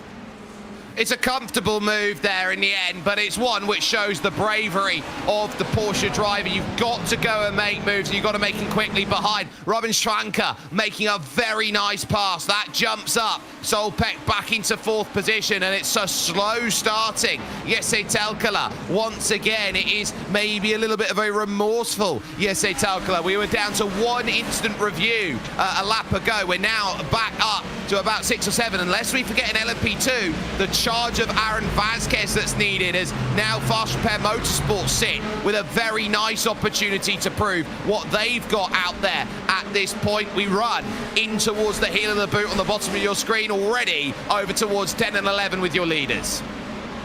And the end of the first lap, hopefully we get through a lap this time round. Last time we didn't in that green flag run, because you could barely call a green flag run really. End of one lap, and they do indeed get to the end of it at least, so that's a positive. As you say, lots of stewards' inquiries going on at the moment. A lot of stuff in the LMP2 class, it seems, being investigated. There's 5 in there at least. And there's a lot of LMP2 still in this race. I know there's only 10 or so on the lead lap, exactly 10 in fact, but all 15 are still in the race, and 4 of them are 4 laps down, so they're fighting for positions. They're all fighting to get laps back in these dying moments of the race if they possibly can. So it's actually a surprisingly busy LMP2 field, and the slide continues for Christian Hilgor right now as Robin Schwanker looks to retake that place too, and he does. Wow, 2 places in 2 laps from him, and it's the wrong direction for Fiercely Forward. Well, Fiercely Forward know that they're on a slightly different strategy here, that they took the track position, and now they're fighting a GT3 Pro lead here with Simify and Fast Repair as they change it about. And there's contact between them as Salva and Rubia now. Oh, he's lost it! Round goes in Rubia, and he's going to find himself in the barriers on the outside. He's got to be so careful on the rejoin. Everyone just about avoids it. In the cross goes Joris Jossier for boots and undercut, and somehow we keep racing. And Rubia, the pole sitter earlier on this afternoon, long-time race leader as well, has dropped to the back end of the lead lap now in GT3 Pro. And as you say, unbelievable really that everybody managed to avoid. He was perpendicular to the racetrack coming out of turn 5 there, complete roadblock, and thankfully he wasn't taken out now. So that contact there, Ewan, that they had side by side, took the rear off of the car, and then he suddenly had no downforce through the corner. I mean, extraordinary, don't you think, that amount of contact actually took the rear bumper off there, and See, it's a super high-speed corner. If there's ever a corner you don't want to lose rear downforce going into, then it is that one. But absolutely extraordinary to my mind that sort of contact would force such damage to be received there by that Aston Martin. Well, I think it's testament to the fact that they've had to deal with a lot earlier on in this, and so if they've had that little bit of contact there, I think that was hanging off anyway, and basically it was clinging on to a thread like it was Spider-Man, and suddenly, there's just a little bit that's enough to break the rear, and then suddenly, you're looking around and going, well, it's the straw that breaks the camel's back. Yeah, maybe. I mean, it was obvious, though, once he turned in, now that I've seen the replay, it's obvious, he just didn't have the rear downforce to hold on through there. It's an insanely high-speed right-hander without that bus stop chicane, as we haven't had here this afternoon.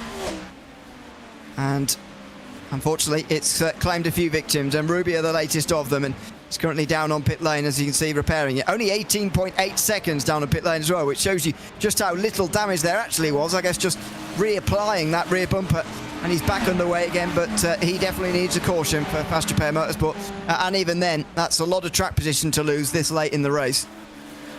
It is a lot as Jesse Telkala moves on through, gets the pass on Hildgaard for position, and so now they climb, but Hildgaard's not giving this one up. Looking around at 3, looking around at 4, trying to work out whether there is going to be enough to go and make this move. Pulls back onto the inside, now moves back out, so this is just about wondering, are you going to posture and place the best way possible, and just leaving enough room on that inside to pinch? Now has the inside over at the chute. That's just very smart racing by Hildgaard. Yes, Telkala, I think right now is realising, I can't get the clearance that I want. This should be a car that's up there fighting for the podium, and it is mired because now you're bringing Fioroni in from Tatum Restec.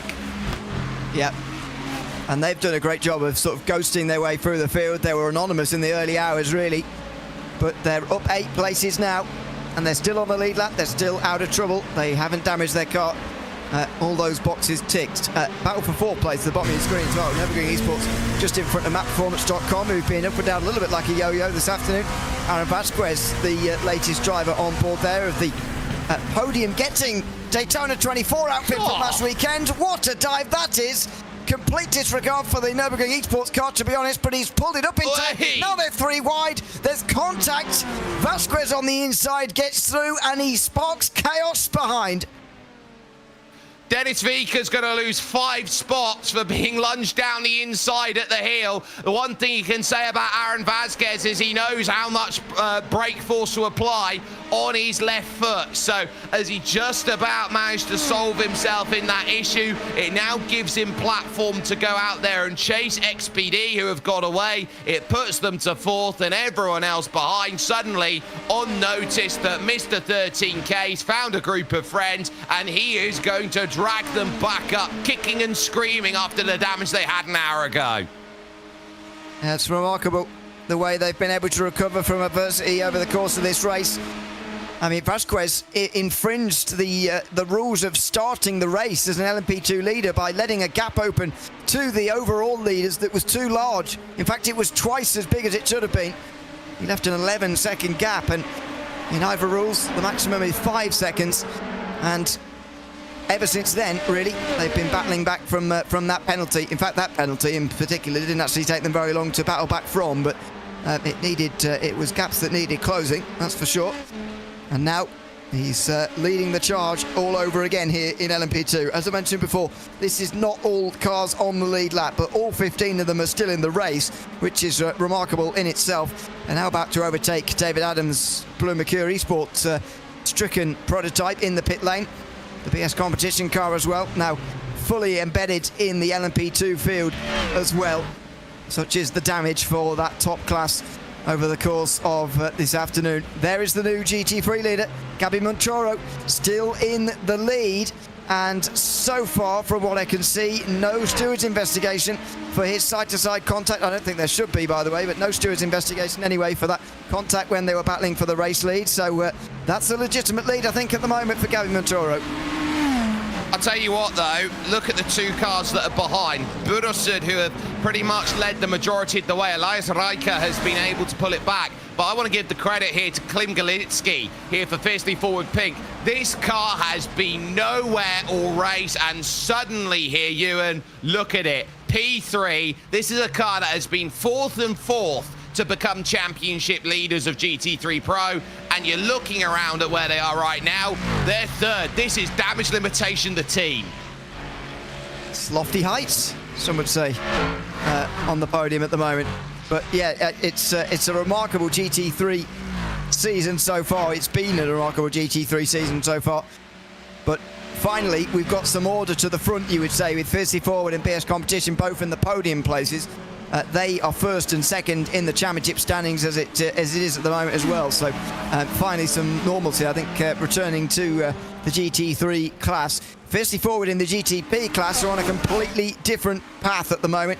Christian Hildgaard is holding back Jesse Telkala and doing a decent job of it, but you just wonder how much longer this can go on for. Well, you look at the gap now that is opening up to Solpec here. It is 3 seconds. It's a hefty defence over to the right-hand side. It's also on here for 8th in LMP2, but Telkala to the outside, looking to try and get the pivot that's needed. But if he leaves it too open, Fioroni's going to be there. His door gets slammed shut midway through the corner. Oh, you're going to have to get your elbows out here, Jesse, if you want to go and get this one past. But now this is what you're seeing here. A driver who knows how to hold every single corner hostage, and you just can't find a way by. This is what you call trying to fight through treacle at the moment, because you can't get a run because you're too close. You've almost got to back a couple tenths up to give yourself the slingshot. Yeah, there's absolutely no slingshot for Telkala right now. He's crowding all over the back of the driver in 4th position at the moment. Niccolo Ferroni is happy to just watch in 6th for Tatum Reztek. On board with the BMW here as we watch that battle up in front of us. Final corner, bit wide. Telkala just about gets it right though, and he's even got a decent run towards turn 1, but again he's almost too close, and especially as he goes over the top of the hill here, there's no run as you get onto the back straight, so he's not taking your advice and backed away. He's continuing to run and sort of bang his head against this wall 2 attempts back. And you've got to wonder as well what the top speed's like in the Cadillac by comparison here. So he needs a run. Look, he's trying to find a way through, moves over to the right-hand side. He can get it to a long side, but he can't get clearance, and he hits the buffer zone. They're side by side. Oh, and now they're going to get GT traffic here as they go through. So Rupe Kurkapar there, and they're going to go either side of it. Look at that. This is going to be needed for a pick on the outside run. Not going to work itself out. Telkala is going to take every risk in the book to get it done, and now they got to get by the 134 Automoves car 3 wide to force their way through. Well, that's a recent stop there from Automoves. I think it is anyway. Yeah, it's an outlap for Lachlan Behrman, which is quite a place to drop yourself into, isn't it? In this battle for 4th place in GTP. There was side by side behind, and I think that was Luke Rabbia getting past Simone Nucera there for Movano on Absolute Motorsport Aslith.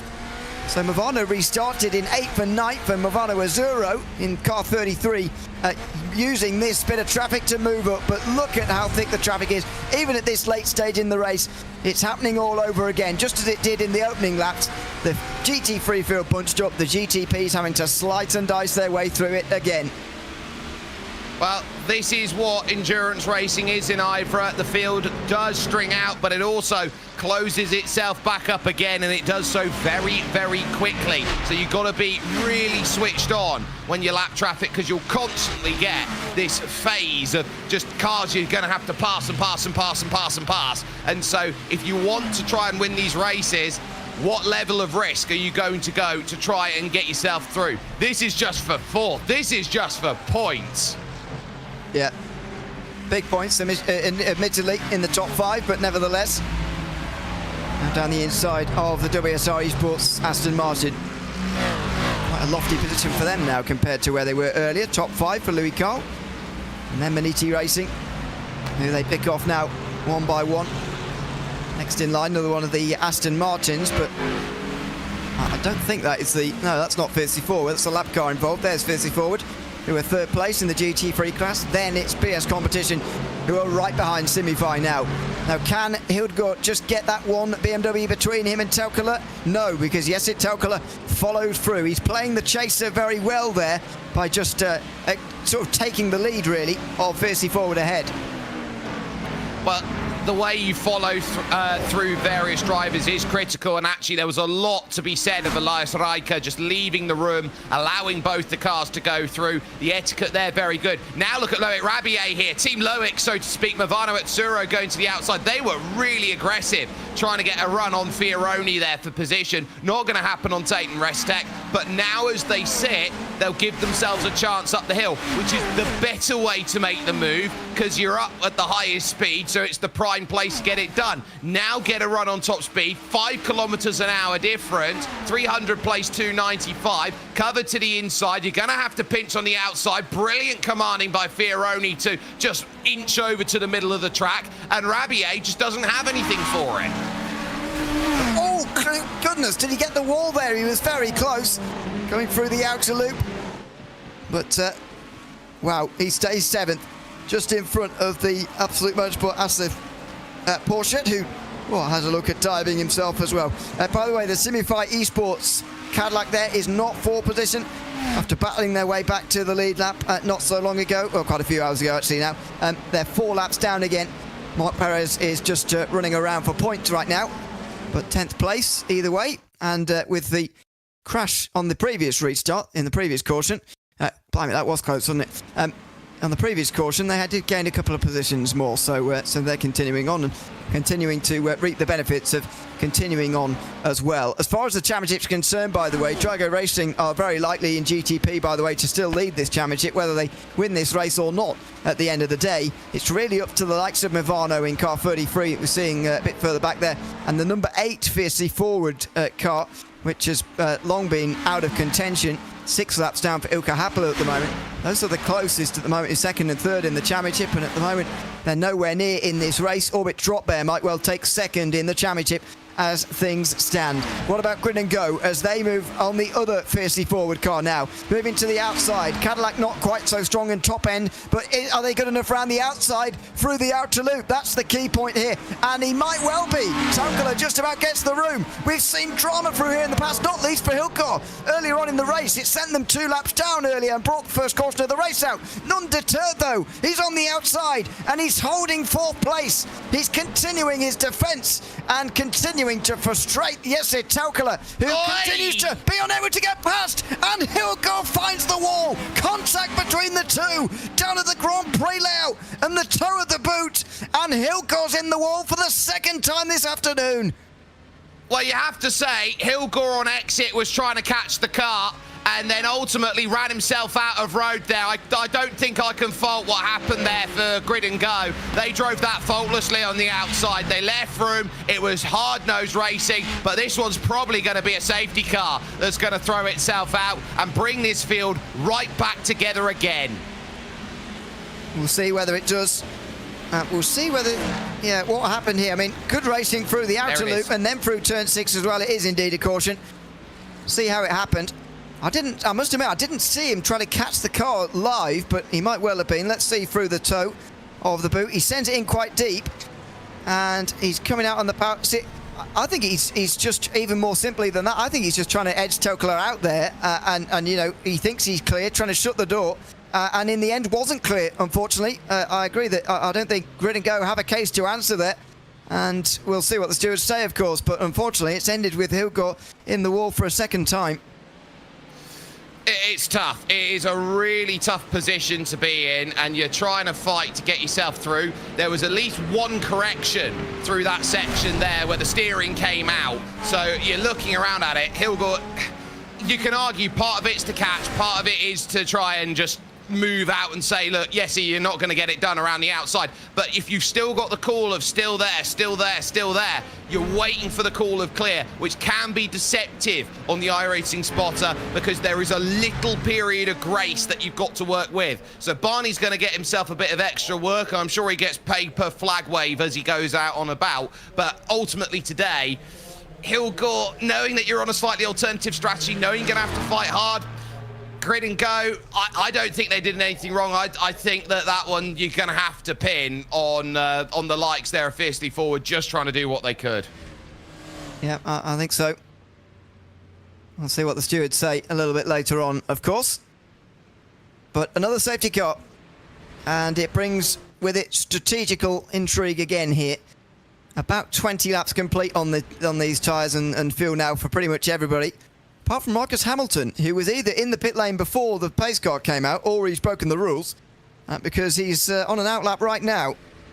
If he's already been in before the caution was called, that's a genius call, which may well have got them the lead of this race. But what would you recommend to all these teams, especially in prototype? I would be saying get in pit lane this time round.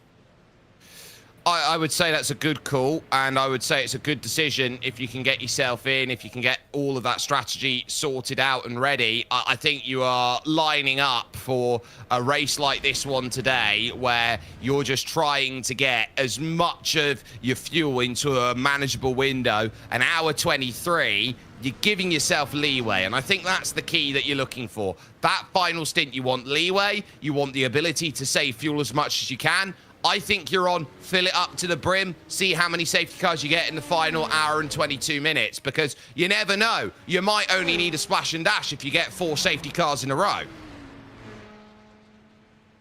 Yeah, true. You don't know what we're going to see here on the restarts afterwards. It's interesting, I think, even more so in GT3, though, where they've been out for a similar length of time, but hitting now is not necessarily going to get you to the end of the race. It might do if there are lots of cautions again, but you would need quite a lot of yellow flag running. So what are they going to do back there is another key question here. Looks like we're going to see minimal wave buys because of the way that the traffic had worked out that time around. So we should get the pit lane open very, very soon here, and that big decision to be made very soon as well. But where is the Orbit Drop Air car got to? Sam Sutton is now in that car, and they've just come in pit lane that last lap there. So I'm not sure whether they've broken the rule, whether they'll have to go to the end of the line or not, because that seemed to me to be entering a closed pit lane based on what I saw there. They, yeah, well, that didn't look like pit lane was open to me, and they've been in. Let me argue you this, right? You come out of the pits, you're 7th, you get an end of line penalty, you're 7th. Well, yes, you are behind the lap cars as well, but yes. I wonder if they might top off on fuel as well, just to take advantage of that, since they know they're going to be last anyway. There is that as well. So I think Orbit are actually quietly clever with the way that they drive. I wouldn't call the drivers in their team flashy. I would call them utilitarian style drivers. You look at Sam Sutton, you look at Harrison Lillis, they don't wow you on the timing paper. They're great, they're consistent, but what they wow you with is that they have a knack of being in the right place at the right time. Yeah, absolutely. Well, 80 minutes to go, and we've got just 8 on the lead lap now. Christian Hillgaard still repairing damage, and might well be for some time down there on pit lane. So the list of contenders drops again. And now got half the guys on the lead lap than what we had at the beginning in the GTP category. And you've got to say Drago Racing still the favourites at the head of this race. Can they go 3 out of 3 to begin this season? And is pit lane open this time round is the question, with 80 minutes to go. We will get the answer now. Ignore the flashing red light, that doesn't matter, it is open. And we are all into pit lane then in GTP, and some GT3s following in as well, waiting for the first guys to carry on. I don't know if anybody on the lead lap has carried on here, have they? No, I think everybody. BS Competition, sorry, GT3 they've carried on. GTP so far, absolutely everybody in, but Movano and Orbit Drop have already been in very recently, so interesting calls being made here as the majority come down pit lane. I don't think it's a shock, because they'll also look at their driver requirement and see who you need to put in. For example, you look around, Manuel Kubo-Torres now in, Loic Marchand in, you got Nicolas Beau, who's still going to be behind the wheel, but you're now looking at what are you going to get to be home. Simone Nacera then getting out of the pits. And look at the differences you're now seeing in the stops here. Solpec very nearly jumped Drago in the lane. Close, but Nicholas Bo survives in front of Robin Schwankert. On the way out, they're both behind Movano and Orbit Drop Air, though. Hearing in YouTube chat, by the way, that Orbit Drop Air had no choice, but to come in because of the drive time limit. Sam Sutton has got to take that car to the end now. Otherwise, they would have broken the rules with regards to drive time, which, by the way, restricts you to doing 4 hours 30 in this race here today. That's the maximum of any race other than Le Mans. So they had to come in and do that. I do wonder whether that still gives them an end-of-line penalty, though. I'd imagine it does. Yeah, I don't think you can argue the case there. You can argue, oh, but I was going to go over drive time requirement. I think Stewart team would look around and say, why is your drive time requirement so min-maxed in that way? You've got to give yourself enough room to do that, close pit or otherwise. Yeah, I think they would say that.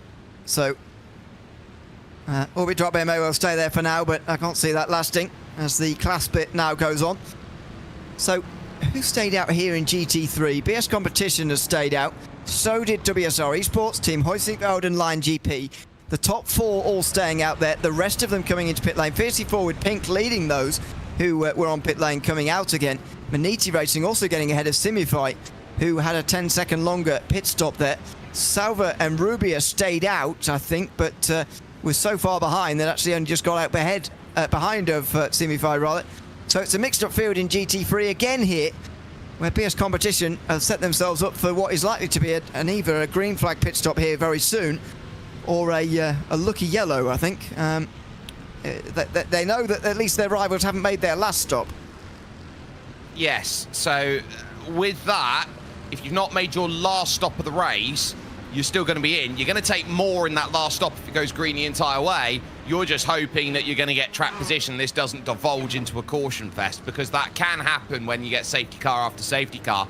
Here's something, though, that I think is pretty interesting right now here, Ewan, and it is with the 129 of map performance. Aaron Vasquez has been given a 5-second penalty for continuing to use turn 1 too far out, which, of course, is the risk of those drivers who try and do it, because we're running with NASCAR-style off-tracks around here, so drivers feel like they can go to the outside, but race control says, no, you got to respect where the yellow line is. That's where our track limit is going to be. It now puts the car total up to 11 penalty points. One more incident today, and Matt Performance are getting parked at Indy. Got to be very careful of that, not least because it's there, as you say, continues to abuse. They've already had a stop go for it not that long ago, so they've got to be very, very careful with that. I don't know if you'd agree, but it seems a pretty un-Aaron Vasquez performance today. Seems to be very quick. That's not unusual, but the fact that he's been up and down so much like a yo-yo with that car today seems slightly unusual, really. And you know, I'm just not sure they're going to win this race with so many trials and tribulations. Pedro Fernandez, looks like he's going to take that car to the end, and it might not be the worst thing. You don't often see this, but it might not be the worst thing that Vasquez is not able to do any more driving.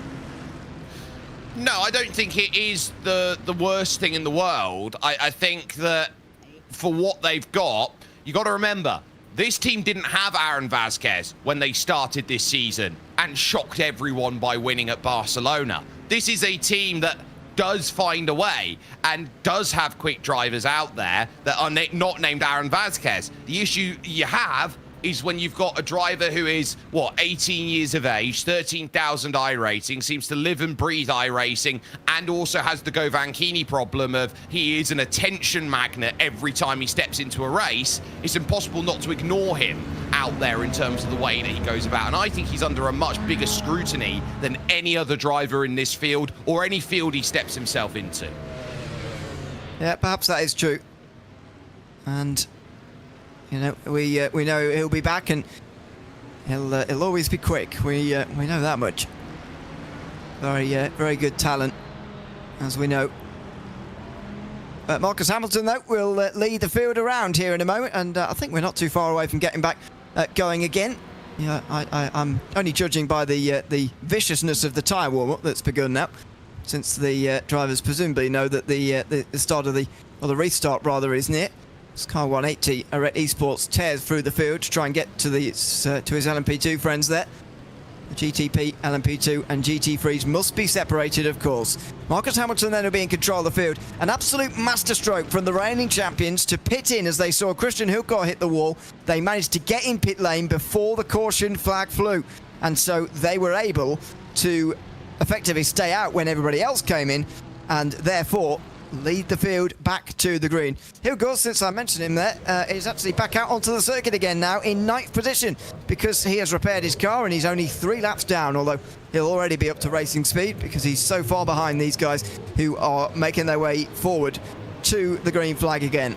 Barney's got the green flag in hand again and we're ready to go here with an hour 13 remaining at Watkins Glen. Marcus Hamilton runs a little bit wider through the final corner. No surprises, no tips and tricks, just a conventional restart for Marcus Hamilton. The reigning champions bringing us back to green in front of the current championship leaders here at Watkins Glen. And there's another spin out the final corner. Are we all going to survive? Is everybody going to get through? Can they all get past without hitting? I believe they will. Daniel Espes spins to the final corner.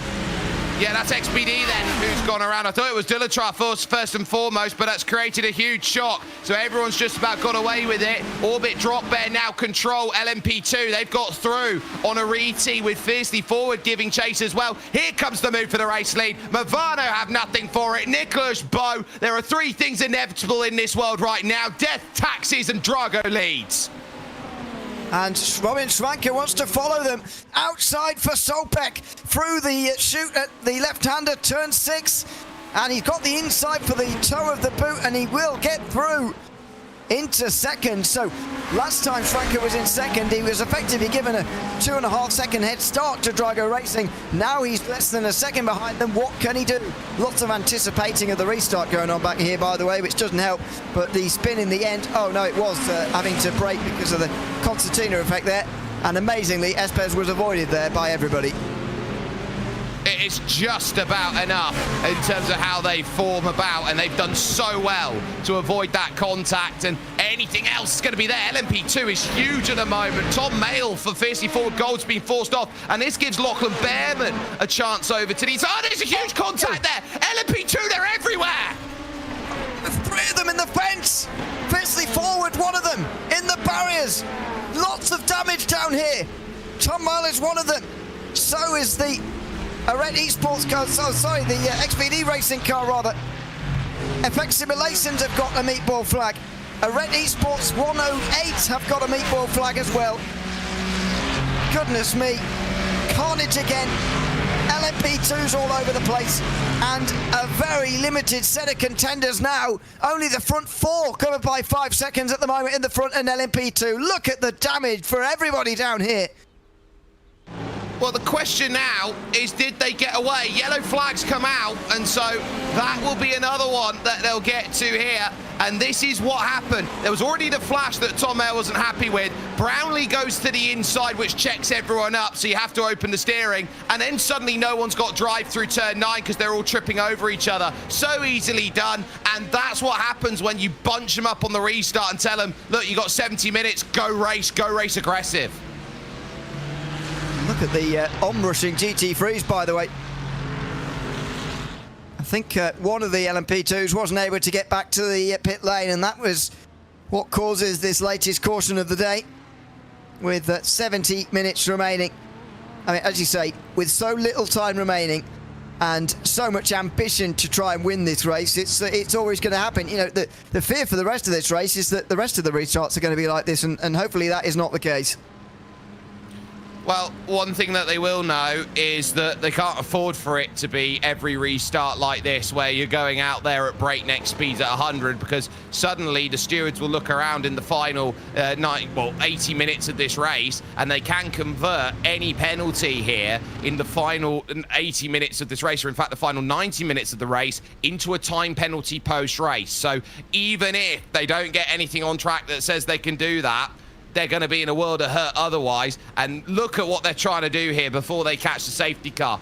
keep as much tyre temp in as they possibly can. Once they catch a safety car, they can't weave those cars about. And so that's what they're trying to deal with here. We've not caught, we've not caught, we've not caught. Until we catch the safety car, we're okay. Now they've caught it, now they've got to stay in line.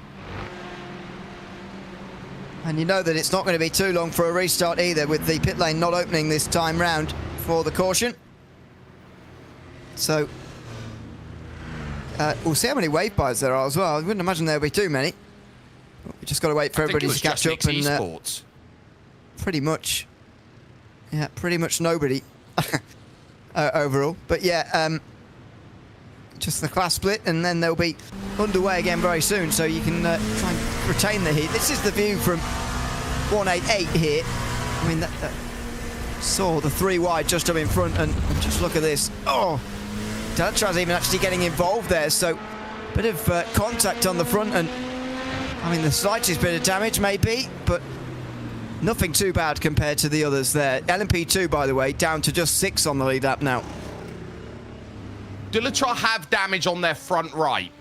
That much I can say. This is also a Delatraz car that has been 2 laps down for pretty much the entirety of the middle of the race, and now they're second. That's IVRA racing, isn't it? You can get yourself these laps back very, very quickly after a long time slogging away at multiple laps down. Very quickly you can find yourself on the lead lap and in with a shout. It's why I always say these early stages of the races are always survival and track position battles. And now we know the names of all the teams who've managed to do that in all the classes now, and it's reduced each field by about half. Look at that. Not the first car we've seen in the air today. And, well, it's big damage, unfortunately, for Fiercely Forward as a result of that airborne moment there towards the final corner. God, and you just think in a moment like that it all stems from what is a passing style corner. It's just a transfer corner that sets up the final one there. You're never meant to go and make moves at turn 10. The nature of it doesn't really allow for it. But what it does set up and what it does mean as a corner here, Ewan, though, is that drivers think they can. And if they get a run and they think they can, shove it down the inside, they'll try everything they can to do so. And they will. And that's always the end result. Yeah, and that's why I say I worry that will be the existence for the end of this race here, unfortunately. Hopefully I'm wrong. But it's very easy to see that as a chance to just dive in here. And unfortunately, might not be the best way to go about it. But either way, oh, Movano in the pit lane here. So is pit lane open or not? I presumed it wouldn't be, but it must be. Both Movanos are in pit lane now. We've got another GTP into pit lane as well back there. That is Christian Hilgert, who is 3 laps down anyway. But both Movanos wanted to top off. Are they hoping this is their last stop, maybe? At this rate, it just might. At this rate, it just might.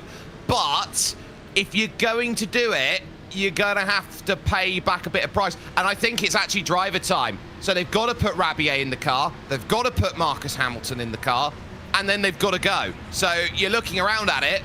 Yeah, this falls in their window because they're looking at the driver time. And again, I think it's another team or 2 teams with hands that are forced. You know, Hamilton was in there before, but yeah, in the case of Rabier, that might well definitely be the case. Hamilton's got to be careful. He's not exiting a closed pit lane either. Just about all the cars make their way past him before he gets back going again. So he'll race forward towards the GTPs again. And Loic Rabier will as well. I mean, maybe they'll just think, well, we can make this our last stop. We'll just take the penalty anyway. We'll save a bit of fuel at the back. We'll trundle around and maybe we'll be the first ones to make the last stop, which is maybe the best thing in this series. The thing you don't want to be, though, is relying on cautions, and that's what they are put into a position of now. Well, if you had a track record of relying on cautions in this race, I think you could say that it is a very reliable source of income out there for those who have been dealing over it for the first 7.5 hours of this race. I think that what you're trying to bank on here is, are you going to give yourself an opportunity here, Jake Sperry here, colour to Ewan O'Leary, are you banking yourself on a time at this stage of the race where it's all gone through? And actually, here's the bigger thing that's come from that I'm looking at. Effect have led practically with auto moves. They've been the two teams 1 and 2. And Effect, in the last hour, just like what happened in the Daytona 24, are practically out of it. Well, it's going to be a very interesting next hour, that's for sure. And I think these next 10 minutes, in fact, could maybe set the tone for that last hour. We didn't expect this race this afternoon to be a timed affair, but it looks like it will be. We've only completed 800 miles, and we've only got an hour to do the rest. You do the maths. We're at 200 miles an hour for the remainder. That's not going to happen. We'll stop worrying about the laps. We'll start worrying about the time. 63 minutes remaining. And Nicholas Bowe is bringing us to another restart here that gets us towards a very crucial moment in this race. And as I say, a very crucial 10 minutes. Are we going to see chaos, carnage, crashes, or a surprising run to the end here in this 1,000 miles of the Glen in the IVRA Endurance Series tonight? Let's see. Drago Racing leading more laps tonight, controlling another restart in front of Robin Schranker this time, and awkwardly out of this awkward final corner they get going. Let's hope in the background all the LMP2s are ready for it as well. And already being attacked towards turn 1, the Cadillac of Jesse Taukala as Simone Nocera gets down the inside, and suddenly Absolute Motorsport Aslith are onto the podium places. And not only that, they're here because they're replacing another team who's got themselves parked for a week. So they're doing wonderfully. Through goes Tated and Restec. Look at the freight training here. Here comes Orbit now trying to go through. They're going to be pretty much staring down the barrel of how much trouble it is. Burusud leading their category right now, but WSR and Lewis Carl is trying to push away forward with Huysingveld in 3rd and Pisley Forward still there in 4th. See the flash of the lights there, as if to say to Elias Reiko, get on the racing line, we need to try and run away from the rest of the field. But Reiko there was defending all the way down to the outer loop right until the very end. Leading that line at the moment in GT3 Pro are 3 teams who have not stopped under the previous caution where most did come into the pit lane. So that is the scenario in GT3. Side by side meantime for Taukala, and he's in trouble here. Pablo Caroleo gets through for Chatham Restec, who are up to 4th place now. Next in the queue is Sam Sutton, who served that end-of-line penalty for Orbit Drop there, and he's looking to come through the field as well. That Cadillac not looking so good late on here. No, it's really not, and you're seeing it's taking a while to get into its energy cycle here with the tyres. Once it's in a window, it can work. It's taken a lap. I'm finally there. I've finally got the confidence. Caroleo trying to just hold the defence into the 90 and then run off of the exit here as we near Seneca Lake here in terms of where we are, upstate New York. But now Nocera is just getting enough run to get away here in 3rd, and you know, this is what the group is right now. Sit yourself down, make yourself a drink, and go, right, I want to be here, and I want my passes piping hot. Around the outer loop, and it's Absolute Motorsport Aslith at the front of this group at the moment. Taukala starting to get back up to speed again, but as you say, really needs a long run, that Cadillac, and isn't getting one as things stand. In the queue behind is Orbit Drop Bear, then it's the Simi-Fi car, and then there's the Fiercely Forward car. So Movano have got a bit of a gap there to make up, some positions to make up, and they need some cautions as well, don't forget, before they can really see their strategy begin to work. But they've got an hour for that all to happen here. 1 hour to go. Nicholas Bowe leads in GTP, Lachlan Berman in LMP2, and down the Bobby's Green, Elias Reiko for BS competition relatively comfortably in GT3. I'd say it's comfortable right now, but what you're trying to think about is, will it be comfortable 10 minutes from now? Will it be comfortable 30 minutes from now? Will it be comfortable 40 minutes from now? And I'd say, no, it's not when you're 30, 40 minutes away. Or right now it is, but the rest of the time it isn't. Telkela's going to get the run. Turn 1 needs to make it a turn 1 because remember, the Cadillac's down on power out there to the point where Johan Royer was really not happy, actually, in our comment, then saying, look, we've got no power. We can't defend against anything on the straight. And you just have to remember that it's your responsibility as a car driver to go and get the pace of it. Good news is Caraleo's not going to fight hard. He's going to push a little bit, but he's not going to have the angle to go and make the move. So you get that one done. Now go chase on the Sarah position. I think Grid and Go realise they've got a podium available to them. They've just got to go and execute it. And they've not finished in the top 5 yet this season, so even the position they're in right now would be a success compared to the previous results. But I was saying this earlier on, for a team I think that, you know, are sort of on a par with Driver Racing in terms of their stature and so on. You just wonder whether they'll be a little bit disappointed to have seen Driver Racing dominating so much early on in this season and Grid and Go Racing not doing the same. I mean, both are now Daytona 24-hour winners in iRacing, 1 time each in the GTPs, and lots of other successes as well, of course. Both growing teams, both rather large teams these days. But it's Drago Racing having all the joy at the moment. 2 seconds of a lead, and Grid and Go, who are, especially on these restarts, seem to just, they look like a team who've got old tyres on when everybody else has got new. That's what they look like on a restart, but obviously that's just them getting up to speed compared to the rest. They look like the person who's just brought a BlackBerry phone when the iPhone just got announced. It's that sort of scenario where they're just late to the party, it seems, every time. They've got a wonderful team. They've got 20, 30 drivers that you'd look around and say, I want all of them in my team if I was out there and I was trying to put them together. But, you know, they can put 4 or 5 teams into every major event that they want to. The one thing that they struggle with is finding a result, as we watch Manatee Racing down here, having to fight, and this is a chain reaction that you don't want. Just got a car in front of them trying to get to the pit, and look at that. Are they stuck in the... And then they have to leave. Lucky them, they could have had the Austin Powers moment with the forklift. That could have been, yeah, very embarrassing. But they get away with it. I mean, it was a late dive to the pit lane from that Mustang, whoever it was, but I can't believe they didn't recognise that, to be honest. But anyway, they spin round, and that leaves us just with 2 now, 1 and 2, who haven't stopped yet in the last few moments, because that was another one of the cars there, although not any longer for James Armstrong. It was not long been out of the pit lane.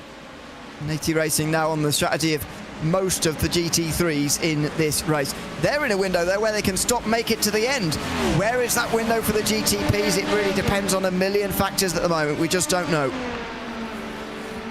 I think drivers understand that they can only drive what's in front of them and they can only go as far as they can let themselves. So you're starting to wonder, okay, how much top up do we need? How's our tank? What's our numbers look like? We can't underfuel, but we can go for it. I look at auto moves. This is a team on the up and up here, Ewan. This is the sort of team right now with Lachlan Behrman at the moment where I think they're just a couple thousand iRating away from some of their members from being able to challenge in iRacing special events in this style of racing whenever they want. Yeah, we'll see them in the future.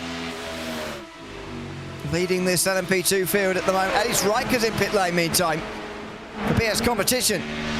So is that all they could do? I suppose it is. 28 laps completed at the end of this. This is a long final stint then. It will be a long final stint, yeah. But if they're the first ones to make their last stop, and you know, if there's a caution or not, then I think that generally they would, all things being equal, which they really are, they would come out in the lead. So it's not a terrible thing, I don't think, as actually the new leaders, WSR Esports, are being challenged themselves here by Fiercely Forward. Fiercely Forward are now the leader of those who have on that pitted strategy from that caution not so long ago, and Fiercely Forward are in the lead of this race. They've not really shown themselves, especially early on. 2 4th places so far this season. Now they're leading at Watkins Glen. And the one thing I think you're forgetting here is that they don't need a full pit stop when they come in and make their stop. They only need a tipple of fuel and off they go. This is perfect for Fiercely Forward, Pink. They've got a 55, second or a 40-second stop compared to what? 15, don't even need to change my tyres. This is brilliant for Fiercely Forward. They've dreamt of this. True.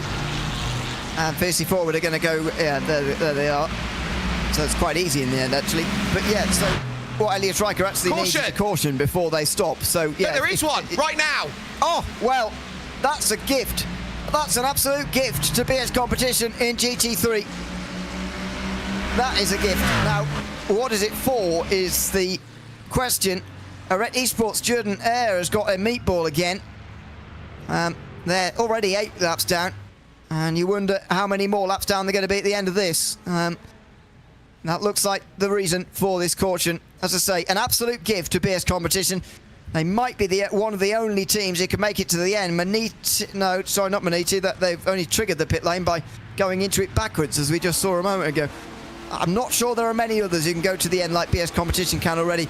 And don't tell me Jordan Ura has done this completely on his own. Coming out of the pit lane onto the racetrack he comes, just in front of some of the overall leaders of this race.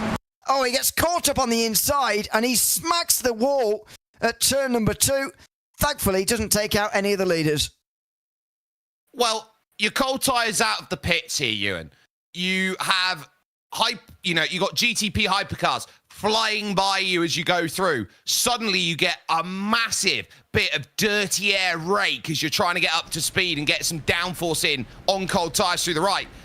I think that they've just blown by and buzzed the tower. He's panicked, and basically this is what happens when you get a jump, when you get like some military grade jet fighter that's just gone by a Cessna 182, and the Cessna's just panicked. Not the first time we've seen over the top of the hill there through 2 and 3 where just clipping the curb or the grass there is enough to send you into a spin. And that is the latest victim. So there will be a bit more of a wave-by procedure this time round. Although it was a short green flag run, it will not be a short full course yellow period because it can't be. There can't be 2 in a row. So we will see pit stops here, and I suspect for one that we're going to see the last pit stops of pretty much everybody's race here, or at least an attempt of a last pit stop of everybody's race anyway. Well, you often get the added saying of endurance racing is now just sprint racing in a long distance format. Well, right now, this race has just become a sprint. Yeah. Always say this about IVRA racing, but these are endurance races, but the first 7.5 hours of this race, nearly 8 hours of this race, been whittling down those on the lead lap, whittling down those contenders, and now, as you say, it is a sprint race to the end among those who are left. And so you're looking around at those who are left. Drago have been faultless at the front of this field. They've just been holding themselves perfectly. Auto moves now have control, but you never count Dulatro out of any race by the looks of it. And suddenly you're starting to think, how long are these safety car periods going to be? Because a team like Fiercely Forward Pink right now, I think you just try and, as much as you can around this place, clutch it down the hill and be very, very light with the throttle up it. Yeah. How close do we think, or how much fuel saving do we think Movano are going to need to make it to the end? Because, and all those guys indeed at the back end there, 8 laps on their stint coming at the end of this one, and 50 minutes still to go. The problem is we just don't know how many laps there's going to be remaining, and indeed how many cautions there will be between now and the end, but I do wonder how close they are to making it. I think they need about 2 or 3 more cautions to have thoughts of making it. Otherwise, they are going to be needing a splash and dash. I think that's where we are at, because you're taking here on these safety car periods. I just want to take a look at Movano at Zero and what happens when we're in a safety car. Lap times then extend out to about 3 minutes, 3 minutes 20, let's say, as they go about, compared to 1.5 minutes. So basically, for every lap that you're doing around, you have basically, you're doing it at half speed or 40% speed. So as everybody looks in, I don't think it's a bad idea if they jump in. And in fact, watch what they're doing, because they're both going to jump in They're going to get a tiny top-up of fuel to get themselves home. They've hardly got anything to put in. They're getting track position right now. Yeah, whereas the others are going to have, 13 laps of fuel to put in there. So a little bit more that hopefully for them will be able to get them into the lead. Not many takers in LMP2. They all stay out actually on the lead lap, but everybody apart from Absolute Motorsport, Asliv, come in from GTP. Now, is this stop going to be short enough for Movano to get out in the lead of this race in a moment? Let's see whether the short fueling is good enough from them. They're already going, and there they go. Look, Rabier is leading this race. Robin Schranker gets in front of Nicholas Bowe, and Nicholas Hamilton gets in front of Nicholas Bowe as well. Drago dropped to 5th place under that caution flag as a result of those pit stops. Very interesting. Nicholas Bowe losing places there to some guys, well, 1 or 2 we expected, but some guys we didn't expect either. No, and I think this is quite telling of where they're at. They're trying to give themselves buffer, and this is what you see. You can try and run it on a short fill and say, look, I'm going to be safe by this amount, or you can turn around, look at this and go, well, this could go green the entire way, and I will need every single bit of fuel that I can get. So with the way that they've painted themselves over the second half of this race, they've tried to go through and get what they can. And lest we forget as well that they tried to make their cycle work around the penalty just at halfway, which put them off cycle because they wanted the halfway 34 championship points, then to serve their penalty. Smart ways you can think about doing that over the course of the halfway distance.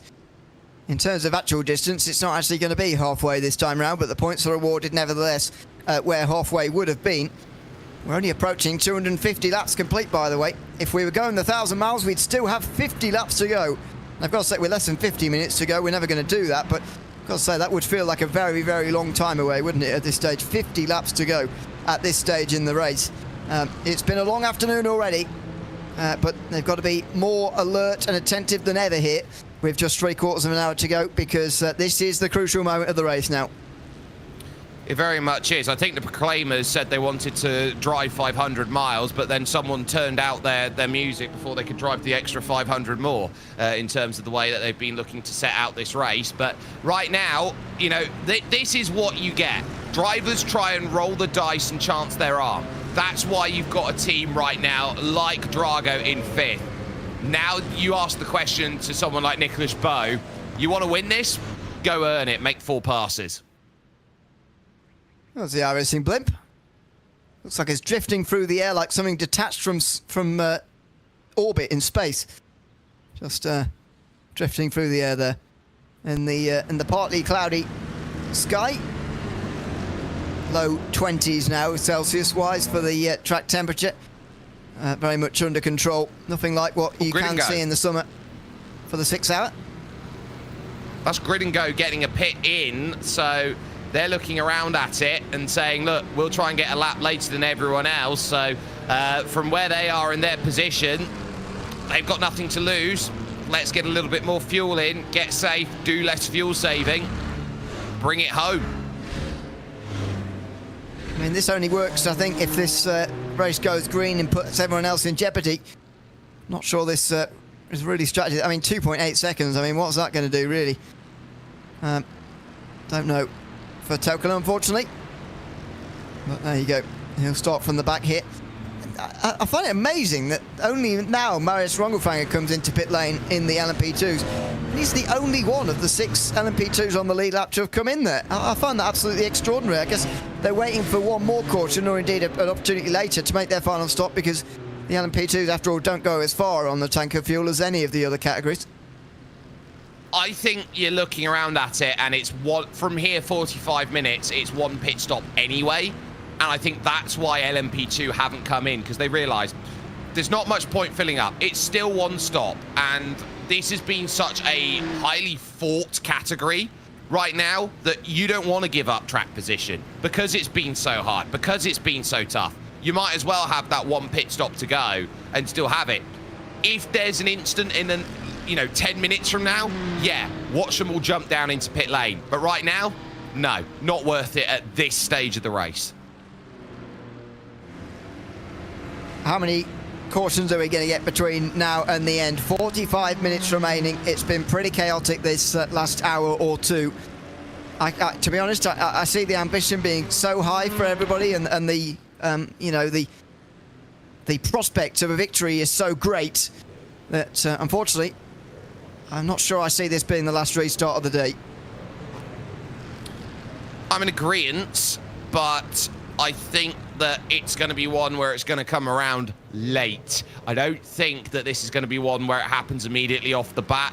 I think it's going to come down to some hard-fought battling that's going to create the scenario that we've got in front. And these drivers, I think, know it. They all see it, and they all look to try and work it out. Now, I'm just noting that the 180 Ariti Esports car right now, of Alex Jenkins currently, car 180 continues the class split after the lights have been turned off on the safety car. He's been given a 60-second penalty for safety car infringement. Penalties you absolutely cannot afford at this stage in the race, and that's a hefty one as well at any stage, to be fair. Lots of investigations ongoing in the stewards at the moment. Still 8 things being looked at. Some of them involving, one of them involving the reigning champions. Some others involving some top contenders, like Grid and Go, for example. So let's see what comes of those in a moment. 43 minutes to go here at Watkins Glen, and it's Simone Nucera who's going to get the chance to lead this field away. And for Absolute Motorsport Aslith, waiting out of the final corner, and that could cause some carnage behind.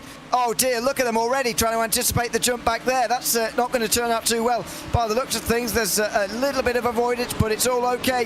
The Nucera gets us underway, and it's a decent restart. Of course, you've got the Stimify car right behind to act as a bit of a buffer.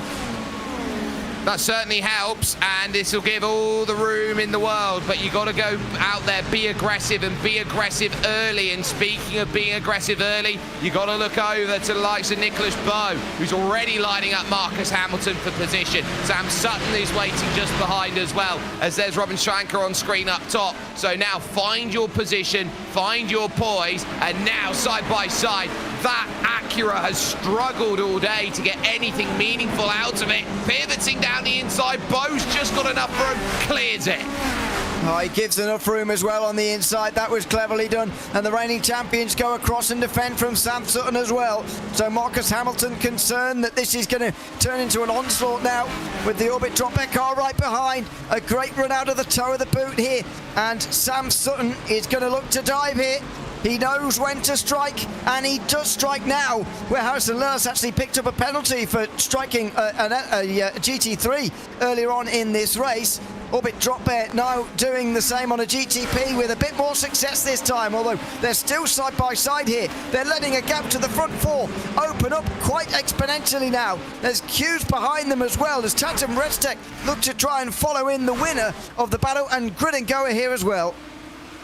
They are, and this is what's going to happen if you think that your ego's bigger for this one position than the overall end race result. You're going to fight for it. And so Marcus Hamilton trying to just hold on to anything. Suddenly, there goes the gap, and you're going to have to work really hard to go and gather it back. Auto moves. We've got a big run. Team Racing are up to second now, and Dulatrar back to third. But look at Boots and VDS by undercut. They now have themselves in position with Elias Riker second, but then you've got the likes of still Klim Galitsky, who's trying to hold on and hope there's something left. This might come down to they need one more caution now to hold themselves steady and firm. Look at the battling in this mid-pack, though. It continues on. I think Caroleo now is going to have to be very careful because Telkula's up to speed.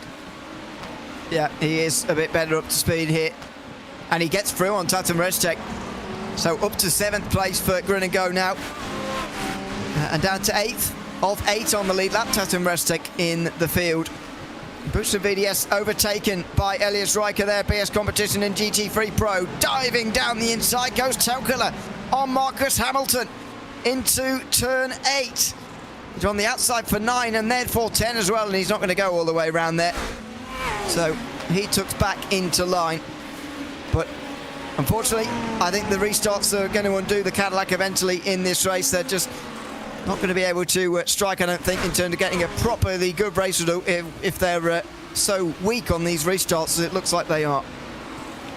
Well, they just need a long run. That's all they can really bank on. It takes them a couple laps to get up to speed. Then after that, they can go out there and they can attack. But the issue is the entire group is sitting down and saying, look, this is what we can get. This was the pass for the lead. Boots him by undercut. Nothing they can do against the BMW-affiliated team of Burasud Office South competition. They comfortably get that place, and the Zebra can now go gallivanting off into the distance. Let's see how far away they can get now, because there are chasers behind. Fiercely forward, Pink are not too far behind. And they're looking to hold on to a championship lead, by the way. Not sure they can manage it if BS win the race. Oh, and look at that dive! Down the inside, that was brave from Nicholas Bowe on Robin Schranker. But maybe the surprise element was his friend there. And he's into the podium places already here. Simi 5 gotten out of the way, so there's no lap car separating Drago and the race lead now. You sit down, you look at a move like that, and you ask Nicholas Bowe, do you want to go at this stage of the race to the 50%, the 40%, the 30%, the 20% move, and can you pull it off? That's what makes champions. You assess the risk that is there in front of you, and then you decide, you know what? I'm going to go throw it down the inside. Catch me if you can. And just like that, there's the move that's done. And you just look at Nicholas Bowe and you go, that's why he's so quick. That's why he's in Drago. He takes the risk that other drivers just simply can't. It's been remarkable, this race and this season indeed from Drago already. And you get the feeling they might be on their way to another race victory by the end of the day. Although Absolute Motorsport and Movano are certainly going to have something to say about that. Here's the other Movano car just in front of Grid and Go for 6th position now. And on the bottom of your screen, the GT3 battles as Fiercely Forward try and get themselves past Boots and BDS. A smart call, I think, for Boots and BDS to do something a little bit different and try and get themselves to the front, but it's cost them time, no doubt. PS Competition have been given a second's worth of a lead as a result of it as well. And that's big, and the move happens for second. Movano at Suro have nothing for it, as again, Loic Rabier is going to be the one that loses out this time. And again, it's the toe of the boot where it's done. Suddenly, everyone's walking around in trainers, but Nicholas Bowe has got steel toe caps. And that might be the overtake for the net race lead, really, with Simone Nucera 13 laps older of a stint here in the Absolute Motorsport Asliff Porsche out front. Drago Racing look like they're on their way to a 3rd race victory in a row. One of the most dominant starts to the season you're ever likely to see in the IVRA Endurance Series. It's a surprise attack, just like it was on Robin Schranker down at the toe. It's just brilliant. It's just absolutely brilliant. To do it once, it's just a magical pass. To do it twice, you're aura farming at that point. It's just a wonderful way of chucking it down the inside. Now Grid and Go of thinking, right, we're stuck. We're looking around at this, trying to get this move done, and we can't because we're down on top speed. Movano Rosso have got the toe as well from the likes of Orbit Drop Bear, and just so you're stuck. You're just absolutely stuck, and this is what their race has been all day long. A balance of performance isn't there to say that you're equal in terms of a straight line. It's there to say you've got an equal chance of winning. Indeed. Cadillac down the inside of the reigning champions. Side to side contact there, maybe briefly. Tokala on the inside of Hamilton. Falls it for no, just can't get through. Grid and Go are finding this difficult here this afternoon. And as you say, over the course of a lap, it may well be that this Cadillac is on a par with the other manufacturers, but the nagging lack of straight line speed is going to be really frustrating them now. It will, and they'll know that Marcus Hamilton and Sam Sutton have done a great job in terms of their races, and he'll realise that, you know, I've planted myself in this position. If I was at the front and driving on my own pace, go, oh, actually, why don't I just chuck it up the inside because my name's Marcus Hamilton. It's not going to get the drive off the exit though, and they're going to go side by side through the S's. This might be what Jesse Telkala is looking for at this situation, because now he's got to pick a lane and choose which lane's the fastest. Now I can tuck in underneath in the slipstream. Now I can work out, I can maybe go to the outside to get this done, because I am getting the perfect toe, and Marcus Hamilton, eyes bigger than the belly. Not often you see that. Now he's going to have to be brave around the outside to try and hold this position, rely on the mechanical grip, get himself down in through the chute. And as we all know, this has been the one that's caused carnage this corner, and just about unable to get the clearance now, heading to the toe, and this should be Telkala's. Oh, we've thought that before, and he's still not clear. Hamilton's still there. Both of them have so nearly got clear in this fight, but neither of them able to seal the deal, and Hamilton finally gets into sixth again. So it's as you were. It's remarkable, really, that there's no position change through all of it. Meantime, Nicholas Bowe is on the back of the race leader. Drago Racing feeling inevitable at this stage. I think you're just going to have to be patient here if you're Nicholas Bowe. You know that this is a team that's in for the first time this season. Simone Nacera knows he's on a longer strategy. This isn't his race, but at exactly the same time that it isn't his race, this is the only sticking point you look at until you get these, the GT3s, Vesta Sport, who are currently 9th. They are about to encroach on the next lap or so on the back of all of this. This is the panic. Do you get the move done now? If you wait, you're going to have to get it done through the traffic, and that is way more risky. Look at how the move comes down in from Nicholas Bowe to the inside. Whee! That was nearly contact. That was a turn in early by Simone, and Nicholas Bowe was always there. Closer than you'd like to disaster, but Nicholas Bowe leads this race with 33 minutes to go. He does get it done before traffic. And surely Drago Racing now are on their way to another race victory. Their third of the season already it would be. Williams Gaming Club and 54 would have been the only ones able to stay close so far this season. In terms of, they've been second at Barcelona and Imola.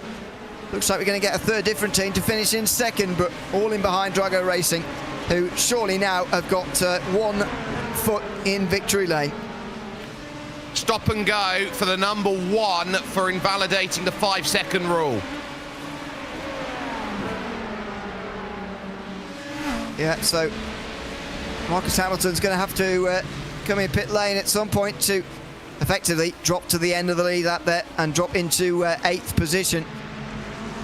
And yes, that is going to put paid to any chances for them of getting a good result out of tonight. I mean, number 1 have scored no points from Imola, so I suppose this is a slightly better performance than that. But even so, it will be disappointing to them to lose that position so late on, especially for something so unnecessary, really. Everybody knows that's the rule in this series by now, especially them who've won the series for the last 2 years. Exactly. You sit down, you understand the rule book, you read the rule book, you've just got to do everything in your power to go and deal with it. These 6 cars now really going to be interesting, because you've got Leitner and actually you've got Halder Motorsport lunging down the inside of Team Hoisingveld, who are going backwards. Now there's the clearance. Look how hard Nicholas Bowe is having to work to get to the inside. You can clear 4 or 5 cars in a row, but in these corners, you're equal. Now will he dive to the inside at turn 9? He will. So Simone Nacera is doing his best to stay close, but finding this tricky for now, as he would do. There's a nice run through though from Nicholas Bowe. It was nicely managed, and so he should be on his way to a race lead, although that's a bit of a slow through the final corner. And Nacera's not going away. He's still got to stop here, Nacera, if this goes green to the end, and that will be the thing that Bowe will be relaxing in his mind about. But even so, he will be noticing that car in the background in his mirrors. He will, and it's worth noting that penalty will effectively, as we're hearing from Casper de Court, is for the one car is like a normal time penalty, but just stopping and going. There's no need to pit separately to serve it, so it might have to just be a time penalty if he doesn't need to pit again. But look at this as they battle through and do what they need. And I can also confirm that Map Performance are on 12 points after another invalidation at turn 1 of the track limit, so they are going to get parked next time we're racing at Indianapolis. That's a real shame for them. It's unfortunately violations of the same rules often. There's also a late move in defence earlier for Vasquez as well, so they are going to be very much behind in the championship now as a result of all of this. They were not one of the contenders really at the start of today, though. They did win at Barcelona, but not such a good race at Imola. And they're quite a long way behind in the championship already. It's really up to teams like Delatraz and Effect Simulations and Arete Esports to take up those positions. And look at that, Alexander Delatraz in second place after being a little bit anonymous throughout some portions of today. Delatraz Automotive looking strong again to extend their championship lead. Well, that's what they're looking for. They're looking for an opportunity to extend their lead. I've just had a message come in from Jordan McDonnell, who's over at Automoves. He's very happy for the kind words over in the broadcast, and he's tuning in from Teretonga Park in New Zealand because Jordan McDonnell's out there racing the 80. Well, Lee and him is doing it, so one of them are racing in the Toyota GR86s. Other team owner is about to board a flight to Mexico, so the whole team very much watching this right now at Automoves, and they are thrilled with where they are. But the one thing they got to remember with Lockie Behrman, you got 1.7 seconds in the back pocket. It's now 1.5 and half an hour to hold. This is where the legs are going to go to jelly. This is the pressure point at the end here. These are the crucial moments of the race.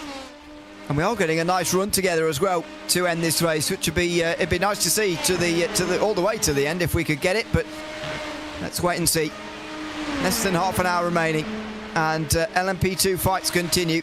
XPD Racing versus MapPerformance.com here onto the back straight here. Not sure whether Map Performance are quite close enough here for a move into the outer loop, but let's see. They might get parked now. No. They're on 13 points for the team, and if you go over that, they might get parked and disqualified now. Well, diving down the inside, not worrying about that for the moment. They're going to move to 4th place. They're clearly undeterred by these penalties, and a flash of the lights from XPD there suggests that they're not too pleased with that, but that was, on that occasion, a dive down the inside without anything wrong, I don't think. Yeah, that's a good move that they've done here. Sorry, it'll be 13 that they got total, so they're parked next time out. But if they're on 13 for a race, they would be parked in this race. So they're okay for the moment because they've only picked up 5 in this race, but 13 overall for the team over the course of the first 3 rounds means that they will be parked in the next race. But look at this, as they're now starting to battle Mercedes versus Mercedes, Smiller Esports and Vesta Sport. This is in there around this top 10. Look at how brilliant it is. Look, they're too wide, too deep. This is incredible stuff right now because you got Regensburger trying to get in. James Armstrong's in the middle of this. Goodness. Roberta Rebecca, Stutzka. Oh, this is going to be dangerous. Look at this. 3 wide and then 3 pushing. Super speedway racing again at Watkins Glen. And Smiller Esports, for their part, by the way, we're in the wall in the first 5 laps of this race. The fact they're still going is remarkable. And somehow they all come out the other side. Holder Motorsport involved in this. They're on the inside line there, getting in front of Vesta Sport. But Holder, don't forget, 1 lap down at this stage. Flashing at the lights from Vesta. What are you doing here? You're not even on our lap. Vesta Sport getting up into 8th place in front of Maniti Racing. James Armstrong, who is in there, and there's the spin. You suspected it was coming, and Team Heusingfeld are the ones in the wall. This is a team that has been around for a very long time. Very good group of friends, part of the German team. They are really crabbing that Ferrari around. I think they're going to have to park this, and this is going to be a caution with 25 minutes to go. Oh dear, oh dear, oh dear. I mean, they're doing their best to get it back, to be fair to them. I mean, it was just always going to happen, wasn't it? Actually got themselves to a little inlet there, but they're going to carry on. And it seems... Oh, that might have been contact there with the Mercedes. There wasn't much contact, but I think it's enough to send the Ferrari around. And it's actually, I think, that backing into the wall there that's done the most damage of all. Now then. Oh, what a legend. He's found a little inlet here. Are we going to survive without a safety car? Because he's effectively... Oh, dear. I've not seen that before. He's effectively driven himself out of the bounds of this racetrack. And I think he's kept us green. Well, fair play, Team Huizinfeld, for keeping this race green with 25 minutes to go. I think their driving there alone has kept us green flag racing here. Yeah, that's some good heads-up driving. I don't like the fact that they had to get back onto circuit and cross the circuit to do that. So I think that was quite dangerous from them, but it was only because they had a gap to where the leaders were coming by around next that they were afforded to do that. So I think they've done very well to get themselves there. But you do have to wonder, with a car that damaged, was it wise to cross the circuit in the way that they've done so? Orbit Drop Bear Motorsports continuing on with their battle right now, and Grid and Go, I think, are warming up to the fact that they want to get this move and what they need. I've also noted Team Racing have come in for their final stop of the race, and the gap in LMP2 is now 1 second. It's going to be nervy in LMP2. I think that's going to be the closest finish of the three, to be honest. This meantime is for 5th place. Overall, that is. Orbit Drop Bear and Grid and Go. Nose to tail here in towards the outer loop. And a look down the inside from Telkala into the outer loop. And no match for Sam Sutton in the end. Once this Cadillac gets up to speed, it is a bit difficult to hold back, but unfortunately, it does take a while to get up to speed. So they're pitting, and now this is going to be a very, very critical lap here for Lachlan Behrman, because look at the traffic he's having to get through on this lap. I think that's a veteran call there by Alexandre Delatrar, boss of Delatrar Automotive by Majors Garage. I don't want the traffic. I've got the fuel to be flexible on my stop, so I'm not going to risk it. That's so smart.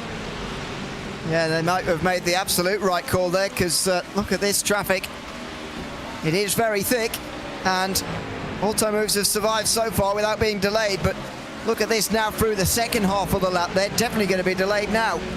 So, yeah, maybe a fantastic call indeed from Delatraz Automotive. Has it got them a race lead here? And do Automoves respond straight away, or do they just run this tank dry now and try and hope that it works out for them in the end?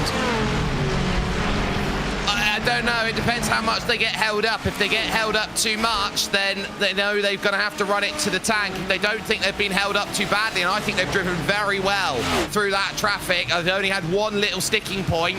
I think they're going to be looking at this going, you know what, we probably can cover this off, because they're going to be on cold tyres out the pits. Yeah, the overcut does normally work. The overcut does normally work with the cold tyres and having to warm those up. But Automo's on the outside there, so they can't be coming in this time round, Lachlan Behrman. And so Delatraz Automotive are going to be out there for a number of laps now on the colder tyres and on the heavier fuel as well. But it's the end of lap 28 for Behrman. Surely he can't go on much longer in those in that LMP2 with that fuel tank. No, I don't think he can. We all know it's going to be one stop to the end of this race, and it's going to be a very short one to finish it off. But the question's going to be what they do and where Delatrar are by comparison, because they're running through the heel of the boot right now, and they've got no real worries at all. They're just behind Nürburgring Esports Flugplatz, for example, who were the only team to pit at the last stop. So they'll be the latest at the lane with the 187s in terms of what they're trying to do. So I would turn around and say, look, this is where you're going to need to be. Movano at Suro now seeing themselves in a bit of a scrap right now, as they had to get by Ariti's 180. They're trying desperately to get over to Nacera, but they've got second right now, and critically 2 seconds over Solpak. So lots of position. Oh, and there's the stop coming out of the pit lane for Map That's Performance. the penalty serve. Yeah, the penalty serving at the end of the pit lane. So it doesn't appear on our pit lane data, because they're effectively out of the pit lane as far as our race is concerned, but there's plenty of penalties to serve, unfortunately, for Map Performance. It's just not going to be their day, is it? They're going to be down in the order for this race, potentially out of it for the next one. And here come auto moves. Are they coming in pit lane, or are they just looking for the inside? They're coming in pit lane. That's as far as they can go. And now Lachlan Behrman has got to hope that those 2 laps were good enough to stay in the race lead. This is going to be really close here, and Dulatrar knows it, and they realise that this could be their race. The work that Connor Jupp had to do in the middle of the race just to give them a chance. They have no right, with the way that they've driven today in this race, to be anywhere close to being up to the front, but fortune favours the team that's brave, and they've just switched to their quick driver in Mikhail Zayac here, who will be now bringing them home in the 1-3-4. So for Dulatrar, they know it's quick driver versus quick driver. They know how important it is. Nürburgring Esports Flugplatz are the important team first. They are expected to go by and get the clearance, but as you look at this, this is long. This is really long in terms of stop. Oh, they're only just going now. Look at the master stroke. Dulatrar have got a mile. And it's because their stop was only 24 seconds. Why they've made a driver change there late on, I'm not sure. They must have been running out of drive time there. They have to have been for Behrman, because that's a catastrophic mistake. If not, they've cost themselves 6 seconds or so, and they've given Zayac a mountain to climb at the end of this race. They're actually behind Team Racing now as well, so they're not even in second place anymore. Well, I never. This race in LMP2 again continues to surprise as you set yourself up. Daniel Gorachov has got himself then into position, and Zayac here is going to have to do the drive of his life to get himself up to what he needs. And now it's Nürburgring Esports who lead this category as far as it stands at the moment. How long can their tank last? Well, they've not long they've come back out again. This is their 4th lap. They made an 8.6 second stop 4 laps ago because they filled up, if you remember, under a caution. They topped off under a caution not that long ago. And so their stop was 3 times shorter than anybody else's, and they're leading this race legitimately right now. That's brilliant. And they know that they've got 1.6. So Dulatrar, who thought they had it all wrapped up and under key, it's Marius Rommelfanger where the battle is. There's the 212. This is for second as Salve and Rubia is throwing his entire weight through the corner. He will use all of his road tax, and I'd look around at what Enrubi is trying to do. This is Aston Martin versus Aston Martin. I think they're going to have to accept that Burrison are 2 seconds clear and good to the end. They can't do anything about that. It's between these two to figure out, well, how many points do you want to save?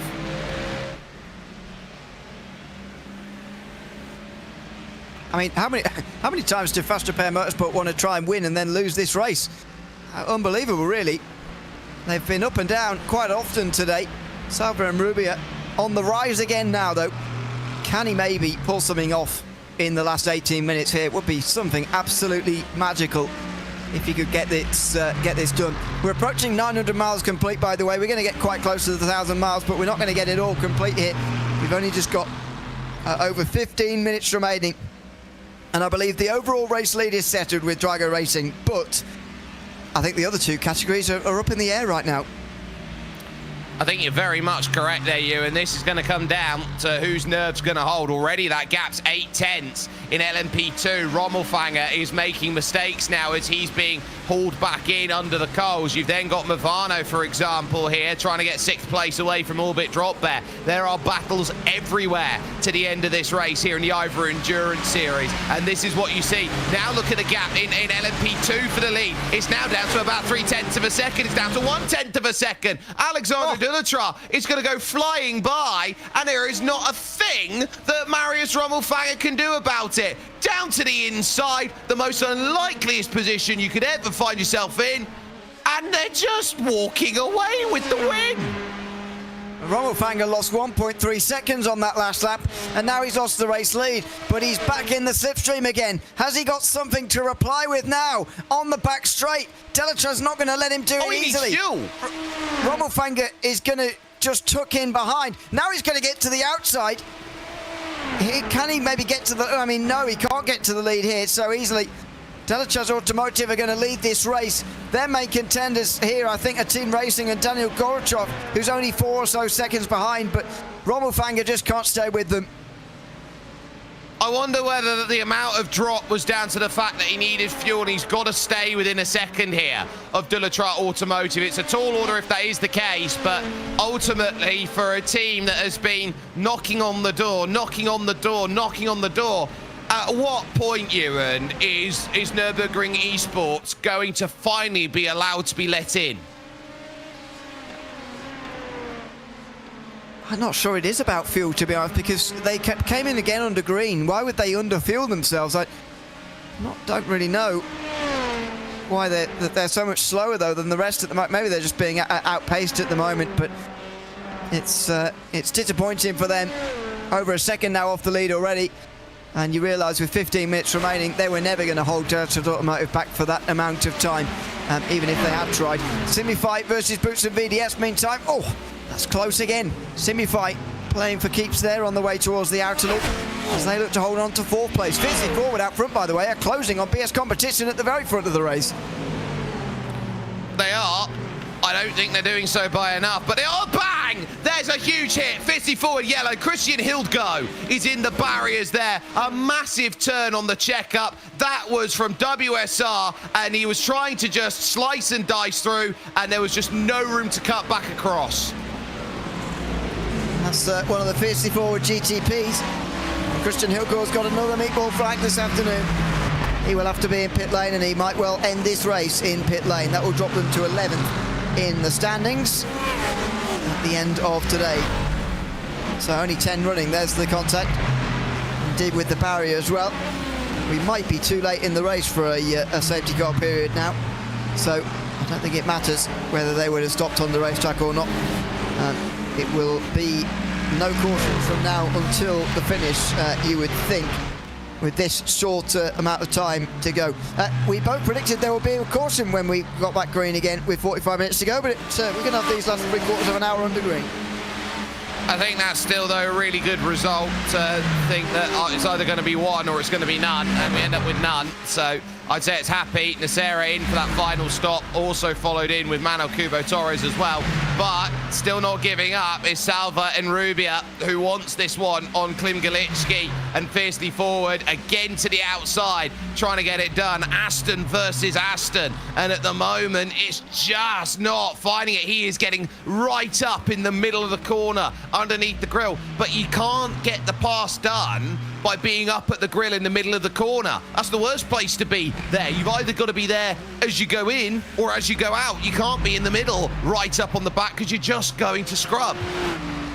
It's music to Elias Riker's ears, though, isn't it? Because the more that these two fight, the less time they've got to invest in catching him. And so I think he'll be absolutely cheering on him, Rubia, at the moment. I'm surprised these two in the Astons don't say, let's work together here for the next 5-10 minutes or so. Let's give it a go at getting to Riker, because then we've both got a chance of winning this race. But as it stands, I think they're going to fight for second, and they're going to miss out on a chance to win.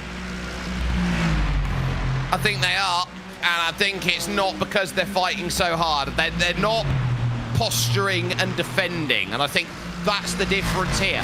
They were posturing for position, and you know, Klim was moving over to the inside, defending the place, and was just trying everything he could to hold the position back.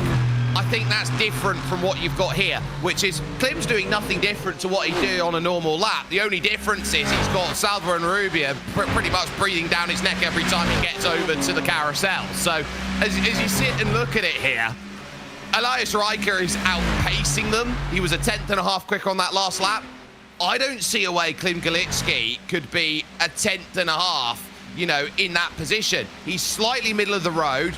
That's not a 10th.5 that he loses by taking the line he takes. Yeah, I probably agree that it's probably a forlorn hope anyway, but it'd be nice to try. In any case, they're going to fight for second amongst themselves here. And it might well be the most advanced position we see fought over in any class now from this point to the end of the race, with the gaps for the race leads in all three classes starting to extend, including in LMP2, where it's nearly 3 seconds now for Alexander Delatraz. What can Rubia do? Down in towards turn 8. Oh, I thought he was going to go for that. But no, not that time.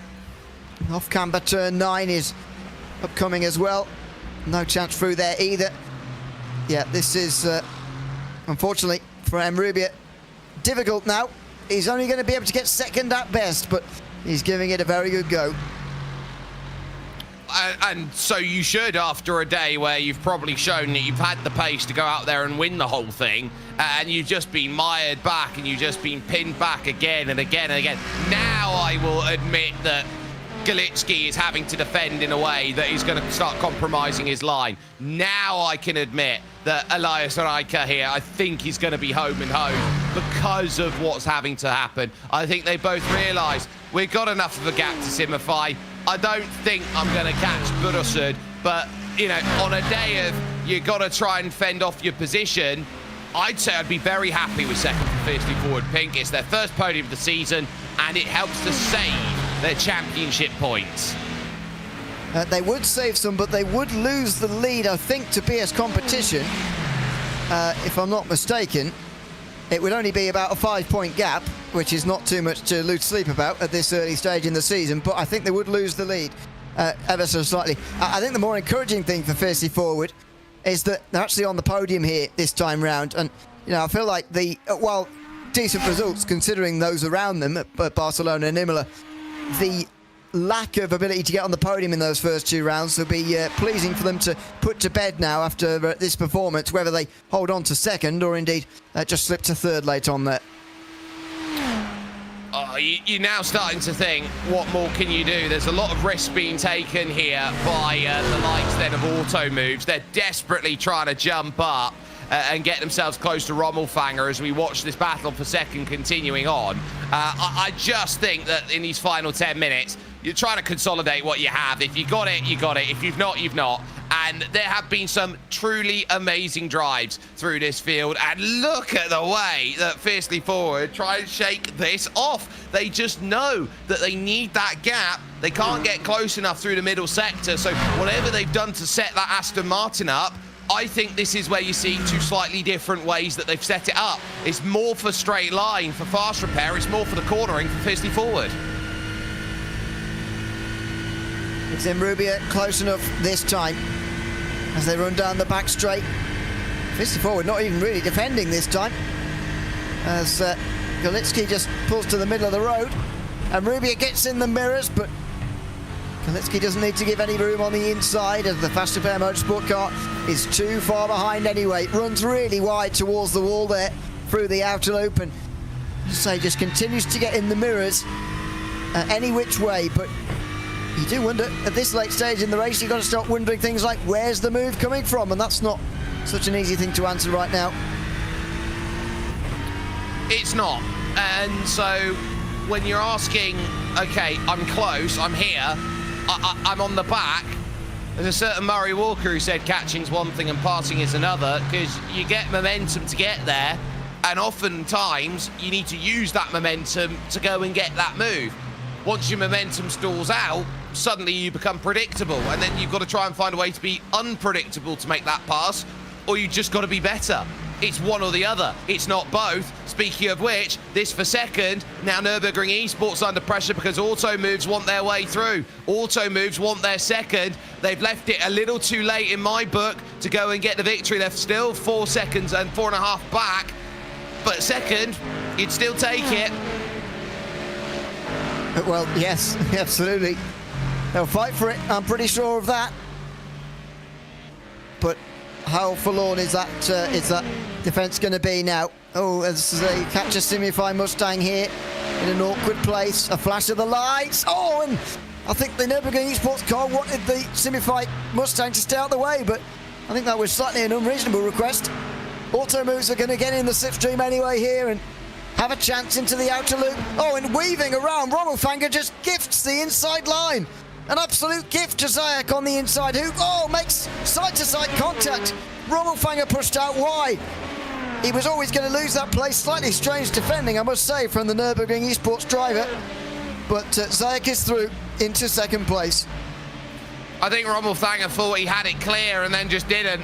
Zayek's just a machine at this point, and Marius here, I think he's fading, and I think that 8-second stop, the reason why it's 8 seconds is because he didn't change tyres at the pit stop, and I think this is the difference. It's tyres versus no tyres. Yep, I think absolutely that's the difference we're seeing right now. It's only going one way in LMP2. Honestly, in GT3, I'd swear if these Aston Martins had worked together, they could have gotten to Elias Riker. They're 1.6 seconds behind now, even despite getting in the mirrors of one another here. And there is like getting past the two of them in GT3. I think these two teams are going to look back and think, what if at the end of this race? And that's never a nice place to be. All they need right now is one or two bad corners of fast traffic getting through for Borussia. If they get that, they have a shot. If they don't, they're racing for second. It's as simple as that. Yeah, they are relying on outside influence now. That is for sure. But there's a lot of LMP2s behind there. We're getting into the stage of the race now where we've sort of seen traffic all the time.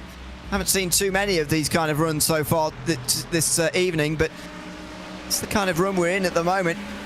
And of course, not forgetting, we've got to make sure that the LMP2s aren't affecting these two chasing on too much as well. Like they just halted Galitsky there for about a tenth of a second. This is side-by-side meantime between two Mercedes through the outer loop, and the Impulse Racing Mercedes gets down the inside past Vesta Sport for 8th position. There's been a LMP2 by the looks of things in the wall down there as well. Yeah, it's orbit drop better straight out the pits, so they've just run it off the road on their own accord. They've gone through a critical pass there from Norbert Leitner on Roberto Rebecchi, and the reason why is that 258 is in championship positions. But look at Rebecchi, no respect. I'll chuck it straight back down the inside, holds it on a tightrope, trying to keep the place here. Norbert Leitner, for all he's done in sim racing, and he has been the sort of driver who is part of the Bono House Institute of drivers who have shown that they have had old school pace back in the days of iRacing. This was a driver that you'd look, wanted to jump over, wanted to see race, and he's proving on GT3 spec he is still a very quick driver after all these years. Certainly is. Qualified that Impulse Racing car earlier on this afternoon, by the way. They started in 7th, so down from there slightly. But still a respectable top 10 for Impulse. One of the long-standing teams in IVRA Racing as well. Many, many years they've been in all kinds of classes and competitions and all sorts. Look at that gap for Fisley Forward Pink. It's 9/10. Galitsky's there. He's getting the whiff of a slipstream from Elias Riker, but there's only 3 minutes remaining. So what do you do about that at this stage for Galitsky? He's gotten rid of Enrubia, so it may be indeed all down to the Fisley Forward car.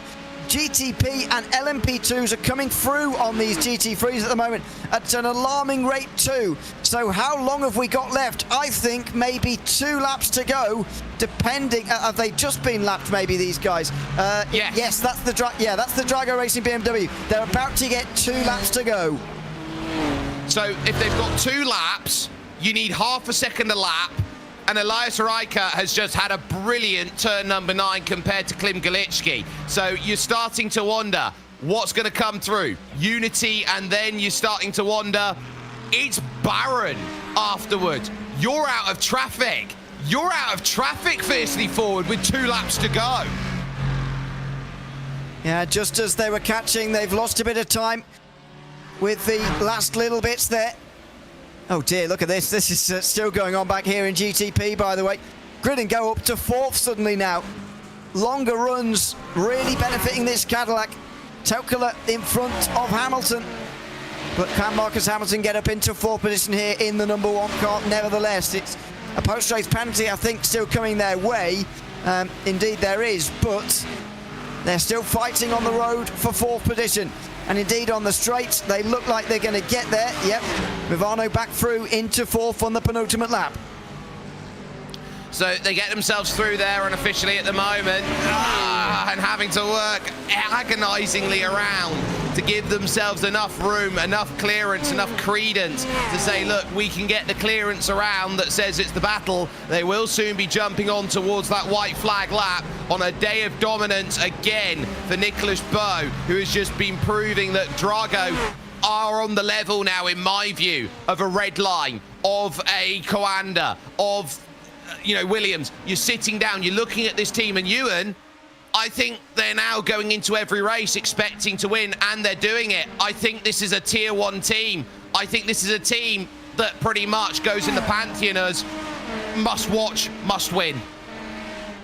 And they're having a wonderful start to 2026, that's for sure. Drago Racing with 1 lap to go here at the 1,000 miles of Watkins Glen. They're going to come just about 20 laps short of completing the 1,000 miles here. We would have required at least another half an hour to get to the end of this race the way we were going. But the time limit enforcing an early victory for Drago Racing, who are going to go 3 for 3 here. Something you do not see often in the IVRA Endurance Series. As you say, they'll have that target on their back coming into every race from now with that expectation. They are just driving brilliantly, and you just watch a driver of Nicholas Bowe's quality. Alexander Spets, who can go out there and challenge in every single phase. They took a win at Daytona at the 24 hours, and that was with their B car, not their A car that got taken out with 6 hours to go. They had that comfy under lock and key. Timer expires, and simply put here, Ewan, now just breathe. You're 3 corners from home. Another fantastic performance from Drago Racing. No team has ever won the first 3 rounds of an IVRA Endurance Series campaign over the course of the last 5 or 6 years. They're going to do it here overall in the GTP category. Drago Racing win the 1,000 miles of the Glen in the 25-26 IVRA Endurance Series. Record-breaking, just over 10 seconds of a gap. Comfortable at the finish for Nicholas Bowe. And it's Drago Racing again here at the Glen. Further behind, BS Competition look to win in GT3 Pro. It's a gap that's much, much closer than what they would have been expecting earlier on in the day, but they are just about going to get there. Elliot Stryker gets home with 7/10 of a second to spare to take the championship lead for BS Competition. It's such a brilliant result for them, and these two, it's a lap of honour for the pair. Alexandre Delatraz right now running himself forward with 3.3 seconds. They'll look down at the fuel gauge and hope that they've got enough, because they've got to run the longest of anybody else in terms of laps to go through. I think driver time was the big killer in terms of this one for Auto Moves. They needed to make a late switch in terms of their drivers. They did so at the final stop. But talk about tenacity of a team here, Ewan. Alexandre Delatraz and Delatraz Automotive by Majors Garage. The moment you rule them out is the moment that they come roaring back in fields like this. This one might be their most impressive win yet. Absolutely.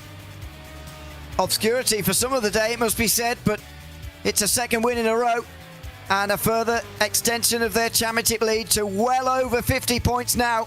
Delatraz Automotive starting the 25-26 campaign excellently with a win, a second of the season, this time at Watkins Glen. The gap 3 seconds at the line. And as has been noted and already talked about among those of you watching along at home, Auto Moves made that driver change, don't forget, in the final stop of the race. Perhaps that was enforced due to driver time, perhaps it was something else, but when you look at it, that may have been the difference in the end of that race. Nevertheless, a great drive from Delatraz Automotive to win. Provisionally, of course, all of these provisional. As the results we're about to show you don't include post-race penalties that either are about to apply because of penalties we already know about, or indeed may apply in the future with penalties still being decided on right now. Nicholas Bowe, though, wins by 11.2 seconds in the end for Drago Racing in front of Movano, who get into second. Solpec Precision Racing get their podium in front of the reigning champions. Best result of the season so far in fourth. Then it is Grid and Go who round out the top 5. They were just ahead of Orbit Drop Bear. Tatum Rest and Absolute Motorsport were the last ones on the lead lap. Simify Esports and 30 Forward battled on to the end there to finish in the top 10. Christian Hildgaard had an incident late on there, as we saw, finished 8 laps down. In the end, those retirements were Blue Mercury Sport, BS Competition, Maniti Racing and Williamson Racing Academy, who retired very early on in the race. Delatraz Automotive win by 3.2 seconds in LMP2 in front of the Auto Moves Racing team, with Nürburgring Esports rounding off the podium despite their great strategy to give themselves a chance of winning that race. Team Racing dropped to 4th there in the end as well, with XPD Racing and Map Performance also 1 lap down on the winner. 50 Forward and Effect Simulators were 2 down. Moradness beat Nix Esports, both 4 laps down inside the top 10 there. Erect Esports were 4 down with them. Also getting to the finish were NGC, Unity Racing and Orbit Drop Bear, with Arret Esports retiring quite late on with Jordan Air and his meatball flag, as we saw. And in GT3 Pro, it's 7/10 of an advantage for PS Competition, who get home and dry in front of Fiercely Forward. Fast Repair Motorsport end up on the podium after getting pole earlier on today. First of the Mustangs went to Simify in fourth, ahead of WSR Esports. Then 3 Mercedes, Impulse Racing, Vesta Sport and the other Impulse car. Line GP were the best of the Ferraris in front of Maniti Racing, who rounded out the top 10. Also on the lead lap was Samir Esports and Buxton VDS, who were leading quite late on there. Holder Motorsport were 1 lap down in the end there. Delta Sport 2 down. Hoisting Bell B Switch It Racing as both 4 down. Vesta Sport the last team to get to the finish. Solpet Precision Racing, Grid and Go Esports, Scuderia Volpe, along with SimRC, Raceworks.com and Team Australia by OPR all failed to finish today's race. Let's have a quick chat, shall we, to the class winners, starting with the overall winners, Nicholas Poe and Michael Romanidis, who will join us now in the booth. Welcome in both. Congratulations on a victory at the 1,000 miles at Watkins Glen here this afternoon. Nicholas, let's chat to you first of all. You brought the car home in the end there. It was, full of race starts for yourself, most of all, and overtakes late on as well that you had to come through the field on. Was there ever a stage, though, because it looked so comfortable for you, was there ever a stage where you doubted you might be able to get the race win this afternoon? I mean, during my stint, for sure, yeah. I mean, it was like this race was like up, down, sideways, whatever, like completely all over the place.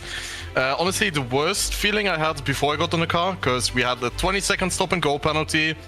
That luckily we got delayed with the safety cars after halfway, so we got P1 halfway. We had 30 seconds of front end damage from a big collision. I mean, I'm honestly speechless how we pulled this off, and especially after last week, what happened to me in Daytona, this is like the best thing that could have happened to me. Like, it's like the best redemption story possible. Well, it's the beauty of racing, isn't it? Especially sim racing. You get the chance to come back next week and atone for it. And Michael, just tell us about the start of this season for IVRA. I know we've been away for a while since the Christmas break and the New Year and whatever, but the 2 wins last year, 2025. You're starting the 2026 new year with a victory at Watkins Glen as well. Just how pleased are you to become the first team, by the way, to take 3 overall victories in a row at the start of an IVRA Endurance Series season? How does it feel? Oh, wow, that's pretty cool. We didn't know that. I mean, it's pretty good. I think we expect it to be pretty competitive. I think each race is at its own kind of roller coaster, especially with how the cautions are on this series. But it's quite a lot of fun. It kind of, I guess, levels the playing field sometimes. But yeah, I mean, I have to give props to Alex and Nicholas. These guys are just alien on this car, so I'm just glad to be a part of it, and I help here and there with strategy and just a couple of stints. But yeah, we'll try and go 4 for 4 and then win the next races as well. So we're not going to stop here. We'll try and keep working on the car and try and get even better. So yeah, great to be a part of it. I will look forward to seeing you there at Indianapolis next time out. Congrats both tonight, and thanks for chatting to us at the end as well. Thank you. Thank you. Thanks so much. That is Michael Romanidis there and Nicholas Poe. Winners overall tonight for Durago Racing. Down in LMP2, Alexander Delchaz and Connor Jupp have joined us in there with Jake. Well, gentlemen, the middle of that race, you're a couple laps down. You got not much to race for except keep the laps in. How on earth do you turn that around from the halfway point of this race to get out of upstate New York with a stolen victory? Magic. No, we made all our strategy to be ahead of the first of our category and just pray for a safety car, and it worked 2 times. So after we was in the lap and it was a new race start for us. So yeah, we was just not watching our race, just the only goal, only target was to stay ahead the leader of the class in case of safety car to get a wave around. So the clearance very much needed. Talk us through then the final stage of the race. You're in the car, Connor. I'd like your perspective as well as watching what's going on, because it's not truly safe. You think that it's going to be there and sorted. You got to try and find a way to pass auto moves. They have to do a driver change, and suddenly they're 8 seconds down the road behind you. And then you realize, oh, hang on a minute, we're still not in position because we've got to go and pass Nürburgring Esports. Just talk us through the up and downs of the final half an hour.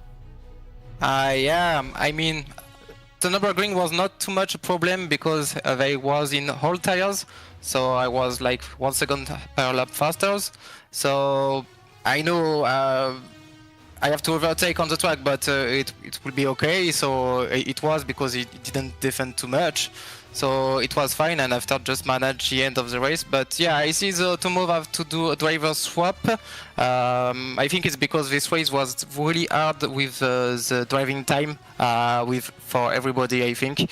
So yeah, sometimes you didn't have the choice to change your driver, not at the moment you want, not at the best option. But yeah, we manage it, and it worked for side.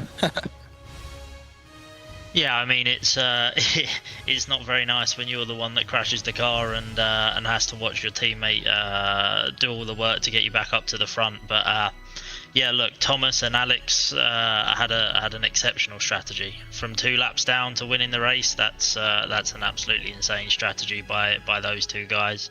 Obviously, I want to apologise for crashing the car in the first place. We should never have been in that situation, but. Yeah, I mean, after we got onto the lead lap, it was just any kind of result in the top 5 would do for the championship, and yeah, I mean, it just kind of fell into our lap at the end, and we wasn't going to have anyone take it away from us. Well, it's okay, Connor, because he's only going to take it out of your winning purse at the end of the day, so that'll be absolutely fine as far as it all goes. But at least Connor was incredibly fast. I mean, he did a mistake, but that can happen to everybody. I want to know that I'm not angry about this at all. That can happen, and it was just incredible the rest of the time. So congrats to Connor too. I'm proud to be his teammate, to be honest. And yes, this mistake could happen to everybody with a tire a bit cold, so no problem with that. Right, let's just quickly talk now. You've got a second, a first, and a first. You're now going to romp clear in the championship, and you've got Indianapolis then, which is the next big important port of call. So how do you think changing from what is a high-speed circuit to what is a lot more technical in terms of a track is going to bring for you and the team? Yeah, I mean, in 2025, we win the top split 6 hours of Indy, so we know that we have a good setup, but for sure, we will try to work a bit to improve it. But after, now we are in very good position for the championship, so we will just try to manage and not take all the risks for a win, but just yeah, take the most of points possible to manage the second part of the championship.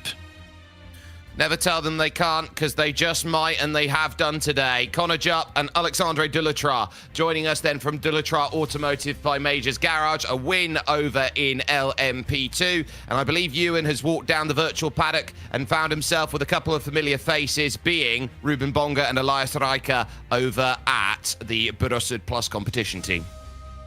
Yeah, the race winners from GT3 Pro. Welcome in both. Elias, first of all, congratulations on bringing that one home, taking the checkered flag there. How nerve-wracking were those last laps there? Because Fiercely Forward were getting closer, and the eventual gap was 0.7 of a second. Did you have it all under control? I think there's not very much under control. We had a lot of fuel saving to do in the last 20 laps or so. The pace was better than it suggested on the last stint. And Ruben, earlier in the race, obviously it was a battle all the way through in GT3 with so many cars in at the beginning, and obviously it gets whittled down as the race goes on. Just how was it to be the slowest class in a race like this today with so many cautions and so much chaos out there? Well, sometimes we had to avoid a LMP2 chicane, but apart from that, wasn't too bad, I would say. Just pretty annoying. We got put back a lot of the times, like we were 2 or 4 laps from the pits, and then there was a safety car, so we ended up way back, having to work our way forward again. But apart from that, the car was good. It was a good race. Congratulations to you both on the race victory here from Watkins Glen tonight, and thanks for chatting to us at the end as well. Thank you. Have a good evening. Thank you. Thanks so much. That's Elias Riker and Ruben Bonga, who part of the BS competition GT3 Pro Class winning team here tonight. Jake, it's a great way to spend the third round of the IVRA Endurance Series in season 25-26. Lots of cautions, lots of chaos, that is certainly true, but it's a great racing towards the end as well, and we do it all again for 1,000 kilometres. What I'm imagining might be a fairly similar race at Indianapolis in a few weeks' time. I think it's going to be similar in certain aspects, but I also think it's going to be different in others, because this is going to set up a prelude for a number of drivers before the special event of the Indy 8 Hour, which will be going on later on in the year. So these drivers should be able to know what this circuit brings and all of the pitfalls that it has. The big difference is going to be this is a lot more high downforce. So you're going to see that, you know, all those big aggressive zones where you're going to have to dive down the inside, the big incidents, I think you'll see a lot less of those. And I think it's just going to be a little bit more, you know, tappy here, tappy there in terms of where we're going to see the incidents. I'm going to love it seeing round 4 of this championship, because we'll head to the mid round, and at halfway point, you start looking at the grade card going, am I going to get an A or an F for how I've done so far? And yet that's the point you turn around, and we're on the way home by that point as we get to 500 kilometres at Indianapolis. Hopefully we do get all the kilometres in that race as well, by the way, but we will see about that when we get there. It will all be live, of course, on RaceSpotTV. The next IVRA racing, though, will be in the Club Sport Series. That comes to you live, same time, same place as you found this broadcast this afternoon from the IVRA Club Sport Series. That will be a 4-hour race, so make sure you join us for that one as well. A big thanks to everyone who's been tuned in tonight for the 1,000 miles of the Glen. Thanks to those who've been alongside me, Jake Sperry for the final parts of this race, Jeremy Scott for the early part, and Nathan Richards through the middle hours. To Ramiro Augustin Cisneros, who's been behind the cameras for all 10 hours of the broadcast here on RaceSpotTV this afternoon. And once again, thanks to everyone who's been tuned in across the day. I've been Ian O'Leary. This has been the 1,000 miles of Watkins Glen, as Drago Racing take the victory and become the first ever team to win 3 in a row at the start of a season overall in an endurance series. We'll be back at the Indianapolis 1,000 kilometres to find out whether they can go 4 for 4. Until then, it's goodbye for now.